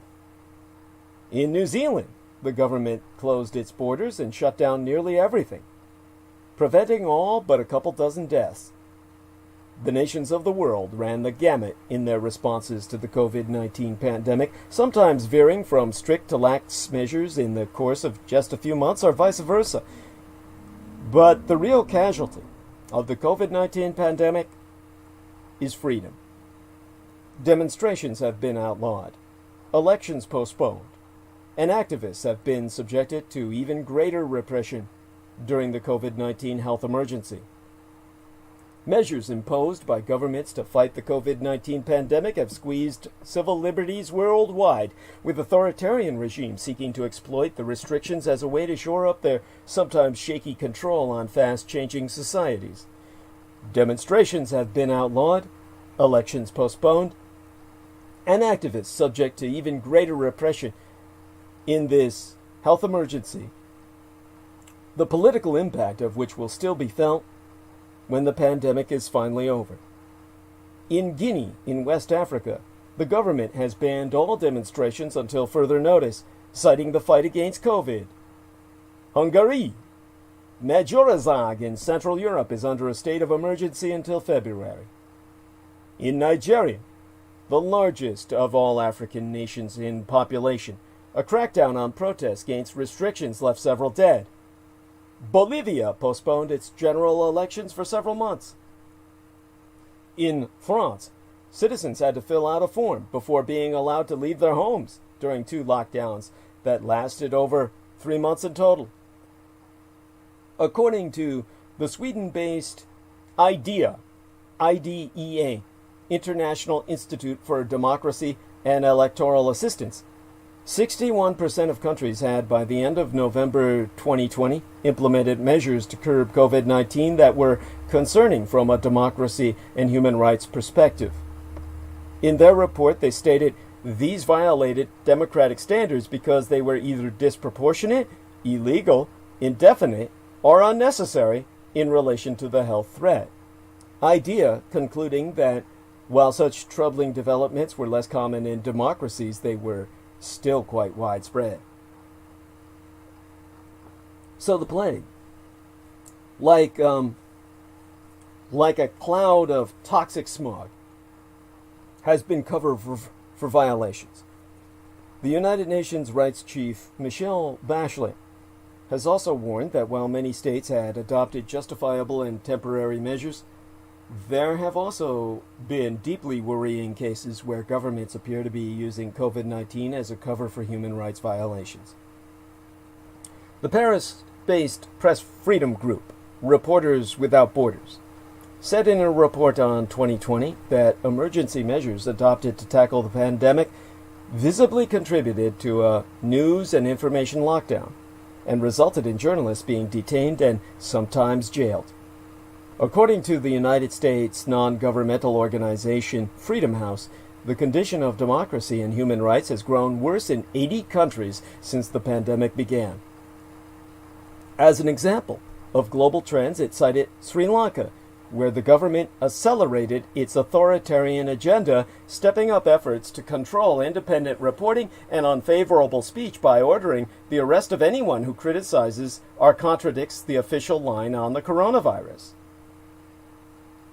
Now, Bhavani Fonseca, senior researcher at the Private Center for Policy Alternatives think tank in Colombo, told the Associated Free Press, whilst decrying a weakening of checks and balances, that we've seen in the last few months the president, Gotabaya Rajapaksa, consolidating power. And in Red China, where the virus first emerged, but has now largely been held in check according to the state of the Communist Chinese Empire itself, and who can trust them? The authorities have adopted extremely coercive measures, with strict lockdowns of very large areas, massive screening, and surveillance by drones. In Egypt, where President Abdel Fattah al-Sisi is accused by activists of leading an authoritarian regime that has locked up tens of thousands of opponents, the pandemic was a chance to further squeeze liberties.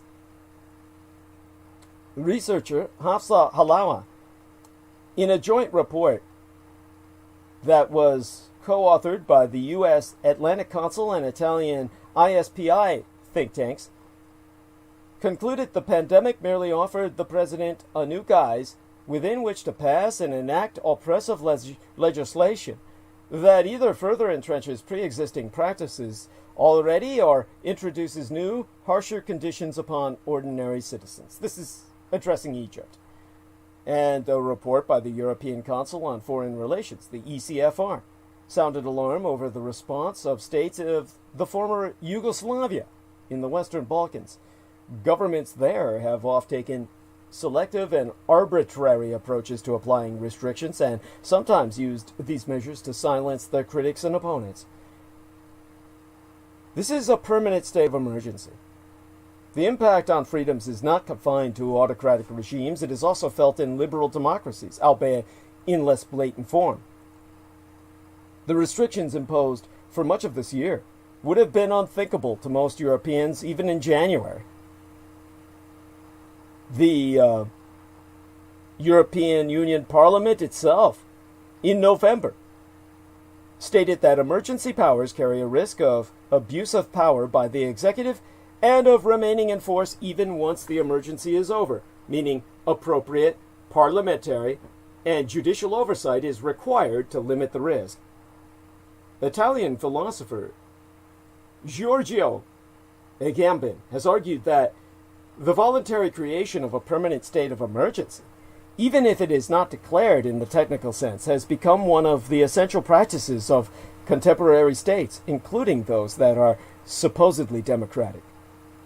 The health emergency declared in France to fight the pandemic can be compared to the state of emergency imposed in the wake of a terrorist attack. Laureline Fontaine, professores in public law at Sorbonne Nouvelle University, said, "We have become used to living without freedom." This is the political crisis of our time right now. Even once vaccines or other factors manage to quell the spread of the virus, the economic fallout from the pandemic risks fueling discontent, which in turn may prompt even more restrictions. It is no surprise that in Russia, frustration with President Vladimir Putin's rule is growing as the economic consequences of the pandemic compound a decade of stagnation. In a study for the Carnegie Moscow Center, Andrei Kolesnikov and Denis Volkov argues that the second and third order consequences of the disruptions and dislocations wrought by the pandemic may be dramatic. In their report, the Atlantic Council and the ISPI, which is of course that Italian study group, warned that in the Middle East, the poor response by state authorities to the pandemic and the strengthening of authoritarian practices is most likely to amplify dynamics and reasons for discontent, so concluding that this will transform the corona crisis from a health crisis into an economic and political one. That's per the International Society for Performance Improvement, the nonprofit association for performance improvement professionals dedicated to improving individual, organizational, and societal functioning, productivity, and accomplishment in the workplace. So, if the people who make certain that capitalism runs effectively are concluding such, let's take their advisements and apply their observation worldwide. Economically, well, on vaccines, it's every country for itself. The race to vaccinate the world against a once-in-a-century pandemic has begun in an all too familiar fashion. Rich countries are hoarding COVID-19 vaccines. Elsewhere, the pandemic may keep killing for years. Rich nations have gobbled up nearly all of the global supply of the two leading COVID-19 vaccines through the end of 2021, leaving many middle-income countries to turn to unproven drugs developed by the Communist Chinese Empire and the revanchist revisionist Russia, whilst poorer states face long waits for the first doses. Richer countries will be able to vaccinate their entire populations before vulnerable groups in many developing countries get covered. Swery Moon, co-directress of the Global Health Center at the Graduate Institute of International and Development Studies in Geneva, observes that as a result, the pandemic will continue to kill people across much of the world for years, delay any global economic recovery, and eventually resurge even in nations that manage to control it in coming months through vaccination. Resultantly, we turn to the politics. Now, this is kind of bass-ackwards because politics makes economics, not the other way around. But politically, Red China is saying good riddance as United Germany leaves the United Nations Security Council. China's deputy UN envoy made the remark after the Deutschen, or Vereinigte Deutschland, United German diplomat Christoph Huygens appealed to Beijing to release two detained Canadians. Germany's UN envoy, during his last scheduled UN Security Council meeting, appealed to Communist China to free two detained Canadians for Christmas, prompting China's deputy UN envoy to respond, "Out of the bottom of my heart, good riddance. which is kind of a fucking paradoxical statement since he doesn't have a heart. Die Neue Vereinigte Deutschland.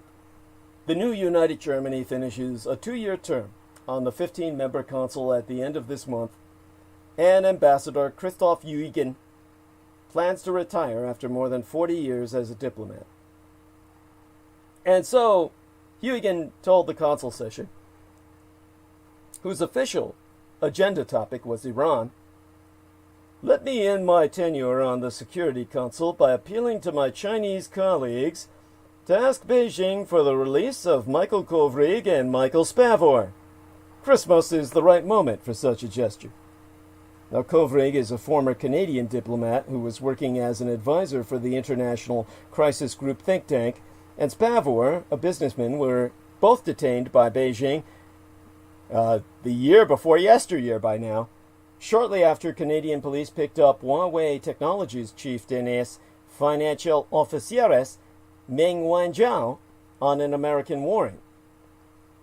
And China's deputy UN ambassador, Geng Shuang, accused Huygens of abusing the Security Council to launch malicious attacks on other members in an attempt to poison the working atmosphere, concluding his contrapuntal by saying, "I wish to say something out of the bottom of my heart. Good riddance, Ambassador Huygens. I am hoping that the Council in your absence in the year 2021 will be in a better position to fulfill the responsibilities for maintaining international peace and security." Yeah, that from Chi-Com, a Chinese communist. The bottom of what heart indeed. Huygens also used the Security Council meeting to advise Russia's deputy UN ambassador, Dmitry Polyensky, to read certain articles about Russian opposition politician Alexei Navalny, who said he had tricked a Russian agent, a secret agent, into disclosing details of a botched plot to kill him. In other words, he manipulated his own would-be assassin into confessing his attempted murder. Russia's FSB, Federal Security Bureau, Security Service, dismissed the recording as a fake. Polyensky replying, "It seems he's developed a certain dependency on the Council. There's never a meeting without criticism of Russia, even if it's not suitable for the subject matter. I hope that after January 1st that Christoph's symptoms will improve." He's talking about the United German diplomat, Mr. Huygens himself. Well, when both the Chi-Coms, the Chinese communists, and the Red Russians don't like you, you know you're doing good in the world. Now, Europe and America cannot learn from Taiwan's anti-epidemic experience, but we can work out solutions together. The coronavirus epidemic has continued to be severe, and in this global pandemic, due to its almost non-existent number of cases, so few as to be statistically and demographically non-existent, Taiwan is universally regarded as the top model for epidemic prevention that all other countries in the world can learn from. Taiwan, with a population of 24 million citizens, has had only 306 cases altogether and no more than 5 deaths. In comparison, there have been, oh my God, let me look up COVID cases in the United Kingdom and US, UK comparison. How's that? And see what's statistics. Scroll up. We've got a worldwide dashboard based on World Health Organization statistics. I'm not going to be sure if I'm going to be able to interpret this very well. I guess you have to click on it. Yeah. Oh God. Let me put it this way. There's been in the United Kingdom 2,110,318 confirmed cases and 68,307 deaths. In the United States, there have been 17,895,109 confirmed diagnoses, 317,032 deaths.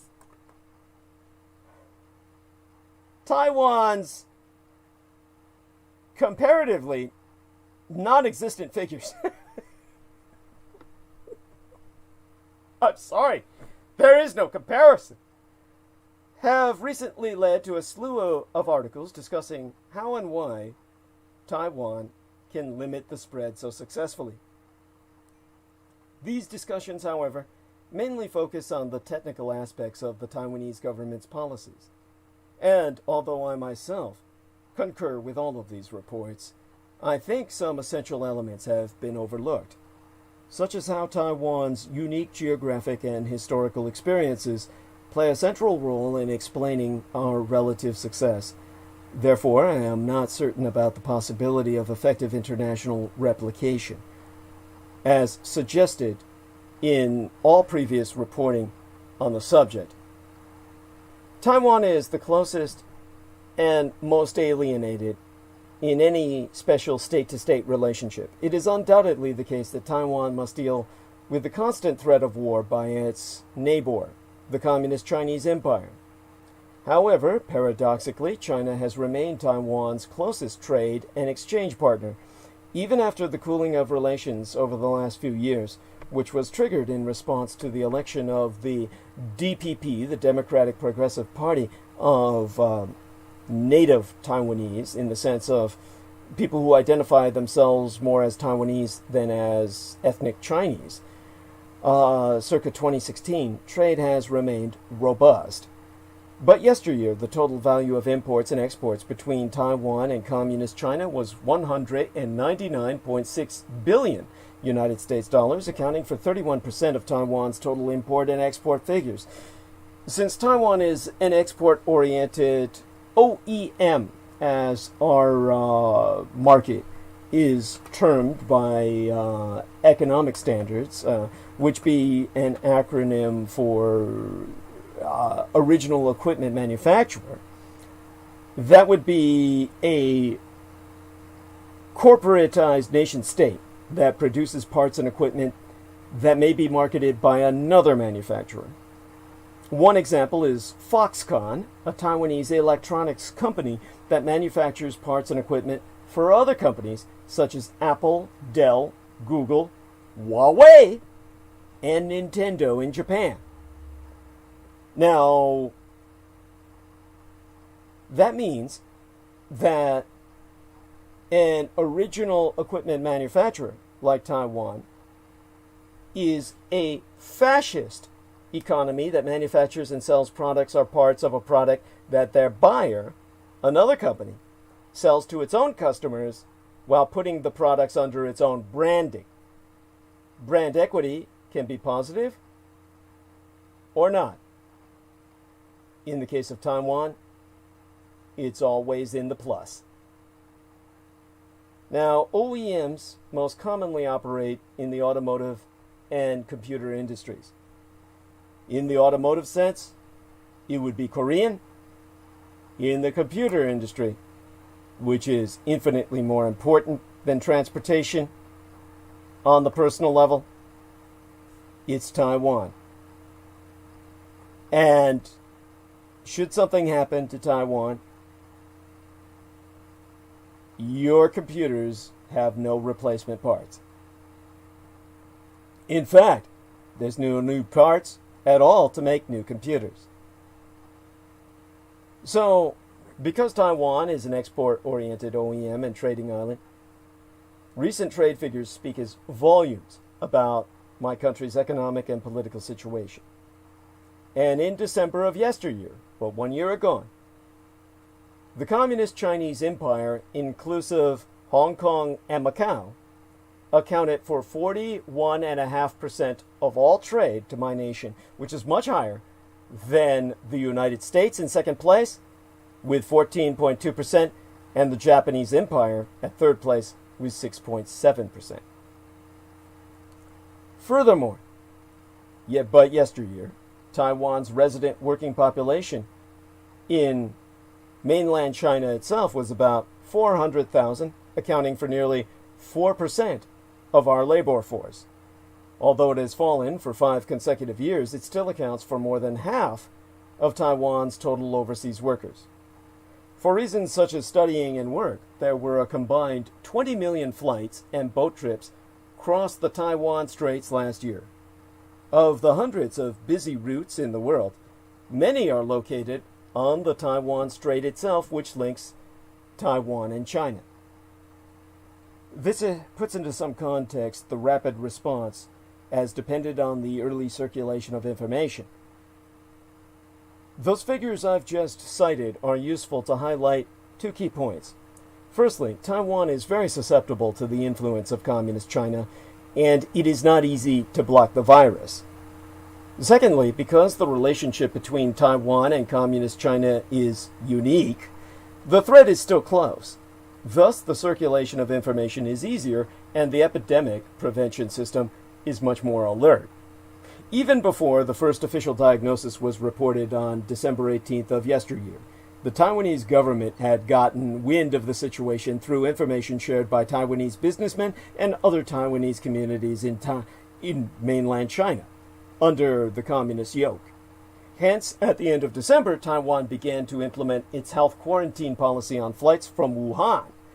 At the same time, Taiwan was also the first nation on earth to send experts to visit Wuhan. After the return of these public health experts, which were dispatched on the 12th of January this year, the Taiwanese government listed the Wuhan virus as the highest level infectious disease and opened their command center. Subsequently, Taiwan also became the first country in the world to ban flights from Hubei province in the Communist Chinese Empire. These decisive actions for epidemic prevention depended on the early detection of information and being alert to close communication. Even if the Communist Chinese government keeps blocking and falsifying information about the epidemic, because my Taiwan is so profoundly affected and threatened by Communist China, it knowest how to identify false information to avoid these difficulties. Official message distrust, in which 67.3% of Taiwanese people in polls conducted throughout this year did not trust the Communist Chinese government's epidemic prevention capabilities, and 76% of people in Taiwan feel that Communist China is unfriendly to Taiwan, period. That's a record high, mind you. Well, simultaneously, in a survey carried out during late February of this year, 97.6% of my people believe that the coronavirus outbreak in Wuhan was severe. In relation to other opinion polls carried out, this number is exceptionally high. It's almost universal agreement. And this prevailing mentality has helped the public to cooperate with my government's epidemic prevention efforts. Such an attitude and opportunity do not apply to European and American countries. It simply can't. Strong public health bureaucrats are the product of special historical causes. At the same time, from the perspective of historical causes, the impact of the 2003 SARS epidemic, the severe acute respiratory syndrome, and my native Taiwan's unique, internationally excluded, and unrecognized international status have created Taiwan's strong epidemic prevention measures, which are decoupled from the World Health Organizational public health system. The Taiwanese system was, ergo, actively advanced from the very beginning of the epidemic prevention and was not affected by any guidance from the World Health Organization, which was declaring that the Wuhan virus was not pandemic until it was too late. Sometimes, This has even wandered into gray areas not authorized by law, such as restricting personal freedoms, including prohibiting students, teachers, and medical personnel from going abroad. European and American countries can hardly emulate Taiwanese measures, which consist of rapid or authoritative bureaucracy. You call it fascism. The historical development of Taiwan's fascist bureaucracy is complex and cannot be adequately described tonight. Suffice to say, it's based on the World War II Imperial Japanese model, combined with our state religion of Confucianism. Taiwan is one of the classic cases of transitioning from an authoritarian state to a democratic state with not a drop of bloodshed, not a single drop. Perhaps because of this, many bureaucrats familiar with our previous authoritarian methods still reside in the Taiwanese government, and these figures took office and continue to inherit its powerful bureaucratic tradition based on literal worship of the state, bringing with them a lingering memory of authoritarian rule from the days of martial law under Chiang Kai-shek. They thus tend to disregard public opinion supervision and work less in compliance with the rule of law through institutional logic and organizational culture. So, we all still need government, despite what the enemy, the libertarians, tell you, or the Republicans as their proxy. We just need to learn how to get along with it. So, after observing the results, I can argue that we all need active government intervention in the face of this vast and aggressive global epidemic. Therefore, the next topic that must be considered is the overall unique bureaucratic model that has limited freedom in its control over the rule of law. Thus, questions can arise from foreigners concerning what is reasonable or acceptable in democracies. Take Singapore as counterexample. Their city-state control and bureaucracy are much more authoritative than Taiwan's, but the results are not nearly as positive. The European and American examples show that distrust of the government, an attitude consisting of culturally universal resistance to and restriction of their own governments, and a culture that values individual freedom, have fatal consequences in epidemic prevention. Although the Taiwanese authorities may harm the rule of law in their epidemic prevention strategies, I can still communicate with conviction that Taiwan society has the energy to resist if such measures go too far and damage the foundations of democracy. Hence, if Taiwan's parliament can impose a robust public health bureaucracy, it could be argued that some preventative legislative restrictions, which would work to limit democratic damage during the pandemic, would naturally be a better option for the European American governments. When taking into consideration the European American and Taiwanese governments, it is clear that we can learn from each other to think about how to build a bureaucracy that is resilient in times of crisis. However, we should also reflect on making certain there are enough tools to turn public power back to the rule of law after crisis has abated.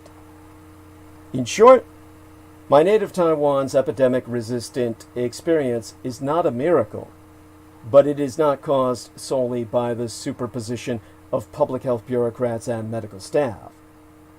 The Taiwan experience has its own unique geographical background and historical institutional causes, which may even harm the rule of law during epidemic.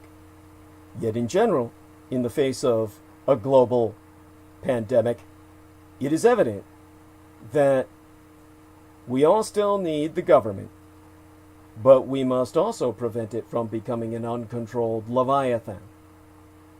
Moving forward, that is the topic researchers should investigate, as mine own true homeland and heartland of Taiwan's nuanced and complex experience needs to inspire other countries. Today's anniversary, of course. We have two of them. It is the Eve Day, 9 to 10, 10 to 11, 11 to 12. Just checking the time here. We've got 3 hours left. And today is the Eve Day of the memoriam of the Soviet invasion of Afghanistan and the American response from 1978 through 1980. At the end of December 1979, the Soviet Union deployed thousands of troops into Afghanistan and immediately assumed complete military and political control of Kabul and large portions of the country. This event began a brutal, decade-long attempt by Moscow to subdue the Afghan civil war and maintain a friendly and socialist government on its border. It was a watershed event of the Cold War, which is really the Third World War, marking the only time the Soviet Union invaded a country outside the Eastern Bloc, a strategic decision met by nearly worldwide condemnation. While the massive, lightning-fast military maneuvers and brazenness of Soviet political objectives constituted an invasion of Afghanistan, the word intervention more accurately describes these events as the culmination of growing Soviet domination going back to 1973. Undoubtedly, leaders in the Kremlin had hoped that a rapid and complete military takeover would secure Afghanistan's place as an exemplar of the Brezhnev Doctrine, which held that once a country became a socialist, Moscow would never permit it to return to the capitalist camp. The United States and its European allies, guided by their own doctrine of containment, sharply criticized the Soviet maneuver into Afghanistan and devised numerous measures to compel Moscow to withdraw. In the summer of 1973, Mohammed Daoud, the former Afghan prime minister, launched a successful coup d'etat against King Zaire. Although Daoud himself was more nationalist than socialist, his coup was dependent on pro-Soviet military and political factions. Now, since 1955, Moscow had provided military training and materiel to Afghanistan. By 1973, a third of active troops had trained on Soviet soil. Additionally, Daoud enjoyed the support of the People's Democratic Party of Afghanistan, PDPA, founded circa 1965 upon Marxist ideology and allegiance to Moscow. That was 1 year before I was born. In the year after I was born, circa 1967, the PDPA, the People's Democratic Party of Afghanistan, split into two factions: the Parchimist, led by Badrak Karmal, who supported Daoud, and the Khalqis, or led by Nur Taraki. And for the next 5 years, Daoud attempted the impossible task of governing Afghanistan's Islamic tribal regions, whilst also struggling to reconcile the PDPA split. But the more radical Khalq faction never fully recognized Daoud's leadership, whilst Karmal viewed the coup largely as a means to consolidate his own power. In response, Daoud hoped to mitigate both of these threats by steering Afghanistan away from Soviet influence and improving United States relations, whilst decreasing the influence of radical elements in the government and military. Now, Daoud's middle course ended in disaster. On the 28th of April in 1978, soldiers aligned with Tanaki's Khalq faction assaulted the presidential palace, where troops executed Daoud and his entire family. In the following days, Taraki became the prime minister, and in an attempt to end the PDPA's divisions, Karmal became deputy prime minister. In Washington, this communist revolution was understandably met with alarm. The Carter administration recognized that Taraki would undo Daoud's attempt to steer Afghanistan away from Moscow, and it debated whether to cut ties with Afghanistan or recognize Taraki in the hopes that Soviet influence could be contained. Although the president's assistant for national security affairs, Zbigniew Brzezinski, advocated the former course, Jimmy Carter supported the Department of State's advocacy of recognition.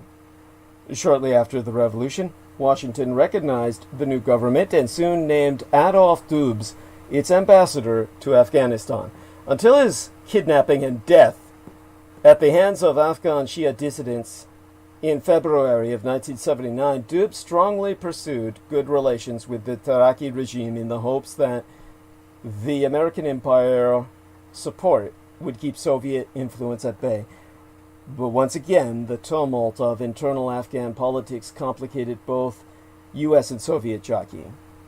In the summer of 1979, Hafizullah Amin, a longtime ally of Taraki who became his deputy prime minister following the April Revolution, received word that Babrak Karmal, Daoud's early supporter, was leading a Parsham plot to overthrow the Taraki regime.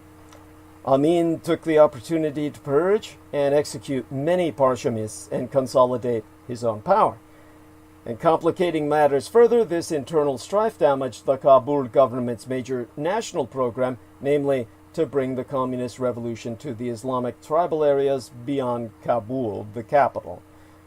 By winter of 1978, this program was met by armed revolt throughout the country because Muslims are God-fearing and not prone towards atheistic socialism. And after that, in response, Amin and Taraki traveled to Moscow to sign a friendship treaty which included a provision that would allow us direct Soviet military assistance should the Islamic insurgency threaten the secular regime. Now, this insurrection intensified over the next year, and it became increasingly obvious to the Soviets that Taraki could not prevent all-out civil war and the prospect of a hostile Islamic fundamentalist government taking control. By mid-1979, Moscow was searching to replace Taraki and Amin and dispatched combat troops to Bagram Air Base outside of Kabul. This move prompted the Carter administration to begin supplying non-lethal aid to Afghan mujahideen, or Islamic insurgents. Mujahideen meaning holy warrior, or resistance fighter. One or the other, or both, actually. Kind of. It's hard to transliterate. In August, a high-ranking Soviet military delegation arrived in Kabul to assess the situation. United States officials interpreted this mission as one last Soviet attempt to shore up the Taraki regime and also an opportunity to devise military takeover. Regarding the latter, most analysts in Washington concurred that such a move remained possible but unlikely. But this calculus was bound to change. Amin sensed the Soviet mission was designed to strengthen Taraki at his expense. In response, forces loyal to Amin executed Taraki in October, a maneuver that infuriated Moscow, which began amassing combat units along its border. At this juncture, Washington was still unsure how to interpret the Soviet maneuvers. Was the Soviet Union planning a full takeover, or did it remain committed to preserving the April Revolution? Analysts remained skeptical that Moscow would occupy the country given the political and economic costs. By the winter of 1979, faced with mutinies and an uncertain leadership, the Afghan army was unable to provide basic security to the government against the onslaught of Islamic fighters nearing Kabul. By that point, the Soviets were sending in motorized divisions and special forces. Washington demanded an explanation, which the Soviets ignored. Finally, on Christmas Eve, the invasion began. Soviet troops killed Amin and installed Babrak Karmal as the Soviets' puppet head of government. Although the Carter administration had closely watched this buildup from the outset, its reaction following the invasion revealed that, until the end, it clung to the hope that the Soviets would not invade based on the unjustified assumption that Moscow would conclude that the costs of invasion were too high. In response, James Carter wrote a sharply worded letter to Brezhnev denouncing Soviet aggression, and during his State of the Union address, he announced his own doctrine, vowing to protect Middle Eastern oil supplies from encroaching Soviet power. The administration also enacted economic sanctions and trade embargoes against the Soviet Union, called for a boycott of the 1980 Moscow Olympics, and stepped up its aid to the Afghan insurgents. In sum, these actions were Washington's collective attempt to make the Soviets' adventure in Afghanistan as painful and brief as possible. Instead, it took 10 years of grinding insurgency before Moscow finally withdrew at the cost of millions of lives and billions of rubles. In their wake, the Soviets left a shattered country in which the Taliban, an Islamo-fundamentalist group, seized control, later providing Osama bin Laden with a training base from which to launch terrorist operations worldwide. President Trump's justification of his foreign policy often draws on bizarre theories and execrable history, meaning it's bad. One of the worst instances was his claim in the opening days into the first month of yesteryear that the Soviet Union invaded Afghanistan because of terrorism. This is obviously bass-backwards in context of all I have already articulated, but it raises the question of why Moscow did invade. On the 15th day in February of 1989, a column of armored personnel carriers rolled across the Friendship Bridge, the last of a Soviet army that fought a 10-year war in Afghanistan. After losing more than 13,000 troops in quagmire, the Soviet Union pulled back, defeated, and demoralized. Later that year, the Congress of People's Deputies, the first semi-democratically elected representative body of the Union of Soviet Socialist Republics in history, passed a resolution that condemned the war. In perspective, Russia no longer regrets its invasion of Afghanistan, because Vladimir Putin is reassessing history to make us the case for adventures abroad. And so, Trump too has endorsed the USSR's invasion of Afghanistan. The president's endorsement of the Union of Soviet Socialist Republics' invasion of Afghanistan parroted the very counterfactual narrative promoted by Vladimir Putin. The real question then is, why does Trump so relentlessly regurgitate Russian propaganda? It was only one moment in a 90-minute stream of madness. On the second day in January of the 2019th year in our Lord, President Donald Trump convened a cabinet meeting, at which he invited all its members to praise him for his stance on the border wall and the government shutdown. There's always a lively competition to see which member of the cabinet can grovel most abjectly. The newcomer, Matthew Whitaker, may be only at that time, the acting Attorney General, but despite, or perhaps because of, that tentative status, he delivered one of the strongest entries, saluting the president for sacrificing his Christmas and New Year's holiday for the public good, and contrasting that to the members of Congress who had left Washington during the Trump-created crises. But that was not the crazy part. The crazy part came during the president's monologue defending his decision to withdraw all 2,000 American troops from Syria and 7,000 from Afghanistan, about half the force in country.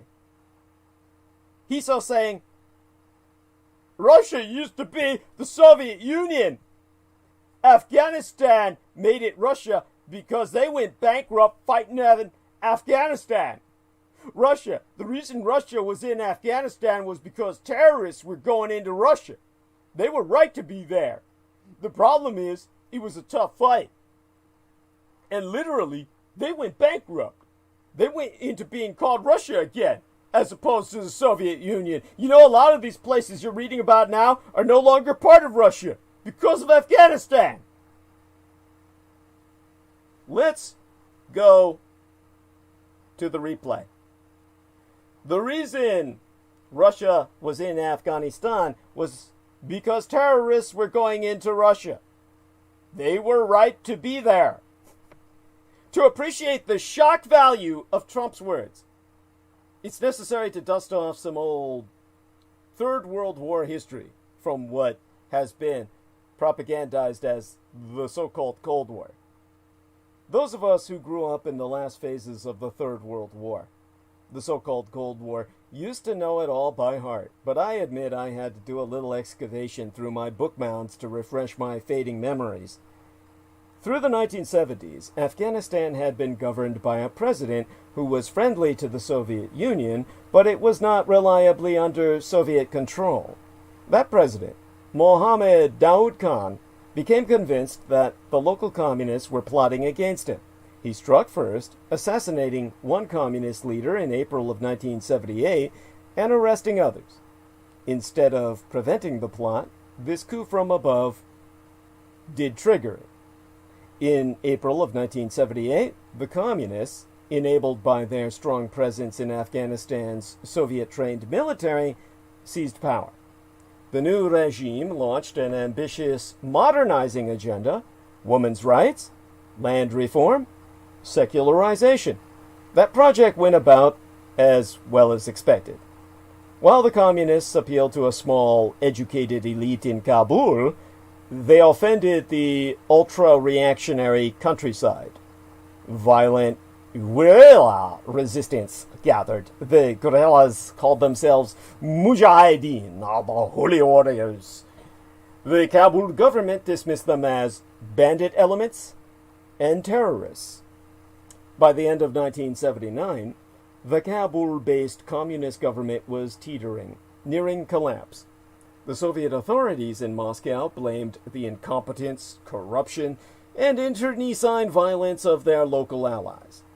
In December of 1979, they overthrew and killed the then communist leader, installed somebody more compliant, and deployed 85,000 troops to enforce their rule over the countryside. The Soviets had expected a brief, decisive intervention like those in Prague in 1968 or Budapest in 1956. Instead, the war turned into a grinding Vietnam in reverse. The Soviets withdrew, defeated, in 1989. So here's why Donald Trump's lopsided view of this story is so telling. Inflicting that defeat on the Union of Soviet Socialist Republics was a major bipartisan foreign policy priority of the 1980s. The policy was designed by Jimmy Carter's national security advisor, Zbigniew Brzezinski, and executed by the Reagan administration. It's amazing enough that any United States president would retrospectively endorse the Soviet invasion. What's even more amazing is that he would do so using the very same falsehoods originally invoked by the Soviets themselves: terrorists and bandit elements. It has ever been, an important ideological project of the Putinista regime to rehabilitate and justify, or rather rationalize, the Soviet invasion and occupation of Afghanistan. Rehabilitation and revisionism and rationalization. The three R's. Putin does not care so much about Afghanistan, but he cares a lot about the image of the Union of Soviet Socialist Republics. In 2005, Putin described the collapse of the Soviet Union as, depending on your preferred translation, the greatest geopolitical tragedy of the 20th century, or a major geopolitical disaster of the 20th century, but clearly a thing very much to be regretted per his paradigm. The war in Afghanistan helped bring about that collapse, not because it bankrupted the Soviet regime, which was communist. That was an effect of the break in the price of oil after 1985 because, Russia is a fucking gas station masquerading as a culture. but because it forced a reckoning between the Soviet regime and Soviet society. The break in the price of oil after 1985 did, not Afghanistan. And as casualties mounted, as soldiers returned home addicted to heroin, because, you know, they grow all the poppies in Afghanistan of opium that gets processed into high-grade heroin, Soviet citizens began demanding the right to speak the truth, not only about the war in Afghanistan, but about all Soviet anti-reality. So it's fitting that Putin's campaign to reimpose official lying would culminate in a glorification of the catastrophic Afghanistan war. And clearly that campaign has swayed the mind of the President of these United States. As of mid-morning on the third day in January of yesteryear, the day after the President's repetition of the Soviet Putinist propaganda in the cabinet room, there was no attempt by the White House to tidy things up. No presidential tweet, no corrective statement. The President's usual defenders, Sean Hannity, Fox and Friends, the anti-Trump Twitter chorus, likewise ignored the entire affair. They were even then already back to denouncing the Steele dossier, fulminating against Mueller, and reprising the Clinton email drama. There was evidently nothing they could think of to say in exoneration or excuse. Putinist glorification of the Soviet regime is entered into the mind of our president, has inspired all his words, and, we can be certain, shapes all his actions. How that propaganda is reaching him, by which channels, via which person, seems an important, if not emergent, question.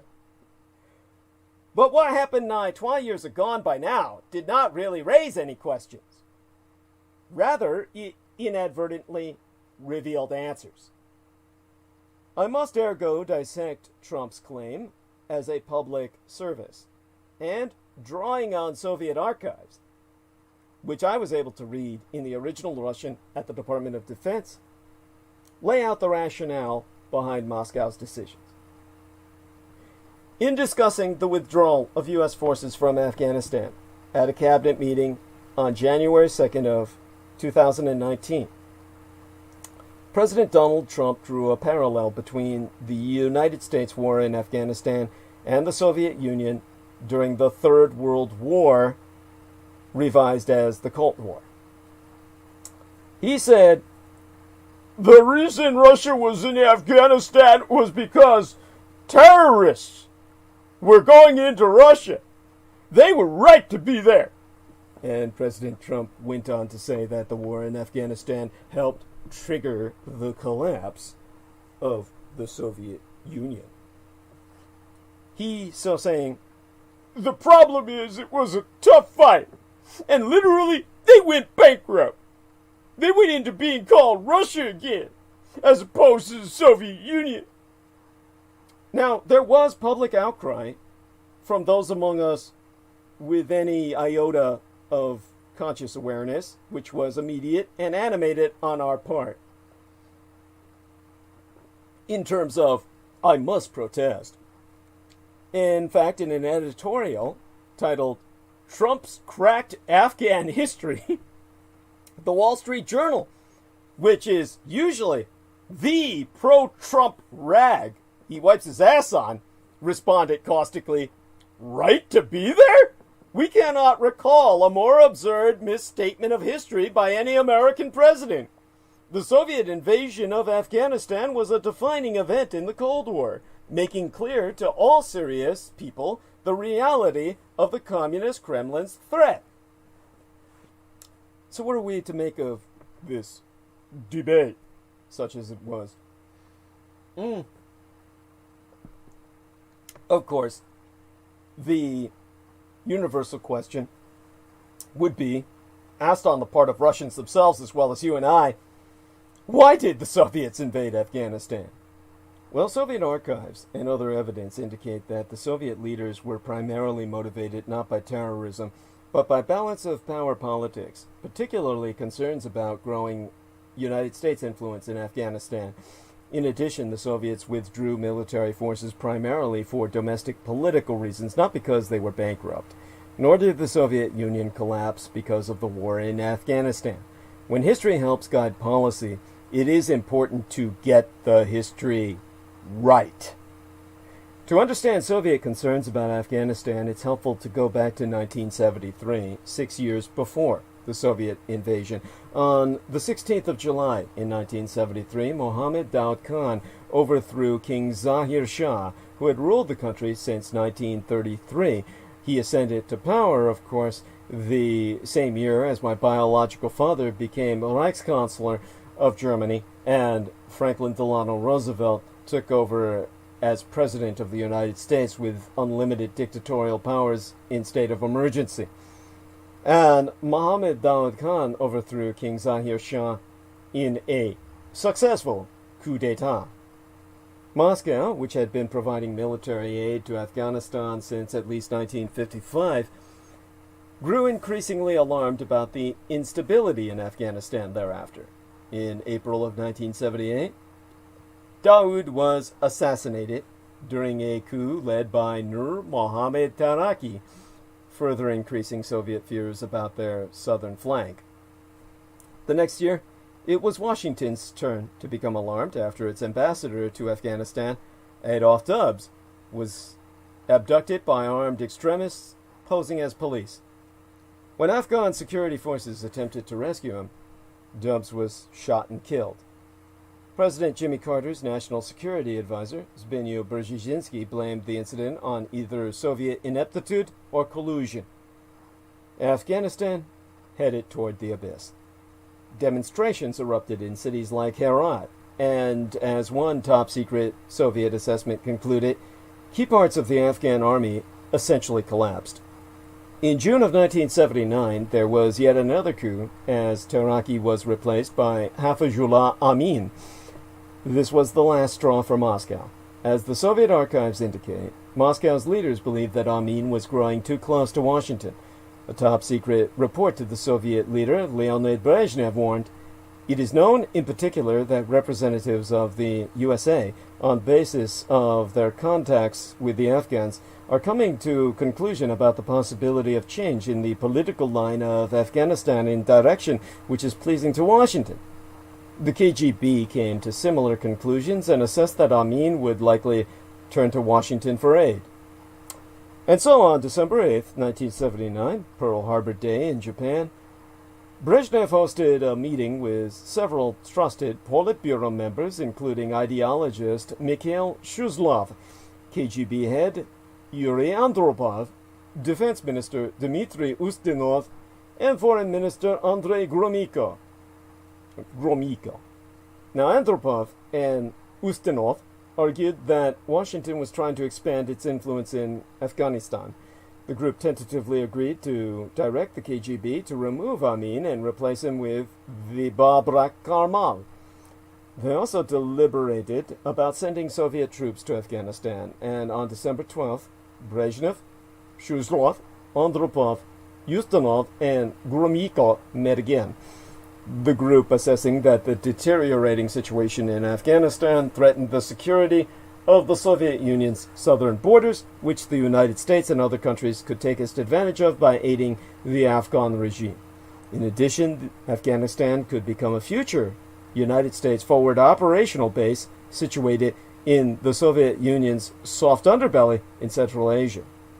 And on Christmas Eve of 1979, elite Soviet forces began flying into Kabul airport and the military air base at Bagram. The 357th and 66th Motorized Rifle Divisions of the Soviet Army invaded Afghanistan from Turkmenistan and began advancing south along the main highway. The 360th and 201st Motorized Rifle Divisions crossed the Amu Darya River from Uzbekistan. The Soviet invasion created an immediate global uproar. In response, over 6 countries, including these United States, boycotted the 1980 Summer Olympics, which were held in Moscow, leaving the Soviets and Euro satellite states behind the Iron Curtain to play with themselves. Excuse me. I'm sorry that I enjoyed that too much. Now, the Soviet invasion increased already high tensions between Washington and Moscow. Terrorism had nothing to do with all this. While Soviet leaders were concerned about religious fanatics being an atheistic state, the Islamo-fundamentalists involved in Afghan protests, the Soviets were overwhelmingly worried about United States power and influence.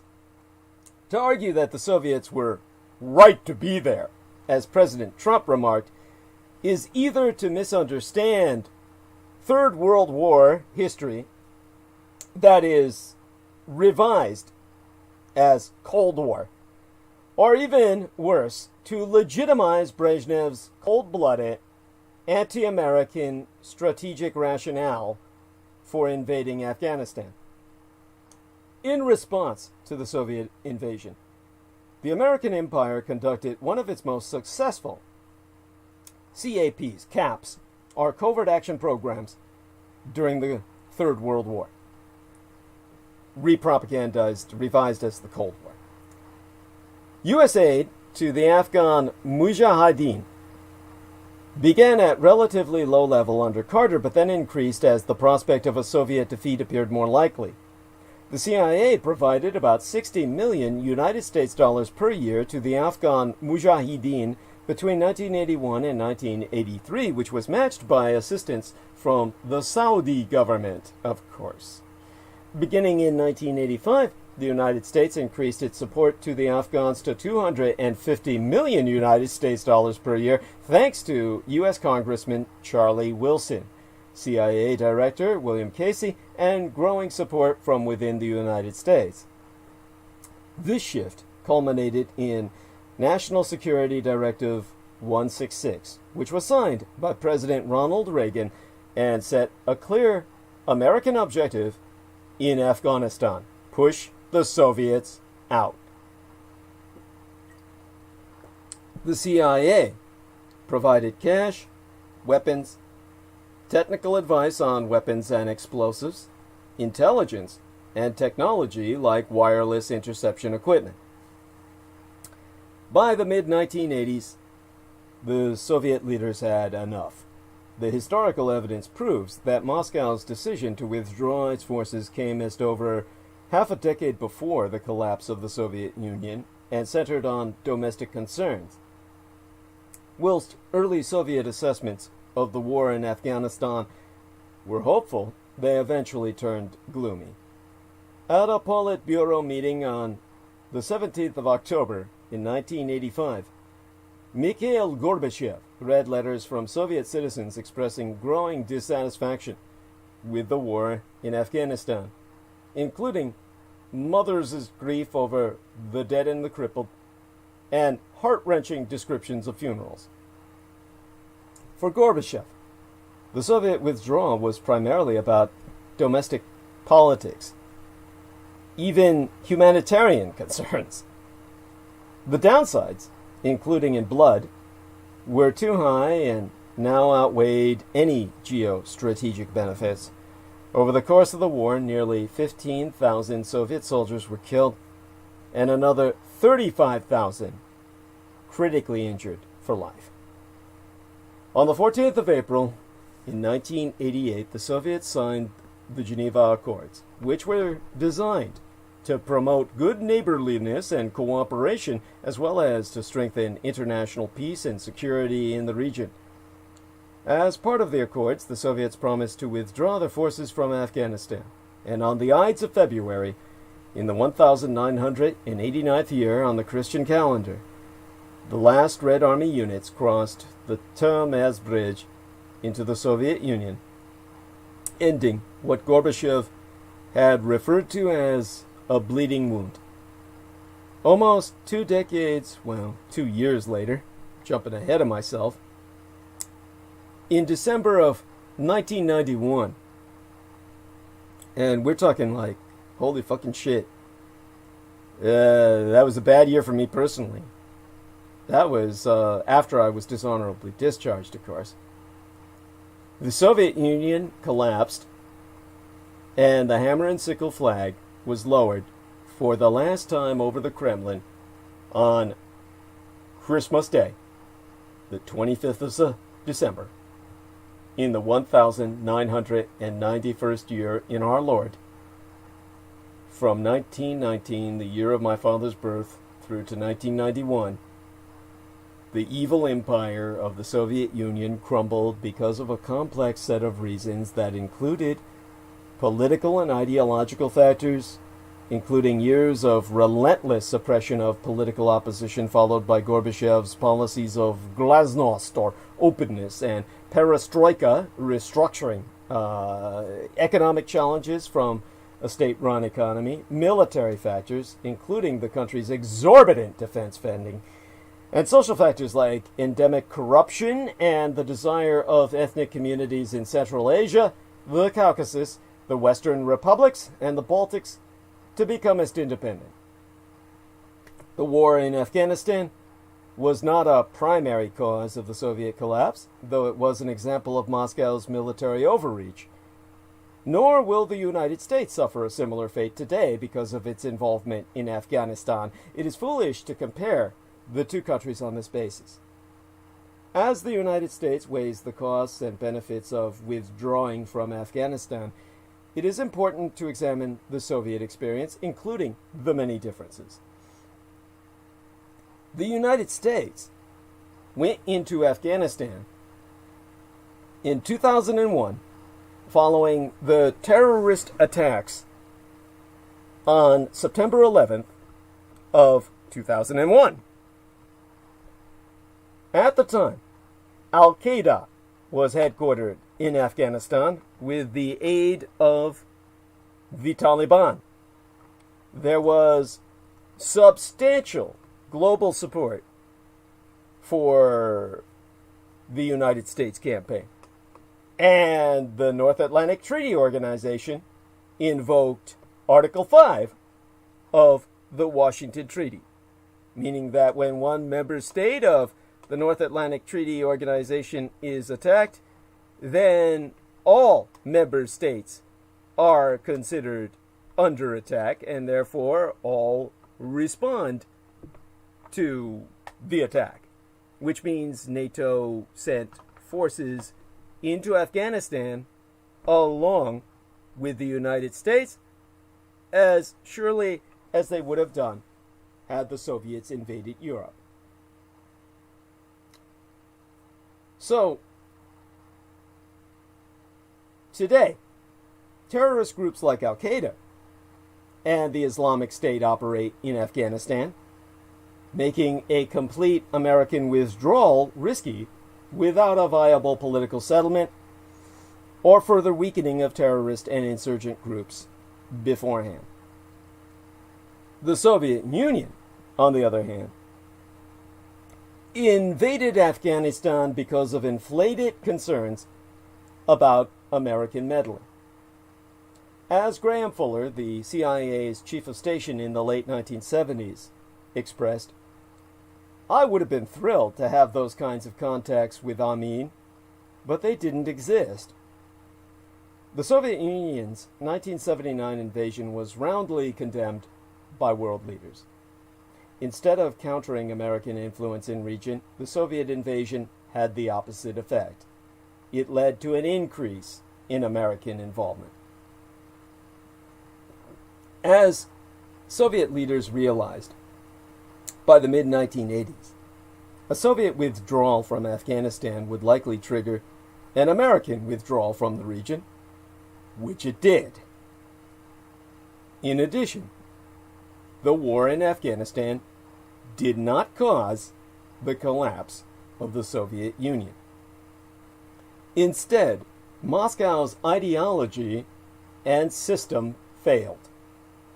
As President Reagan predicted nearly a decade before the dissolution of the Soviet Union, democracy would leave Marxism, Leninism, on the ash heap of history. It did. If President Trump was attempting to draw parallels between the Soviets going bankrupt because of Afghanistan and the American experience today, it is misplaced analogy. The Soviets did not go bankrupt because of Afghanistan, nor will the United States today. As the recent firestorm following President Trump's remarks should remind us, getting history right is imperative. But getting history wrong is dangerous and ultimately counterproductive if the United States wants to make informed policy decisions. That's why, as the renegade military historian, I am the only individual on Earth fit to serve as your Vulcan intervention. You're Spock on Starship Earth. Now, we've got some time left. Allow myself to remind everyone that one among the creepiest true crime tours in America is the Tucson Murders True Crime Tours. The Tucson Murders True Crime Tours provide us historic crime investigation into forgotten lost crimes in Tucson, Arizona.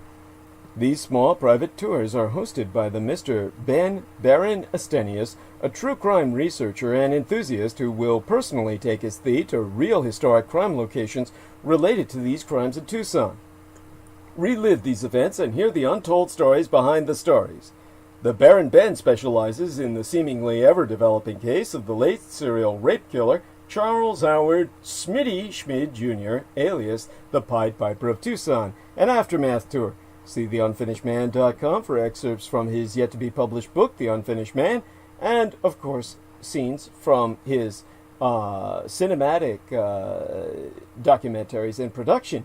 But other cases, such as The Strange Case of Morris Brady, the Dr. George Marvin Tejardine case, and The Red Rapist are also within his repertoire, as in fact are all the crimes that shocked the Southwest throughout the 1960s, the very decade I myself entered this vale of tears.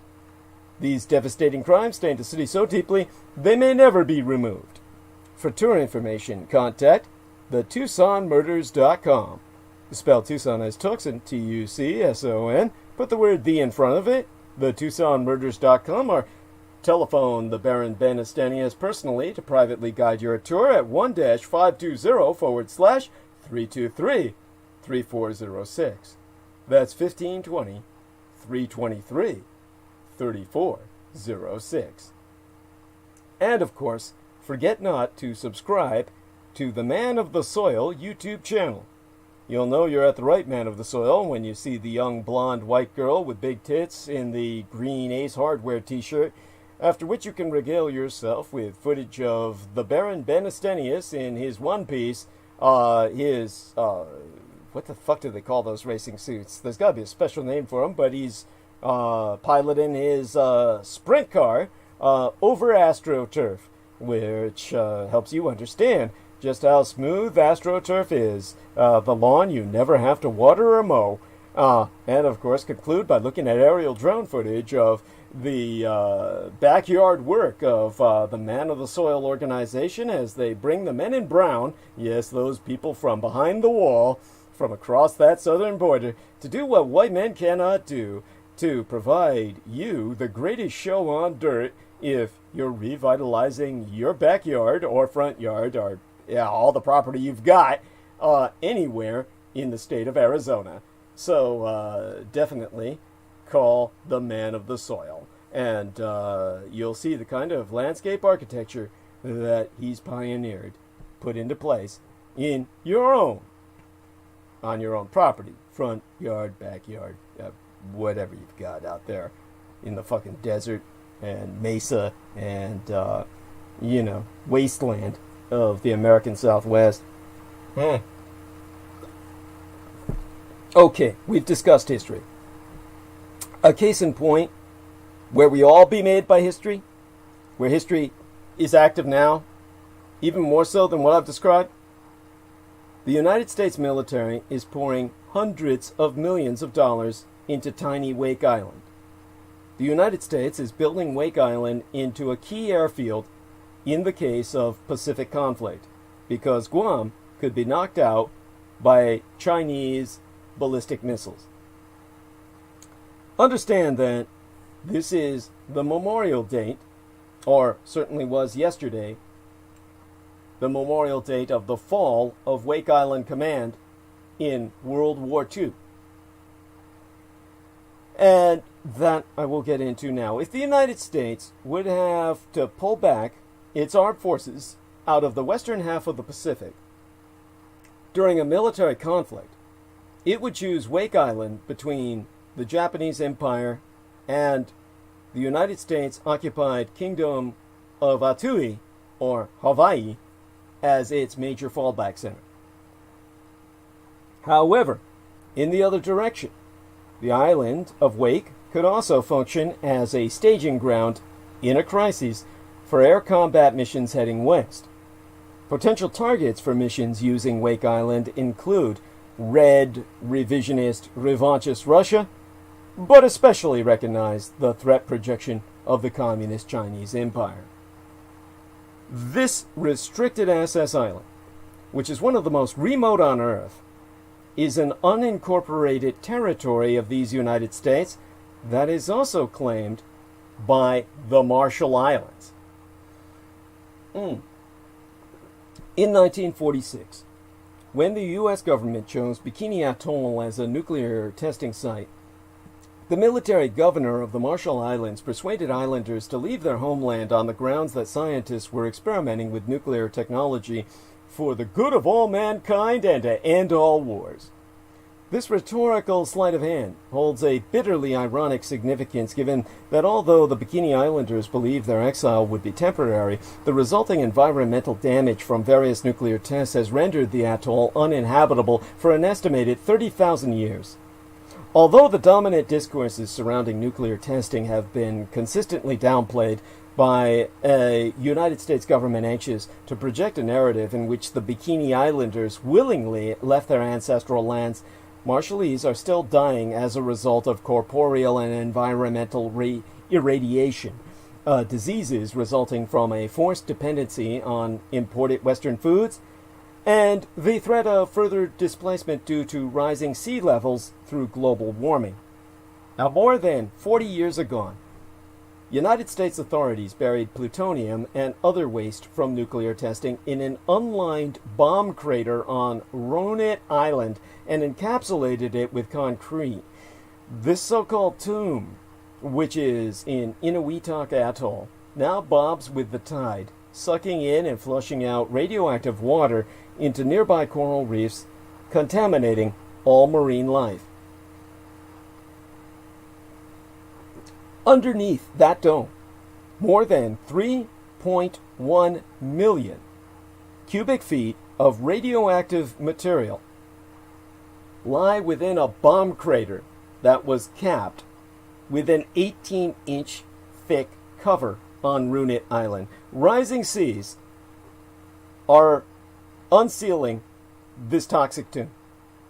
Contaminated debris and soil left behind by 43 nuclear bombs detonated in Inuitak Atoll were cemented and enclosed in a crater from one of the nuclear tests. The dome, constructed in the late 70s, is showing signs of decay.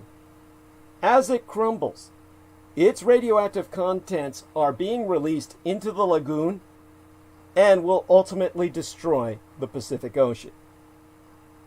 This imperialist legacy of American nuclear testing and responses to it, in the poetry of the Marshallese eco-poet Kathy Jetnil Kirchner's protest literature, indexes displacement, health problems, and ongoing socio-political struggles of Marshallese diasporic communities through globalized political and technological platforms such as the internet and climate change conferences to raise awareness of and potentially gain redress for the socioeconomic and environmental problems faced by contemporary Pacific Islanders.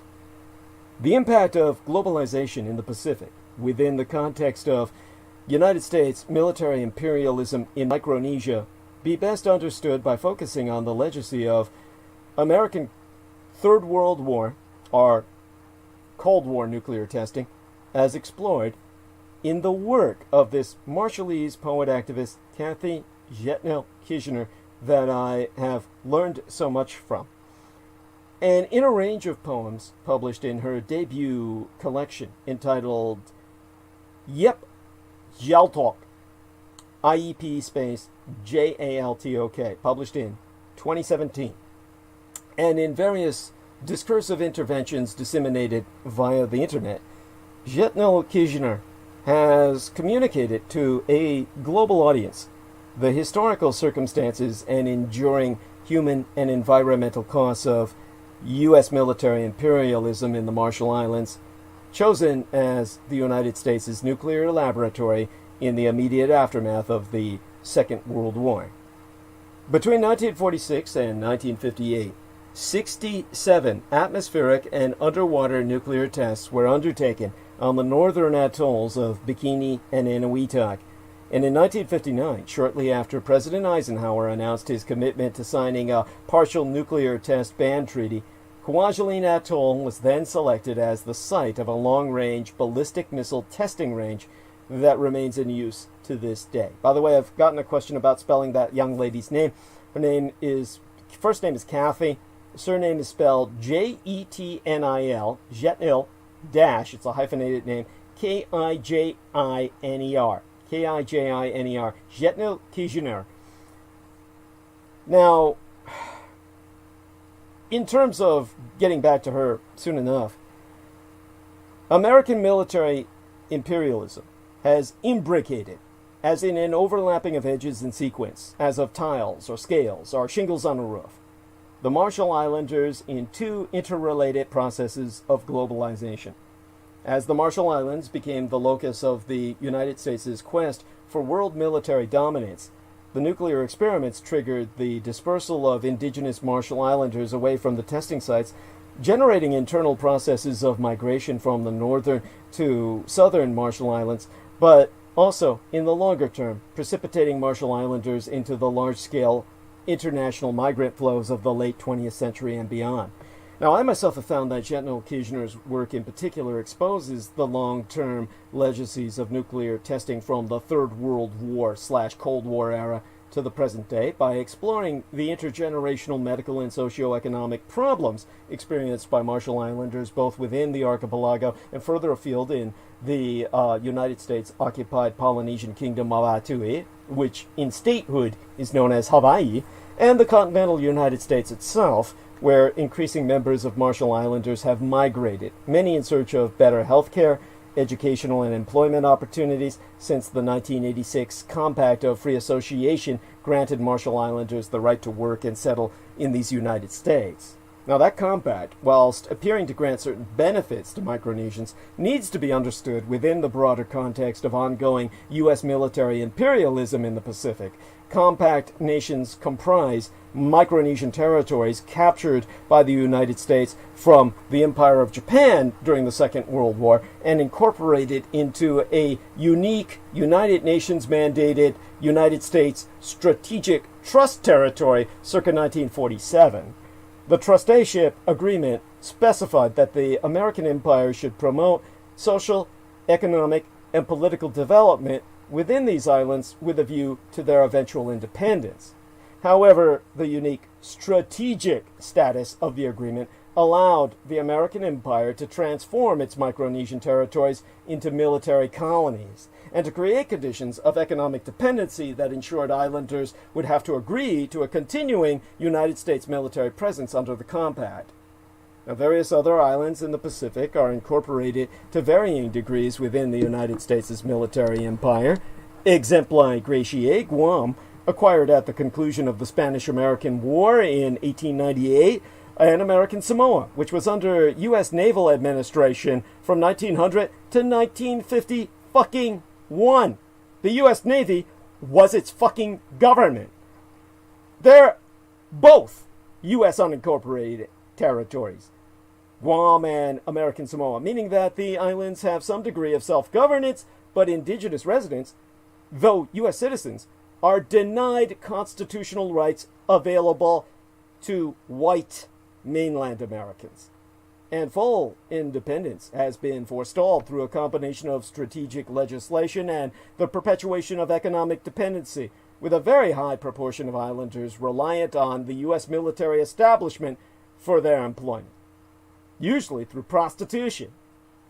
Now, many U.S. territories in the Pacific have continued to be denied full independence due to their strategic, meaning military importance, to the American empire, and Third World War legacies, meaning Cold War collateral damage, continuous to play out within Oceania well into the 21st century. In August 2017, for example, North Korea threatened to fire long-range missiles into the waters around Guam after the United States flew a series of heavy bombers through South Korean airspace as part of its campaign to pressure North Korea into abandoning its nuclear program. Before exploring the Marshall Islands context in more detail, it's worth situating the Pacific Third World War nuclear testing era throughout what's revised as the Cold War within the longue durée of American imperial expansion during and beyond the 19th century, the longue durée meaning the long duration thereof. Since the 1990s, a burgeoning body of scholarship focused on American imperialism has accumulated, belying the popular myth of U.S. exceptionalism based on the apparent self-evident truth that the American public, or American Republic, was itself the product of an anti-colonial revolutionary war against empire, and that anti-imperialism has thereafter formed a cornerstone of American national identity. Mine own exploration of American imperialism follows in the wake of an increasing number of historiographical and literary critical explorations of this phenomenon, but I myself have always sought to address a relative lacunae in explorations of American imperialism in the Pacific Islands, as opposed to the more widely documented territorial expansion within the continental Americas, the Caribbean, and the Pacific Rim.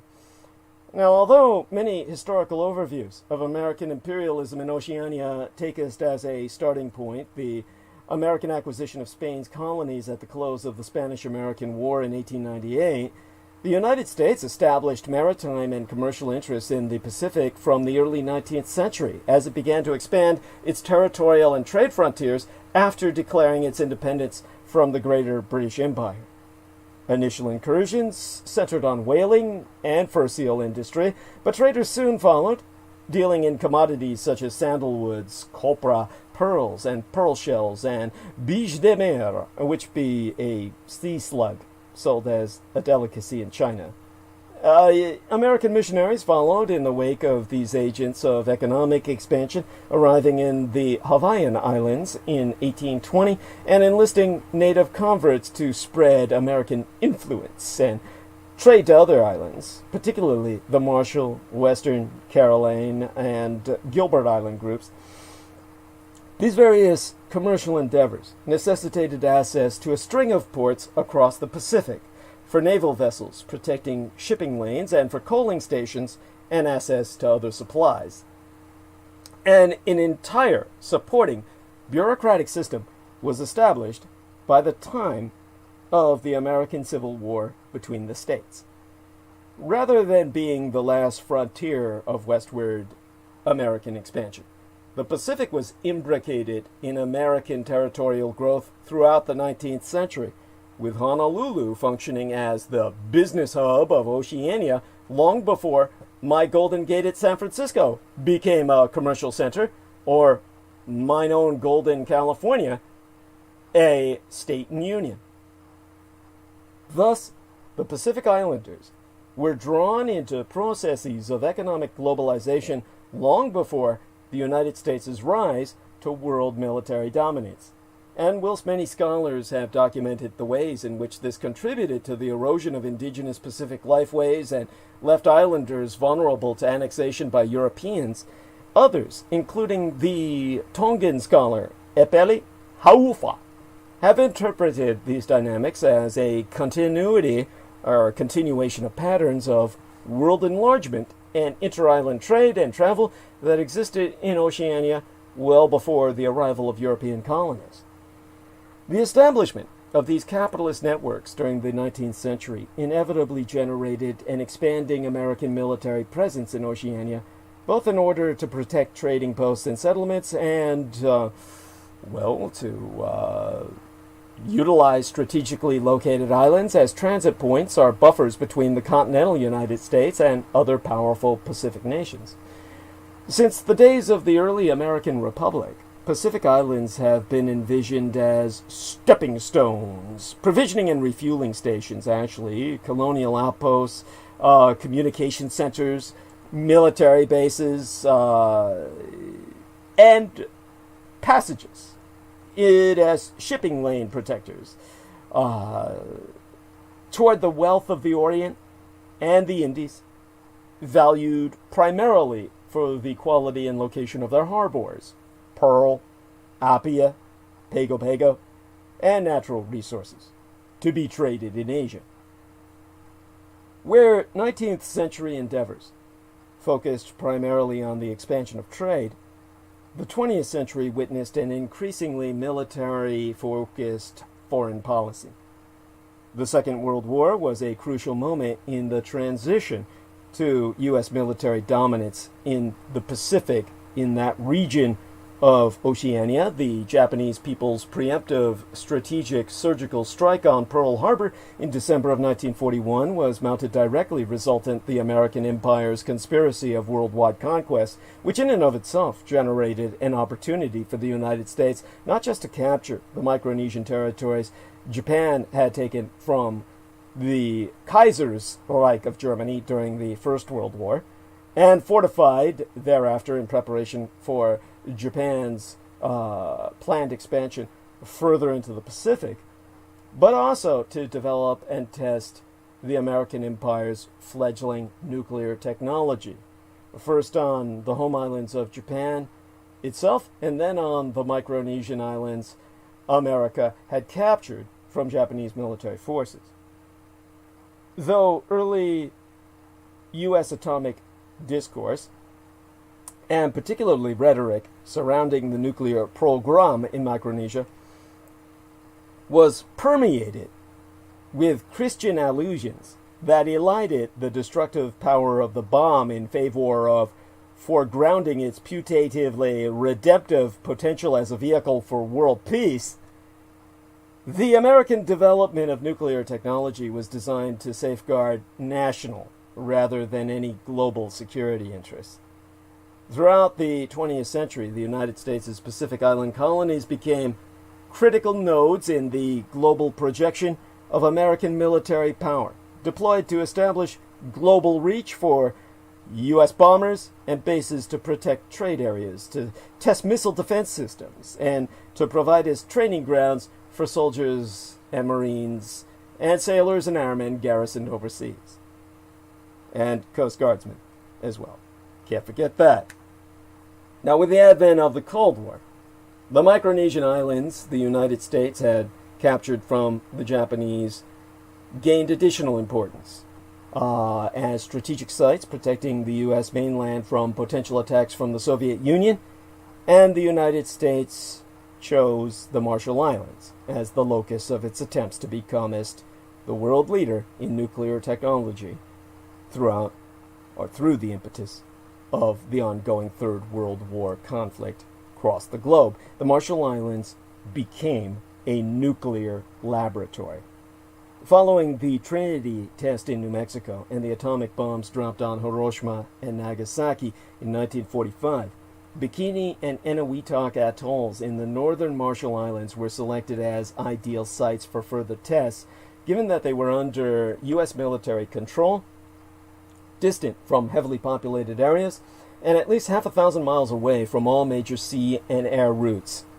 The residents of these atolls had to be evacuated in order for testing to take place, and significantly, the military governor of the Marshall Islands, Commodore Ben Wyatt, appealed to the New England Protestant values that were by then well established within Marshallese society by missionaries, in order to persuade the 166 residents of Bikini Atoll, the chosen site of the first nuclear test, to relocate to Orongerik, a smaller neighboring island where resources soon proved completely inadequate for sustaining the islanders' diet and material cultural practices.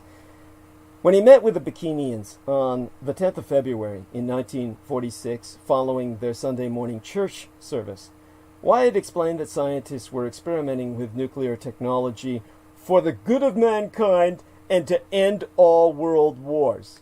In referring to the planned ethnic cleansing, the relocation of the Marshallese, he compared them to the children of Israel, whom the Lord God saved from their enemy and led unto the promised land.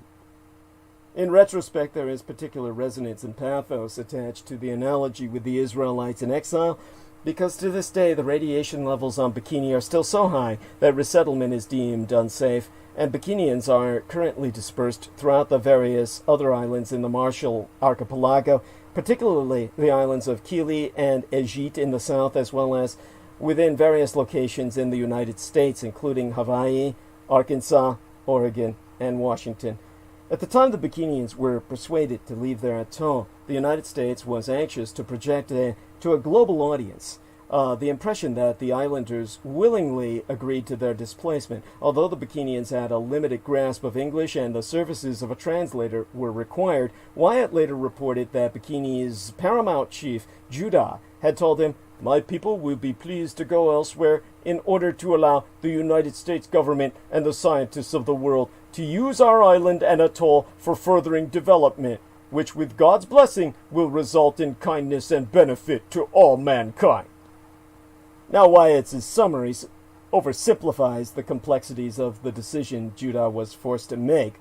Testimony subsequently gathered from Bikinians present at the deliberations indicate that the islanders were highly reluctant to leave their homeland and only did so at gunpoint when they were threatened with death, and assured that their exile would be temporary.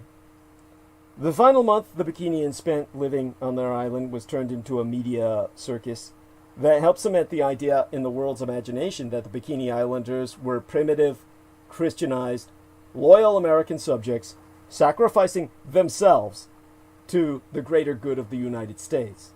With scores of reporters and filmmakers visiting the island, and the final Bikinian church service performed no less than 3 times, thrice, so cameras could adopt differing angles on the ceremony, so that everybody wouldn't think they were a bunch of fucking nigger cannibals, that they were proper Christians, even though coconut colored.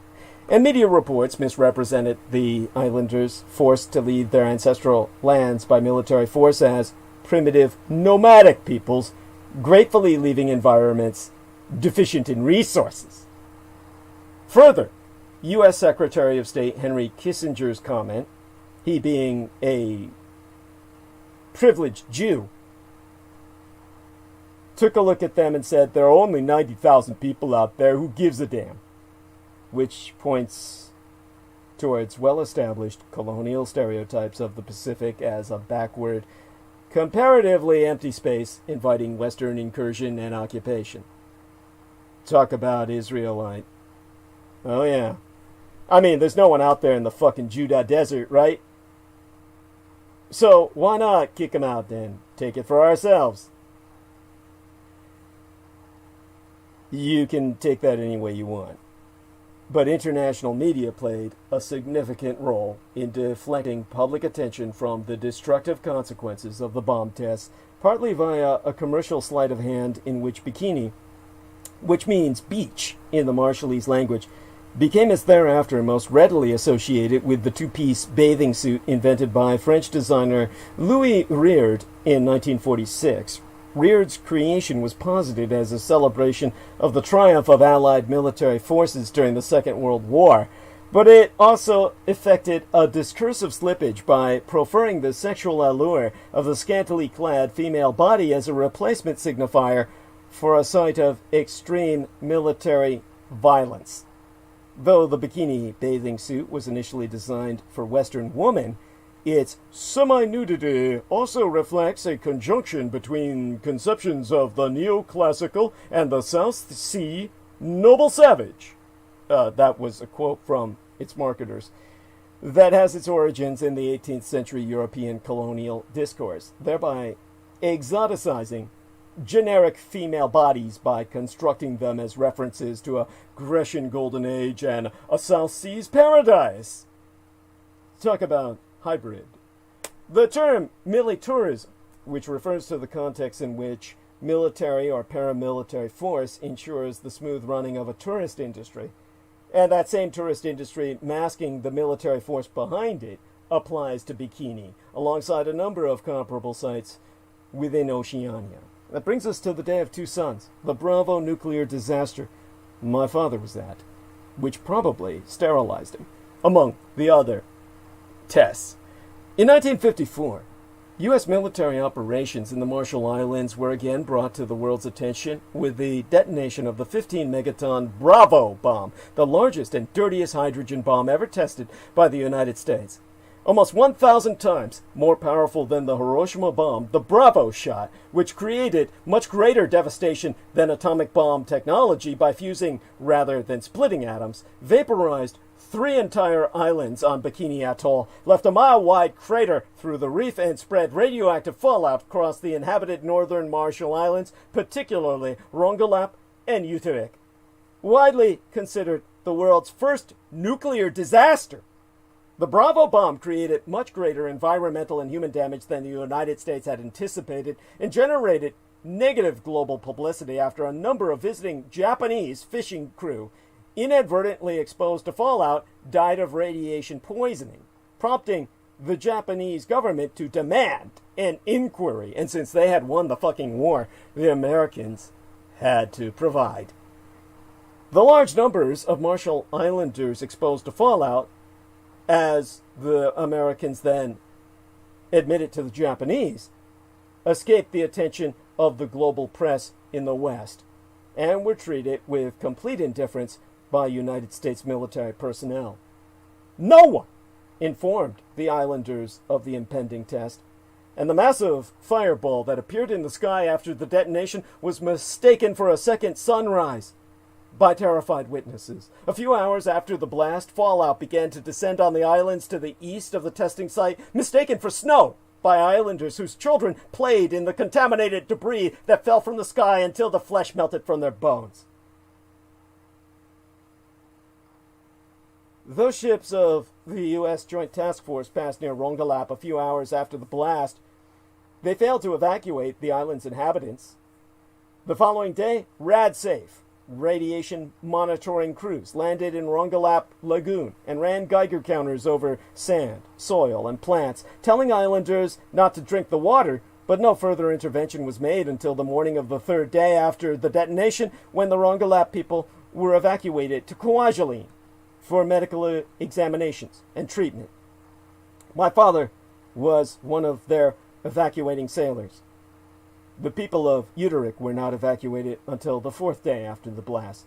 By this point, the exposed islanders were suffering severe symptoms of radiation poisoning, the flesh melting off their very bones.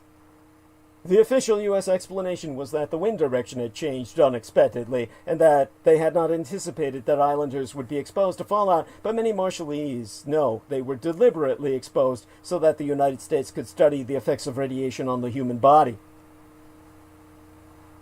This fact is corroborated by both Holly Barker and Barbara Johnston's detailed analysis of United States government documents released in the early 1990s, when a declassification order supporting an advisory commission on human radiation investigation forced bilateral disclosure to the Marshall Islands government.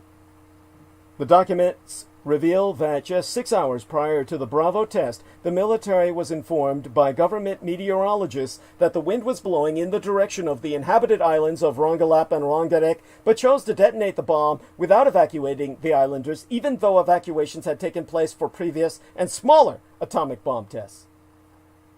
Barker has proven through the declassified documents that Bravo was purposefully designed to produce as much local fallout as possible, both to reduce international criticism about worldwide fallout and to create a laboratory in which the Marshall Islands was the study center for the effects of radiation on human subjects.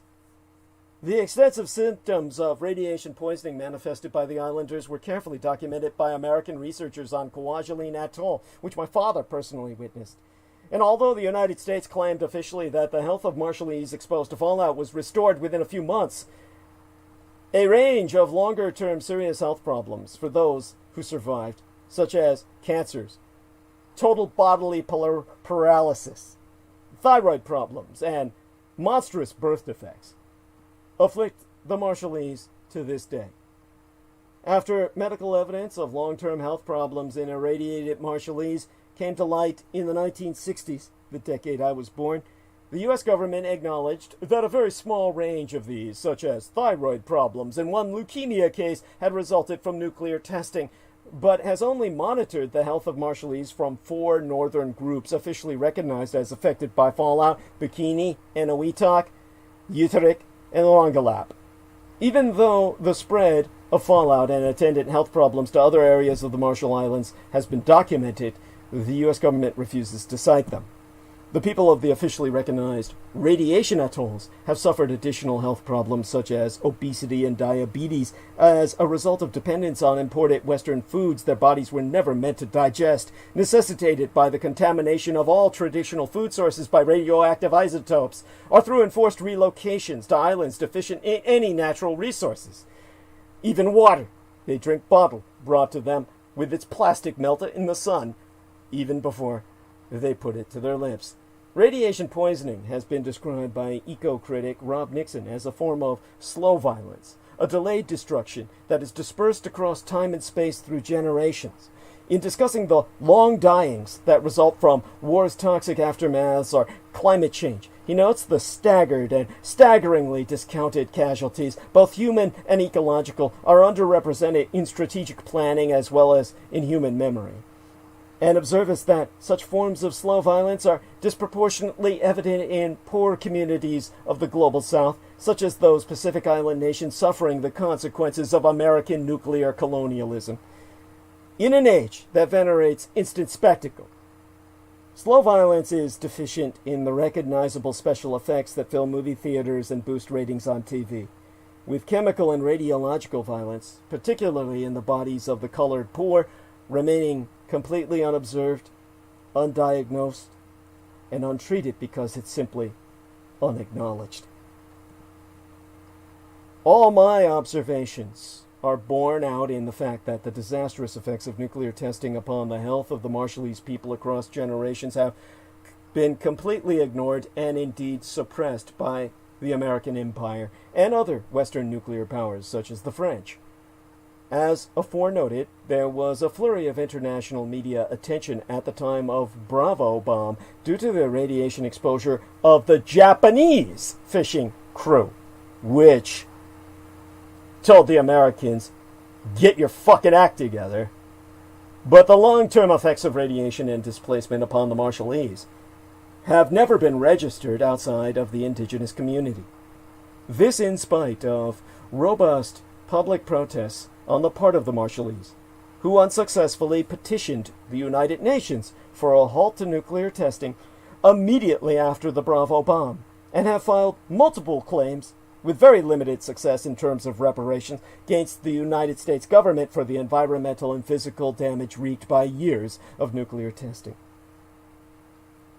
Now, in terms of critiques of American imperialism in the work of Kathy Jetnil-Kijner, the primary reference is, again, the book entitled Yep Jaltok, IEP space JALTOK. It's subtitled Poems from a Marshallese Daughter. That will be easier.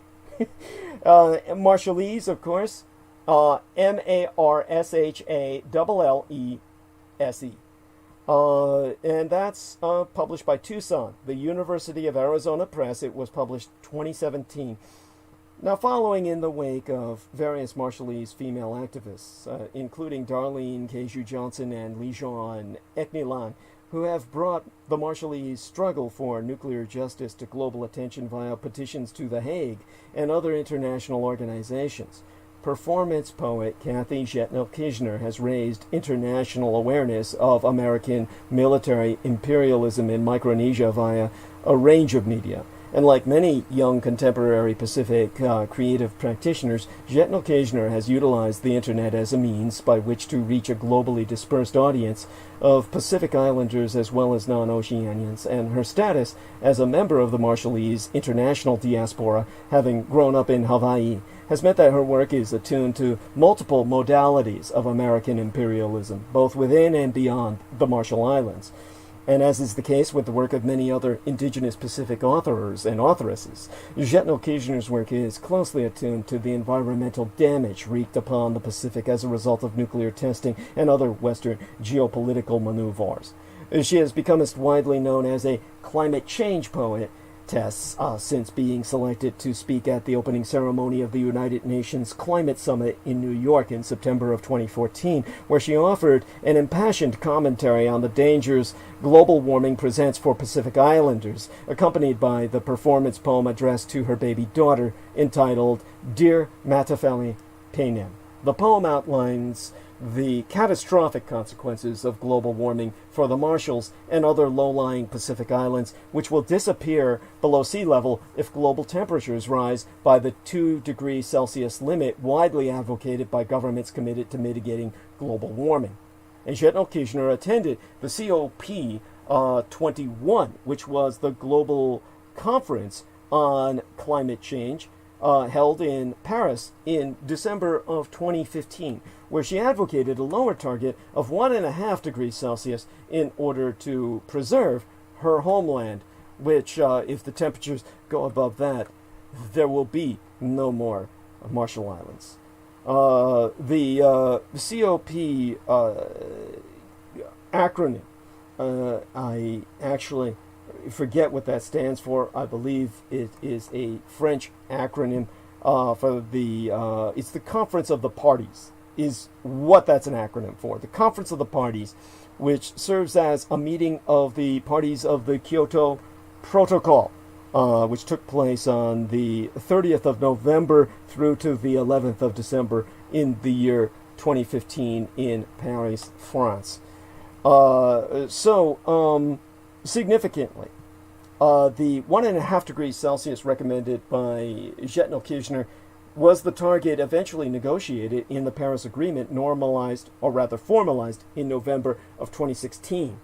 And though Zhetnel-Kishner is modest about the degree of influence she and her fellow Marshallese had over that decision, her work has undeniably reached a much wider audience, both within and beyond the Pacific, through social media, such as her blog at www.jkijiner, or JKIJINER.wordpress.com, and web links to recordings of her performance poetry.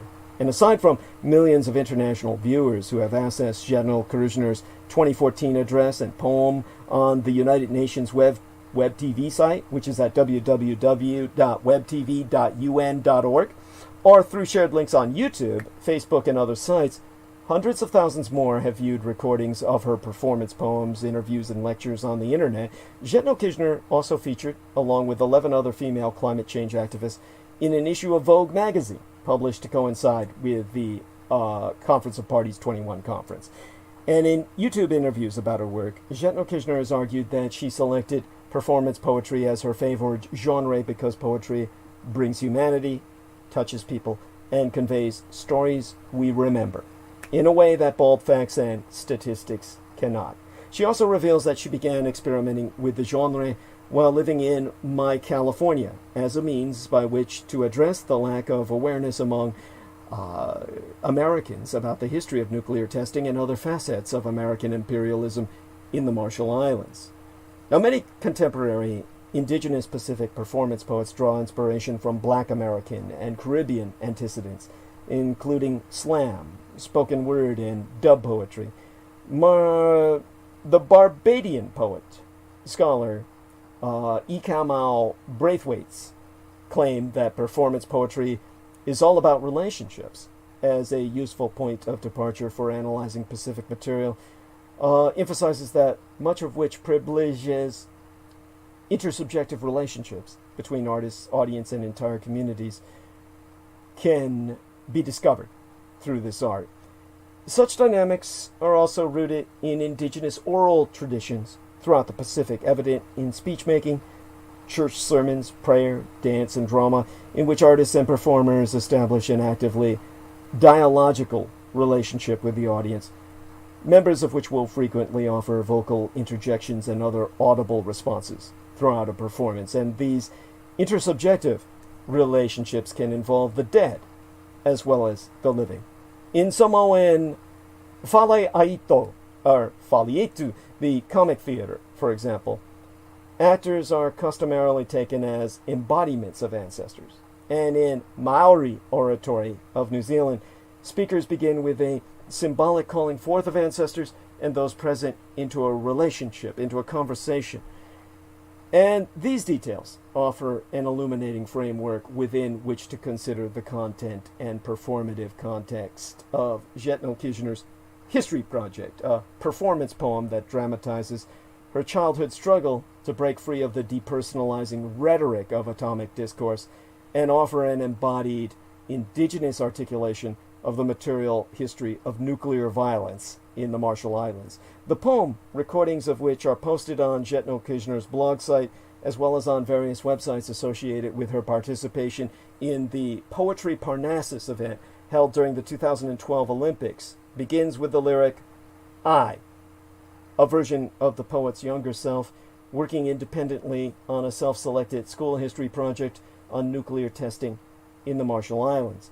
And Jetno Kirchner recalls, as a 15-year-old, sifting through statistics and photographs recording the moment at which the Bikinians agreed to leave their atoll, a child suffering radiation burns under observation by an obviously indifferent American researcher, animals left as test subjects on naval ships, and U.S. Marines and medical staff enjoying leisure time, militourism on Marshallese beaches.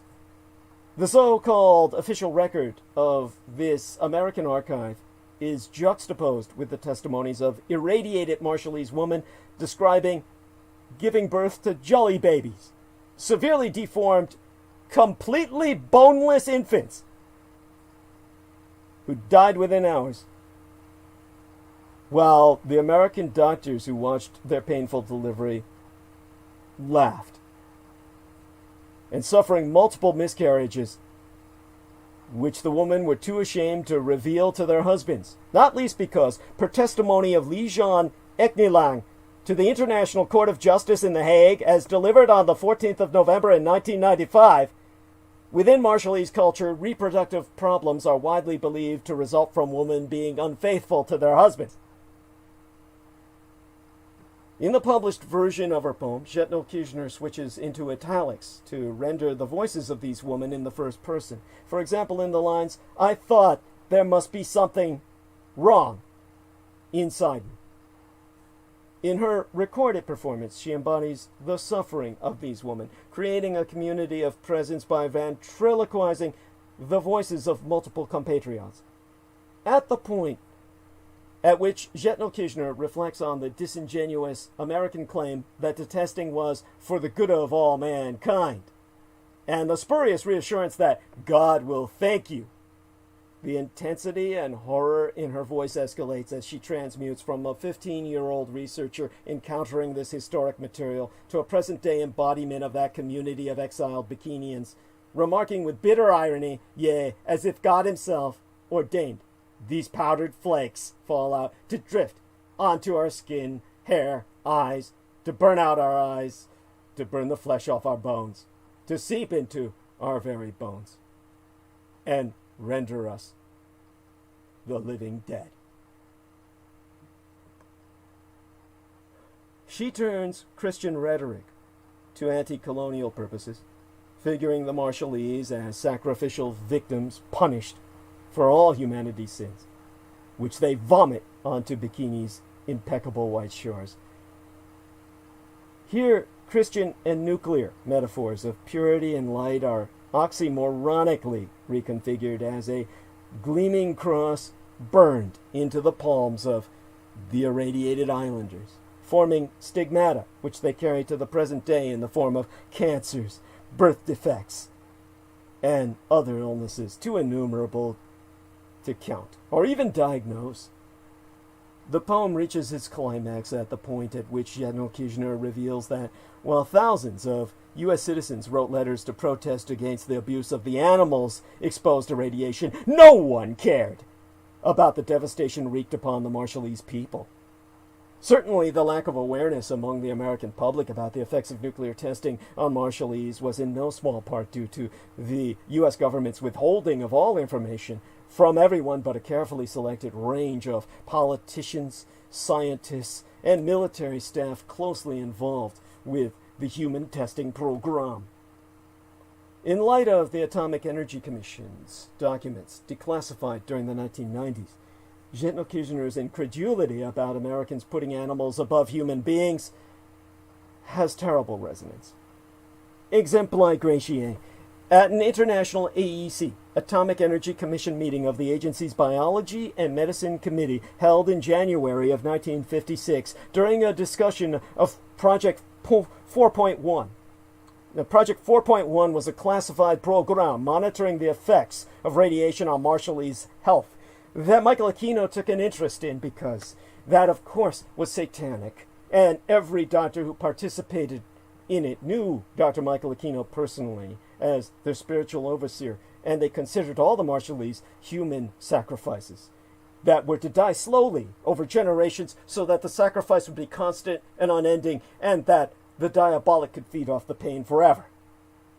That was at the meeting of Project 4.1 that a scientist named Merrill Eisenbud,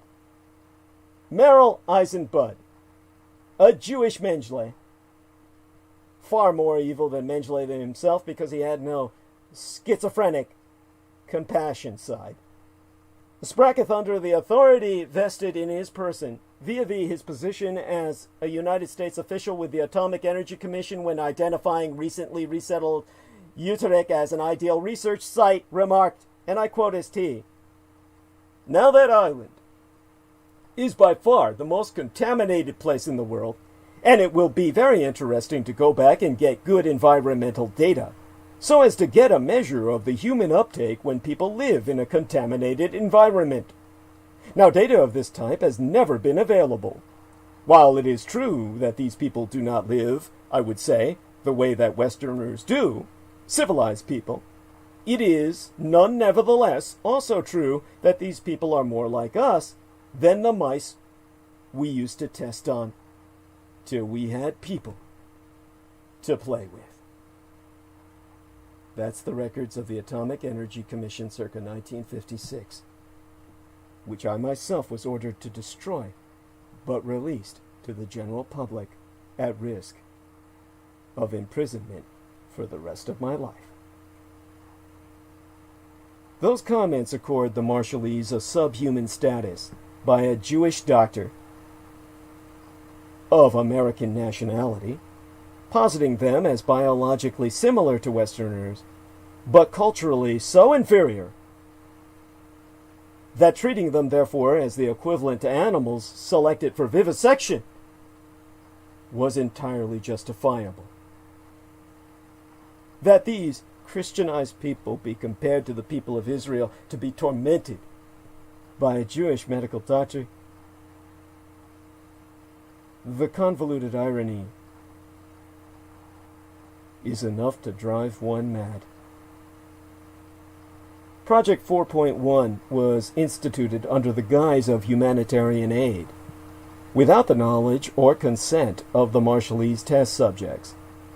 And the classified nature of the research meant that knowledge of the full extent of documented damage and injury resulting from nuclear testing was not available to Marshallese people until these confidential documents were finally declassified in the 1990s, after I had left the Department of Defense.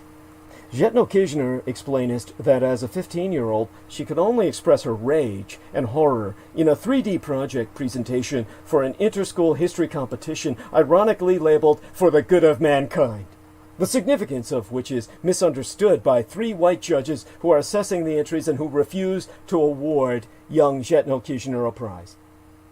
As an adult performance poetess, however, Zhetno Kirchner is able to make an intervention that has registered upon an international audience through global media networks.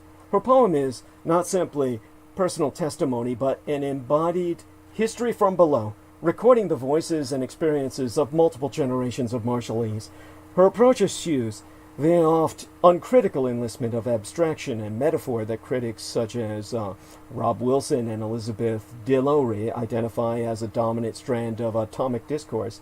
Wilson observes that in postmodern American poetry, the nuclear sublime is often described as an unspeakable force that reduces the subject to languagelessness, almost bodily sublation, whilst DeLowry opines that although radiation is carried within the human body as a form of memory, it is invisible to narrative and to history as a result of the process of transference, diversion, and or substitution made possible by metaphor, which affects a form of displacement and eclipses other possible modes of relation. By contrast, Zhetno Kirchner's poem presents a material history of the drastic and often unseen, rather unacknowledged consequences of irradiation, and exposes the spurious nature of the Christian rhetoric that has been enlisted to euphemize the horrific consequences of nuclear testing on subjects considered less than human. Notably, Zhetno Kirchner also interweaves this imagery with familiar tropes of the Pacific paradise in her description of trees laden with fruit, fish that sparkle like new sun, and brilliant coral reefs beneath a glassy sea. And here she enlists heliotropic, sun-centric, and Edenic rhetoric in a manner which points towards the indigenous material losses belied by hyperreal tourist advertising and atomic propaganda. In this sense, colonial tropes, stereotypes, and rhetorical subterfuge are subject to satirical commentary throughout the poem, becoming an example of what Lawrence Buell terms contemporary toxic discourse. In a range of other poems published in her 2017 collection, Zhetno Kirchner links the intergenerational health problems suffered by Marshallese with processes of internal and international displacement, positing ill health as a form of psychological exile. In Fishbone Hair, a poem dedicated to her niece Bianca, who died of leukemia because of the blood cancer through intergenerational passing on of the effects of the bomb, Zhetno Kirchner recounts her discovery of Ziploc bags stuffed with rolls of long hair Bianca lost during chemotherapy. Her evocative reference to rootless hair without a home recalls the exile of the nuclear nomads of the northern atolls. Similarly, references to white cells that conquered the territory of Bianca's tiny body posit the suffering child as a metaphorical nuclear testing site, with the slow violence of radiation poisoning manifesting in her DNA, her deoxyribonucleic acid, generations after the original detonations, all to the happiness of American doctors, Jewish or any other European descent, all bleach white, the color of dead fish bellies. A cascading set of words. It all fell out evokes the descent of radioactive particles onto the bodies of the Third World War / Cold War fallout victims, as well as referring more directly to Bianca's it's called alopecia, I believe, with the rootless ziplocked rolls of hair remaining as a legacy for the grieving poet and her family. The intense feelings of rootlessness sustained by members of the international Marshallese diaspora are further explored in Zhetno Kirchner's poem Lessons from Hawaii, which draws on the sense of alienation she herself felt as a young Marshall Islander growing up in Hawaii.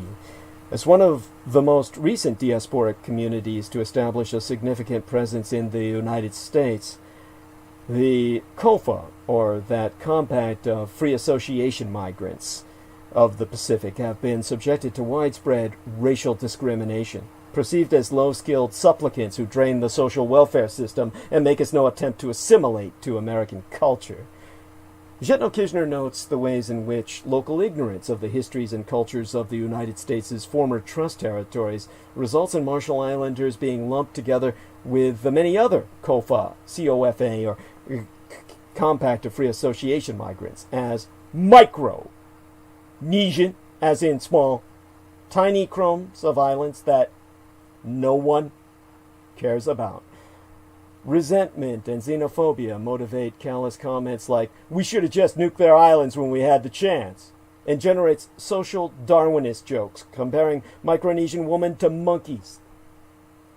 Zhitno-Kirchner quotes inflammatory newspaper headlines that claim Micronesians fill homeless shelters and run up hefty healthcare tabs, noting how these have fueled racist assumptions that COFA, the Compact of Free Association migrants, are both culpable for their own social problems and paradoxically better off living homeless in Hawaii than in their own putatively underdeveloped home islands from which they were ethnically cleansed. These references to homelessness have a bitter resonance for Marshallese nuclear refugees.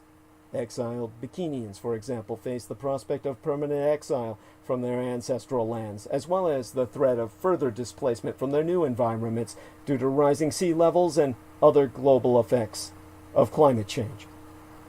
Kili Island in particular has experienced increasingly severe flooding in recent years. Significantly, Zhitno-Kirchner avoids positing islanders simply as helpless victims of global forces beyond their control. There's a journalist here. One of the later poems in her 2017 collections is titled That. It features a woman whose house has been destroyed by flooding, resisting the fatalistic testimony that Western journalists expect her to offer them, instead finding reserves of resilience within herself and imagining herself rehoused and moving confidently forward. The fact that she imagines this new home on a grassy hillside, an environment not readily associated with the Marshall Islands, which comprise low-lying atolls and islands averaging only 2 meters above sea level, evokes Ŵoaumphyieorai positive model of oceanic international migration as world enlargement. In this context, it is significant that several of the poems in the collection celebrate Marshallese navigatory and seafaring traditions, signaling that migration and adaptation are central to Marshallese culture. This is not to downplay the devastating effects upon Marshall Islanders of forced displacement as a result of U.S. military imperialism and climate change, but rather to point to a core of resilience that Zhitno-Kirchner identifies as central to Marshallese culture itself, and particularly to Marshallese women. Now, Marshallese culture is traditionally matrilineal, and throughout her collection, Zhitno-Kirchner pays tribute to powerful women, including her own mother, Hilda Heine, who was elected as Presidentress of the Marshall Islands in 2016. She further names the collection Yep Jaltak after a Marshallese proverb, translated as a basket whose opening is facing the speaker, to refer to the symbolic wealth girls offer their relatives. Zhitno-Kirchner's own poetry and activism draw on the wealth of knowledge she has gained not just from her cultural predecessors, but also as a diasporic Marshall Islander participating in electronic networks that foster transnational links between globally dispersed Pacific Islanders. As Arjun Appadurai has noted, electronic media circuits can become crucibles of a post-national political order, as well as fostering long-distance nationalism. In exploring the potential of this post-nationalism, Zhitno-Kirchner has run poetry writing workshops with Marshallese school children in Majuro, Egypt, and Honolulu. The project, which investigates the legacies of forced displacement for Marshall Islanders located across the archipelago of the RMI, the Republic of Marshall Islands, and the United States-occupied Polynesian Kingdom of Atui, or Hawaii as a state, seeks to link globally dispersed Marshall Islanders through a website featuring the children's work, new poetry by Zshetno Kizner, and a range of other creative work, including a graphic novel created by Hawaiian multimedia artist Solomon Enos that explores the Republic of Marshall Islands' nuclear history. A central goal is also to raise international awareness of the history of U.S. military imperialism in the Marshall Islands and to support the ongoing Marshallese campaign for adequate compensation from the U.S. government. The commitment of the RMI, or Republic of Marshall Islander government, NGOs, or non-governmental organizations, and other organizations to the ongoing campaign for nuclear justice was reiterated at the inaugural International Nuclear Legacy Conference held in Majuro in 2017, where participants renewed requests for the full disclosure by the United States of all its documentation relating to the nuclear tests, for the decontamination of irradiated islands, and for full compensation for nuclear victims and their descendants. President Reshein, who attended the conference, observed that the event energized and empowered large numbers of young attendees, whom she identified as our upcoming leaders and advocates who will carry the torch in our journey towards justice. As a poet, her daughter Zshetno Kizner is playing a central role in galvanizing those young people, both through online media networks widely used by that demographic and through her nonprofit youth environmental activist organization, Jojikum, which at the time that I first learned of it featured the following words on the banner of its Facebook page. They said, "The U.S. still owes Marshall Islanders over $2 billion United States dollars for the effects of the 67 nuclear weapons detonated on their islands." Now, such forms of grassroots globalization are mobilizing internationally dispersed Marshallese youth in new forms of world enlargement, transcending geographical and conceptual boundaries established by the American Empire and other imperial nations who once divided Oceania's vast sea of islands between themselves. Now, in terms of Wake Island, claimed by the Marshallese, it was claimed for the United States in 1841 by this cheerful, narrow-faced Lieutenant Charles Wilkes aboard the USS Vincennes, the first one, not the one that was almost destroyed by a so-called suicide plane autopiloted full of Iraqi prisoners during the Iran-Iraq conflict that was targeted to take out an American missile cruiser by the same name. Rather, of course, the original USS Vincennes ran on coal. That's when Wake Island, actually three separate portions known as Wake, Peel, and Wilkes Islands, the lieutenant naming one of the islands after himself, remained essentially useless until the technology and politics of the 20th century quite suddenly rendered it more than important. Located between Hawaii and the Japanese archipelago, with the nearest inhabited land over 600 miles away, Wake appeared as a key strategic asset for America. Given the inevitability of war with the Japanese Empire in the near future at that time, the United States Navy began researching and developing the island for exploitation as a forward air base in 1940. Its status as a U.S. territory made it possible for the Navy to construct a base there without antagonizing the Japanese, and desalination technology enabled maintaining a permanent human presence on the island. Admiral Husband E. Kimmel of Sinkbank, the Commander-in-Chief of Pacific Forces in the Pacific in 1941, prepared a long commentary on Wake, which included the assessment, "The strategic importance of Wake is increasingly evident as one inquires into means by which the Pacific Fleet may carry on offensive operations to the westward. As an operating patrol plane base, it could prove highly valuable to us in observing the Marshalls or in covering advance of our forces towards the Saipan-Honshu line. In the hands of the Japanese, it would be a serious obstacle to surprise raids." By the way, this is evident of the American intention to attack Japan.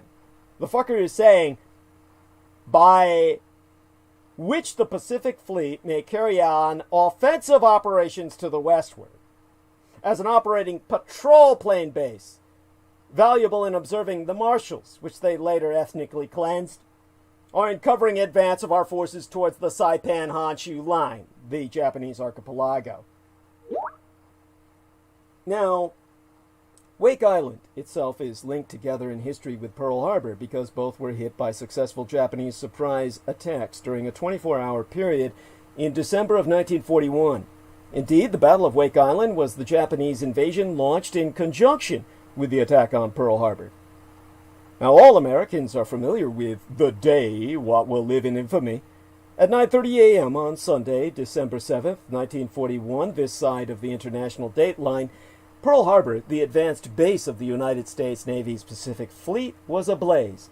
It had been smashed by aerocraft launched by the carriers of the Imperial Japanese Navy. All 8 battleships had been sunk or badly damaged, 350 aircraft had been knocked out, and over 2,000 Americans lay dead.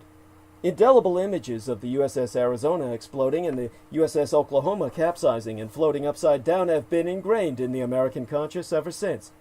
In less than an hour and a half, the Japanese had almost wiped out America's entire naval presence in the Pacific, but one of the aspects of the war most forgotten is that the Japanese simultaneously launched concerted attacks against American targets elsewhere in the Pacific that same day, including one against the strategically located Wake Island. The Japanese, of course, also recognized the strategic value of Wake and planned to deny it to the United States, since their war plan involved a surprise attack. With the declaration of war following the start of hostilities, they anticipated seizing Wake Island with minimal resistance from the contractors and U.S. Marines there. The Japanese might perhaps have viewed the Americans on Wake in the same way Shakespeare's Duke of Orleans dismissed the English in Henry V. Or was it the fourth? The fifth. Act 3, Scene 7. You may as well say, that's a valiant flea that dare eat his breakfast on the lip of a lion. As it turned out, the Japanese would require multiple invasion attempts and a few weeks to take the island against dogged American resistance, and it would cost them over 1,000 casualties by the time the fighting was finished. Now, the vast majority of the atoll is taken up by a 9,800-foot runway, long enough to accommodate anything in the Pentagon's inventory, and the airfield infrastructure and staging areas that surround it. And now the historic World War II site is on the front lines again as part of an expanded American missile defense system. America's remote island outpost in the Pacific is an essential fallback point for pushing air power west during a major conflict because, although it supports some missile defense tests with launch pads scattered round its southernmost tip, it is best known for being an emergency divert point for aerocraft crossing the Pacific and as a stopping point for U.S. military aerocraft moving from the United States to Asia. You see, America's massive investment in short-range tactical air power, like F-16s, Raptors, and shit, is ill-suited for the Pacific theater, making Wake Island an absolutely key component of the tanker bridge that will be required to shuttle fighters like the F-22 over thousands of miles to the front lines of a peer-state conflict in Asia. So America's remote outpost deep in the Pacific, situated roughly between the Japanese Empire and the American-occupied Polynesian Kingdom of Atui, instated as Hawaii, Wake Island serves as a reserve aerofield should American aeropower have to fall back from the far reaches of Western Pacific during a peer-state conflict. It also provides a reverse utility, working as a staging ground in a crisis for air combat missions heading west into Russia's, and especially China's, highly defended anti-SS and area denial bubbles, the A2AD bubbles that emanate far from their shores.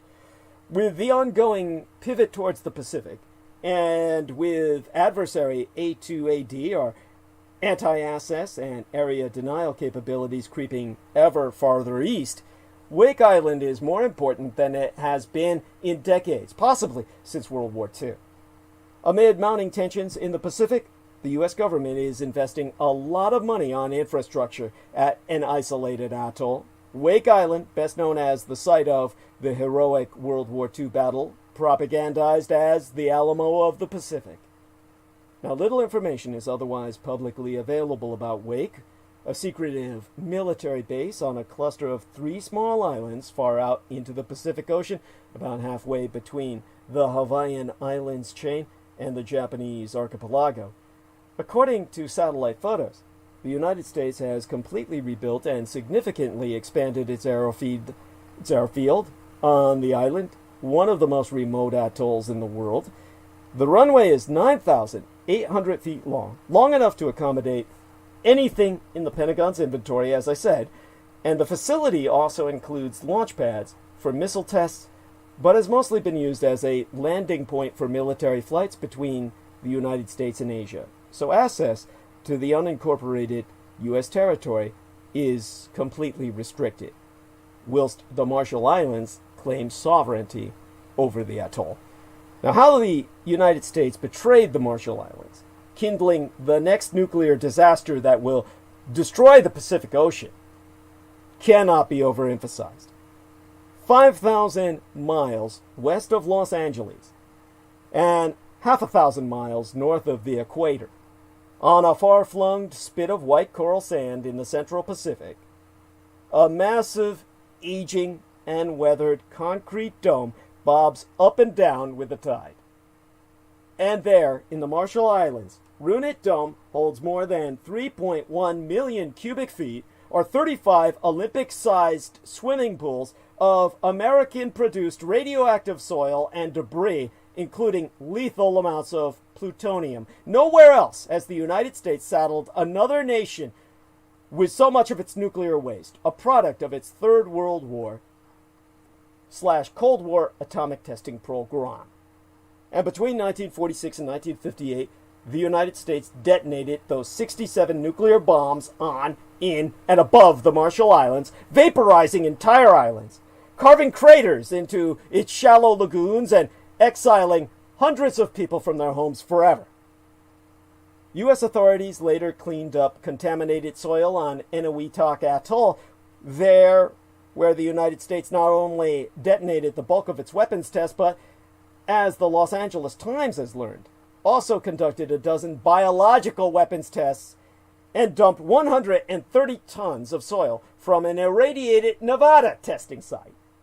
It then deposited the atoll's most lethal debris and soil into this dome. And now this concrete coffin, which locals call the tomb, is at risk of collapsing from rising seas and other effects of climate change. Now, thank you, Jameson Reese is back. Now, tides are creeping up its sides, advancing higher every year as distant glaciers melt and ocean waters rise. Officials in the Marshall Islands have lobbied the U.S. government for help, but American officials have declined, saying the dome is on Marshallese land and therefore the responsibility of the Marshallese government. And so, in an interview in her presidential office in September of yesteryear, Hilda Heine, the mother of the poetess, the presidentress of the Republic of the Marshall Islands, said, "I'm like, how can the dome, be ours? We don't want it. We didn't build it. The garbage inside is not ours. It's theirs." To many in the Republic of the Marshall Islands, Rumoured Dome is the most visible manifestation of the United States' nuclear legacy, a symbol of the sacrifices the Marshallese made for American security and the broken promises they received in return. And they blame the United States and other industrialized countries for global climate change and sea level rise, which threaten to submerge vast swaths of this island nation's 29 low-lying atolls. And per Michael Gerard, a legal scholar at Columbia University's law school, more than any other place, the Marshall Islands is a victim of the two greatest threats facing humanity: nuclear weapons and climate change. The American empire is responsible completely, entirely responsible for the nuclear testing there, and its emissions have contributed more to climate change than those from any other country on Earth.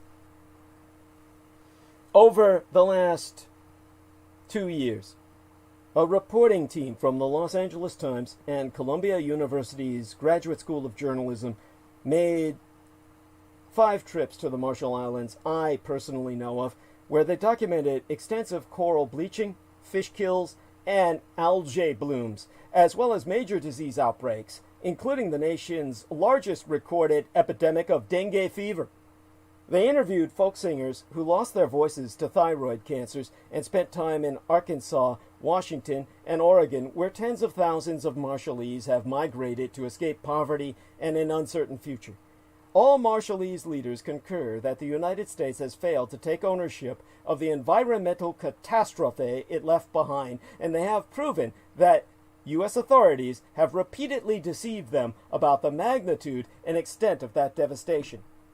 Now, an LA Times review of thousands of documents and interviews with U.S. and Marshallese officials found that the American government withheld key pieces of information about the dome's contents and its weapons testing program before the two countries signed a compact in 1986, releasing the U.S. government from further liability.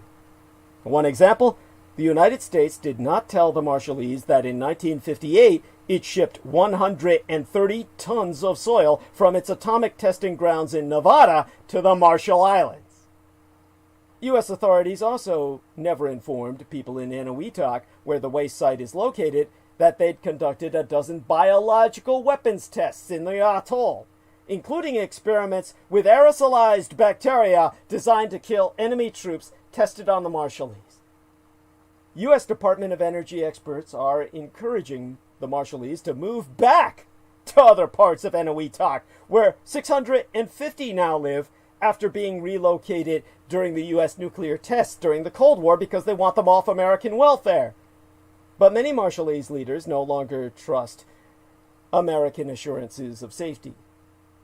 To quote Jack Aiding, a Marshallese senator from Eniwetok Atoll, "We didn't know the Rumoured Dome waste dump would crack and leak. We didn't know about climate change. We weren't nuclear scientists who could independently verify that the U.S., whatever the U.S. was telling us, we were just island people who desperately wanted to return home." Now, adding to the alarm is a study published yesteryear, the year before yesteryear by now possibly, by a team of Columbia University scientists proving levels of radiation in Eniwetok and other parts of the Marshall Islands are far higher than those found near either Chernobyl or Fukushima. Now, such discoveries give Marshallese leaders fresh ammunition to challenge the 1986 compact, which is up for renegotiation in 2023, and also to press the United States to honor property and health claims ordered by an international tribunal. The tribunal, established by the two countries in 1988, concluded the United States should pay $2.3 billion United States dollars in claims, but Congress and American courts have since refused. Documents prove the United States paid just $4 million US dollars. How cheap can you fucking be? The U.S. position is that it has already paid more than $600 million US dollars for the resettlement, rehabilitation, and radiation-related healthcare costs of communities affected by the nuclear testing. Or, so insists Karen Stewart, the U.S. ambassadoress to the Republic of the Marshall Islands. She said inflation brings the number closer to $1 billion. Oh, isn't that clever math? In statement, Stewart said, "The United States recognizes the effects of its testing and has accepted and acted on its responsibility to the people of the Republic of the Marshall Islands, and we owe them nothing more." Well, in September of yesteryear, the Marshallese Parliament, the Nitijela, approved a national nuclear strategy which calls for a risk analysis and environmental survey of Rumoured Dome, an assessment of legal options for its cleanup, and a new attempt to secure $2.3 billion US dollars ordered by the tribunal. In mine own and my sire's natal mensis of October yesteryear, Marshall Islands lawmakers called on the international community to reduce greenhouse gases, causing what they declared to be a national climate crisis. China! The Communist Chinese Empire is taking an increasing interest in the Marshall Islands and other Pacific Island nations, in part because of their strategic location and Beijing's interest in reducing American influence in the Pacific Ocean. Those inroads by Red China have alarmed U.S. leaders, forcing them to pay more attention to the grievances of Marshallese leaders, such as President Troisième. And Hein is on record as having said, this heightened interest from the Communist Chinese Empire should bode well for us. Well, from the U.S. mainland, it takes more than a day to fly to the Marshall Islands, and only one commercial airline ever makes that trip. The Island Hopper, the United Airlines Flight 154, starts at Honolulu, making stops in the Marshall Islands at Majuro and Kwajalein before heading west toward the Micronesian islands of Kozre, Pohnpei, and Chuuk, and finally terminating in Guam. The next day, it doubles back. As it approaches Majuro, the bluescape of the ocean is broken by an oblong necklace of white coral-beached islands dotted with coconut, pandanus, and breadfruit trees. The Marshall Islands atolls are the remnants of ancient volcanoes that once protruded from these cerulean seas. They were settled 3,000 years agone by the ancestors of present-day Marshallese who crossed the ocean on boats from Asia and Polynesia. For American officials in the mid-1940s, this 750,000 square mile expanse of ocean, nearly 5 times larger than my golden state of California, must have seemed like a near-perfect spot to test their growing atomic arsenal. Autumn Bordner, a former researcher at Columbia University's K=1 project, K1, which has focused on the legacy of nuclear testing in the Marshall Islands, and now a research fellow himself in ocean law and policy at UC Berkeley's Center for Law, Energy, and the Environment, right across the bay from myself, has testified that the Marshall Islands were selected as ground zero for nuclear testing precisely because colonial narratives portrayed the islands as small, remote, and unimportant.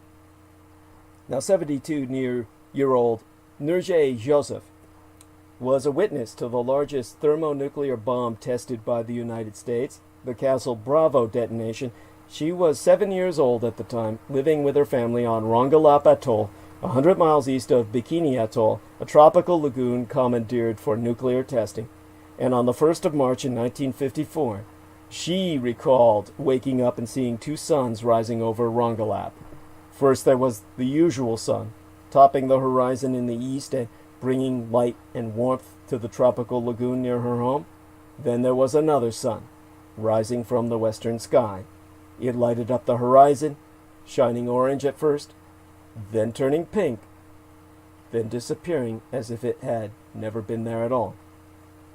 And she and the 63 others on Rongelap had no idea what they had just witnessed. Hours later, the fallout from Castle Bravo rained down like snow upon their homes, burning off their skin and poisoning all their water and all their food.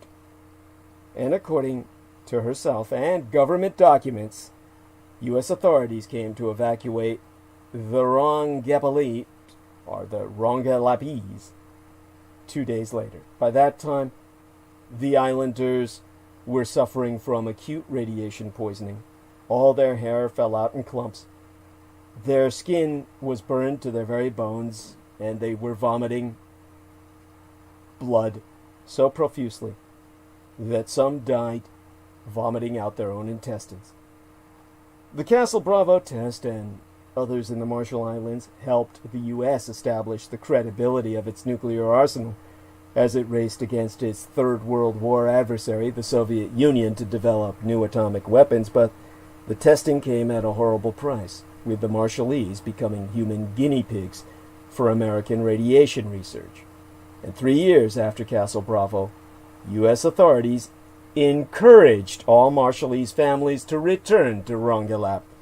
And U.S. government documents from the time prove that officials weighed the potential hazards of radiation exposure against the current low morale of the natives and a risk of an onset of indolence, meaning we want them off our welfare dole. Ultimately, they decided to go forward with the resettlement so researchers could study the effects of lingering radiation on human beings across multiple generations. Of course, the resettlement proved catastrophic for the people of Rongelap as human beings, which the Americans didn't consider them such. Cancer cases, miscarriages, deformities multiplied. 10 years later, in 1967, a year after I was born, 17 of the 19 children who were younger than 10, and on the island the day Bravo exploded, had developed hyperthyroid disorders and multiple tumorous growths across their bodies, dying of leukemia, eaten from the inside out by blood poisoning. In 1985, the people of Rongelap asked Greenpeace to evacuate them again because the U.S. government would not. This was after the United States refused to relocate them because it refused to acknowledge their exposure. This is proven by government documents and news reports from the time. If they can cover that up, imagine what they cover up with anyone, any person that they want. Le Grand Madame Joseph, who had her thyroid removed because of her radiation exposure, has spent nearly 7 decades taking daily thyroid medication, enabling her body to produce hormones it otherwise would never generate. She's still a quiet and dignified woman with thick, wavy gray hair, living in a cinder block home in Majuro, the capital, a setting far different from the pristine atoll where she grew up. Composed of 3 low-lying islands connected by one flood-prone road, Majuro is long and narrow and home to roughly half the population of the Marshall Islands, about 28,000 people. Taxis crawl the length of that lone road, fitting as many riders into their vehicles as they can accommodate. Visitors opting to walk are encouraged to carry long sticks to beat away packs of feral dogs that roam the streets and will eat you alive.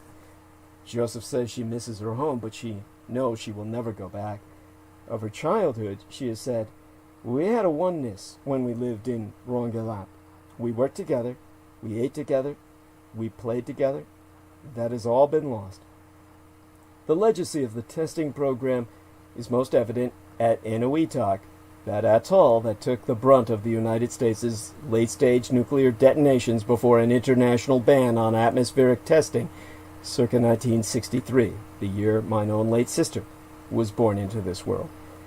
And that string of 40 islands to the west of Bikini, Eniwetok, was once a postcard-perfect ring of coral reefs, white sand beaches, and coconut trees, where roughly 450 dry Eniwetok and dry Enjebi, the 2 clans that lived in the atoll, gathered breadfruit and pandanus, and harvested fish and clams from the lagoon. Between 1948 and 1958, the United States detonated 43 atomic bombs there. And after agreeing to a 1958 temporary moratorium on nuclear testing with the United Kingdom and the Soviet Union, the U.S. began exploiting the atoll as a conventional and bioweapons testing ground. And for the next 18 years, the United States shot ballistic missiles at it from my own Golden, California, tested virulent forms of bacteria on its islands, and detonated a series of other large conventional bombs in the lagoon. In 1972, after the United States had nearly exhausted its military interest in the region, there was simply nothing left to destroy.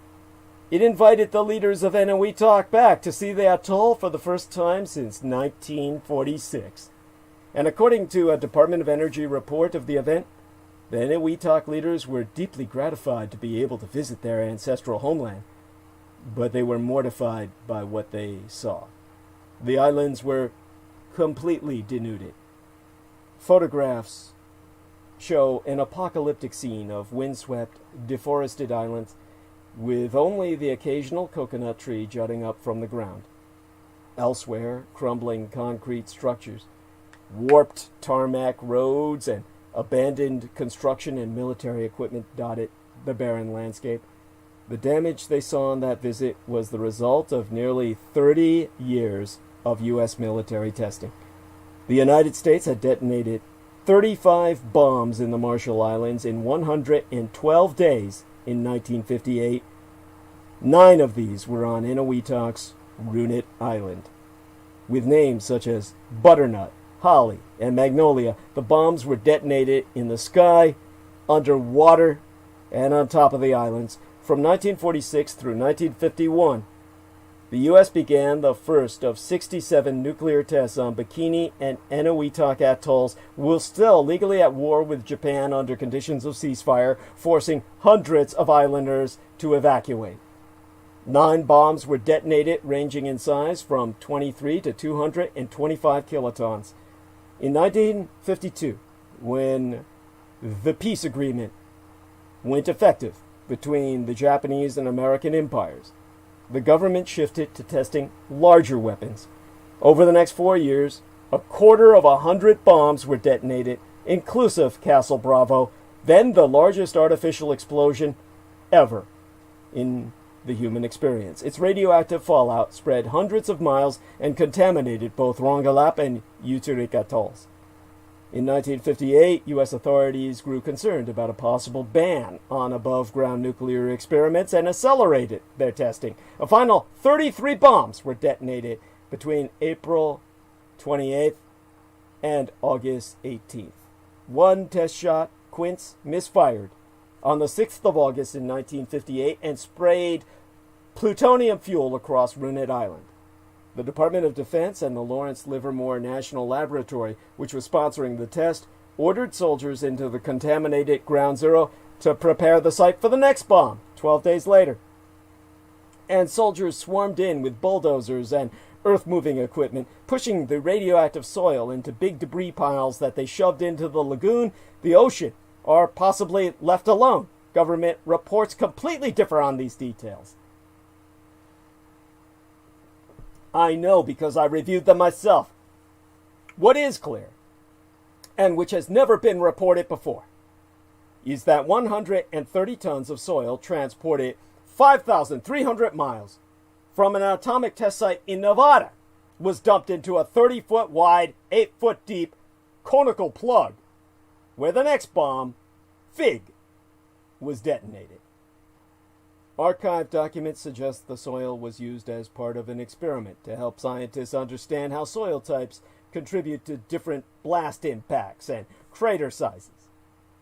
Terry Hamilton, a researcher at the Lawrence Livermore National Laboratory and today the Department of Energy's point person on the Marshall Islands nuclear issues, said the soil was clean and taken from Area 10 at the Nevada test site. That area of the Nevada site had been the site of 2 nuclear blasts in 1951 and 1955, according to government records I myself collated. To quote the Eniwetak Senator Jack Adding, the Marshallese Minister of Justice, Immigration and Labor, it is appalling that the Marshallese people, and in particular the people of Eniwetak, are just now learning about this for the first time. Now, a decade later, in 1968, teams from the Department of Defense set up a new experiment.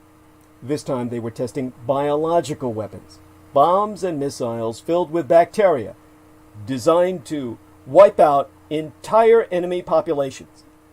According to a 2002 military fact sheet, as cross-referenced with the investigations of Ed Regis, the author of a book entitled The Biology of Doom, U.S. government scientists came to Eniwetak with their boats and monkeys, spacesuits and jet fighter planes, and then sprayed clouds of biologically enhanced Staphylococcal enterotoxin B. Staphylococcal enterotoxin B, an incapacitating biological agent known to cause toxic shock and food poisoning, and considered one of the most potent bacterial superantigens, meaning that this incapacitating agent will paralyze people so that they cannot move while they die.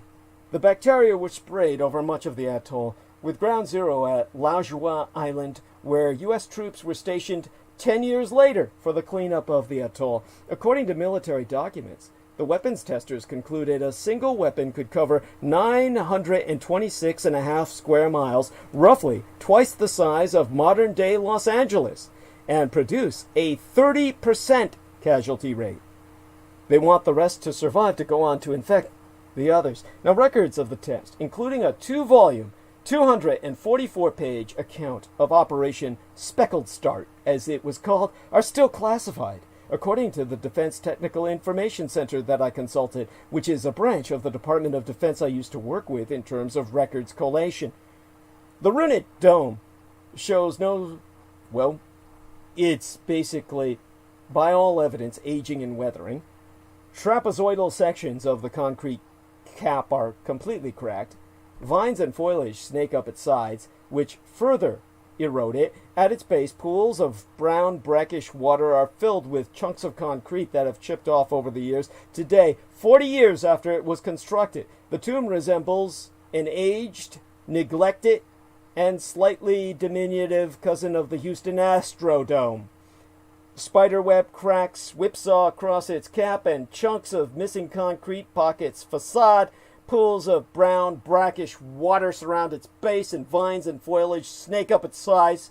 The tomb, which was built atop an unlined crater created by a U.S. nuclear bomb, was designed to encapsulate the most radioactive and toxic land-based waste of the United States testing programs in Enowetak Atoll.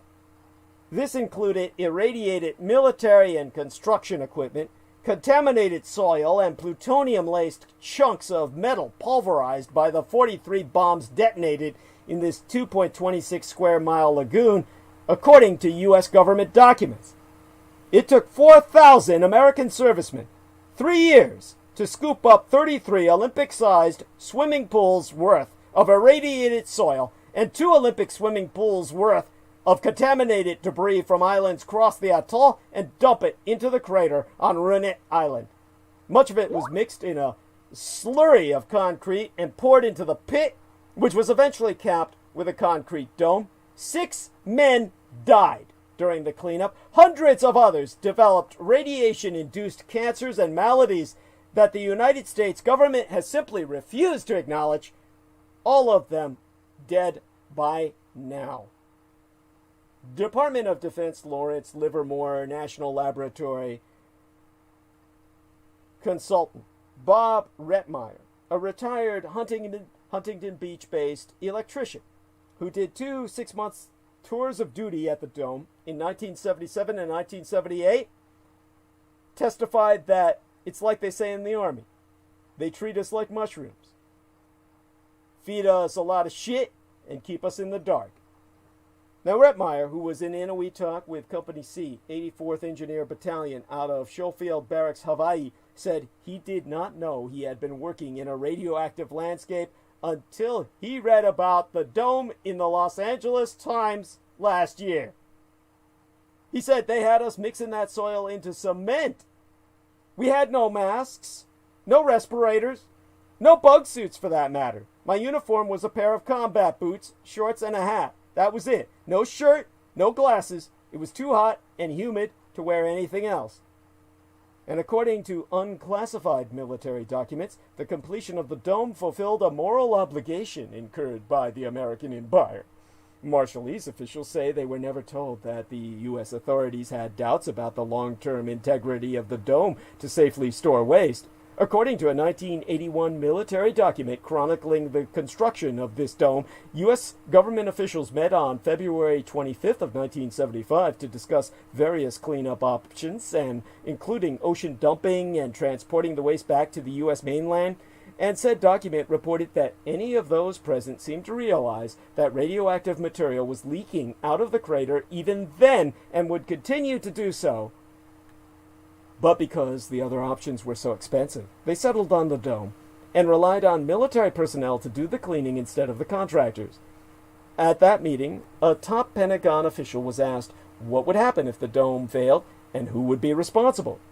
Lieutenant General Warren D. Johnson of the U.S. Air Force, who was directing the cleanup process through the Defense Nuclear Agency, declared that it would be the responsibility of the United States. Documents prove that as construction teams were finishing the dome by capping it with an 18-inch concrete cover, new, highly contaminated debris was discovered. In the process of adding that material, to the waste site, parts of the concrete top were embedded with contaminated metallic debris. And Paul Griego, who worked as a contract radio chemist for Eberlein Instruments in Eniwetok while the military built the dome, simply testified that it was sloppy.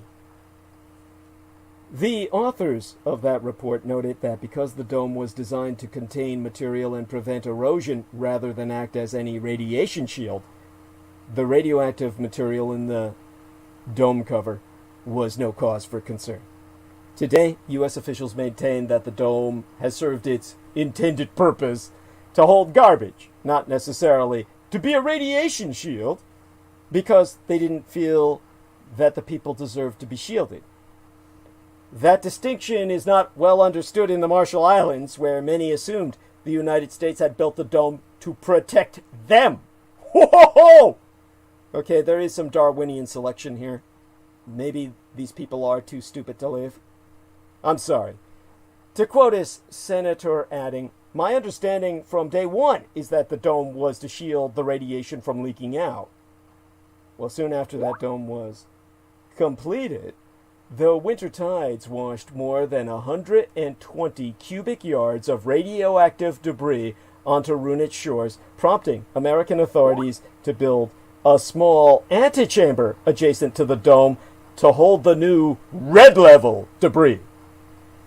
And when more debris washed up, they built a second, smaller antechamber to hold the debris from the debris. And then they left. The American scientific expert on Runit Dome is a Mr. Terry Hamilton, a bleach-white crackerhead, the Energy Department contractor. He began working on radiation issues nearly 3 decades ago and is widely respected among nuclear scientists and physicists. And in 2012, Hamilton proved the waste site a highly radioactive point source whose construction was not consistent with U.S. Nuclear Regulatory Commission regulations. He also insisted it would release more plutonium into the surrounding environment. Now, with 2 Lawrence Livermore National Laboratory co-authors, he wrote that any increases in availability of plutonium will have an impact on food security reserves for the local population, himself noting a growing commercial export market for sea cucumbers in the lagoon that glowed in the dark, not through any natural bioluminescence, but because they were hot, radiated, cooked alive. And in more recent years, Hamilton's message has changed. He has been paid enough money by the U.S. government to now say the islands are completely safe, and American researchers are monitoring the situation and that no one should be concerned. And at a May meeting in Majuro, he told an audience of Marshallese dignitaries, politicians, and American officials that the tomb was bobbing with the tides, sucking in and flushing out radioactive water into the lagoon. Moreover, he said its physical integrity is vulnerable to leakage and the sustained impacts of storm surge and sea level rise, meaning it's fucking doomed. But Hamilton went on to assure everyone that such a scenario was no cause for alarm. Eniwetok Lagoon is already so contaminated, he said, that any added radiation introduced by dome failure would be virtually undetectable in the lagoon or in the wider ocean waters, meaning you're already so fucked that you can't get any more fucked. Hamilton has said his assessment is based on a sampling of U.S. documents from the 1970s and 1980s, suggesting that there is far more contamination in Eniwetok Lagoon than remains even inside the fucking dome. So he contends the land is safe for habitation and will remain so, even if the dome crumbles and releases its contents into the contaminated lagoon. Now, plutonium is a risk to human health, according to Hamilton, only when it is airborne or introduced via a cut into the skin. And therefore, he claims that the plutonium in the lagoon is not a concern. Now, reflecting a position that all other experts on Earth find completely untenable, Hamilton insists that under existing living conditions, There is no radiological basis why I or anyone else should be concerned about living on Eniwetok. And Holly Barker, a University of Washington anthropologist who serves on the Marshall Islands Nuclear Commission, professionally responded in but 12 words. That's crazy. The whole point of building the tomb was to clean up contamination left behind by the U.S. testing programs. Thusly, she asketh, does that mean they didn't clean it up? And when asked about his contradictory messages, Hamilton prevaricates that his earlier assessment was put forward to help provide a scientific justification for securing funding in time for a more thorough analysis of the dome. And discounting all concerns, he obfuscates that people living on Eniwetok do not show elevated levels of plutonium in their bodies. This is the ultimate test. Of course, no one's dissecting them while they're alive. To many, Hamilton's most recent position is just another case of the United States moving the goalposts in the Marshall Islands. It promised a thorough cleanup, only to backtrack in the face of new revelations or costs. Græco, the radiochemist and the New Mexico state commander of the National Association of Atomic Veterans, notes that when Hamilton wrote a report for the Department of Energy in 2013 stating that catastrophic failure of the dome would be inconsequential, the report included a mission statement that cast doubt on its scientific integrity. Because according to the document itself, the report's purpose was to address the concerns of the Eniwetok community and help build public confidence in the maintenance of a safe and sustainable resettlement program on Eniwetok Atoll. Now, Græco himself worked as a contractor in Eniwetok, circa 1978. To quote his tea, I saw the water rising and falling as we filled that dome. I know that limestone is porous, and I know how sick people get. That dome is dangerous, and if it fails, it's the end of the Pacific Ocean and all life on Earth. Now, climate scientists have been nearly unanimous about one thing. The waters around the Marshall Islands are rising and growing warmer. On an August day, a year agone, tens of thousands of dead fish washed up on the ocean side of Bikini Atoll. All of them glowing in the dark. Now, Dick Jr., one of 7 temporary caretakers working for a Department of Energy contractor there, recalls the water being uncomfortable. His testimony, it didn't feel good to put my feet in it. It was boiling hot, and my skin turned so red and peeled off, I couldn't stand to even put my feet in there for more than a few seconds. And earlier that day, the typically crystalline and azure waters of the Bikini Lagoon near Nam Island were cloudy and brown, and sea turtles, reef fish, and rays swam slowly through the murk, appearing suddenly out of the cloudy bloom only to disappear just as quickly. Dive computers showed 92-degree temperatures 30 feet below the surface in the lagoon, an area usually no warmer than 86 degrees in August. It is impossible to say exactly what caused that day's massive algae bloom and fish kill, but scientists conclude such marine incidents will occur more frequently as oceans warm from climate change. And in an interview last summer, conducted just a week after the event, Jack Niedenthal, the Marshall Islands' Secretary of Health and Human Services, said, "I've never seen or heard of a fish kill in Bikini. That's surprising and deeply upsetting." And just a few years agone, the northern Marshall Islands were known for their pristine coral reefs, little disturbed by human contact, in part because many of these isles were radiation no-go zones. But during a visit yesteryear, the Los Angeles Times saw vast expanses of bleached and dead coral round Bikini Atoll, a finding that surprised some familiar with the region. Elora Lopez, a Stanford University doctoral student, accompanied a PBS documentary film team in 2016 to Bikini Atoll to collect coral samples, and the reefs, hundreds of miles from the nearest tourist, were healthy.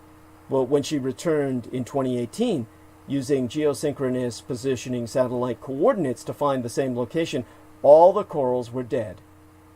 Since 1993, sea levels have risen about 0.3 inches a year in the Marshall Islands, far higher than the global average of 0.11 to 0.14 inches. Studies prove sea levels are rising twice as fast in the Western Pacific than anywhere else. Based on forecasts by the Intergovernmental Panel on Climate Change, sea levels could rise 5 feet by the end of this century, submerging all the Marshall Islands completely. Even if sea levels rose just half that, Kurt Storlage, a geoengineer at the U.S. Geological Survey, confirms the islands will be in trouble, damaging infrastructure and contaminating all groundwater reserves. In a September interview conducted yesteryear, James Matsuyoshi, the mayor of Rongelap Atoll, said, "We have a lot of difficult choices to make. If the seas don't stop rising, we're going to lose some places. Assuming we can save some, we'll have to decide which islands, which places, for which people. But who gets to do that?" The nation's presidentress affirmed that the thought of abandoning their homeland is simply unthinkable for many Marshallese. To quote us Aine, "Many of our people want to stay here, even die here. For us, for these people, land is a critical part of our existence. Our culture is based on our land. It's part of us. We cannot think about abandoning what little land we have, what little remains to us." Outbreaks of certain diseases in the Pacific have also been linked to climate change. The Republic of the Marshall Islands is fighting the largest outbreak of dengue fever in its recorded history. More than 1,000 people have been infected, with the outer atolls quarantined to prevent the spread of disease among people with no access to hospital care. And per Niedenthal, the health secretary, most people talk about rising sea levels when it comes to climate change. Even more immediate and devastating is what has been happening with the disease outbreaks. This is the worst outbreak in Pacific history that is fueled by incoming clouds of mutated mosquitoes. For many Americans, the Marshall Islands are best known for a movie monster and cartoon icon, Gojira, Godzilla. The Japanese-inspired monster of the Pacific was awakened and mutated by the atomic bombs in Bikini Atoll. SpongeBob SquarePants, the Nickelodeon cartoon character, lives with his friends in Bikini Bottom. A recent review of California-approved high school history textbooks and curricula showed no mention of the Marshall Islands or the U.S. nuclear testing program and human experimentation program there. Even less widely known are the Marshallese attempts for the last 3 decades to seek compensation from the United States for the health and environmental effects of nuclear testing. They've been denied standing to sue in American courts, and Congress declines that their problems rate as a human concern, because the United States still technically classifies the Marshallese as less than human. The Nuclear Claims Tribunal, an independent arbiter established by the U.S. Marshall Islands Compact to process and rule on these claims, has ruled in their favor, awarding them more than $2 billion in damages. But the U.S. has paid out only $4 million, according to all congressional testimony, and no enforcement mechanism exists by which to force the United States to pay its debts. In the last few years, however, the nation's claims have begun to get more visibility. President Heine, presidentress, has achieved near celebrity status at international events.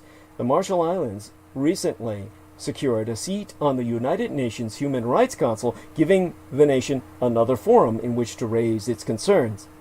And a geopolitical shift has also given the islands new leverage. The Communist Chinese Empire has increased its reach into the Central Pacific, providing aid and loans to dozens of nations, surpassing the United States as the region's largest trading partner.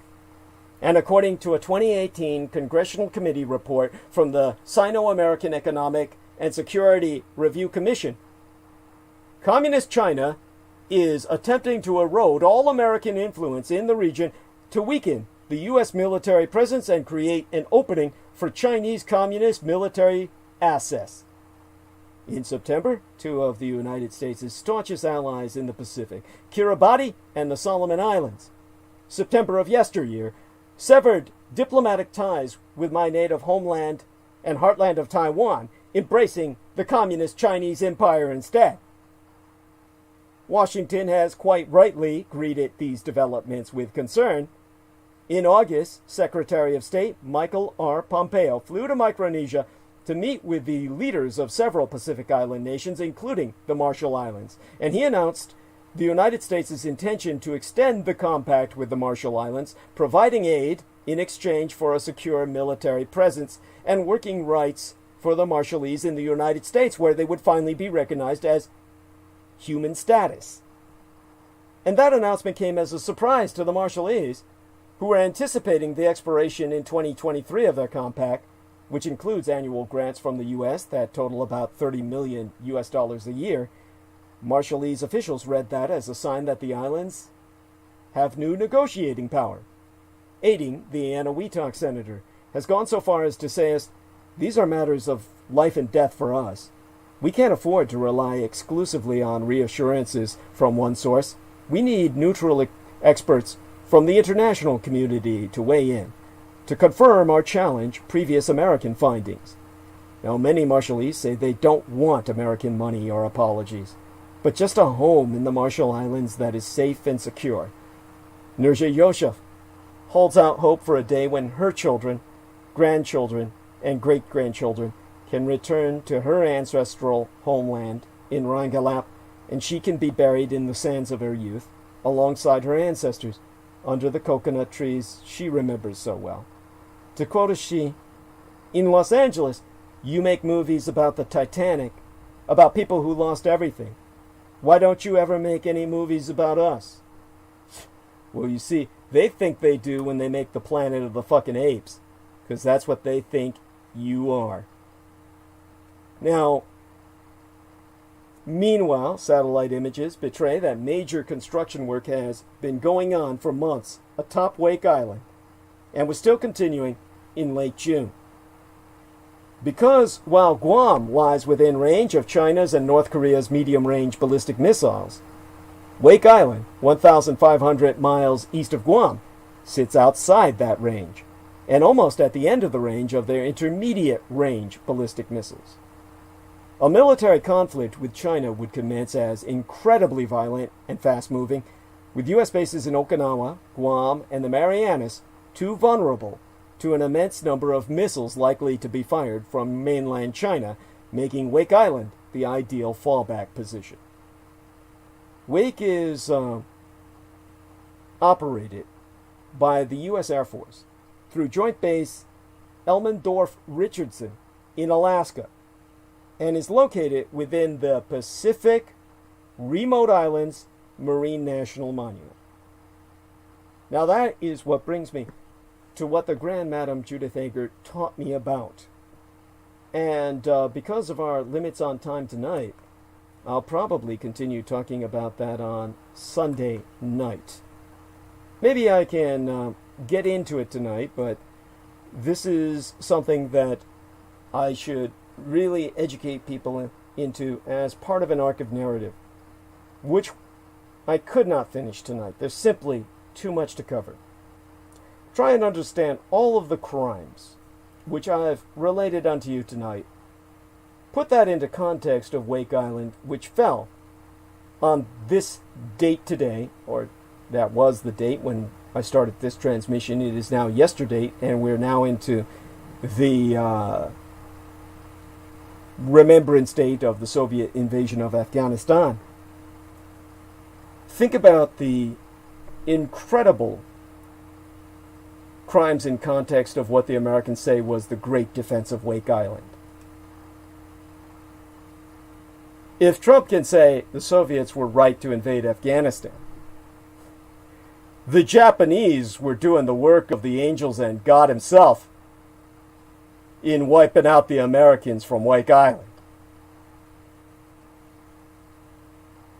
There is no way, in context of what I've related throughout transmission tonight, you can say the Japanese were the bad guys in the Pacific War.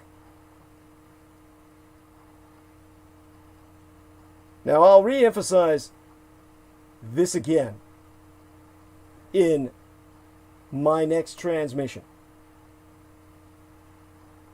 come Sunday night. The reason it's so important now for the Americans to build up Wake Island and prepare to strategically counter the communist Chinese, to not just put money into infrastructure for the military on Wake, but to give all of the compensation they owe to the Marshall Islanders and shore up their islands with enough buttressing so that their islands don't sink as the oceans rise. America needs to do that, because all it takes is one strike by a hostile foreign power. The Russians, the Chinese may not be that insane, but the North Koreans are. And when they ultimately crack the dome on Rumoured Isle, it's the end of the fucking world. The Pacific Ocean dies that day.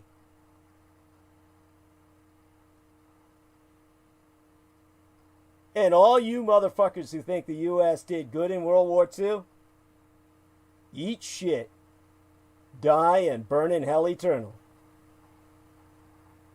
There is nothing you can say to rationalize America's crime against life on Earth itself based on what it's done in the Pacific and what it's left our future generations with in terms of the greatest threat on Earth. Between that and the anti-gods, bonded by American technologies based on the HARP network, we have generations of work cut out for us to rehabilitate the world we live in, whilst evacuating much of the population to other planets in the solar system.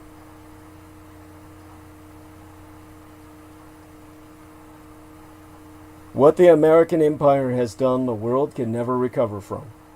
What the Soviets have done has generated similar damage.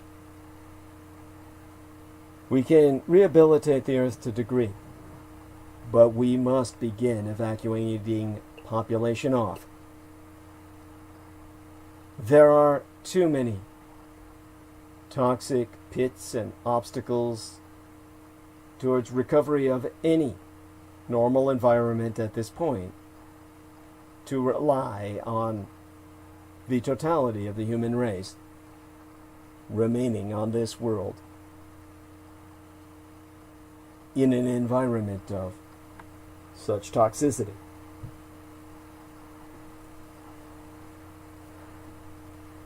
This is why it takes someone like myself, with the knowledge that I have, to serve as your Vulcan intervention in a devastated world. Most of you have no concept that any of this had happened. And certainly nothing is ever spracketh on this on the History Channel or in any other source of easily accessible public information. What you need to know is that the United States and the Russian empires are out to destroy your world and render it uninhabitable. This is why the Axis fought against them. And this is why history must recognize the Axis powers as the true representatives of human advancement, progress, and civilization, whereas the Allies have represented darkness and decay.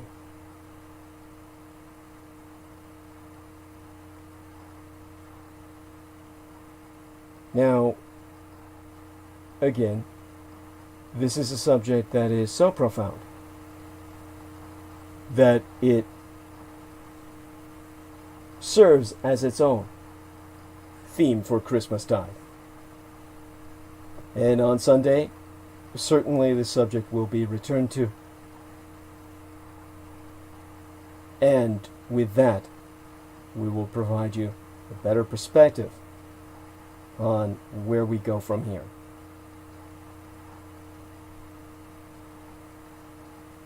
Now, checking into the chat room, I noticed that Bruce Dallas III says, I didn't know you were Hitler's son. Well, yeah, such is the case. I bring it up casually enough where most people wouldn't. But I appreciate your knowing it now. What the fuck? Our WT Space F says, evening, love, love. Evening, love, love to you too. I don't know what your gender is, but your love is returned. And Bizarre HD, who is George Knight, says, just at work, Douglas, please, can you give a shout out to my colleague Louise here? Much love, Douglas. Thank you. Hey, Louise! Shout out to Louise! All love and blessings and the merriest of Christmas tides. Yule tidings be unto yourself and all your own. And Bizarre HD says, good morning and good evening to you, Douglas. Much love unto you. There we are, yes. So thank you, George Knight. And definitely a shout out to Joe Phoenix as well.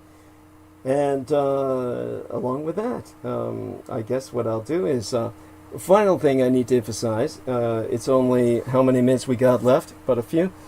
Do remember that we have a GoFundMe, and we want to basically emphasize how important it is that we get some donations into the GoFundMe. The GoFundMe is, of course, something that is how do I express this? It's where we're trying to get money pooled specifically towards my equipment, the replacement of much of the old equipment that I'm using that was giving me hell on earth for all too long by now. And as Sarah Shields says, oh yeah, your laptop is driving you crazy. Oh yeah, indeed. No way I can do that enough justice.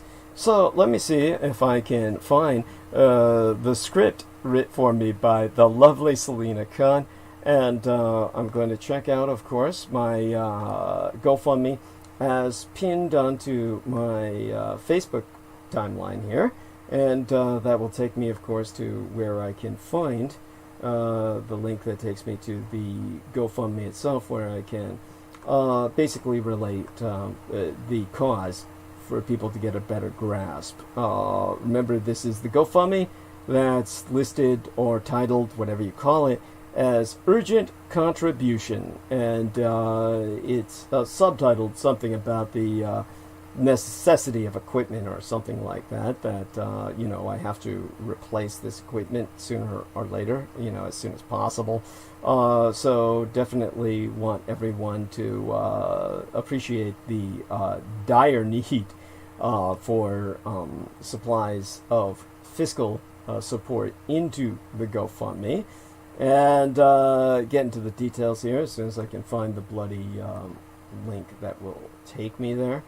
And honestly, I don't think I'm doing well without it. I think most of you understand how dire the situation is. If you could hear me the other night and how upset I was with all of the, there we are, the stress that goes into trying to maintain this. Here we are.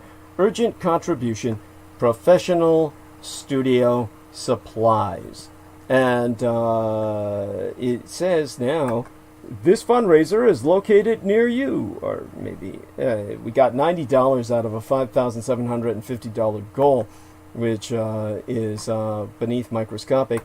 Fortunately, donors are regular in other areas, but you know, we want to try and get some into the GoFundMe almost as an act of symbolism. So what I want people to appreciate is here's this wonderful thing written by our lovely Selina Khan, and of course English is a second language, so I'm paraphrasing what she wrote here. Forever grateful am I to everyone for their donations and contributions. Words simply cannot describe my appreciation and gratitude, but just wanted to emphasize a little bit about GoFundMe. As everyone knows by now, the cause of my GoFundMe campaign is that I do need and must change my current YouTube recording studio setting, as in the computer, the headset and recording devices, lighting fixtures, soundproofing my room, so on and so forth, presenting 2 nights a week live transmission to you, and the way she wrote this is so precious.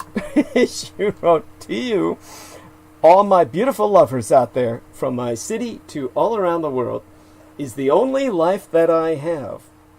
God, don't wish that on me. And you are all my true motivation for my work. I would be no one without all of you by my side, closest to the farthest. However many years of use, all my studio equipments are beyond obsolete now. Therefore, I have created this GoFundMe fundraising account for donations to update my studio, and this campaign has time limitations. In my case, my GoFundMe campaign, Urgent Contribution, will expire in March of 2021. At this point, I urge everyone, please become a contributing member of my mission, my work that I do as a public informant, to bring truth to this world, to those who are seeking truth. Again, to everyone, I am in dire need of my studio equipment. Please contribute. Donate between now and March of 2021. Blessings be unto all.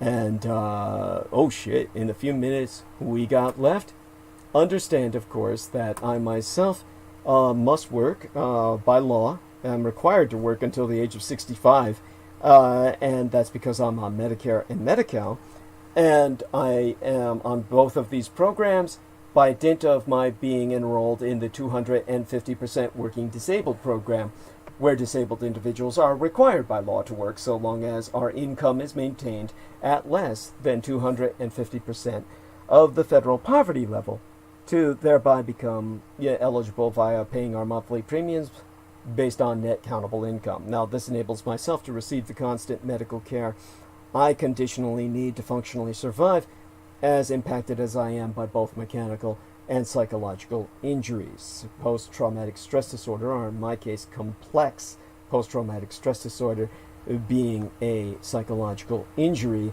in disambiguation from a mental illness, though I work to also destigmatize mental illness. And so, as a matter of fact, as I'm speaking with my psychologist tomorrow via video graphic interview, and will relate how this transmission has been so important.